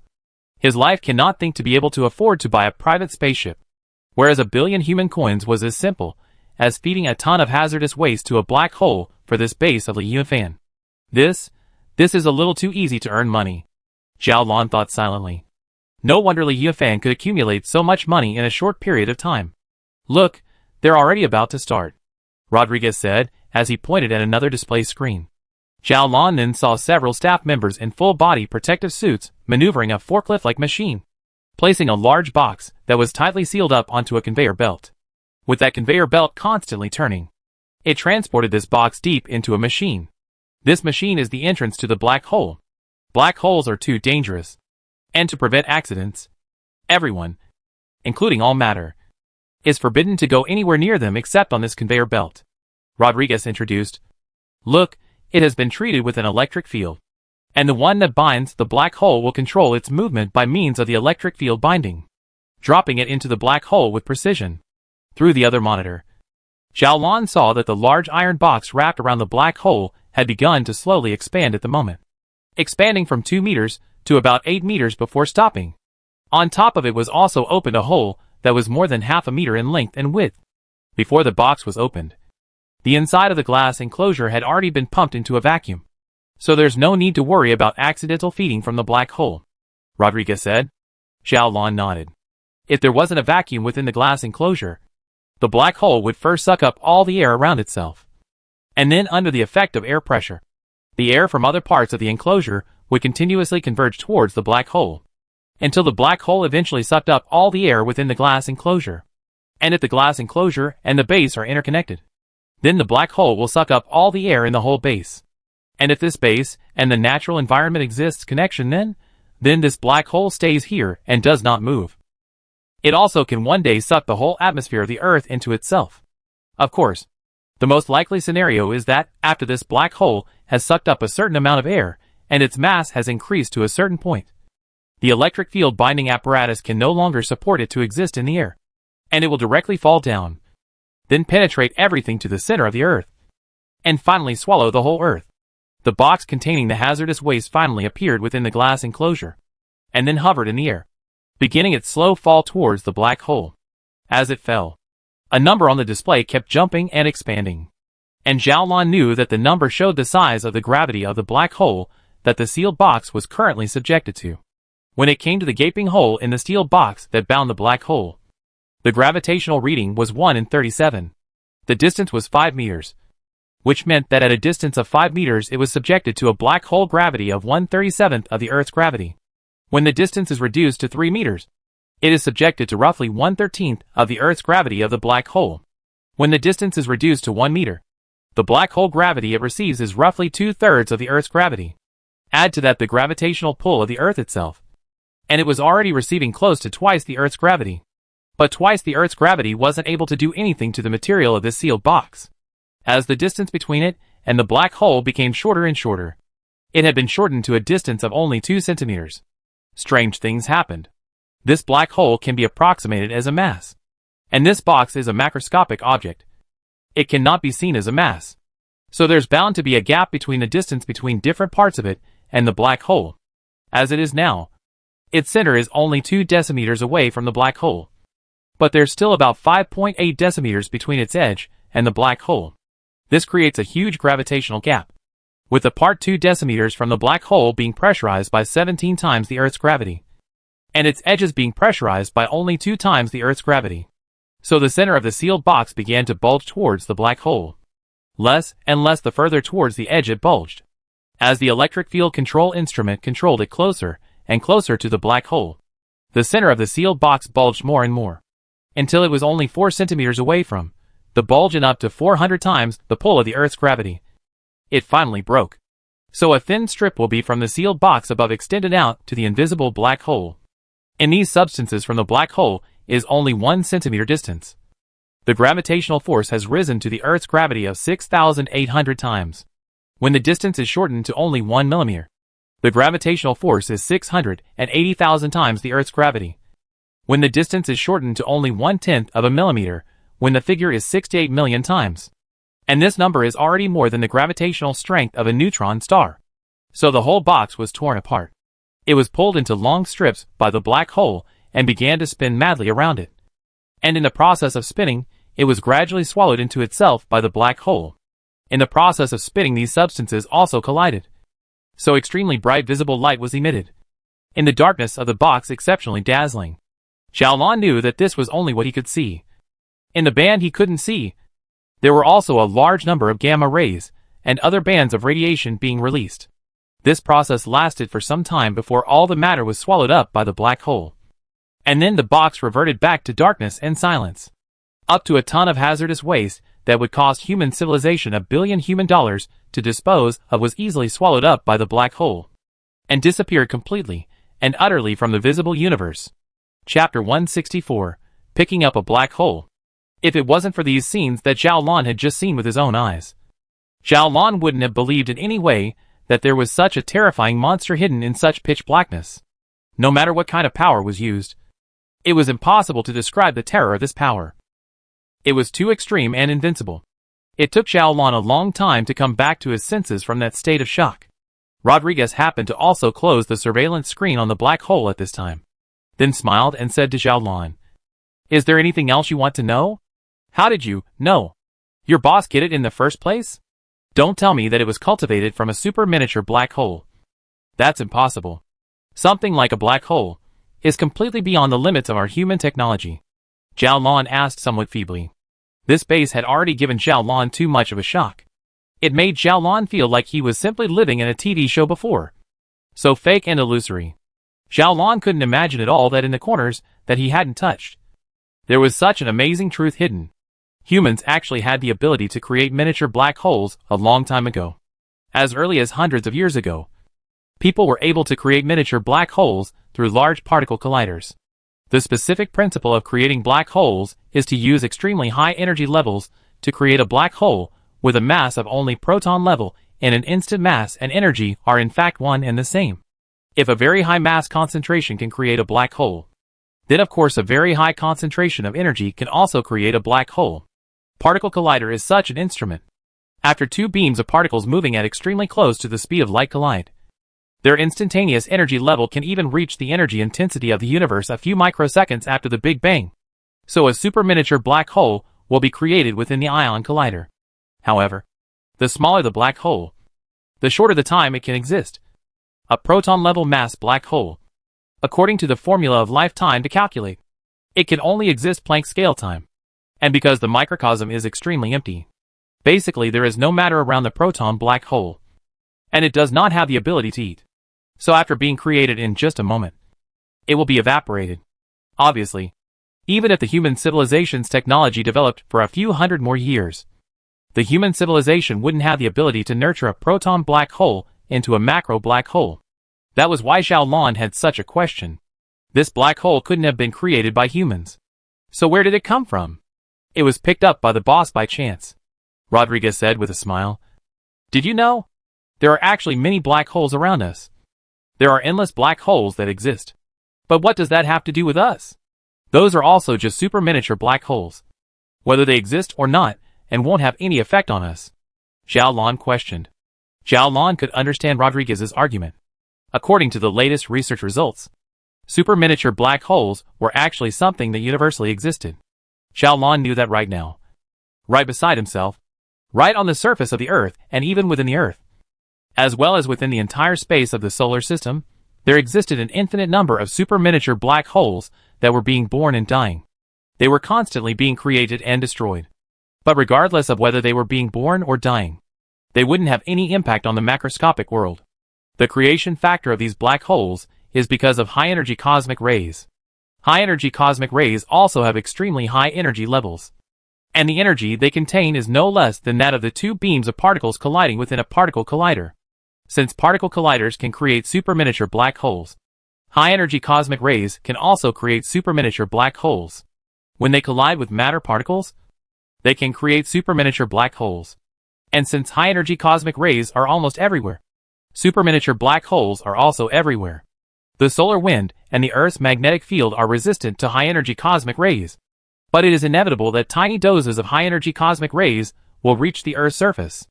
This also means that, at this very moment, there may be hundreds of millions of super miniature black holes within Zhao Lan's body, which are born and destroyed and born again.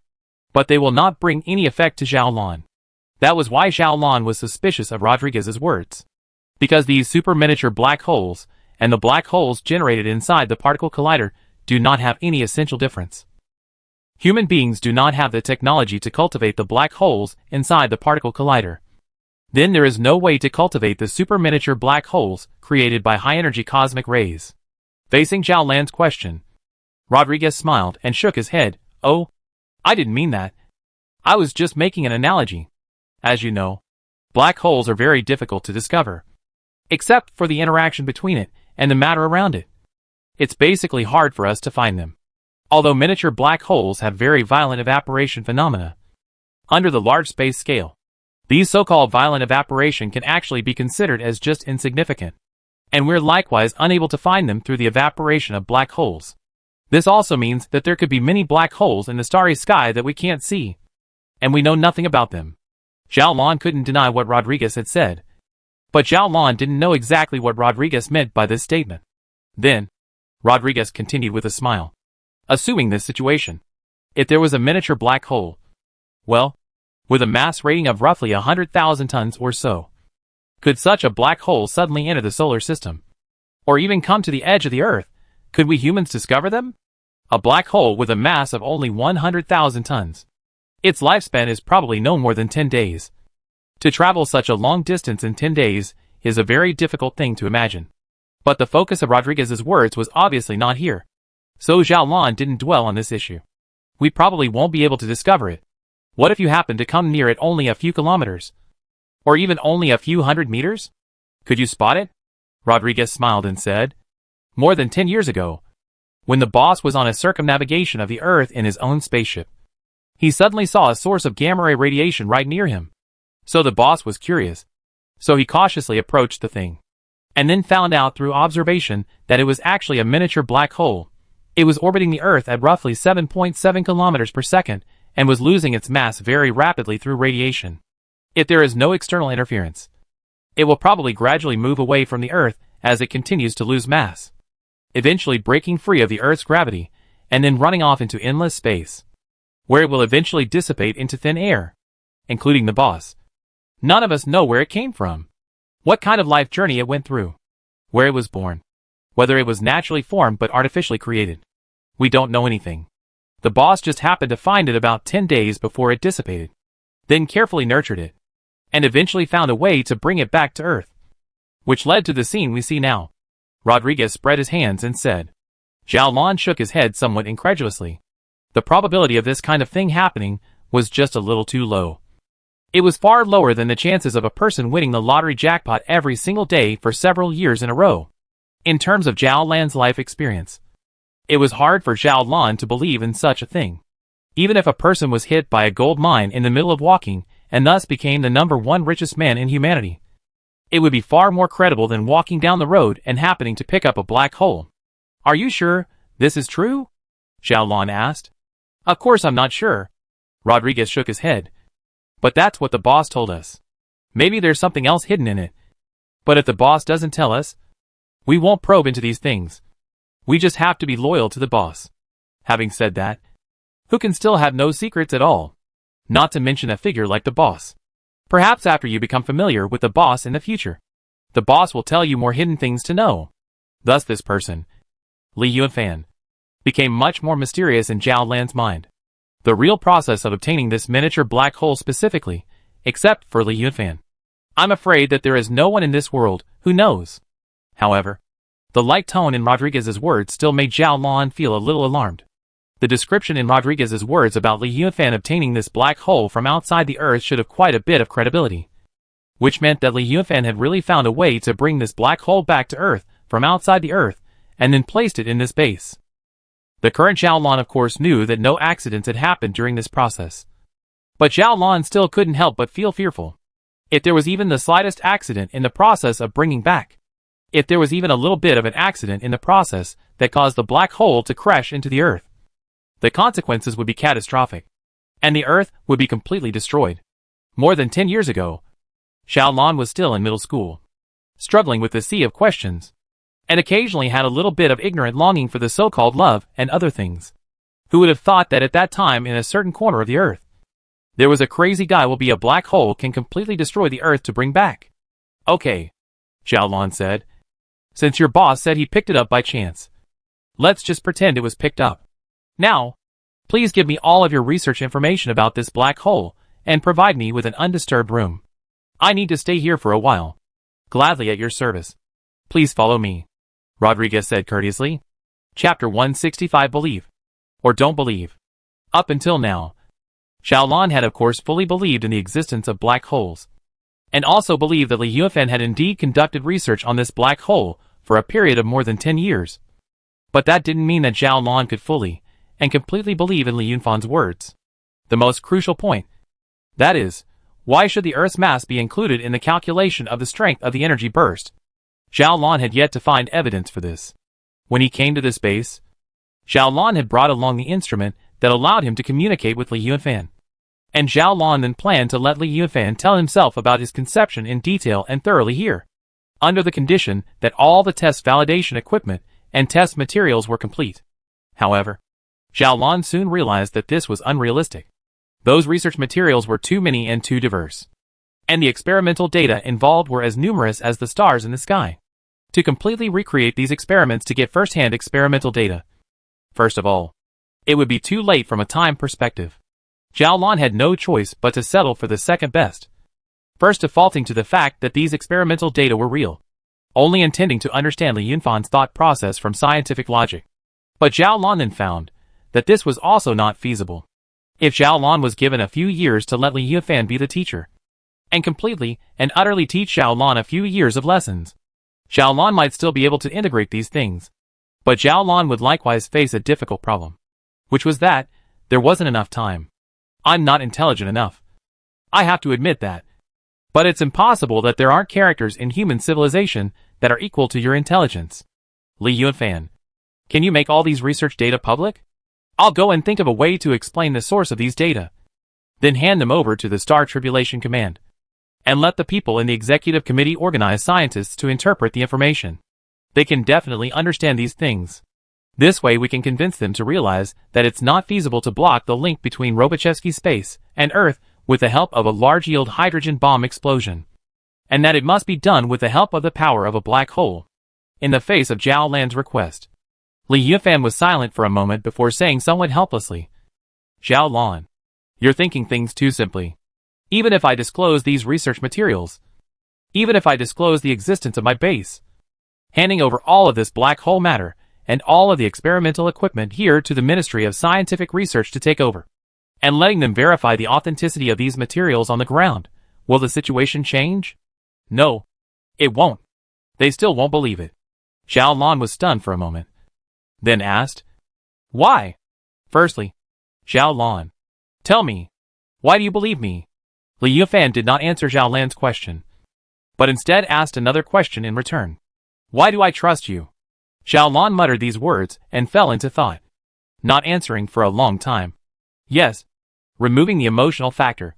If you just think with reason, why do you believe me? First of all, on the one hand, it is the mainstream scientists of human civilization.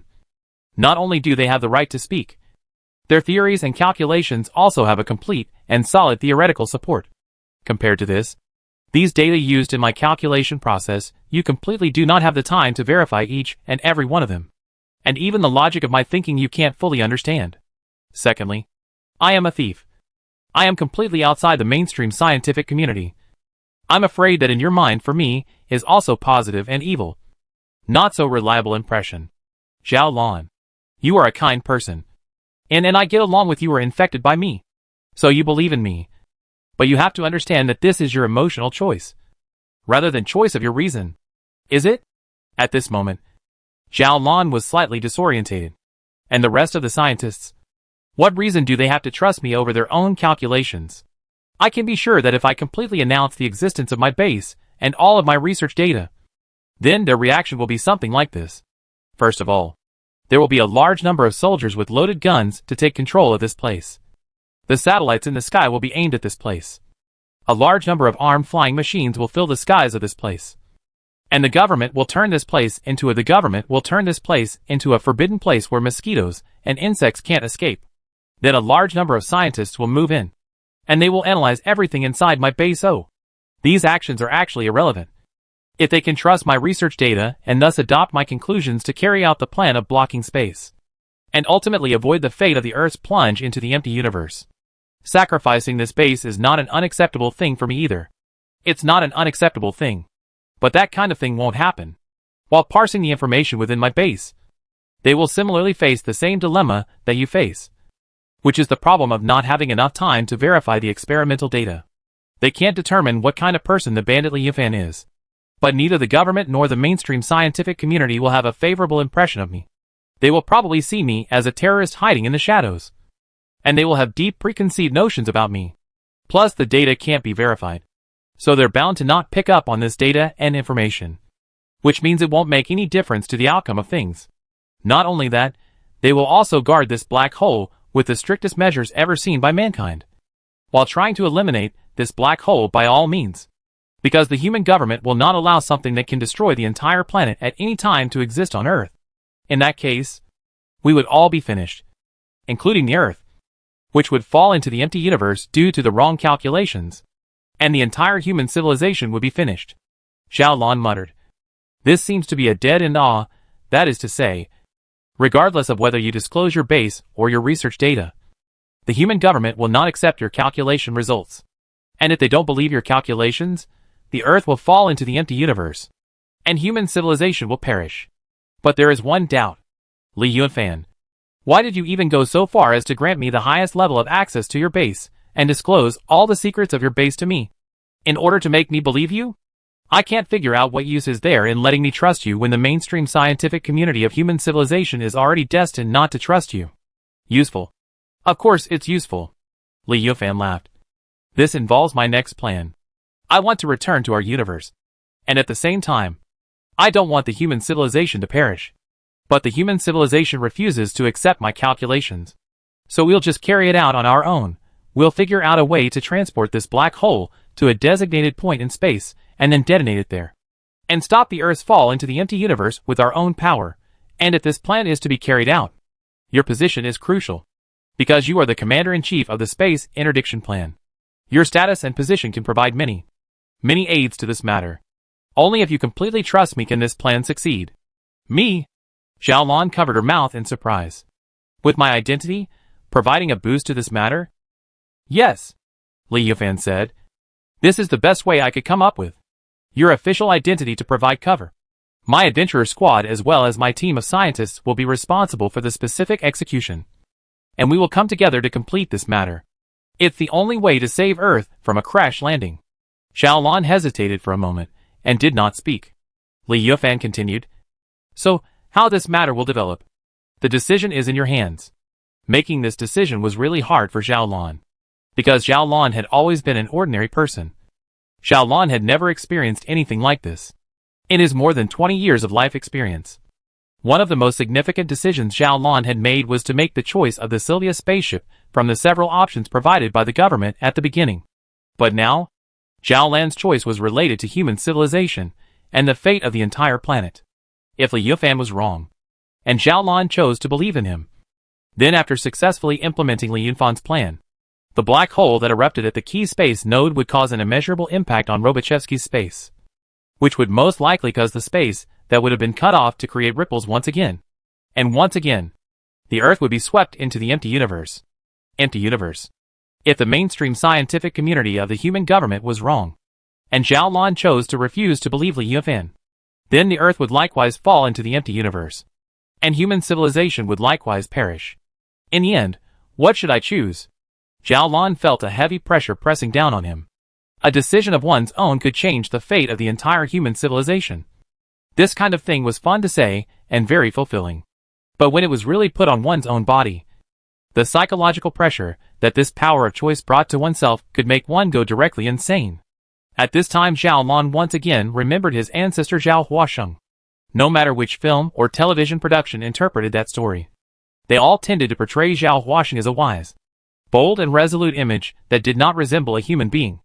But Zhao Lan knew that Zhao Huasheng was in fact just an ordinary person.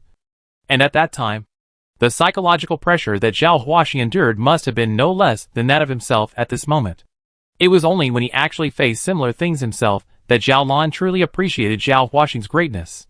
This greatness was not embodied in wisdom, but in mental toughness.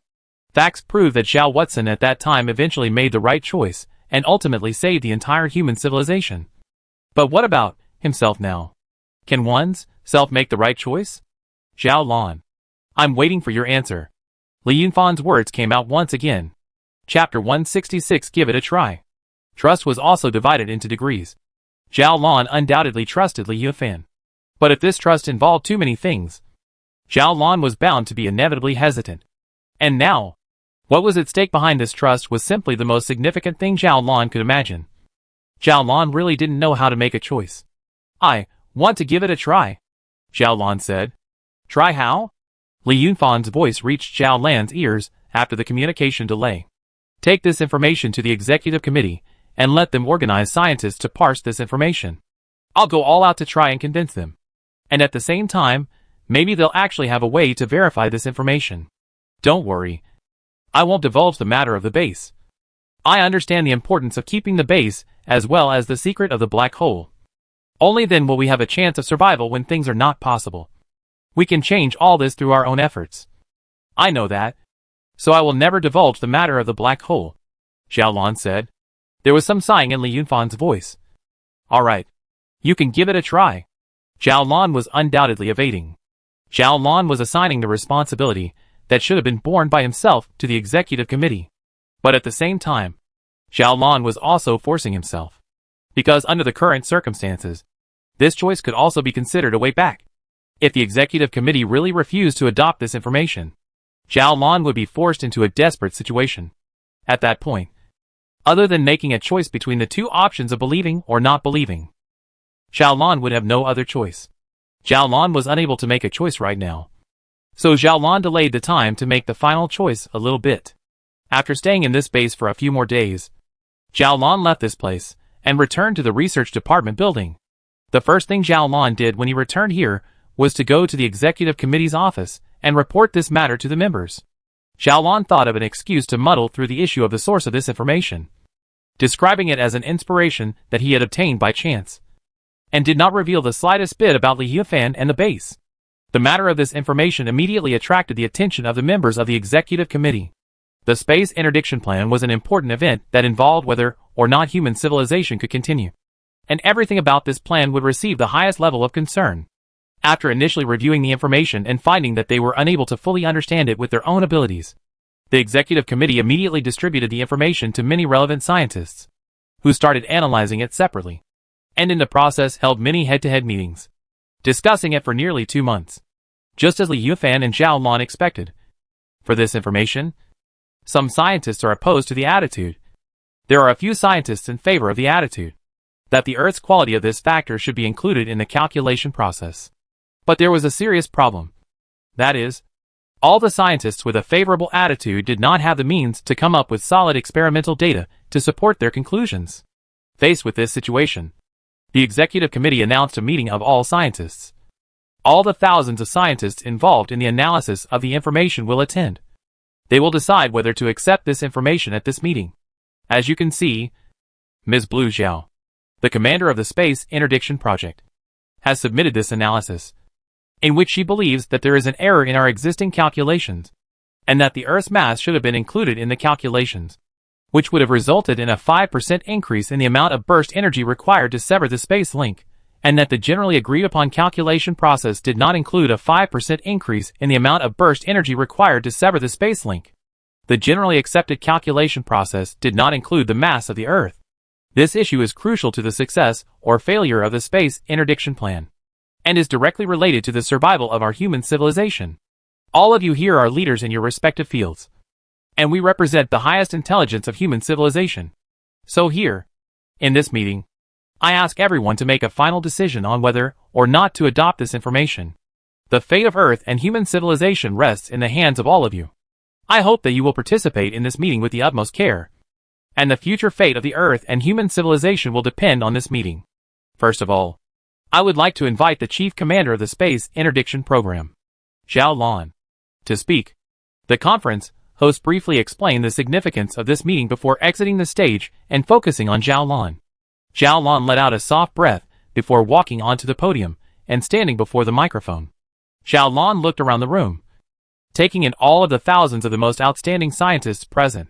Each of these people represented the highest achievement in their respective fields. And when these people were gathered together, they represented the highest wisdom of the entire human civilization. In addition to these people, there were also heads of state and leaders of various government departments sitting in the gallery. This was a matter of life and death for human civilization, so naturally they would not be absent. However, they have no say here, because they do not have the relevant scientific literacy. The scientists decided what to do, and the government was responsible for implementing the resolutions that had been made. Xiaolan's heart was slightly emotional, but this emotion only lasted for a moment. After smoothing out the fluctuations in his heart, Xiaolan slowly opened his mouth and spoke the speech he had prepared long ago. Hello everyone. I'm Xiaolan, and my reasons for supporting the calculation process are as follows. Every scientist had an electronic device in their hands. through which the scientists could be divided into many different virtual discussion groups according to their respective disciplines and fields. And in the midst of these virtual discussion rooms, a large number of scientists began to engage in a heated discussion on Zhao Lan's speech. After Zhao Lan's speech was over, one of the elected scientists made a request to speak. The host of the meeting handed over the right to speak to him, whereupon this scientist's voice spread throughout the room.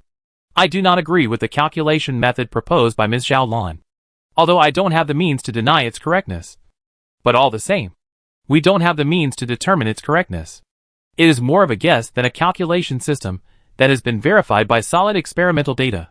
In terms of risk, we believe that our original calculation method and process is a bit more reliable.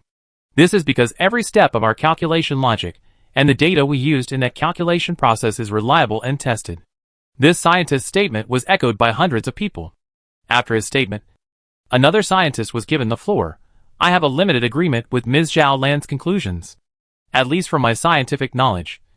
The information submitted by Ms. Zhao Lan has a perfect and self-consistent logic system that is like a work of art. Although it can only be classified as a conjecture, it is hard to believe that a work with such a perfect logic system could be a fake.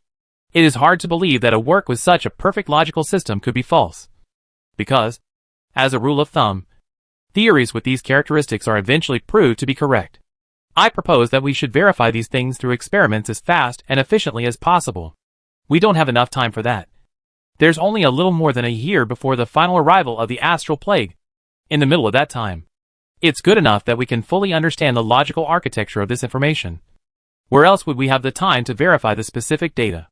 In fact, every one of us here is the same. We can neither deny this information, nor can we be sure of this information. We can only use our experience and intuition, and at the same time from the risk and benefit aspects of the comprehensive measurement, and ultimately in the two options to make a choice between one. In my opinion, these two options ultimately possess a higher degree of credibility compared to our initial calculation process. And I am in favor of implementing the first option. Ms. Zhao Lan, I have a question. You raised the issue of insufficient burst energy in the original proposal. So may I ask, do you have a way to find a higher level of burst energy? At least as far as I know, there is no way for our human civilization's current technology to increase the outburst energy by 5% in just over a year. If your answer is also negative, then I think your proposal is actually meaningless. Because even if your proposal is proven to be correct, we don't have the means to match it. Instead of that, it would be better to try our original program, in which case we still have a certain chance of success. Zhao Lan saw that the scientist's statement was agreed upon by almost 90% of the number of people. Zhao Lan replied, the focus of the issue we're discussing now isn't this. If we finally determine that we need to go looking for a higher level energy burst pattern, I believe that with our collective wisdom, we can definitely find a concrete and feasible method. I have absolute confidence in this point. This meeting lasted for 2 days. During these 2 days, the participating scientists and Zhao Lan elaborated on their reasons and expressed their views from various aspects. Zhao Lan was trying hard to convince the scientists, but Zhao Lan didn't disclose the existence of the base and the black hole no matter what. This was because Zhao Lan knew that by concealing the existence of these things, he still had the possibility of using his own personal power to complete the matter when it was too late. If he leaked it in advance and let it be exposed in the eyes of the government, and he was unable to convince the scientists to accept the Yunfan's conclusions, then everything would be over. The meeting had finally come to an end by now. Now, it was time for the final vote to determine whether or not to adopt this information. Chapter 167, I Believe in You. All the scientists present, including Zhao Lan, would automatically obtain a voting slot, because of the divergent opinions and the lack of time to have the time to verify it through experiments. Such a major event that concerned the entire Earth as well as the entire human civilization had to be decided through a vote, which had to be said to be a very irresponsible thing to do. But now people didn't have the rest of the options. At this time, it was most reasonable to vote through a ballot to make the final decision. Zhao Lan opened his personal electronic device and called up the voting interface. On top of the voting interface were 3 large options, which were in favor, against and abstain. Zhao Lan originally thought that he would press the approval option without hesitation. But when it came time to finally make the vote, Zhao Lan hesitated. Zhao Lan couldn't help but start asking himself a question in his mind. I'm trying hard to convince the scientists to accept the calculation methods in this document. But what about myself? Did I myself really believe Li Yufan? Xiaolon found that at this moment, he was unexpectedly unable to answer this question. Xiaolon had always thought that she believed in Li Yufan. But now, as this matter progressed to the most straight from the heart, Xiaolon hesitated. Xiaolon found that she didn't seem to trust Li Yufan very much either. This was actually a very contradictory state. But at the moment, this contradictory state appeared simultaneously in Xiaolon. So I've been running away. All along. Xiaolon thought silently in his mind. Actually, I suggested to Li Yufan that I would try to convince the scientists in the mainstream scientific community to accept his calculation process. But it was actually because I just didn't dare to take on this responsibility. After I make this calculation process public, if the scientists vote not to adopt Li Yunfan's calculation process, at the time when things end up being irreparable, and the Earth ends up crashing into the empty universe, I will be able to shrug off my responsibility because all the scientists here participated in the vote. It was the scientists who jointly rejected the proposal. The responsibility does not lie with me alone. I remember that Li Yunfan also has an identity as a psychologist. Then, for my psychological activities, I think Li Yunfan must be very clear. Li Yunfan perceived all this, but he did not say anything.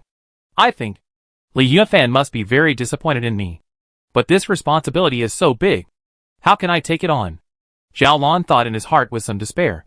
Back then, when Zhao Watson had yet to obtain the final validation of his speculation, how on earth did he make that decision to take on all the responsibility with his own strength? And Li Yunfan. Li Yunfan. How sure are you that you are right? What if you're wrong? Can you bear the responsibility? Zhao Lan's words seemed to come back to Li Yunfan's mind. Well, you can give it a try. During these few years, the two had never talked to each other through audio and documents. And although they were already very familiar with each other, Xiaolon still didn't know what Li Yunfan was really like.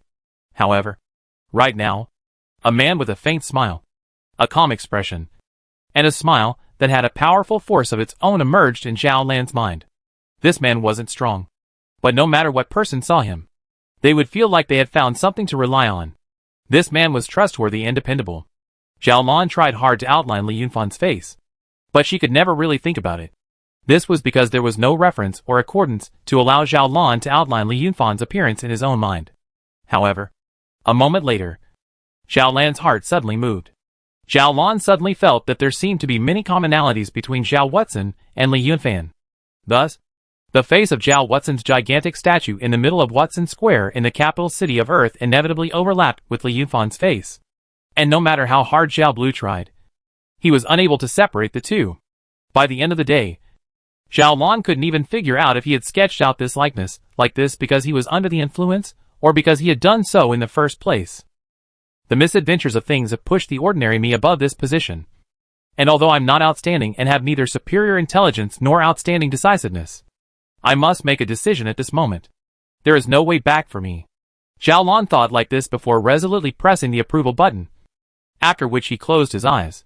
Whispers constantly resounded in the large conference room, and many people were exchanging words. Xiaolon didn't speak to anyone, nor did he bother to observe anyone. Xiaolon was just waiting for the final result to be revealed. The voting had continued for more than 10 minutes. It was only after the conference host read out the countdown in a low voice, and until the countdown went to 0, that Xiaolon snapped his eyes open and then immediately looked at the big screen. The voting results: 1,975 votes against, 57 votes in favor, and 3 abstentions. Xiaolan's heart was violently tightened, but then relaxed. Xiaolon muttered, "Why should I have expectations for the voting results? Wasn't this result long expected?" The low voice of the meeting presiding officer once again spread throughout the large conference room. "The results of the vote are in, and the executive committee has decided to still implement the original space blocking program. There is still 1 year and 2 months before the calculated detonation time, at which time we will use the explosion of a super-large-yield hydrogen bomb to sever the connection between Robochevsky space and Earth space." No applause rose in the conference room, as the vast majority of people had expected this outcome. The Führer stood up and announced with full solemnity, "Dismissed." Xiaolon knew that things had become irreparable at this moment. In any case, the possibility of manipulating that black hole through the power of the human government had been completely eliminated. Then there were likewise two choices left in front of Zhao Lan. 1. Choose to continue to believe in Li Yunfan and use his position as the commander-in-chief of the space blocking plan to facilitate Li Yunfan's plan, and even personally participate in the operation when necessary. 2. Choose to believe in the scientists of the mainstream scientific community of human civilization. Anyway, a vote had already been held on Li Yunfan's plan, and even if it was proven to be wrong in the future, then Zhao Lan at least no longer had any responsibility. Even if the Earth fell into the empty universe, the resources above the Earth could still support human civilization for a few hundred years. And a few hundred years was already enough time for Zhao Lan to spend his entire life. This meant that if Zhao Lan refused to believe in Li Yunfan, then no matter what the final outcome was, Zhao Lan would be able to spend her life in peace. Whereas, if Zhao Lan believed in Li Yunfan's words, Zhao Lan could be accused by 1,000 people and be burdened with the responsibility of destroying the Earth, as well as destroying human civilization. That would be a sin that Zhao Lan would not be able to pay back even if he exhausted his entire life. Zhao Lan left the conference room, left the research department building, and once again came to Watson Square. Watson Square was still crowded with people, and the neon lights flashed in various colors, turning the place into a world of colors. The sky was still clear, and the black canopy was dotted with one star after another, looking exceptionally beautiful. Laughter, jostling, shouting, all kinds of sounds continued to pass into Zhao Lan's mind. But Zhao Lan's mind became more and more serene. Zhao Lan knew that everyone here didn't know what they were about to face, and because of that, they could not care in the slightest about what would happen tomorrow.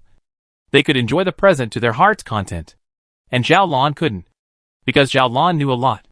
Zhao Lan continued to stroll until he reached the center of the square, before Zhao Watson's statue. Before Zhao Watson's statue was always filled with flowers, and this moment was no exception. Zhao Lan then bought another bouquet of flowers, then bent down and respectfully placed it on the ground.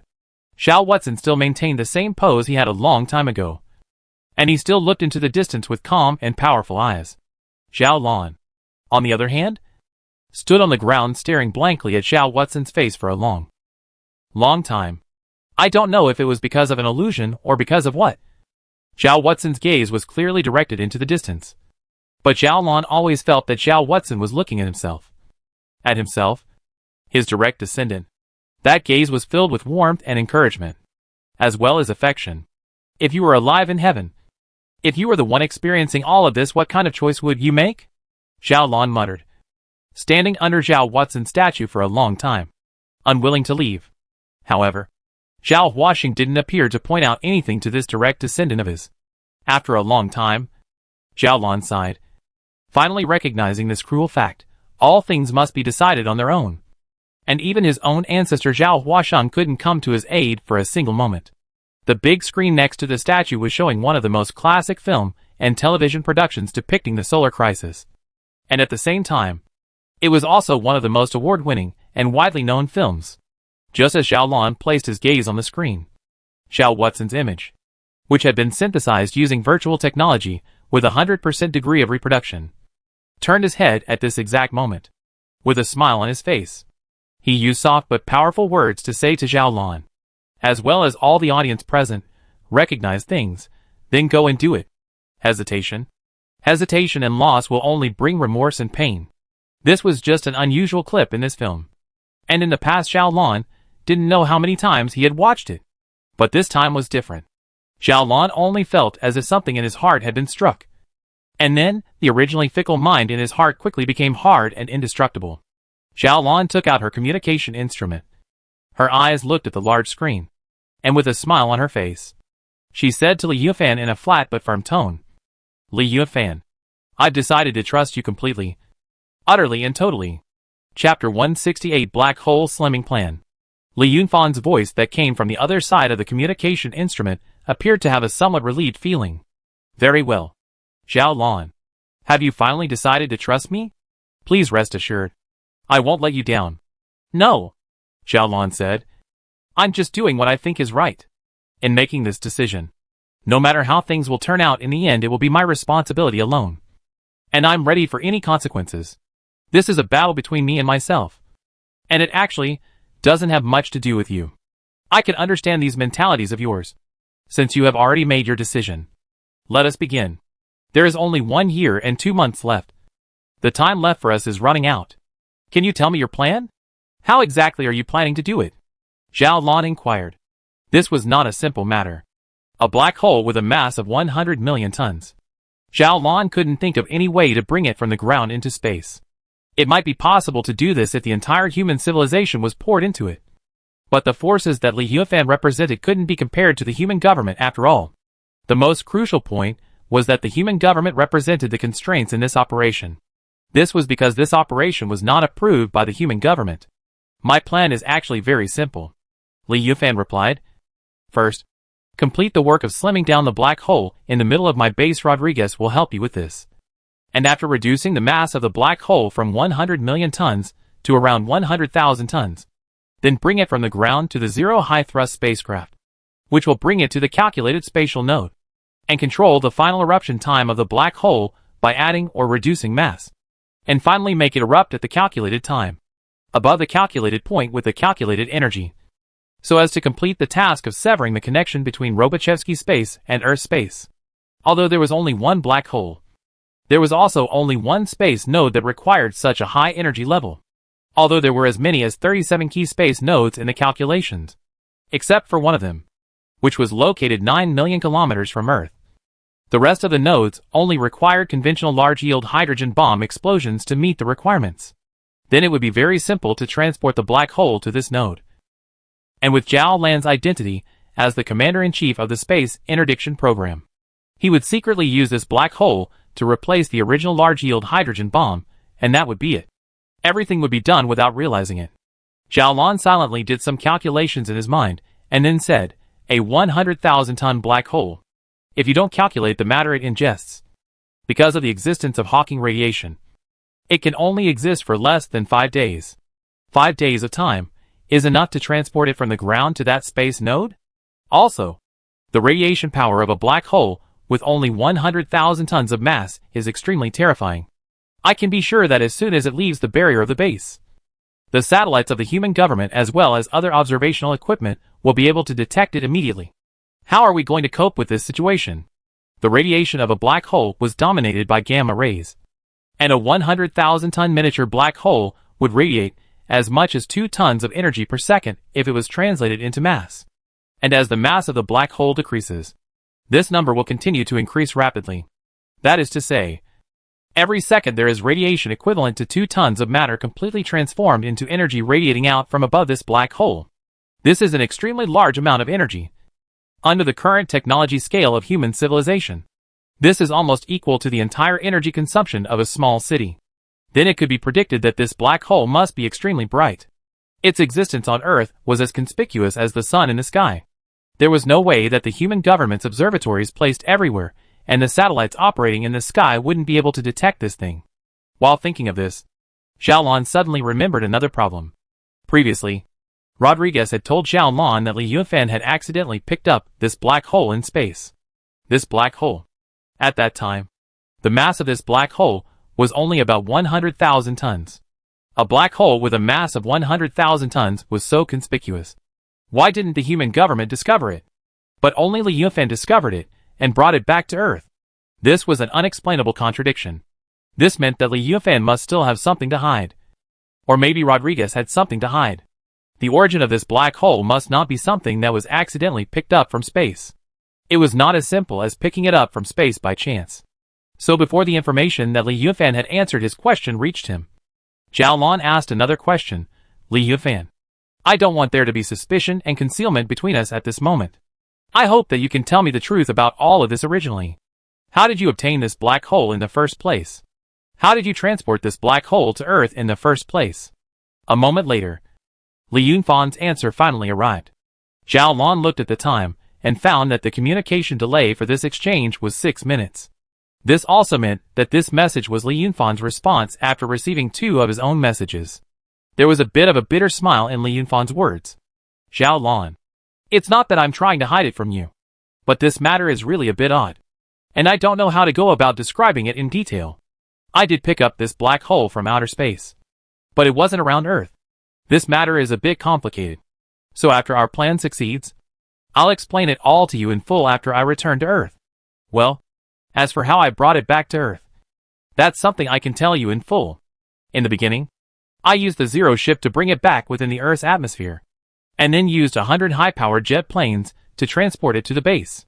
For this action, I used all of my abilities to weave a shocking lie under a dozen different identities to hide it from the human government. In this, among my team of adventurers, Zhou Xiaoming with his proficiency in computer systems, Cruz with his genius mechanical abilities, Andrea with her manipulation abilities, and all of the scientists in my entire base all banded together to finally complete this near impossible task. As for how to transport this black hole away from Earth, I intend to reverse the process of transporting it to Earth. Again, Zhou Xiaoming will hack into the government's monitoring network to tamper with the data. Cruz will work out the details of the plan and design the various machinery that will be used in the process of transporting the black hole. Andrea will control it on the ground, and my entire base will be used for backup support. Except that I'm not in our universe right now, and I don't have the means to work out the huge lie to hide the human government from the world. So Xiaolan, your identity will be very important. As long as you find a way to use your identity to solve the human government's constraints on this matter.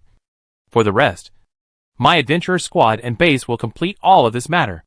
Indeed, a 100,000-ton black hole is so conspicuous that there is no way for us to cover it up. And as long as it leaves the base, the human government will surely be able to discover it. Then Xiaolan, what you need to do is to find a reasonable explanation for this matter, so that the human civilization's government won't be suspicious about it. Well, that's right. You've also overlooked one thing. During the process of dieting for this black hole, my base will also emit an extremely large amount of energy in the form of heat, which is also extremely conspicuous in the infrared wavelength band. So you also need to find a reasonable explanation for this, so that the government doesn't have any doubts about this matter. Li Yunfan's plan seemed very reasonable, but something else came to mind in Zhao Lan's mind. These things made Zhao Lan feel some hidden chills down his spine. Indeed, my identity, as the chief commander of the space blocking plan, has a unique advantage over this matter. And probably only I can find a reasonable enough excuse to hide and deceive the government into the past. So, Li Yunfan, has all this been planned by you? At the very beginning, when you started to infuse your genius scientific thinking into me, you had already planned to support me to the position of the commander-in-chief of the space blocking program, and then use my identity to start your plan? You knew the truth about the plague of stars from the very beginning, and knew that only the space interdiction program could save the Earth, and knew that the energy of a large-yield hydrogen bomb would not be able to satisfy the demand. You already knew all of it from the very beginning? These thoughts made Zhao Lan feel like a mysterious aura was once again shrouding Li Yunfan's body. Whenever Zhao Lan thought that he already knew Li Yunfan fairly well, there would always be something that would once again make Li Yunfan illusory and mysterious. Li Yunfan was like an onion, peeling away a layer of truth and another layer, peeling away a layer of truth and another layer. Zhao Lan didn't know exactly how many more layers he would have to peel away before he could know Li Yunfan's true nature. This makes Zhao Lan on his own to make completely believe in Li Yunfan. This decision in the end is not correct once again produced doubts. What responded to Zhao Lan was Li Yunfan's deep sigh. Zhao Lan, I do have some things I'm hiding from you. But please believe that the things I'm hiding have nothing to do with this astral tribulation. I didn't know about those things in the beginning either. It's just that things have unexpectedly progressed to this stage. Zhao Lan, please don't waver in continuing to believe in me. No matter what. The purpose of saving the Earth, saving human civilization is what we want to achieve together. Everything. Just wait until the star disaster is over. Wait until I've successfully returned to our universe. Then I'll tell you everything in its entirety. Okay? Chapter 169. Long time no see. Facing Li Yunfan's seemingly somewhat downcast words, Zhao Lan felt as if a slight ripple appeared in her heart as well. Zhao Lan endeavored to put aside the emotional aspect, and instead only use the rational aspect to sort out this matter. After thinking for a few moments, Zhao Lan made a reply. Li Yunfan, I haven't shaken my trust in you. I just feel a little uncomfortable with the fact that you still have things hidden from me. But since you don't want to talk about it for the time being, I won't go prying into them intentionally. My purpose is simply to resolve this astral plague. Other than that, everything has nothing to do with me. Very well. Zhao Lan, I want you to contact the remaining 3 members of my adventurer squad in the following coded language.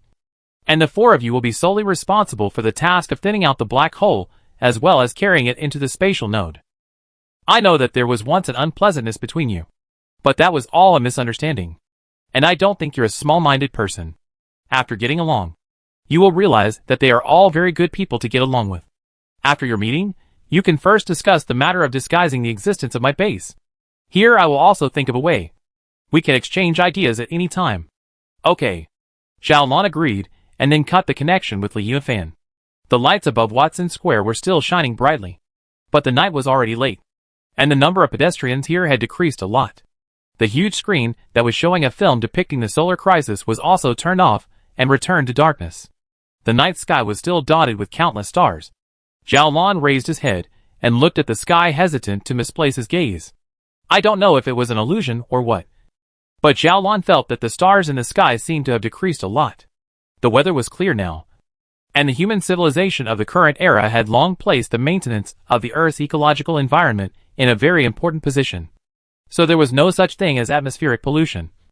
But when Xiaolon looked at the sky, he could no longer find that feeling of stars. Xiaolon knew that as of the current position, the nearest disappearing star to Earth that had been identified had a distance of 30 million light-years between it and Earth. This distance is far beyond the range of the human eye can detect. So at the moment, he feels that the disappearance of many stars in the sky is probably just his own illusion. But Xiaolon knew that there would be a day when this scene would truly appear in front of his eyes. Xiaolon sighed and left Watson Square before returning to his residence. Of the 3 members of that so-called adventurer squad, Xiaolon had only met one of them, named Enlia. At first, it was this woman who had put the stolen goods on herself, then pranked herself. And although it hadn't brought any consequences, they still left a very bad impression in Xiaolan's mind. However, joining forces with them now was something that had to be done, and the likes or dislikes in his own heart, Xiaolon didn't have the time to pay attention to. After Xiaolon picked up the communication instrument and dialed a number, a few moments later, a very melodious female voice came out from there. Hello. This is the Adventurer Rescue Organization. May I ask what's up with you? I got lost in the middle of my journey to Jupiter. My approximate coordinates are 3065. Xiaolon slowly read out a string of numbers with more than 20 digits. The string of numbers obviously meant something, and the female voice obviously knew this. So after Xiaolon started to say the string of numbers, that side fell into silence. It wasn't until Xiaolon finished reciting the string of numbers that that side responded. Alright. I understand. Please wait. We'll be right there. Xiaolon put down the phone and let out a soft sigh of relief before taking out 4 cups of juice from amongst the fridge and setting them on the table. Xiaolon didn't wait too long. After a mere 10 minutes, Xiaolon heard a soft and regular knock on the door. Xiaolon listened for a while, silently comparing the series of knocks with his memory in his mind. And after everything was correct, Xiaolon got up and opened the door, and saw that there were 3 people standing there at the door. One of them was a young woman. She was about in her mid-20s, tall and pretty, and always had a charming smile, if nothing else, at the corner of her mouth. It was none other than Enlia, who Xiaolon had once seen and had pranked himself and then saved him. After Enlia, there was also a thin, young man with disheveled hair, whose eyes were always half squinted, as if he hadn't woken up. There was also a balding middle-aged man whose palms were fat and short, but looked unusually flexible. The moment they saw Xiaolon, these 3 people reacted differently at the same time. The smile at the corner of Enlia's mouth instantly cooled. Zhou Xiaoming's face flashed with a kind of panic that seemed like he had been caught as a thief. And the balding middle-aged man Cruz's fat palms clenched together quietly and unconsciously. Xiaolon took in all the changes in these people's expressions, but didn't say anything about it. Instead, he directly said, "Come in first. This is my private residence. Basically, no one knows about this place. It's very safe." The 3 hesitated for a moment, then came in. Xiaolon signaled to the sofa, then all 3 sat down on the sofa. Xiaolon pushed 3 cups of juice over and placed one in front of each person, before placing the remaining one in front of her and drinking it herself. Enlia pinched Zhou Xiaoming in the waist, and Zhou Xiaoming's expression became more and more embarrassed. Xiaolon lady. Yes. I'm sorry. We didn't know that you and the boss had such a deep relationship. At first we were just slightly pranked you. We didn't have any malicious intent. You can also see, when we realized that you were in danger, we immediately took rescue measures for you. Ms. Xiaolon. I sincerely apologize for any offense you may have taken. But I assure you, those things were done by the two of them. And Leah was responsible for planting you. Zhou Xiaoming was responsible for laying traps for you. I wasn't involved in any of it. So if you're going to complain to your boss, you shouldn't mention me. Cruz wiped the sweat from his forehead and said with some apprehension. Anelia's pair of beautiful dancing eyes immediately stood up, and a murderous aura flashed through her eyes. And Leah turned around and grabbed Cruz's collar as soon as she could, then sat still. Her arm forcefully lifted Cruz's upper body off the sofa, and her voice was also filled with icy coldness. Cruz, you lewd uncle. How dare you push things onto us? Did you help me transform my Leah flying car? Did you tamper with the police's video equipment? Now it's good. We even pranked the boss's woman. In the future, when the boss gets angry, none of the three of us will be able to run away. Looking at the three people who were constantly bickering and fighting, Zhao Lan slightly felt a bit of a headache. Obviously, these three people already knew about their intimate relationship with Li Yunfan through that series of numbers, and considered this time as a close relationship with Li Yunfan, and considered this time to be the time when they came to ask them for a favor. Stop! Zhao Lan called out, and the three people across the table immediately quieted down. Zhao Lan was full of displeasure as he asked, what do you mean the boss's woman? If it's not the boss's woman, how could he possibly put such an important password? Leah said, sensing that the atmosphere was not right. She immediately shut her mouth and looked at the two people next to her, Zhou Xiaoming and Cruz, and then looked a bit helpless. That? Zhao Lan. In short, we offended you before, and now that we've landed in your hands, we're going to beat or punish you as you please. Zhao Lan had no interest in explaining certain misunderstandings, and seeing that the three of them quieted down, he directly said, what's in the past is in the past, and I didn't take it to heart. I found you all here this time to follow your boss's order to cooperate with me to do a very important thing. Your boss said that the three of you are reliable, and it just so happens that I need help as well. So that's why I asked the three of you to come over. Zhao Lan's eyes slowly swept over the three of them, and slowly said, Zhou Xiaoming, a computer expert, who once hacked into the government's core database alone and returned undetected, and Leah, an expert in fighting and mechanical manipulation, who can manipulate either a flying car or an airship to perfection.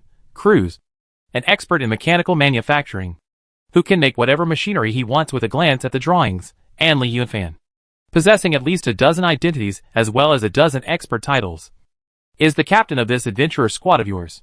Along with Zhao Lan's words, these three people gradually became serious. I, Zhao Lan, an astrophysicist, currently hold the responsibility of the General Commander of the Space Interdiction Program. After revealing the trio's identities, Zhao Lan pointed to himself and told him his identity. Andrea picked up the juice in front of her and slowly took a sip, then said thoughtfully, so, Zhao Lan, what do you want us to do when you find us here? And what orders has the boss issued? Why didn't the boss contact us directly, but had to contact us through you? Zhao Lan glanced at Leah and replied, you probably don't know about your boss's current situation, or what kind of crisis our human civilization is facing right now. I can tell you all about all of these things. No. These things? It's better to let your boss personally talk to you. Where is the boss? Zhou Xiaoming, Leah, and Cruz all asked in the same voice at once. Zhao Lan took out the communication instrument he used to contact Li Yunfan and opened it before saying, Li Yunfan, I've already got all three members of your adventurer squad here, so you tell them what's next. After saying this, Zhao Lan signaled to the three people across the table. Your boss will respond soon. After the communication delay, Li Yunfan's voice came out through the communication instrument. Keyboard, Tyrannosaurus Rex. Baldy, I'm your boss. Long time no see. Chapter 170 Concealment and Deception. After Li Yunfan's familiar, somewhat tired voice came out, Zhao Lan clearly detected that Zhou Xiaoming, Leah, and Cruz's breathing stopped for a moment, while the communication instrument returned to silence. And Leah immediately screamed, Boss, where have you been all this time? Why haven't you contacted us for several years? And Leah's words caused a ripple in Zhao Lan's heart as well. Hey, yeah. It's been a few years since my Sylvia ship was stolen by Li Yunfan, and since the first star abnormally disappeared. After Andrea, Zhou Xiaoming and Cruz both called out at the same time. Boss, Where the hell have you been? After the communication delay, Li Yunfan's voice once again came over. This time, a bitter smile was added to Li Yunfan's voice. This matter is a long story. There are some incredible things happening to me. Zhao Lan listened quietly. Zhou Xiaoming, Unlia, and Cruz also maintained their silence. And Li Yunfan's words then kept coming out from within the communication apparatus. Li Yunfan kept talking, and kept talking for a full half hour, or so, before finishing what had happened to him. That's how it happened. Li Yunfan said. I inexplicably entered another empty universe. And it was only with the help of the spatial fluctuation caused by severing the link between Robochevsky space and Earth space that I was able to return to our universe from this empty universe. Therefore, saving Earth, saving human civilization, and helping me escape from this empty universe are the same thing. I asked Zhao Lan to contact you guys because I want you to cooperate with Zhao Lan and find a way to transport this black hole from the base to the middle of the space node. It took the three of them, Zhou Xiaoming, a few minutes to digest all this information that Li Yunfan had narrated out. After finally finishing sorting it all out, Cruz wiped his sweat and said, Boss, I think this operation should include the base head Rodriguez as well. After all, he has been in charge of the base as well as the black hole side of things. And he has the best understanding of the base's situation. Li Yunfan replied, That's fine. Before I plunged into the empty universe, I had already decided that I was going to adjust Rodriguez's level of trust upwards to A+. It's just that before this matter could be announced, an accident happened to me. Okay, boss. I'll go contact Rodriguez and ask him to come to this meeting as well. Andrea immediately took out a communication instrument, and after waiting for a few moments, she said into the instrument, Rodriguez, please come quickly to the following coordinates. There is an important matter to discuss with you regarding the boss. Okay. I'll be right there. Within the communication instrument, Rodriguez's voice was as quiet as ever. Just as Rodriguez had said, it had only taken less than an hour for him to arrive here. Zhao Lan had long been accustomed to this group of people's magical powers, so she didn't feel the slightest bit strange. Ms. Zhao Lan. Hello. Rodriguez first courteously greeted Zhao Lan after coming in, then turned his head to ask the three Zhou Xiaoming. Where is the boss? Over here. Zhou Xiaoming casually pointed to the communication instrument that was placed beside Zhao Lan, and Cruz took over. Rodriguez, you sit down first. Things are a bit complicated. I need to explain it to you first. On her part, Andrea said. Rodriguez, the boss has just announced that he has upgraded your trusted level to A+. From this moment on, you're the most trusted person by the boss besides the adventurer squad. Rodriguez's eyes widened for a moment, then returned to normal. He nodded and casually yanked over a chair and sat down. I won't let the boss down. Now, please tell me exactly what happened on the boss. Let me tell you put, Cruz said, repeating Li Yunfan's words back to Rodriguez. Rodriguez seemed to be a little better mentally. After listening to Cruz, Rodriguez rested his chin on his hand and thought quietly for a moment before opening his mouth. That voice still calm as usual. So, does the boss have any plans? What should we do? Andrea said. The pigs in the research department insist that relying on the method of large-yield hydrogen bomb explosions will be enough to complete the severing of the link between Robochevsky space and Earth space, while the boss believes that only relying on the method of black hole eruptions will be enough to satisfy the energy requirements. And whether or not we can cut off the link between Robochevsky space and Earth space is related to whether or not the boss can return to the normal universe smoothly. So, what we need to do is to reduce the mass of this black hole to about 100,000 tons under the premise of hiding the human government from us, and then transport it secretly into that key space node. Rodriguez, you have been in charge of the black hole in the base. So do you have any suggestions on how to reduce the mass of the black hole to around 100,000 tons under the premise of not attracting the attention of the government? Rodriguez was silent and thought for a moment, then shook his head. I can't think of any way. There's no way we can accomplish this without attracting the attention of the government. You have to know that reducing the mass of a black hole from 100 million tons to 100,000 tons is not something that can be accomplished in a short period of time. We'd have to turn the instruments up to maximum power and work at full power for at least a year or more to accomplish this. And hiding it from the government for a day or two is fine.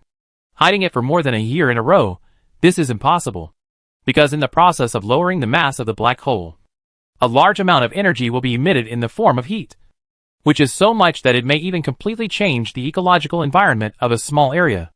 According to my estimation, even in winter, in at least 100 kilometers in a radius around the base, the temperature will be maintained at around 30 degrees Celsius above zero. The vegetation won't wither. The green won't turn yellow. There won't be snow. And the animals won't hibernate. How is it possible for this to be hidden from the public? Xiaolan also knew this. And while Rodriguez was recounting these things, Xiaolan was also thinking about this. But like Rodriguez, Xiaolan didn't find any way with feasibility. If it was during the feudal era, a change in the climate of a certain small region might still be able to be hidden. But in the modern society where technology had developed to such an extent, it was impossible to do so. Not to mention the satellites in the sky. Even a certain flying car that happened to pass by this place would be able to detect the abnormality when it saw that the plants on the ground that should have withered were still maintaining their green color. The three of them, Zhou Xiaoming, glanced at each other, and all nodded silently as well. Obviously, they also recognized these things that Rodriguez had said. Since the human government would never tolerate the existence of a black hole, and would occupy the entire base once it was discovered. A black hole with a mass of 100 million tons had absolutely no way of being transported, and lowering the mass of the black hole would draw the government's attention. This problem then seemed to have become a dead end, with absolutely no way of bringing it to a resolution. Is it possible to channel this dissipated energy to other places? Zhao Lan inquired. It's a thought to solve the problem, but it's not feasible. Rodriguez shook his head. It would require a large amount of engineering construction, as well as the most stringent evacuation design. It's not something that can be accomplished in just 10 years, aka 8 years. It can't be done in time. And, even if it could be done in time, I don't think it would be any less difficult to conceal such a massive project than the current problem. Indeed, mechanical expert Cruz said, I just did some calculations in my head with the intensity of the heat dissipation and the local geology, as well as the mounting construction data, and concluded that the difficulty would only be higher than what Rodriguez said. So what should be done? The atmosphere in the middle of the room was somber for a moment. This was a very tricky problem. But this problem was the most fundamental. Without solving this problem, there was no way for everything to proceed in the future. You have all entered into a dead end of thinking. Just at this time, Li Yunfan's voice came out through the communication instrument. Our aim is to complete the work of slimming down the black hole without being constrained by the government and without the government's attention. But you should know that the method of not being constrained by the government, as well as not being noticed by the government, isn't just the only method of concealment. In addition to concealment, there is also deception. If your mom is watching TV right in the middle of the living room, and the living room is the way to get to the door, then obviously there's no way you can hide it from your mom and then run out to go on a date with your girlfriend. But hiding isn't the only way. You can totally go and tell your mom that you went out to a friend's house to do your homework before running out to meet your little girlfriend. Li Yufan said indifferently.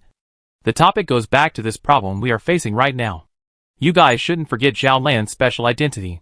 Zhao Lan is the chief commander of the Space Interdiction Program. Zhao Lan was the first to discover the Lobachevsky space, as well as the first to propose a feasible plan to save the Earth.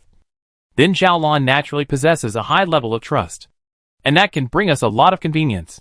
Zhao Lan, you can go to the executive committee and say that you want to borrow a secret experimental base of the military. Report to the military and the United Security Department that a secret base of the Ministry of Science and Research is going to conduct a large number of nuclear energy experiments lately. Apply for an increase in the security level of that secret base to the Führer, and request an increase in the security level of the Nuclear Energy Agency to the Ministry of Supervision. You can tell different accounts to different departments, while the truth of this matter is known only to you. Chapter 171. A small matter. Li Yunfan's words were quiet and slow, but the meaning contained within these words caused several people here to all fall into silence. Because obviously, it is unlikely that all the people involved in the existence of this base will all come together to exchange their views on this base and the information they have. Because this matter of the base has Zhao Lan's credit as a guarantee, and people will default to believe in the information you have provided. To put it simply, they are using information asymmetry to hide the true intelligence of this base. And with my knowledge of those guys in the government, as well as in the calculations of my mental model, there's an 80% chance that this scenario will conceal the government for a year and a half. This is already enough. Li Yufan continued. The military will think that this base belongs to the Ministry of Scientific Research. The Ministry of Scientific Research will think that this base belongs to the military, while the Ministry of Scientific Research and the military will think that the Nuclear Energy Bureau and the Ministry of Supervision as well as the Führer know about this matter. And the Nuclear Energy Bureau and the Ministry of Supervision as well as the Führer will think that it's a matter for the Ministry of Scientific Research and the military. Xiaolon muttered and couldn't help but cover his forehead with his palm. This sounds wonderful. But I feel like this is like walking a tightrope. In the process of setting up this deception, if there's just one mistake, we'll lose everything. And the truth about your base as well as the truth about the black hole will be exposed. But other than this method, what else can we do? Li Yufan said. I'm not a god. I can't be perfect. Having an 80% chance of success is already enough for us to make an attempt. Xiaolon. Zhou Xiaoming will help you gather information. Rodriguez as well as the operational experts in the base will help you formulate a concrete plan. You just need to bring your identity as the chief commander of the space blocking plan to complete this matter. But boss, at this time, Rodriguez, who had been silent, said, this will lead to the exposure of our base. All the forces we have hidden in the shadows will be exposed to the government, even if we succeed in resolving the matter of the Plague of Stars. After the Plague of Stars passes, the truth of these matters will always be exposed. At that time, our many years of hard work will be completely destroyed. Andrea bristled, then said, the question before us now is not whether the base will be destroyed by the government or not, but the question that the base will definitely be destroyed. We are faced with two possibilities. 1. The base falls into the empty universe together with human civilization and the Earth, and the base will be destroyed along with the Earth. And 2. The base is destroyed, and the human civilization survives to resolve the star disaster. Of these two possibilities, the base will be destroyed. So why don't we choose to save the Earth? We're part of the human civilization too. Rodriguez. You can't even think about that. Can you? Rodriguez, a serious and stoic man, actually had a somewhat pained expression on his face at this moment. Andrea, you don't understand. I've been in charge of the base for all these years, and I really don't want to see the base being discovered and seized by the government over this. The base for the boss is just a part of the industry under him. And for you guys it's just a partner. But the base for me is all of it all. My whole life's effort has been poured into this base. The three of them, Leah, did not speak, while Li Yunfan's words were delivered after the communication delay. And there was some icy coldness in that voice that Xiaolon had never seen before. Rodriguez, are you questioning my decision? Rodriguez said somewhat grimly. No, boss. I'm not questioning your decision. But I'm suggesting that you can think of another way to preserve our base, but also to slim down for the black hole, and to end the Plague of Stars with the help of the black hole's power. Looking at the moody Rodriguez, Xiaolan's heart also slightly rippled. Xiaolon could understand this emotion of Rodriguez. When he first went to this base, the gaze of Rodriguez's eyes that was mixed with pride and proud feelings when he led himself to visit the base had completely explained this. But at this moment, besides this way, what other way is there? If Li Yunfan's wisdom couldn't find a better way, Xiaolon didn't believe that he or Enlia could find a way. After the communication delay, Li Yunfan's voice came again. I'm sorry, Rodriguez. I don't have the rest of the ways. I can only do this. I know how you feel about the base, but this is our only option. I promise you that after the star tribulation is over, after I return to our universe, I will definitely build another base that is bigger than this one, with even better facilities, and then hand it over to you to manage. Okay, boss. Following your orders. After losing his composure for a moment, Rodriguez once again regained his composure and seriousness. Very well then. There's not much time left for us, so everyone needs to act fast. Keyboard, you go and gather intelligence immediately. Baldy, you go and design and maintain the equipment for slimming down the black hole, and at the same time optimize the jet helicopters as well as the containers for transporting the black hole again. Tyrannosaurus Rex, you go and familiarize yourself with the intra-atmospheric maneuvers of the Zero-Heavy Cosmic Vessel, as well as exploring the routes to the key nodes in advance and rehearsing them ahead of time, in coordination with Xiaolon. Rodriguez, you lead the operational experts in the base to analyze the intelligence, analyze the character of every key government official, as well as formulate specific words to reveal information about the base to them. Zhao Lan, you are responsible for executing the deception plan as well as providing cover for the base's events. Order after order came out of Li Yunfan's mouth in a clear and organized manner. And when Li Yunfan issued the orders, no matter whether it was the always mentally depressed Zhou Xiaoming, the serious and composed Rodriguez, or the always cynical Enlia, all these people simultaneously became serious and said in unison to the communication instrument, "Yes." Li Yunfan's majesty was revealed in this one move. "Right. There is one more thing." After the order was issued, Li Yunfan said, "According to my calculations, about 9 months from now, that is, 3 months before the point in time in the calculations, with the increase in spatial curvature, I will completely disconnect from our universe. We won't be able to communicate at that time." Li Yunfan's words caused the hearts of everyone, including Zhao Lan, to sink for a moment. A moment later, and Leah said with a strong smile, "Boss, there's no need to worry. We'll carry out your plan. All you have to do is rest for 3 months in that empty universe. And when the spatial rift appears, follow that rift back to our universe. Let's hope everything goes well," Li Yunfan said indifferently. Then his tone returned to seriousness once again. "All right. I'll go to work." "Yes, boss." Several people agreed in unison. And no more information was transmitted from that communication instrument. Obviously, Li Yunfan had already cut off the contact. "I will create a very secure virtual conference room, which only the 5 of us can access. During the execution of the plan, we can communicate through this virtual conference room," Zhou said.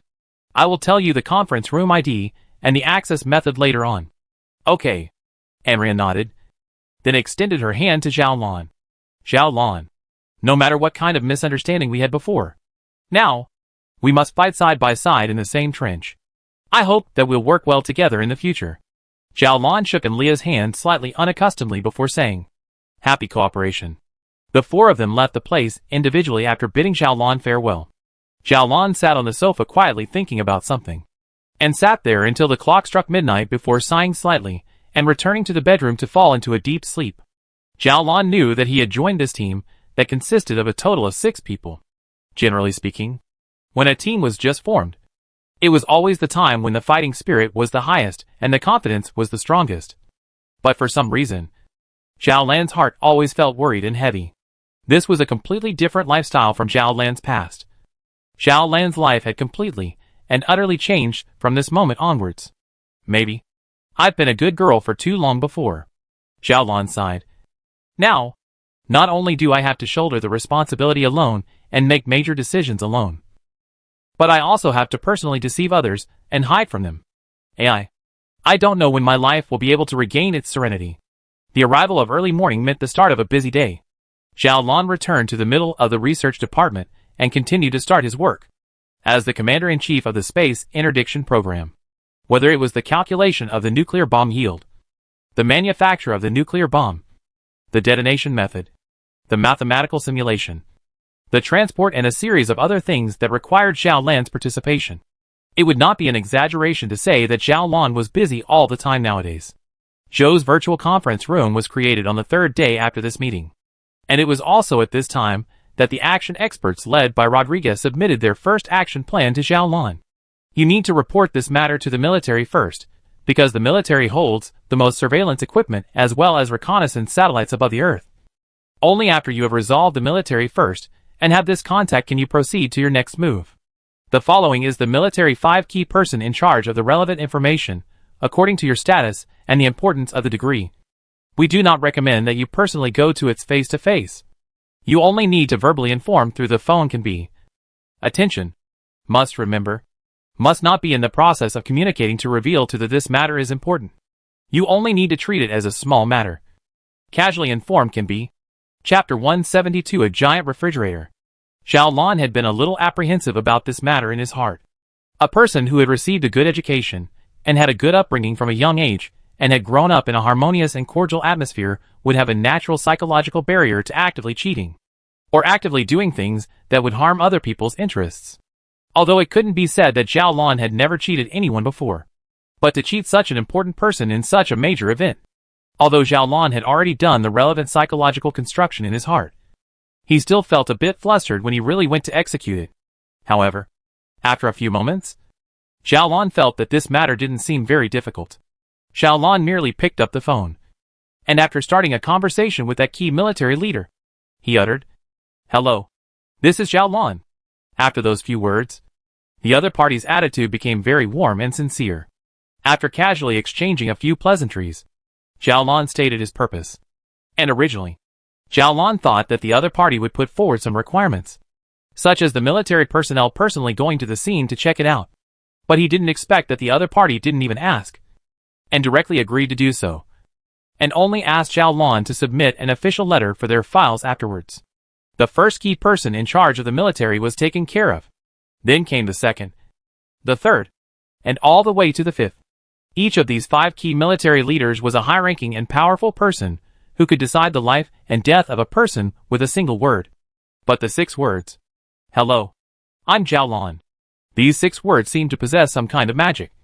And this magic seemed to be so great that it allowed them to agree to any conditions Xiaolon wanted.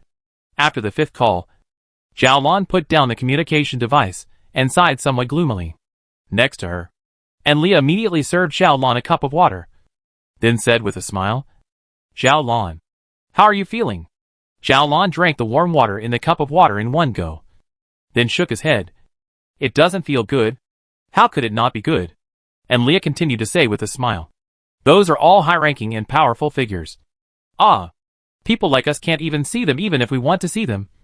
But they were so enthusiastic about you that they agreed to your request without even asking.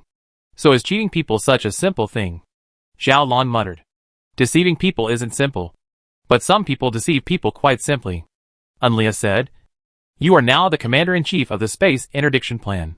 You are burdened with the future and hope of human civilization. All those in the know are looking at you.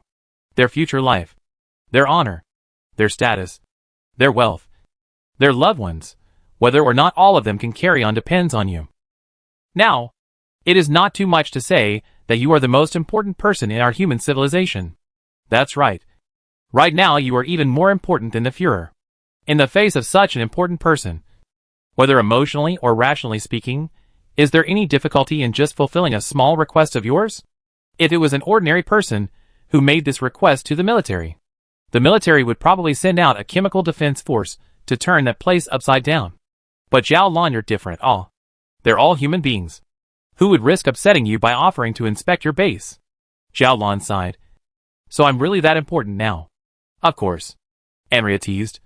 The beautiful scientist with both intelligence and beauty, face and boobs, keyboard guy had once boldly hacked into the personal storage devices of some young male scientists. "Xiaolon, do you know what the chances are that those male scientists' computers contain pictures of you?" And Leah paused for a moment before exclaiming slightly exaggeratedly, "That's 83%. That means that 83 out of 100 young male scientists have a picture of you." Well, there's another piece of news that you probably don't want to hear. And that is that the probability of a female scientist having a picture of you in their computer is also as high as 9%. Xiaolon blankly glanced at Leah without any good sense of humor and muttered, "How boring." Straightening his color, Xiaolon continued, "Who should I talk to next? Rodriguez's action team hasn't passed over the follow-up program yet. Let's wait for now." This matter seemed simple, merely making a few phone calls and saying a few words. But this actually contained a very deep and profound meaning. The content of Xiaolan's speech, the tone of his voice, every bit of it was carefully thought out. The action team not only needed to think about the personalities of those key figures, but also their status, the way they acted, and many other things. Time passed slowly between daily busy work and occasional deceptive actions. It wasn't until after the 5th day that Xiaolon completed his last call. After waiting for another 5 days, Zhou uploaded some pictures in the middle of the virtual conference room. And each of these pictures had a different name. Some of which were the military. Some of which were the Nuclear Energy Bureau. Some of which were the Ministry of Supervision, and so on. These pictures were all maps. And it was clear that they were used by those different departments to conduct surveillance on Earth. Xiaolon opened these pictures, and saw that no matter which department's picture was, the area where the base was located was marked with a conspicuous red color. The red color meant that the area was not under the jurisdiction of the department. And the department did not need to inspect any changes in the area. The mountain where the base was located had become a land of transcendence in a sense, because of Xiaolan's few phone calls and a few official letters that didn't serve much of a purpose. This area had already been disregarded by all the different functional departments of the entire human government in an unanimous manner. The simplicity of the matter was simply a bit beyond Zhao Lan's expectations. The problem that had plagued Zhao Lan, Rodriguez, and Anlia was resolved in such a seemingly childish manner. Zhao Lan, of course, didn't know how long this kind of deception and concealment could be maintained, but thought that if there were no accidents, there shouldn't be much of a problem maintaining it until the end of the star disaster.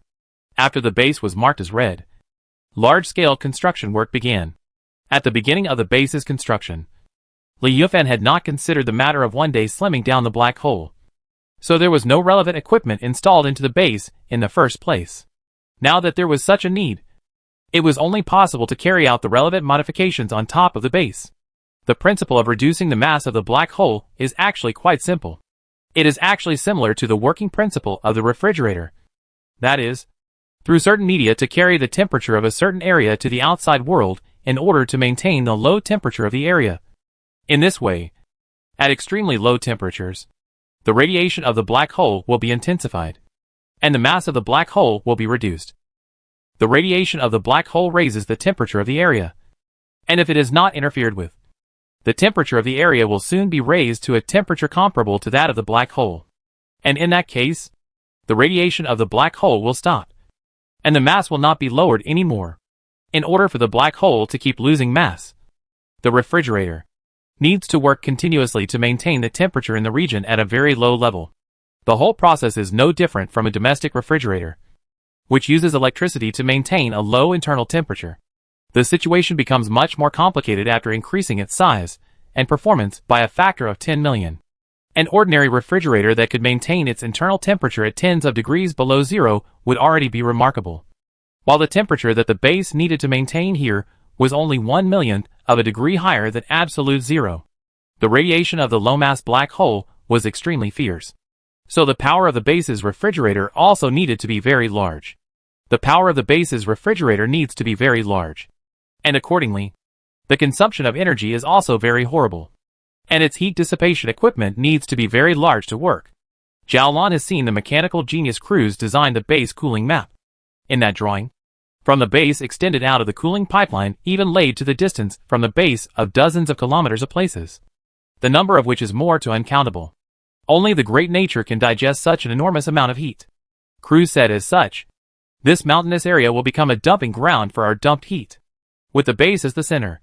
Within 80 kilometers from the base, there will be a hot scattering spot every 100 meters at most, with the total number of hot scattering spots reaching into the tens of millions. When the black hole slimming plan is implemented, these hotspots will start to emit heat into the natural environment together. And this heat is so much that it can even completely change the ecological environment of the region. In the midst of their continuous release, the mass of the black hole will slowly decrease, and will continue to decrease until it reaches about 100,000 tons. This is undoubtedly a huge project.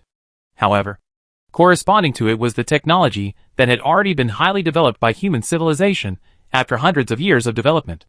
Li Yunfan's accumulated wealth was extremely strong, and the various social organizations in the human civilization, such as companies, factories and other organizations' construction capabilities were not what they used to be. So completing this large project was actually not that difficult. What's more, there is also Zhao Lan, the commander-in-chief of the space blocking program, who can even mobilize the government's power to participate in the construction when necessary. Although this project was big, it was many orders of magnitude worse than the space elevator project, the spaceport project, the Mars City project, the maglev train construction project all over the world, and countless other great projects. And it only took a month to complete this project. And this was still for the sake of preventing the leakage of secrets, and didn't let the government forces get involved in the cause of it. If the power of the government agencies were also included, this period of time could still be shortened by at least half. Thus, in just 1 month's time, a large number of construction personnel and all kinds of equipment completed their tasks and then withdrew. And the black hole slimming plan officially began. Chapter 173 Fog, Wind, and Rain. Zhao Lan's work was very busy. There were many specific things in the space blocking plan that required Zhao Lan to make decisions. But Zhao Lan still found time to come to the base twice to inspect the progress of the work in the base. The first time he came to the base was the day the black hole slimming plan officially started. The four of them, Xiao Lan, Zhou Xiaoming, Enlia, and Cruz, accompanied by Rodriguez, visited the interior of the base. It had only been less than a year since the last time they had come here, but the interior of the base had changed drastically. Almost all facilities that had nothing to do with black holes had been dismantled. In other words, at this moment, all the equipment in the base was serving the black hole slimming project. It was densely packed with countless pipes and cables, as well as numerous electronic devices and researchers in white coats coming and going. Xiaolan once again got a real glimpse of the black hole. It was still staying quietly in the electric field binding equipment, and apart from the slightest distortion of light, Zhao Blue couldn't find any signs of the black hole's existence. But whether it was Zhao Lan or someone else, it was very clear that it was there. Zhao Lan personally pressed the open button, and a low and slightly strange sound resounded throughout the entire base. It was the sound of countless huge machines starting to work. Being under this kind of sound, Zhao Lan felt a bit dizzy, while his heartbeat seemed to have sped up a bit. Next to him, Rodriguez handed over an earmuff, and Zhao Lan put it on to feel a little better. The temperature in the electric field binding equipment began to drop extremely quickly. At this moment, this huge refrigerator had already started working. As the temperature dropped, the black hole in the center of the device started to brighten up. Zhao Lan knew that it was a sign that the black hole radiation was starting to intensify. In the middle of the monitoring equipment, Zhao Lan once again saw what this black hole looked like. It had begun to awaken from its quietness and began to wield its massive energy recklessly. So it became like a small sun, so bright that people didn't dare to look directly at it. However, Zhao Lan knew that the radiation in the visible light band was only a tiny fraction of the black hole's overall radiation. The main manifestation of Hawking radiation was gamma rays, which were invisible, but it also carried the most energy. All of this energy will be taken up by the electric field binding device around the black hole. Those are 6 huge special steel plates, each hundreds of square meters in size. They were made of the toughest materials within the realm of human technology, but without the rest of the equipment to support them, these steel plates would be burned to a crisp by the black hole's terrifying radiation in less than a second. Countless pipes and cables are the support equipment for these special steel plates. They would take the excess energy away from the top of these steel plates, and then through a series of extremely complicated steps, they would bring them outside the base. And then through those tens of millions of scattering hot spots, they would release this excess energy. We're killing a black hole. Zhao Lan sighed silently. Enla. Andrea laughed with a relaxed smile. It's not like this guy is any good. To be honest, staying on the same planet as a black hole always makes me feel a bit scared. Zhao Lan silently shook his head, while at the same time, he couldn't help but feel a little more admiration in his heart for Enlia, a woman who was so beautiful that she was almost abnormal. As the saying goes, an ignorant person has no fear. If one doesn't know how terrifying something is, then not being afraid of it isn't much of a skill. But Zhao Lan was certain that Enlia must know the terrifying aspects of this black hole. It was a terrifying power that was enough to destroy an entire planet. A power that had completely surpassed the existing control of human civilization. When facing this kind of power, Zhao Lan always couldn't help but feel like he was a primitive man who then had a button in his hand that could launch a nuclear weapon. That was the instinctive fear of an unknown terrifying power. Until now, Zhao Lan was unable to get rid of this fear, while Andrea seemed to not care about this black hole at all. Whether it was nerves or superb mental quality, Zhao Lan felt that Enlia was a bit too strong for this woman. Let's go. Let's take a look outside. Zhao Lan beckoned. So a ferry came to the 5 people and carried these 5 people to the harbor, where they took another ride on a flying car and left the base. It was winter time at the moment, and everywhere was filled with cold winds and ice, especially in this mountainous area. The temperature was even lower. Zhao Lan looked at the thermometer, which showed a temperature of minus 45 degrees Celsius. There was a gentle area in front of them, so Zhao Lan pointed to that place, and the driver gently lowered the flying car, putting on their special thermal suits. Zhao Lan, Enlia, Cruz, Zhou Xiaoming, and Rodriguez walked down together. This place was roughly 50 kilometers away from the base, still within the range covered by the black hole slimming plan. The traces left behind by the tedious construction that had lasted for a month before had already been covered up by the pale white snow. When Zhao Lan looked around, He couldn't see anything but rolling hills and snow. This place was just like any other mountainous region. Cold, austere, and sedate. Not the least bit special. But Xiaolan knew that the intricate pipes laid beneath the dirt of these places were transporting the energy of the black hole, as well as heat in the form of heat, and then dumping it between this world and the Earth. Rodriguez said, the lower the temperature, the greater the ability of the natural environment to consume heat. And this weather is a good time to start the black hole slimming program. How much is the temperature here expected to be raised? Xiaolan asked. The temperature simulation curve shows that the temperature here will probably rise to about 40 to 60 degrees Celsius after the plan has started for some time, Rodriguez replied.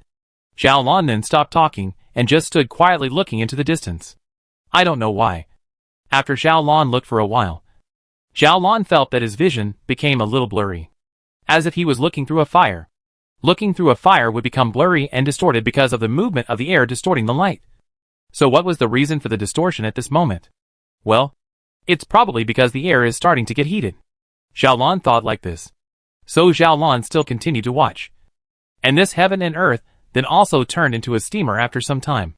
Boundless mist began to appear, enveloping the entirety of Xiaolan's field of vision. All the mountains, all the whites were hidden behind the fog, and visibility dropped to less than 20 meters. All around was a blanket of fog, and nothing could be seen except for the fog. The ground was heated. The snow was sublimated into water vapor. The water vapor met the cold natural air and started to condense, and it turned into fog.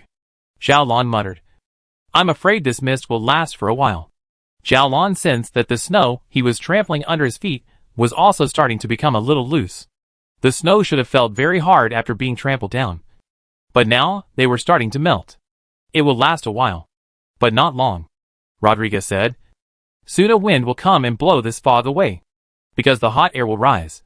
The cold air around it will flow over, and the movement of the air will take away this fog. Cruz chimed in. I'm afraid that during the time that the black hole slimming program is being carried out, the rainfall here is going to become a lot heavier. See how great we are. Anelia was still smiling easily. We used our own hands to change the weather within a radius of nearly 100 kilometers. Joe, on the other hand, shook his head noncommittally and did not say anything. Just like Rodriguez said, the wind did pick up after some time. The fog then began to roll, fluctuating like waves. As Xiaolan lowered his head, he could even see the wet and muddy ground under his feet already. In just a few hours' time, the heat carried out from the black hole had already melted away the snow. The fog, wind, and rain that followed were merely some collateral reactions. It seems like all those machines are running smoothly, Xiaolan said. Of course, this is a heat dissipation scheme that I personally designed, Cruz said rather smugly. Reaching the highest efficiency with the lowest energy consumption. In this matter, I'm the best. Bar none. Xiaolan ignored Cruz's boasting. And the few people in the same group mostly ignored Cruz's interest as well. So Cruz snapped his mouth shut and stopped talking.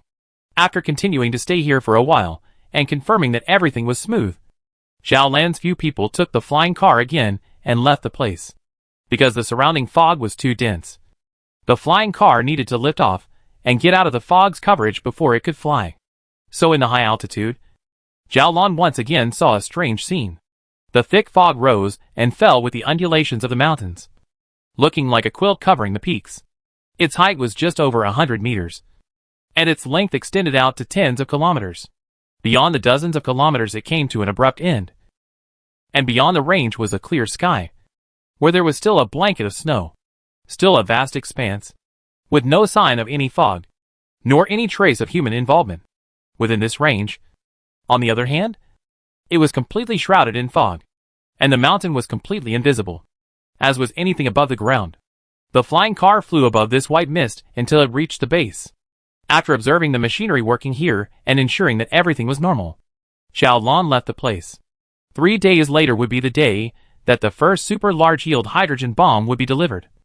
And as the commander-in-chief of the space blocking program, Xiaolan was obliged to step in at this time. Chapter 174 Black Hole Engines. These hydrogen bombs used to carry out the space interdiction program were in no way the same as hydrogen bombs in the traditional sense. They weren't in the shape of a bomb that was cylindrical and then had a pointy head. In fact, because they were so large, And because the internal machinery was so sophisticated, they had to be built very large as a spaceship. So the scientists simply built these hydrogen bombs directly into the shape of spaceships, equipping them with power and navigation systems. When the mission started, they would fly to the predetermined location under the control of the staff. Zhao Lan saw such a spaceship-like hydrogen bomb in the factory. The plant was located at the other end of the space lift, inside the Earth port. This hydrogen bomb was assembled in the Earth harbor because it was so big that it was impossible to launch it from the Earth. It was roughly the same size as Zhao Lan's vehicle, the Sylvia ship, but its mass was more than 10 times that of the Sylvia ship, because many parts of the Sylvia's interior were empty and used as living space. This hydrogen bomb was mostly solid, filled with fusion fuel and all sorts of sophisticated control machinery. Zhao Lan led the scientists of the task force to inspect the hydrogen bomb one in detail for several hours, before finally signing his name on the inspection record. After that, the hydrogen bomb number 1 spaceship was launched, and it flew directly out of the Earth harbor, slowly traveling towards the depths of space. Zhao Lan and his group also left the Earth port at this time and returned to the ground experiment observation base. Yes, the hydrogen bomb 1 spacecraft would not be used to carry out the space interdiction program. In fact, it was only a test hydrogen bomb. It would be exploded in an empty place in space, and then the energy released from its explosion would be observed to determine whether the energy level of the hydrogen bomb was sufficient. This is very important. After all, such a huge equivalent of hydrogen bomb only exists in the calculation model. In the history of human civilization, people have never really built such a huge guy. So on the 3rd day after the delivery of the hydrogen bomb the people in the Eastern Hemisphere suddenly realized that the sky had suddenly brightened up at about 10 o'clock in the evening. A light far stronger than sunlight was released from the eastern sky, instantly dispelling the darkness of the entire land, allowing light to descend into the human world ahead of time. But this burst of light didn't last too long. It only lasted for 3 seconds before quietly passing away. And then the sky quickly returned to darkness. The stars were still the stars. The moon was still the moon. And no change occurred. This sudden and peculiar change simply made people begin to doubt whether the light they had seen before was an illusion. Zhao Lan didn't care about how human society would react to this sudden light. Nor did he care about what reason the public opinion department would use to explain this matter. Zhao Lan only knew that the newest type of hydrogen bomb passed the test perfectly. And the data observed by the instrument told Zhao Lan that this hydrogen bomb was perfectly capable of blocking space and preventing the Earth from crashing into the empty universe. Of course, it was with the cooperation of that black hole. Time was still passing quietly, and it was getting closer and closer to the point in time in the calculations by now. There was only less than 4 months left. At this time, Zhao Lan went to the base one more time. And then Zhao Lan discovered that the dozens of kilometers around the base had completely changed. The flying car had been flying above snow-capped peaks some time ago. And the next moment, it had arrived at a place where birds and flowers and greenery hurriedly seemed like a paradise. The large-scale construction had completely killed all the vegetation on the surface. But the plant seeds hidden in the soil and rocks would not be killed, supported by the heat provided by the large-scale cooling equipment. Those seeds mistakenly thought that warmth had returned to the earth. So they began to take root and sprout, and eventually broke out of the ground. The temperature was high, the rainfall was frequent, and the vegetation was lush. The animals that would have hibernated in the winter did not go into a deep sleep, but came to this place, and began to flourish here. The flying car landed on top of a clearing, and Zhao Lan could hear birds chirping from the surroundings, as well as the faint roar of wild beasts. Underneath his feet was wet dirt. Around him was lush green grass, and not far away was a flowing stream. Everything was as beautiful as a picture. Zhao Lan knows that the nutrients that support all of this beautiful existence in the middle of this cold winter are all stolen from above the body of that black hole. A black hole could destroy everything, but if used properly, it could also feed everything. Black holes play the most important role in the evolution of galaxies. It's their massive gravity that allows stars and stardust to come together and galaxies to form. Without black holes, there would be nothing. Even now exists in the base of the kind of extremely small black hole. Its extremely large radiant energy may be in the future can also be used as a drive ship forward power. The scientists in the base have even done relevant research. Their final conclusion is that the black hole as the power source of the ship is completely possible. because the radiation of the black hole is continuous and gradually strengthened, while the mass of the black hole is gradually reduced. The reduction of the black hole mass means that the overall mass of the ship is reduced. Then a certain amount of energy produced by the roll of the larger and larger. If a black hole is actually used as a spaceship engine one day in the future, then its acceleration pattern will probably be like this. At the initial stage, the black hole is very massive and the radiation is slow in comparison. And at the same time, because this black hole is mounted on the spaceship, then the total mass of the spaceship must also be very large. So the slow radiation may only have a small effect, and the ship can only move forward at a very slow acceleration. But as time passes, the total mass of the black hole and of the ship decreases, while the rate of radiation increases.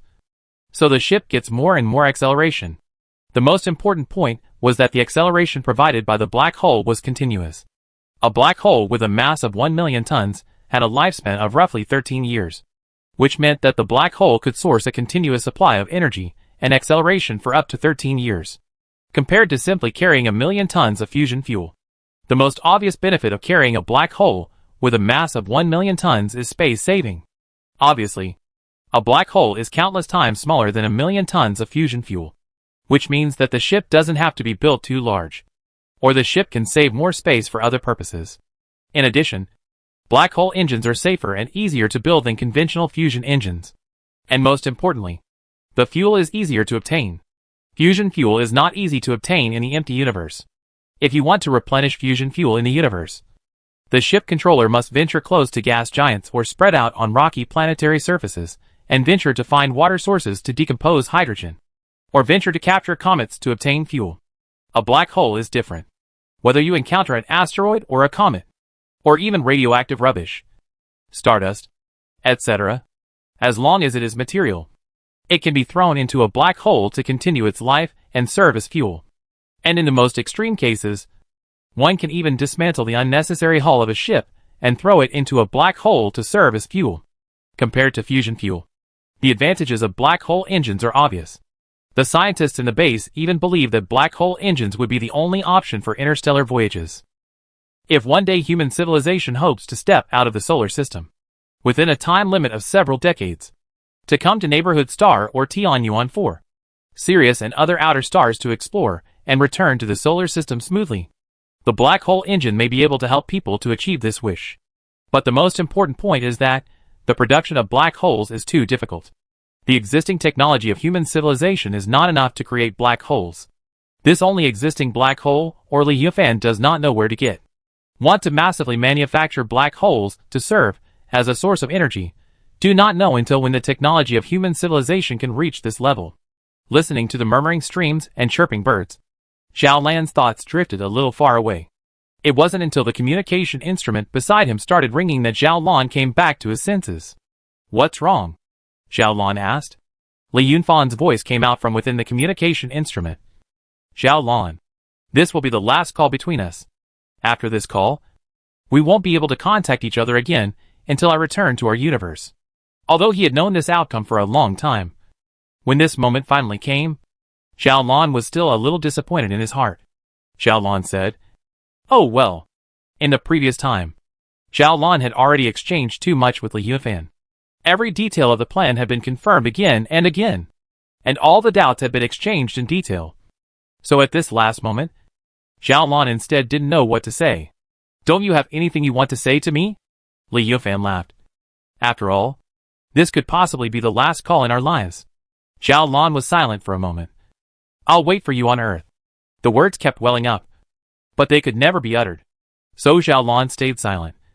So Li Yunfan smiled once again and said, "Do you really have nothing to say? Then Baird, good Baird, good Baird." Before Li Yunfan could finish his sentence, the communication was disconnected. Xiao Lan's heart then relaxed a little and regretted a little, not knowing what it felt like. From now on, everything will have to depend on us. Xiao Lan turned around and shrugged his shoulders at Andrea and her group. "Your boss has completely lost contact with us." Chapter 175. A shocking change. Xiao Lan felt a much heavier burden on his shoulders. This was a very subtle kind of feeling. Although in the past it was likewise Xiao Lan who was busy with these things. Although in the past Li Yunfan was likewise not by Xiao Lan's side. But in the past and Li Yunfan's getting along with each other, there had long been a mindset in Zhao Lan's heart that, no matter what kind of problems he encountered, what kind of obstacles, Li Yunfan would definitely have a way to solve them. It had never been like this. There had not been a single exception. But now Li Yunfan had lost contact with Earth. From now on, Zhao Lan, as well as the three of them, and Leah, would no longer have a way to solve their problems with the help of Li Yunfan's wisdom. Well, sooner or later, there will be such a day. Zhou shrugged his shoulders and responded to Zhao Lan's words. Thus, Zhao Lan and his group left the place. At this moment, there were still 3 months to go before the final calculations were made, and the space blocking plan had officially entered the final stage of setting up. Under the command of Zhao Lan as well as the executive committee, 37 super large yield hydrogen bombs had already been arranged to different locations in space. Of course, this was only the arrangement needed to stop the Earth from falling into the empty universe. As opposed to the 3 planets, the Moon, Mars, and Venus, which had also been arranged accordingly. In addition to these important planets, others such as some asteroids, comets and other stars, the human civilization will not have the energy to pay attention to. Those stars fall on the fall anyway, and will not have any impact on the human civilization. Time slipped away little by little. In the blink of an eye, another half a month had passed. In this half a month, the phenomenon of the abnormal disappearance of the stars intensified. It finally came out of the telescope, and became the point where even the naked eye can observe. The stars in the sky became fewer and fewer, disappearing one after another. And no matter how clear the sky was, and no matter how good the observing conditions were, people could no longer see the star-studded scene. The night sky gradually became thinner and darker. For the first time, the stars that have shone on Earth for tens of millions, or even billions of years have left the night sky of the Earth. They have witnessed the vicissitudes of the Earth and even the solar system, the growth and change. They have seen the trilobites waddling, the dinosaurs' dominance, the primitive mammals' difficult reproduction on land, and the primitive humans' difficulty and hardship in the cold wind. Now, they are gone, and whether they can come back again is an unknown. In recent times, remarks about the phenomenon of disappearing stars filled the entire news media and social networks. Everyone was discussing this matter, and all kinds of conspiracy theories began to prevail. In contrast, the government side, apart from dispelling rumors, but it seems that they do not intend to make any explanations on this in order to stabilize the people's hearts. Zhao Lan could understand this kind of behavior. Zhao Lan knew that if the space blocking plan was successfully implemented, those disappearing stars would still come back, and all the rumors would be broken. If the space blocking plan failed and caused the Earth to fall into the empty universe, then it would be better to wait until then to explain all this. If the truth was announced now, it would easily cause even more chaos, and the loss would outweigh the gain. Everything was methodically busy. On the surface was the space blocking plan, while in the dark was the black hole slimming plan. These two different sets of people were struggling above their respective fronts, but their purpose was the same. However, it was somewhat ironic that these two classes of people were unable to coexist harmoniously, and had to rely on Zhao Lan as the lead among them to coordinate. Today's base was as busy as ever. Those tens of millions of scattered hot spots were spewing out large amounts of heat all the time, transforming this piece of heaven and earth into an out-of-this-world paradise in general. Zhou Xiaoming, Cruz, and Enlia were also here, working alongside the base head, Rodriguez. In this, the work of Cruz and Andrea was the most important. Cruz was in charge of all mechanical matters. And in the plan, the jet helicopters needed to transport the black holes were designed by Cruz. These jet helicopters were not the same as helicopters in the usual sense. They are actually drones, and do not require a pilot to actually fly them.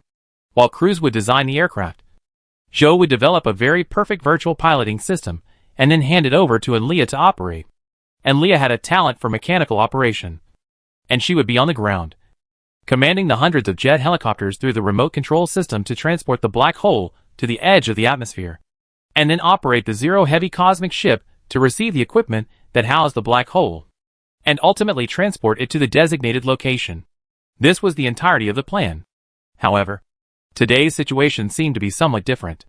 For some reason, Zhou Xiaoming's trio always felt that there was something wrong with the atmosphere today.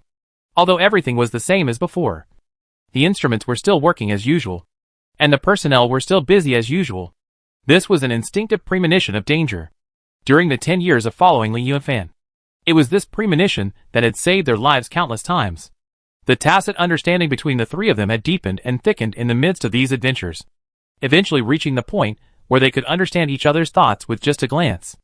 Although these three people were always quarreling in the midst of getting along, and sometimes Zhou Xiaoming and Cruz would be repaired by Enlia, and their bodies would always be bruised, they understood in their hearts that this was just a kind of spice for getting along with each other. Enlia, who was familiarizing herself with the virtual control system, stood up and turned around in the middle of the room with some annoyance. Cruz, who was dressed in overalls and covered in grease like a scruffy worker, also put down the tools in his hands, sat down on the chair next to him, lit a cigarette, and then took a hard drag. I feel as if something is about to happen. Zhou lifted his head from the keyboard, then said, "No. I have to go and find Rodriguez to take a look. But don't let it be a problem with the black hole. If it's a problem with the black hole, this entire planet is doomed. Quickly go. Quickly go." Andrea waved her hand somewhat anxiously. But Rodriguez disappeared. Zhou had asked several people, but none of them could find Rodriguez. This was something very unusual. Rodriguez was the head of the base. He had an extremely important position in the black hole slimming plan. How could he just leave here? This was not in line with common sense. Fortunately, after Zhou Xiaoming's understanding, he knew that the black hole slimming plan was still being carried out smoothly, and no accidents had occurred in the base. Rodriguez's temporary disappearance was like a layer of dark clouds hanging over the trio. It seemed to imply that something had happened. Zhou immediately stopped the work in his hands and began to access the surveillance images in the middle of the base in an attempt to find Rodriguez out. But before much operation was done, Zhou's hands froze there. "Keyboard, what are you fuming about?" Anelia called out with some impatience. But she saw Cruz stand up violently, slamming the hat on his head and yelling, "What's going on here?"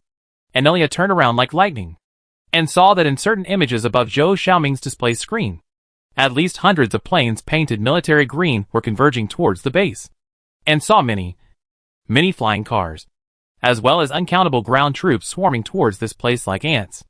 At this point in time, even if the three were fools, the three would understand exactly what was happening here. It's the military. It's the military. Good Lord. Hundreds of planes, thousands of flying cars, and at least tens of thousands of ground troops. This, who leaked the matter of the base? Zhou Xiaoming yelled. How did the government know about what's going on here? We have to leave immediately. We can't fall into the hands of the government. Andrea shouted, lifting Cruz with one hand and Zhou Xiaoming with the other to get out of here. Zhou struggled and desperately called out, Wait! I'm going to shut down the electric field controller's operating channel first. I want to make sure that the black hole won't be affected during the chaos afterwards and won't fall into the earth. If something happens to the black hole, the entire planet will be finished. Since the people from the military had already appeared here, it meant that things had become irreversible, and the loss of this base had become a foregone conclusion. Since this was the case, ensuring the safety of the black hole was the first priority. It was better to let this black hole fall safely into the hands of the government than to let it fall into the earth and have everyone end up together. Anlia threw Zhou Xiaoming casually, and Zhou Xiaoming was steadily thrown onto the chair before the computer. Zhou quickly started tapping on top of the keyboard in an attempt to shut down the electric field controller's operating channel. But after only a moment of tapping, Zhou's movement stopped again. Damn it. The electric field controller's operating channel has already been shut down a long time ago. This thing was premeditated, Zhou shouted, then quickly left the chair, calling out as he ran, It seems that we don't need to worry about this matter. Let's get out of here. The matter of the electric field controller's operating channel being shut down prematurely meant a lot of things. But right now, several people didn't have the energy or time to think deeply about this matter. At this moment, getting out of here and not falling into the hands of the government was the first priority. The three of them quickly ran towards the secret harbor. There was a secret passageway there, and if things went well, the three of them could leave through the middle of the secret passageway. At this moment, there were a few people wearing military uniforms who came to Zhao Lan's office silently. At the same time, Zhao Lan raised her head in surprise. One of the military men said expressionlessly, Ms. Zhao Lan, I am now informing you that you have been arrested. Please cooperate with us. Chapter 176, Escape. This wasn't the first time Xiaolon had been arrested. During the last time, Xiaolon had the honor of being arrested for a period of time because of the mischief of the Anria trio. But then she ended up getting out of there safely. But this time was different. The moment he saw these few military personnel in front of him, Xiaolan's heart instantly sank to the bottom. And at this moment, Xiaolon even had some feelings of despair. Xiaolan's face instantly turned pale. Xiaolon knew the reason for his arrest. He had always been law-abiding. And the only thing that could have brought him imprisonment was the black hole matter. Then at this moment, his arrest must be because of this matter. Xiaolon knew that his secret work must have been leaked. The government must have learned of his small movements, and knew that he was secretly slimming down a black hole, and was planning to involve this black hole in the space blocking plan. Xiaolon could imagine the shock and fear in the government's heart when they learned that a black hole existed on top of the Earth. So Xiaolon could also imagine how huge the power the government could mobilize when they were involved in this matter, regardless of what the owner of this black hole, that is, Xiaolon and Li Yufan, intended to do with this black hole. Regardless of whether these things were good or bad, the government would never allow a black hole to be outside of their control. This was because it meant an extremely large risk. A risk so large that no one could bear it. It didn't matter how exactly this matter was leaked. What mattered was the consequences that came after this matter was leaked. Xiaolon knew that the government must have gone through the most rigorous planning, mobilized the most enormous forces, and set up all of this silently in the dark. And in the process of setting up all of these things, the entire base, including the three Anlia people and themselves, all of them did not notice. And when these soldiers finally broke into their own office, this means that their plan has been executed. Everything has gone back to heaven. Xiaolon was almost certain that at the same time he was arrested, there must have been a very large force that went forward to deal with the base. At this moment, Xiaolon did not think about his own safety or the honor and status that he was about to lose, but began to hope that the government's actions in the base must be successful. Xiaolon could also think that since the government had found out about the base and the existence of the black hole, the loss of the base had become a foregone conclusion. And since the loss of the base is irrevocable, the only thing that can be expected is that the black hole must not go wrong. If something goes wrong with the black hole, the one that will be destroyed is the entire planet.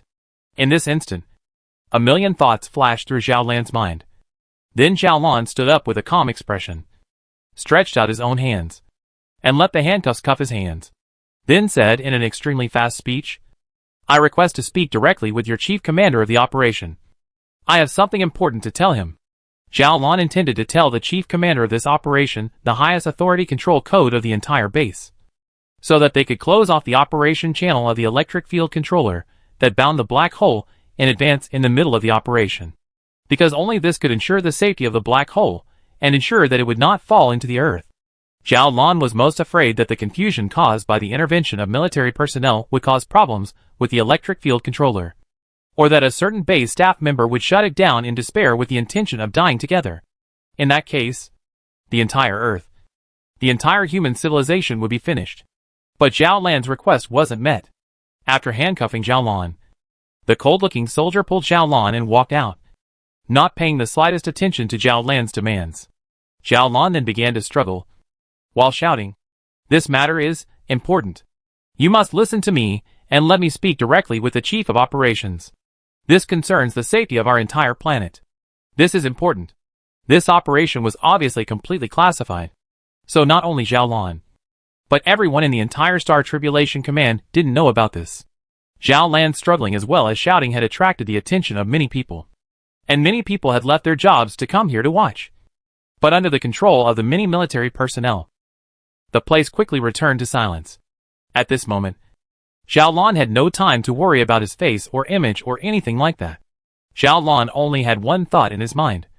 He must not let any accidents happen to the black hole. But the military personnel who captured Xiaolon never listened to Xiaolan's request. Even after Xiaolon showed a strong unwillingness to cooperate attitude, a military personnel directly wrapped Xiaolan's mouth with tape, and then used a black hood to cover Xiaolan's head. And then two powerful military personnel directly set Xiaolon up with one left and one right, and even dragged and pulled Xiao Blue into a flying car. and then quickly left the Star Tribulation Command headquarters, only leaving behind the many staff members here looked at each other in disbelief. Meanwhile, in the middle of the base, and Leah held up Cruz with one hand and pulled Zhou Xiaoming with the other to the secret harbor. But the sight in front of them caused these three to fall into extreme anger once again, because they saw that the secret harbor had been completely shut down at an unknown time, and the secret passageway had also been blown up, completely unable to travel anymore. This Rodriguez. It must be Rodriguez who did this. This despicable guy. It must have been him who leaked the information related to the base to the government to know. This guy wants to wipe us out, Andrea roared. This guy. Why is he doing this? Doesn't he know what this means? He'll destroy the entire human civilization. At this point in time, on the contrary, it was the ever-dwindling Zhou who maintained his composure. Let's not worry about that Rodriguez guy for now. We have to ensure our own safety first. We must not fall into the hands of the government, or else we won't have any hope at all. If my prediction is good, Xiaolan must have been captured at this moment as well. Xiaolan holds all the data and intelligence of the space blocking program. Without Xiaolan, we simply don't know what kind of radiation frequency to keep the black hole at. Then, let the three of us escape first. Then find a way to save Xiaolan as well. And when the four of us are gathered together, we'll discuss our next move. But now, the military must have already laid a dragnet over the entire base. And the secret harbor and secret passageway have already been destroyed by this Rodriguez guy. So how can we escape? Andrea gritted her teeth, the anger in her heart practically spewing out of her eyes and nose. Then we're left with one last way, Cruz said. The hundreds of jet helicopters that were planned to be used to transport the black hole have already been built. And the initial virtual control system has also been developed by Keyboard. So, we'll hide in one of the jet helicopters at random.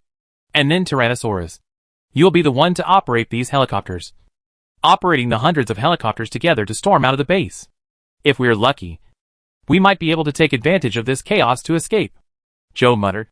But the virtual control system is not yet perfected. There are many function modules that I haven't developed yet. Can we do this now? Cruz patted Zhou's shoulder. This is the only way. Tyrannosaurus is a genius in mechanical operation. We can only pin our hopes on Tyrannosaurus. Go! Faster! Tyrannosaurus. You go to the control room and fetch the portable computer with the virtual control system installed. The Keyboard and I will head to the tarmac first. We'll meet up at the gate later. Andrea gritted her teeth. That's the only thing to do now. Okay. I'll go now. After saying these words, and Leah opened her two long legs and crossed a distance of more than 10 meters in a single step, disappearing from the area in the blink of an eye. Cruz and Zhou glanced at each other, and the two of them also took a step and quickly ran towards the tarmac. Along the way, they encountered many staff members who didn't know what had happened because the military personnel hadn't actually arrived yet. Seeing Zhou Xiaoming and Cruz so anxious, they couldn't help but feel strange in their hearts, and a few of them even came up, wanting to ask what was going on. However, at this time, Zhou Xiaoming and Cruz were in no mood to pay attention to them. Both of them knew very well in their hearts that even if the military personnel eventually came and captured all of these people, their lives were probably not in danger. Even if they themselves were controlled by the military personnel, their own lives would definitely not be threatened. However, he still had a special mission on his shoulders, and he wasn't able to be arrested himself. Hurriedly arriving all the way to the tarmac, seeing the hundreds of newly constructed jet helicopters still well and truly parked there, both of them breathed a sigh of relief in their hearts, and couldn't help but feel a little thankful. Luckily, this Rodriguez fellow didn't have the time to destroy these planes as well. The distance from the secret harbor to the tarmac here was only about 1,000 meters, while the distance from the secret harbor back to the control room and then from the control room to the tarmac here was several thousand meters. However, Andrea's speed was obviously much faster than the two, and a few moments after the two had just arrived at the tarmac, Andrea arrived here holding the portable computer. Which one are we taking? Leah asked, and Zhou Xiaoming called out, anyone. It's all the same. With that, the three of them ran together to one of the hundreds of helicopters, pulling open the hatch because it was built to the specifications of a drone. There were no seats here, but there was still room for 3 people. So the 3 of them huddled together, all seated. Let's go! Andrea called out, and had begun to start operating through the virtual control system. Chapter 177 Missiles. Before this, Anlia had already had some appropriate adaptive training. So manipulating these machines wasn't a problem for Anlia. Anlia had a talent for mechanical manipulation, which Zhou Xiaoming and Cruz both knew. And now, whether or not the three could escape the dragnet laid down by the government forces would all depend on Anlia's ability. The signal transmission source on the portable computer soon made contact with the signal receiving equipment on the hundreds of jet helicopters. After the progress bar on the display screen filled up, Anria ruthlessly hit the confirmation button, and a low humming sound spread across the entire tarmac in an instant. After the initial low, the buzz soon turned into a roar. The three of them knew that this roar did not come from a single jet helicopter, but the sound of hundreds of helicopters launching together. Jet helicopters were a new type of helicopter developed only in recent decades, which did not rely on propellers for power, but instead relied on rocket-like air jets to gain the ability to move forward or hover in the air. This made it more than 10 times more agile and faster than the old propeller helicopters, designed and built by Cruz himself. These jet helicopters were undoubtedly much more advanced than ordinary jet helicopters. They were originally designed to carry the black hole, and to carry a black hole. In the safety, flexibility have extremely high requirements. After all, Cruz does not want that black hole in the process of carrying the accident. In case it fell into the earth, then the whole earth will be finished. So these jet helicopters performed extremely well. After a short period of warming up, hot and powerful airflow jetted out from different exits on top of the helicopters. And almost in a short moment, the temperature of the entire tarmac was raised by a lot. After launching all of these helicopters, Anria selected some of them, and then maneuvered them to take off in turn, flying out of the exits.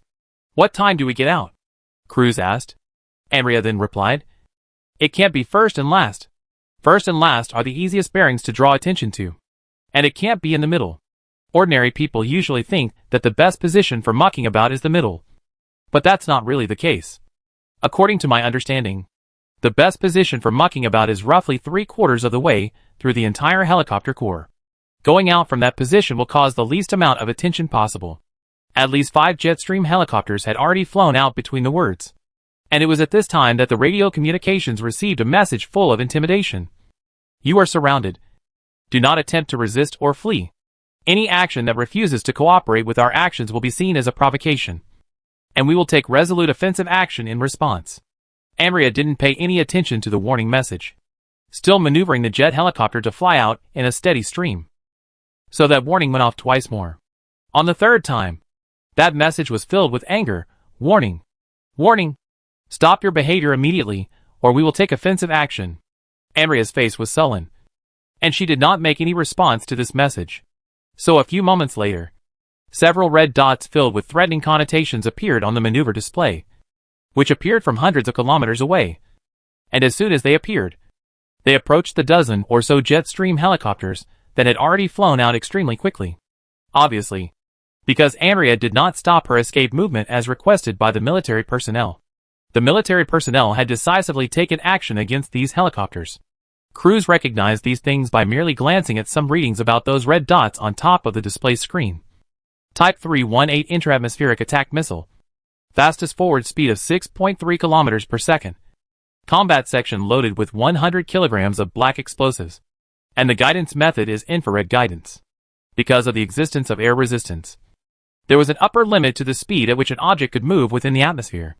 The value of this upper limit is related to the material of construction of the object, the density of the atmosphere, the airflow, the aerodynamic structure of the object, and many other factors. In the past, a speed of 6.3 kilometers per second in the atmosphere was totally incredible. Knowing that this figure was even close to the first cosmic speed, and objects that could reach the first cosmic speed usually moved in a vacuum environment. At such a high speed, the friction between the missile and the atmosphere would bring about many wonderful effects. And it could even briefly heat up the surface of the missile to a temperature of 10,000 Kelvin.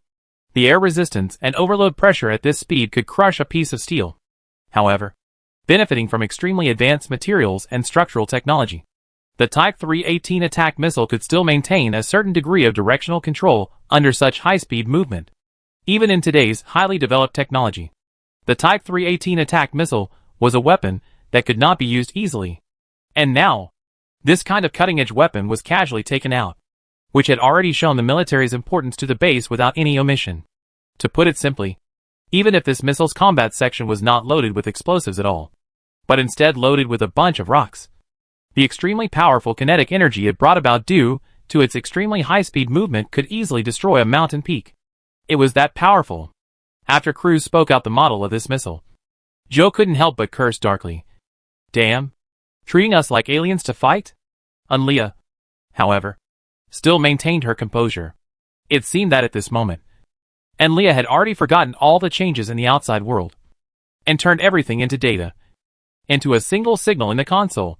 The console's interface had been developed into a game-like interface due to Zhou Xiaoming's bad taste. And at this moment, Leah was like she was playing a game.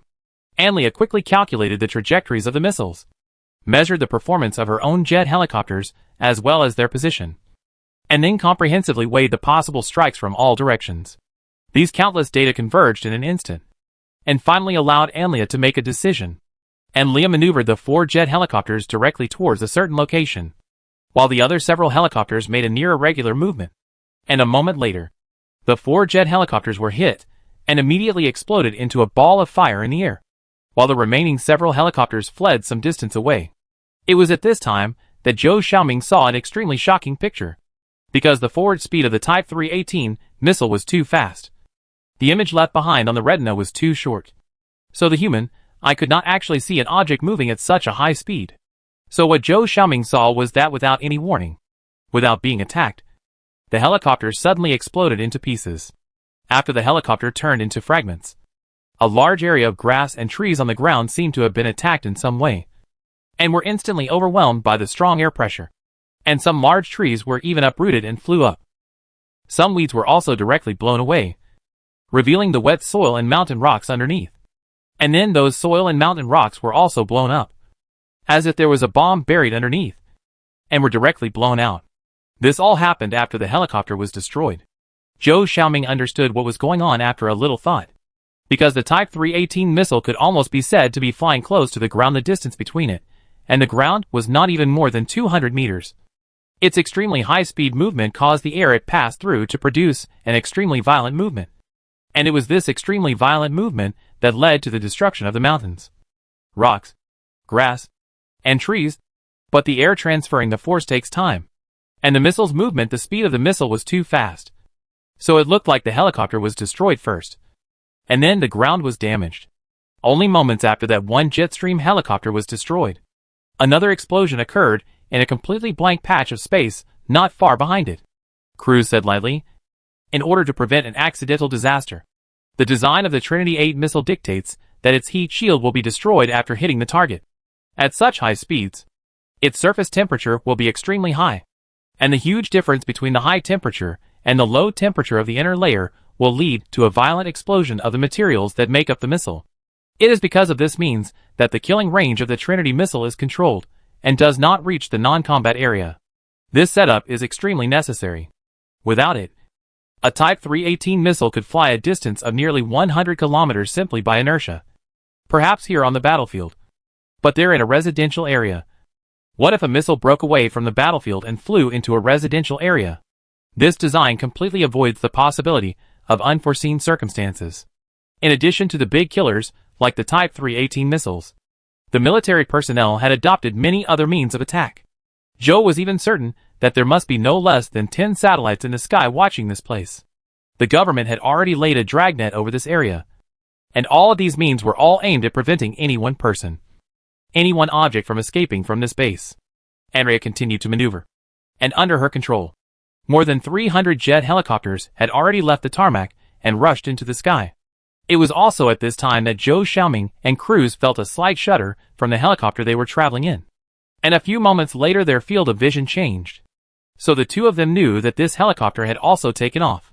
The helicopter flew gently, leaving the tarmac along with the rest of the dozen or so aircraft and coming outside. At this moment, Zhou felt as if his heart had jumped into his throat.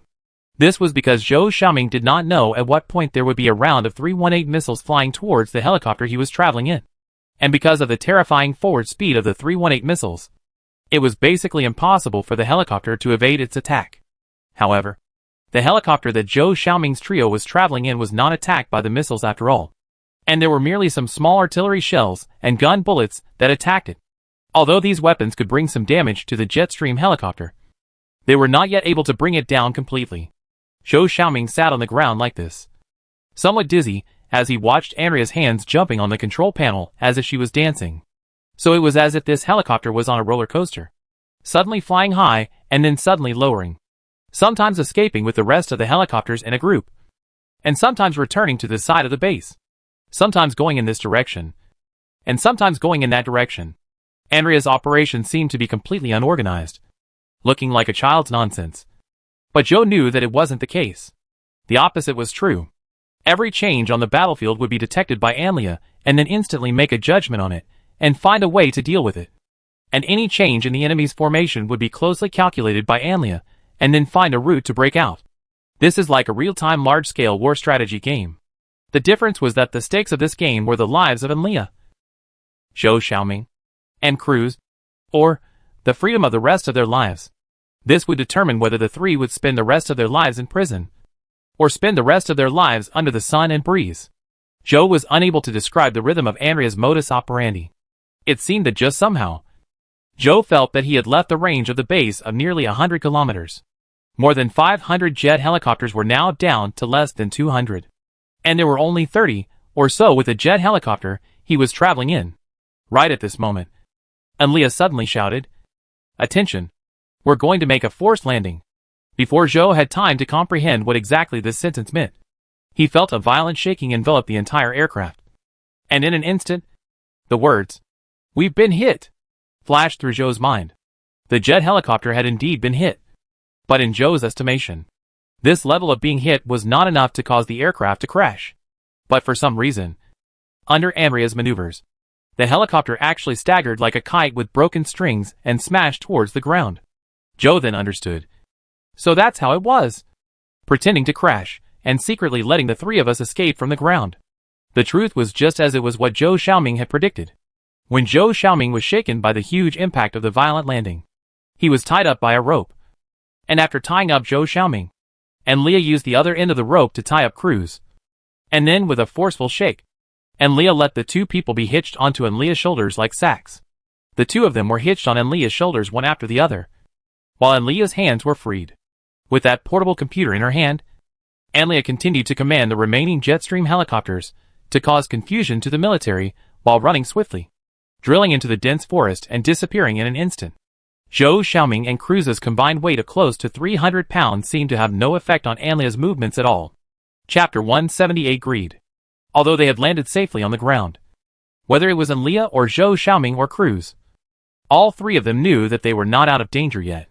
Although one could use the terrain above the ground to hide, the government side had likewise placed a large number of troops on the ground. If there was no good way, it would only be a matter of time before the three of them were searched out by the government forces.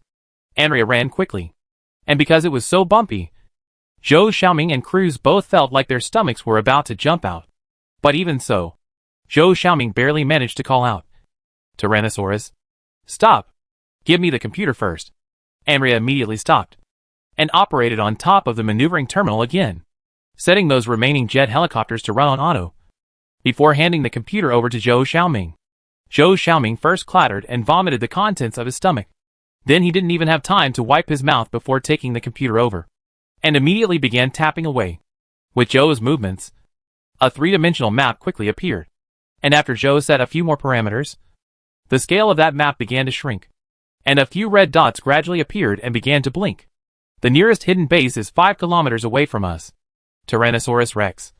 You need to quickly lead us there. There is an underground passageway that leads straight to Hope City. As long as we arrive in the middle of Hope City, we'll be considered to be out of danger. There's something like that? A hidden base? How come I don't know? And Leah was a little puzzled. Zhou Xiaoming laughed bitterly. This is our base's last backup, which the boss prepares to use to get out of danger as a last resort. Well, this is what the boss told me only the day before he lost contact with us. And since I didn't expect to be able to use these things, I didn't tell you guys either. Cruz, however, didn't care about these things. He only cared about one thing. That means that only the boss And you know about the existence of these secret bases? Rodriguez doesn't know? Yes. Only the two of us, boss and I, know about it, Joe said. Rodriguez must not know about it there. Good. Then stop talking nonsense. 5 kilometers? If it was on level ground, and there were no two of you to tire me out, I would only need 8 minutes at most to get there. Now with you guys, I need at least 15 minutes to get there. Let's go. Let's set off here. Anlia made a snap decision and immediately stood up again, hitching the two of Zhou Xiaoming and Cruz onto her shoulders again before she began to swiftly move forward. Anlia's mind might have been a bit simpler, but both Zhou Xiaoming and Cruz were first-class characters. At this time, both of them coincidentally thought of the same thing. That is, Li Yunfen had told Zhou Xiaoming about the secret base at the last minute. Does this mean that Li Yunfen had already foreseen that there might be an accident? Foreseen that Rodriguez might defect? But if Li Yunfen really had a premonition of this matter, why did Li Yunfen not strip Rodriguez of his power in advance? Or, this is just a feeling of Li Yunfen. In order to prevent a rainy day, Li Yunfen made a rainy day strategy? This is a very possible thing. After all, Li Yunfen is also just a person, not a god. And Leah led the two of them through the dense forest quickly. In the sky were all kinds of armed flying machines that were constantly flying by. And from time to time, rumbling artillery fire as well as explosions appeared. The situation has indeed been dangerous to the extreme. And this kind of dangerous environment has not appeared for a long time in the memories of the three people. This was all because of Rodriguez. If it wasn't for Rodriguez's betrayal, the trio's situation, no matter how bad it was, wouldn't have been able to reach this point. Happily, none of them encountered any accidents along the way. Arriving at the predetermined location, Emria put the two down, still not blushing or panting. And she immediately asked, "Where is the secret base? How come I can't see anything?" There was indeed no hint of a secret base here, apart from the yellowish fallen leaves, scattered rocks and stones. As with the trees and weeds elsewhere, there was nothing here. Joe struggled to stand up, first pulling up a few parameters from on top of the computer and then calculating them slightly, followed by entering a long string of passwords and then pressing the confirmation button. As a result, a strange clattering sound suddenly rang out in the middle of this jungle. And immediately after that, a stone next to it rose up without warning, revealing a pitch-black hole below. "Go. Let's go in." Zhou Xiaoming drilled in without hesitation. And the two of them, Anlia and Cruz, glanced at each other and followed suit. After the three of them had all entered the hole in the ground, the large rock slowly fell down again. So there was no trace of it from the outside. There were still dense forests, weeds, fallen leaves and rocks, with no signs of anyone having been active. Zhou Xiaoming took the portable computer and operated it with one hand. After a while, without knowing what switch Zhou Xiaoming had pressed, the dark passageway lit up in an instant. It was only when this time came that the three of them could see the arrangement in front of them. This was a small basement-like place, and in the center of the basement was parked a car-like thing with an extremely strange shape. Zhou Xiaoming tapped the keyboard again, and a light flashed twice above the car-like thing. Zhou Xiaoming then nodded and said, "Let's go." The three of them got into the car in turn, and that car sank down towards the ground. Zhou Xiaoming touched the side, and he touched a few respirator ports. So the three of them put this respirator into their mouths, and began to breathe in the oxygen that had been stored long ago. Zhou Xiaoming touched some more, and then touched something that seemed to be used for disguise, as well as some ordinary style clothes. The car began to move forward in the dark tunnel, while the three of them had already begun to change their clothes as well as their makeup. While they were busy, a dull muffled sound suddenly came from the rear. Cruz and Amria were stunned, while Zhou shrugged his shoulders. These secret bases are all disposable, and now it's self-destructed. The trio then stopped paying attention to those things. The trio spent about 5 minutes putting on their makeup and changing their clothes, and the car stopped at this time. Zhou Xiaoming's trio then got down from on top of the car and groped their way to the end, pushing hard, and the harsh sunlight outside shone down. Obviously, this was the exit. The three of them climbed out along the exit, and carefully concealed that exit again. And immediately after, they left the place silently. This place was at least 200 kilometers away from the base in a straight line, so there was no need to worry about being tracked down in a short period of time, although this place still belonged to the mountains. There were already traces of human life here. Zhou Xiaoming used the portable computer to operate some more. And a flying car flew over. And the three of them rode in this car. And ran to the nearby Hope City in a puff of smoke. In the middle of the heavily populated Hope City. The three of them had 10,000 ways to hide themselves perfectly from the government. Arriving in the city also meant that the three were truly safe. Only then did the three of them breathe a sigh of relief. Arriving inside the secret stronghold in the middle of the City of Hope, Zhou Xiaoming and Cruz both immediately slumped into their seats, panting heavily and unable to speak for a long time. Hey, don't just keep sitting there. We need to hurry up and discuss what to do next, Andrea yelled out. There's no hope for the black hole. I'm sure the military has turned it into the most heavily secured place in the world. There's absolutely no way we can steal the black hole out of there. Without the black hole, what about the space blocking plan? Are we going to watch the whole Earth fall into that empty universe? And boss, according to calculations, the huge spatial turbulence caused by the Earth's fall will most likely tear boss and the ship he's traveling into pieces. What should we do? The three of us can't discuss anything here. Joe spoke breathlessly. Although there are still some forces left behind by the boss on top of the Earth that are not known by Rodriguez and can be used by us, I don't think it's of any use. The most urgent thing is to get Xiaolon out. Xiaolon has held the responsibility of the chief commander of the space blocking program. And the boss must have his own reasons for choosing Xiaolon. I think that Xiaolon might have a way. Then what are you still waiting for? Quickly gather some intelligence to see where Xiaolon is being held. We need to quickly formulate a rescue plan. There are only 2.5 months left before the final calculated time node. We have to be quick. If we're late, we'll really be too late. Andrea called out. Okay, I'll go now, Joe muttered, and slightly reluctantly took the portable computer over, and began to gather intelligence in the middle of the cyber world. Andrea, on the other hand, looked like she was stepping on a branding iron as she kept circling around the room with a very anxious expression. What do you think this Rodriguez guy is trying to do? Doesn't he know what this really means? The entire human civilization could be buried by him. Why on earth is he doing this? Joe was nervously operating something. And Cruz said as he sipped his water, I can probably understand the reason why Rodriguez is doing this. Greed. Greed? Andrea chanted the word, clearly not really understanding it. That's right. Greed. Cruz nodded. Because Rodriguez has no way of accepting the loss of the base in this way. Because Rodriguez wants the three of us as well as the boss to die. And only in this way, Rodriguez will be able to receive all the power and wealth that the boss has left behind. Chapter 179 Can't steal. Can't rob. Think about it. Among the forces left behind by the boss is the unquestionable leader. Next are the three of us. And after us, it's Rodriguez who has the highest status.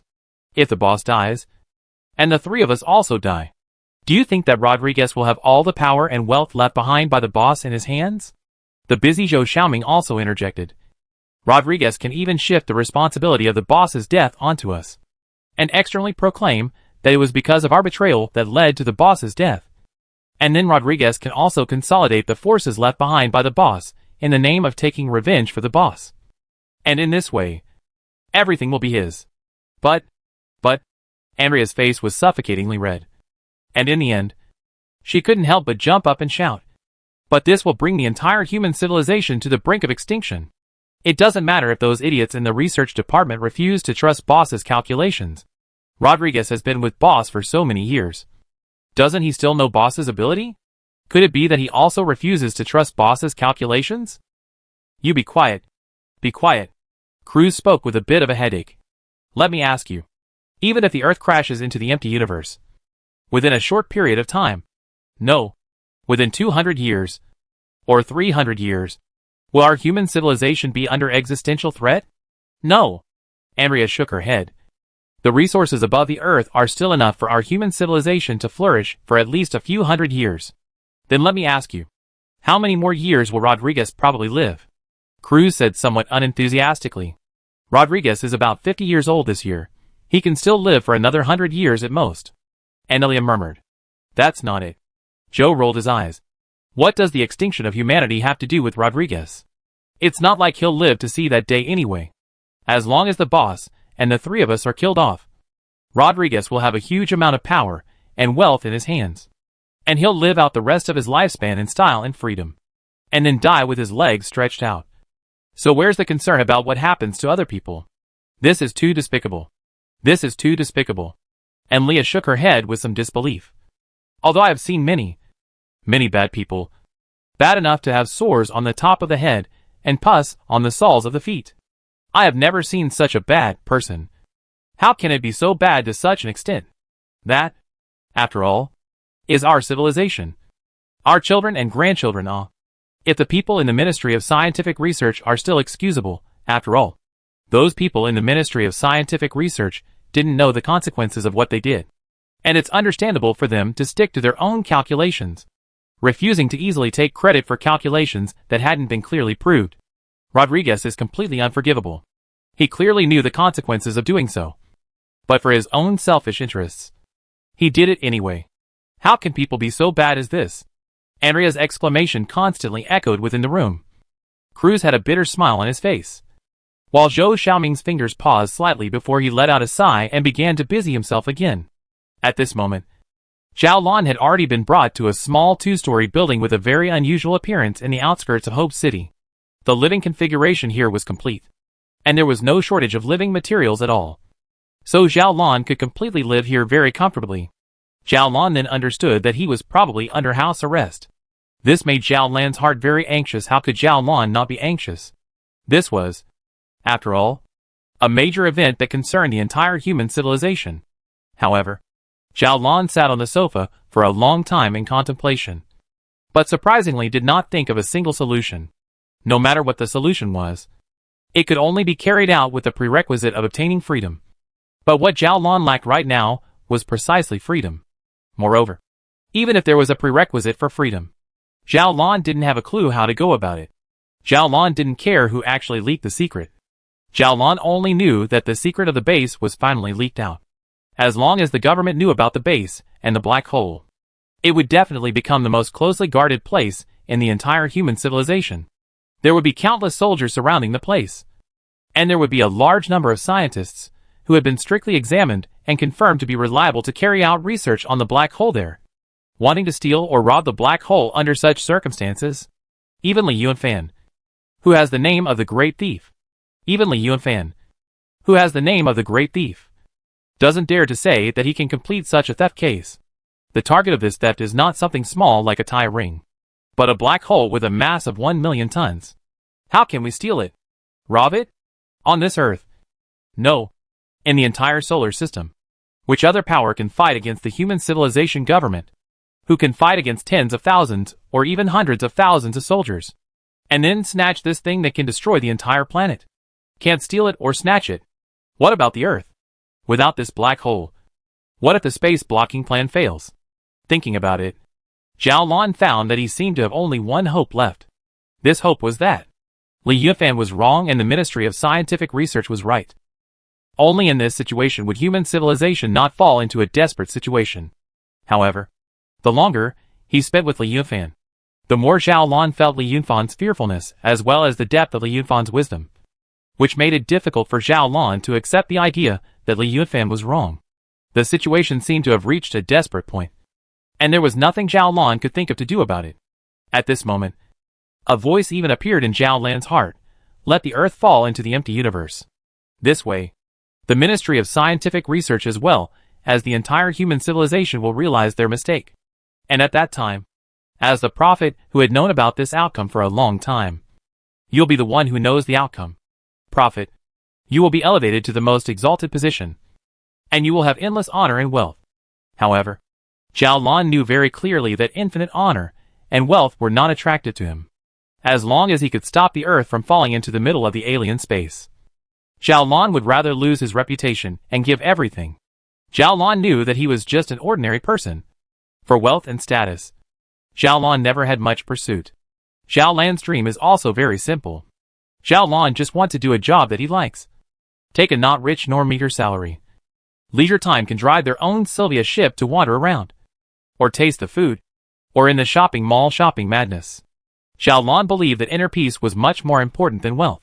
If, in the case of clearly knowing the way to stop the Earth from falling, but watching the Earth fall, this kind of thing really happened, then how can this make Xiao Blue still have inner peace? Xiaolan absolutely cannot accept this kind of thing to happen. But the development of the matter is biased to push Xiaolan to this kind of situation. Xiaolan felt like his entire head was in a daze. Xiaolan desperately tried to calm down. But she couldn't do it no matter what. After struggling for a long time, Xiaolan was only able to enter the land of dreams in a daze, with a tearing headache. But even the dreams were black. And in the wee hours of the night, Xiaolan was awakened by a nightmare. And then, unable to sleep any longer, he simply put on his clothes and went to the window, looking through the window at the beautiful, but inaccessible world outside. Xiaolan couldn't see any guards or watchmen. But Xiaolan knew that more than 1,000 guards could instantly appear around this small 2-story building whenever necessary.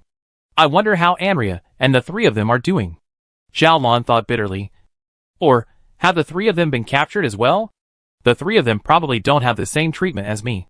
I am, after all, the former commander-in-chief of the Space Interdiction Program. But the 3 of them are black. Just as Xiaolan was thinking about something randomly, under the darkness of the night, there was suddenly a strong burst of fire, at a distance of roughly a few hundred meters away from this small 2-story building. And it was only more than a second later that the deafening sound of an explosion came over. Xiaolan's heart was startled. And he saw that in just a split second, with this small 2-story building as the center, the area of a few hundred meters in a circle was instantly covered by bright lights. Countless images of people appeared out of the air and instantly surrounded the place. And rumbling sounds also appeared in the sky. And more than 10 armed planes had already appeared in the sky above. Those guards did not go to the explosion site to check the specific situation, but this 2-story building closely surrounded, obviously to prevent the tiger away from the mountain plan. If they were attracted to the explosion site and then caused their backs to be empty and the enemy exploited them, that would be too stupid. Before Xiaolan could understand what was going on, he saw another group of people instantly emerge from the darkness of the night, and several armed flying cars appeared. So the 2 groups of people instantly started exchanging fire. But no matter how fierce the fighting was, there were always at least 100 guards who were not involved in the fighting, merely keeping a tight watch over Xiaolan. Are these people here to save me? Such a thought popped up in Xiaolan's mind. However, without a clear guide, Xiaolan didn't dare to act rashly. After another while, not knowing what had happened, the dozen or so armed planes in the sky suddenly looked like they had malfunctioned or were still shaking around. And on the ground, a soldier yelled loudly at the communication instrument several times before surprisingly smashing the communication instrument on the ground with one hand. Is this being interfered with? Or is the communication channel being invaded? Xiaolan thought like this. Taking advantage of the guard's confusion, a group of black-clothed men very quickly pounced towards Xiaolan. The 100 or so guards immediately prepared to meet the enemy. But right at this moment, the floor under Xiaolan's feet suddenly caved in, and a large black hole appeared. Xiaolan fell without any surprise before a pair of slender but powerful hands grabbed hold of him. Immediately after that, an anesthetic needle flew out and stuck on the guard who tried to block Xiaolan. So the guard fainted without any suspense. Chapter 180 Commander. All of this change came too fast. So fast that Xiaolan didn't react at all. From the time the first explosion rang out, to now Xiaolan falling into the large hole in the ground. All of this time was only 3 or 4 minutes. The large hole was pitch black. Xiaolan couldn't see anything and didn't know how to react. The current Xiaolan could basically be said to have lost any self-care ability, and could only passively accept the manipulation of those mysterious people. Xiaolan felt a pair of slightly cold hands pulling him up and pressing him onto the seat. 2 more things that seemed to be seatbelts secured him onto the seat. And then, that unknown vehicle thing started violently. And in that instant, the huge inertia almost pressed Xiaolan's heart out in general. Everything was like a dream. After only a few minutes of time, that vehicle came to a swift stop again, and light began to enter Xiaolan's eyes in front of him. Xiaolan felt the seatbelt being unbuckled. And then that pair of slightly cold hands lifted himself up again, and the owner of those hands started to run forwards with himself. Beside himself there were many other people running together. There were a lot of people. But between the actions there was no panic at all. Nor was there any clamor. It was obvious that the people involved in this operation had undergone strict training. Until he left this underground cave, Xiaolan only saw clearly who the person who grabbed himself was. He couldn't help but exclaimed, "Leah, how come it's you?" And Leah shouted in a low voice, Don't make noise. Quickly go.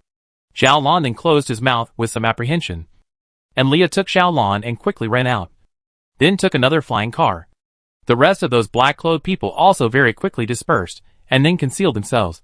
And in a flash, they disappeared from Zhao Lan's line of sight, and didn't know where they had gone. The flying car started, but only flew for a period of time, and then landed again. And Leah quickly smeared something that was probably a disguised product onto Zhao Lan's face, and then put on a few pieces of clothing for Zhao Lan. And the two of them quickly left again, changed to another flying car, and once again began to flee. Zhao Lan finally gradually calmed down, and also roughly knew what was going on. Obviously, the base as well as the leak of the black hole incident. The government military's capture didn't catch the three of them, and after knowing that he was under the government's control, and Leah came to his rescue. Zhao Lan had originally thought about this possibility, but gave up on the idea after noticing how tightly he was guarded. Zhao Lan thought that under that kind of tight supervision, it was impossible for any force to be able to rescue himself. But Anria's actions shattered Zhao Lan's perception. In the middle of the party's rescue operation, the swiftness of those mysterious black-clothed men's actions, their tacit cooperation, as well as the tightness of their planning had greatly exceeded Zhao Lan's expectations. That explosion was the first layer of camouflage. Then the strong attack of the armed flying car was the second layer of camouflage. The sudden surge of a large number of mysterious black-clothed people was the third layer of camouflage. And these three layers of camouflage attracted most of the attention of the guards. But the matter was not over yet. Through the things he had seen before, such as the sudden chaos of the watchman's personnel, Zhao Lan knew that someone must have invaded their communication channels and destroyed the connection between them. This must have been done by Zhou Xiaoming, a computer genius, and only Zhou Xiaoming had such an ability. Generally speaking, these four layers of arrangement already had a considerable success rate for the matter of rescuing Zhao Lan. But the planner of this rescue incident obviously didn't think so. In order to ensure success, he had also planned the last and most crucial layer of the arrangement. After the first four layers of the arrangement had all worked, no matter what anyone would have thought, there could never be anything else. But the mastermind had taken the guard's attention by surprise. Anria had dug a tunnel directly from the ground to the bottom of Zhao Lan's room, and directly took Zhao Lan away from here with a single fatal blow. The first four layers of the arrangement were all just paving the way for this fifth layer of the arrangement. After thinking about all of this, even Zhao Lan couldn't help but feel a little shocked. This was a near-perfect rescue operation.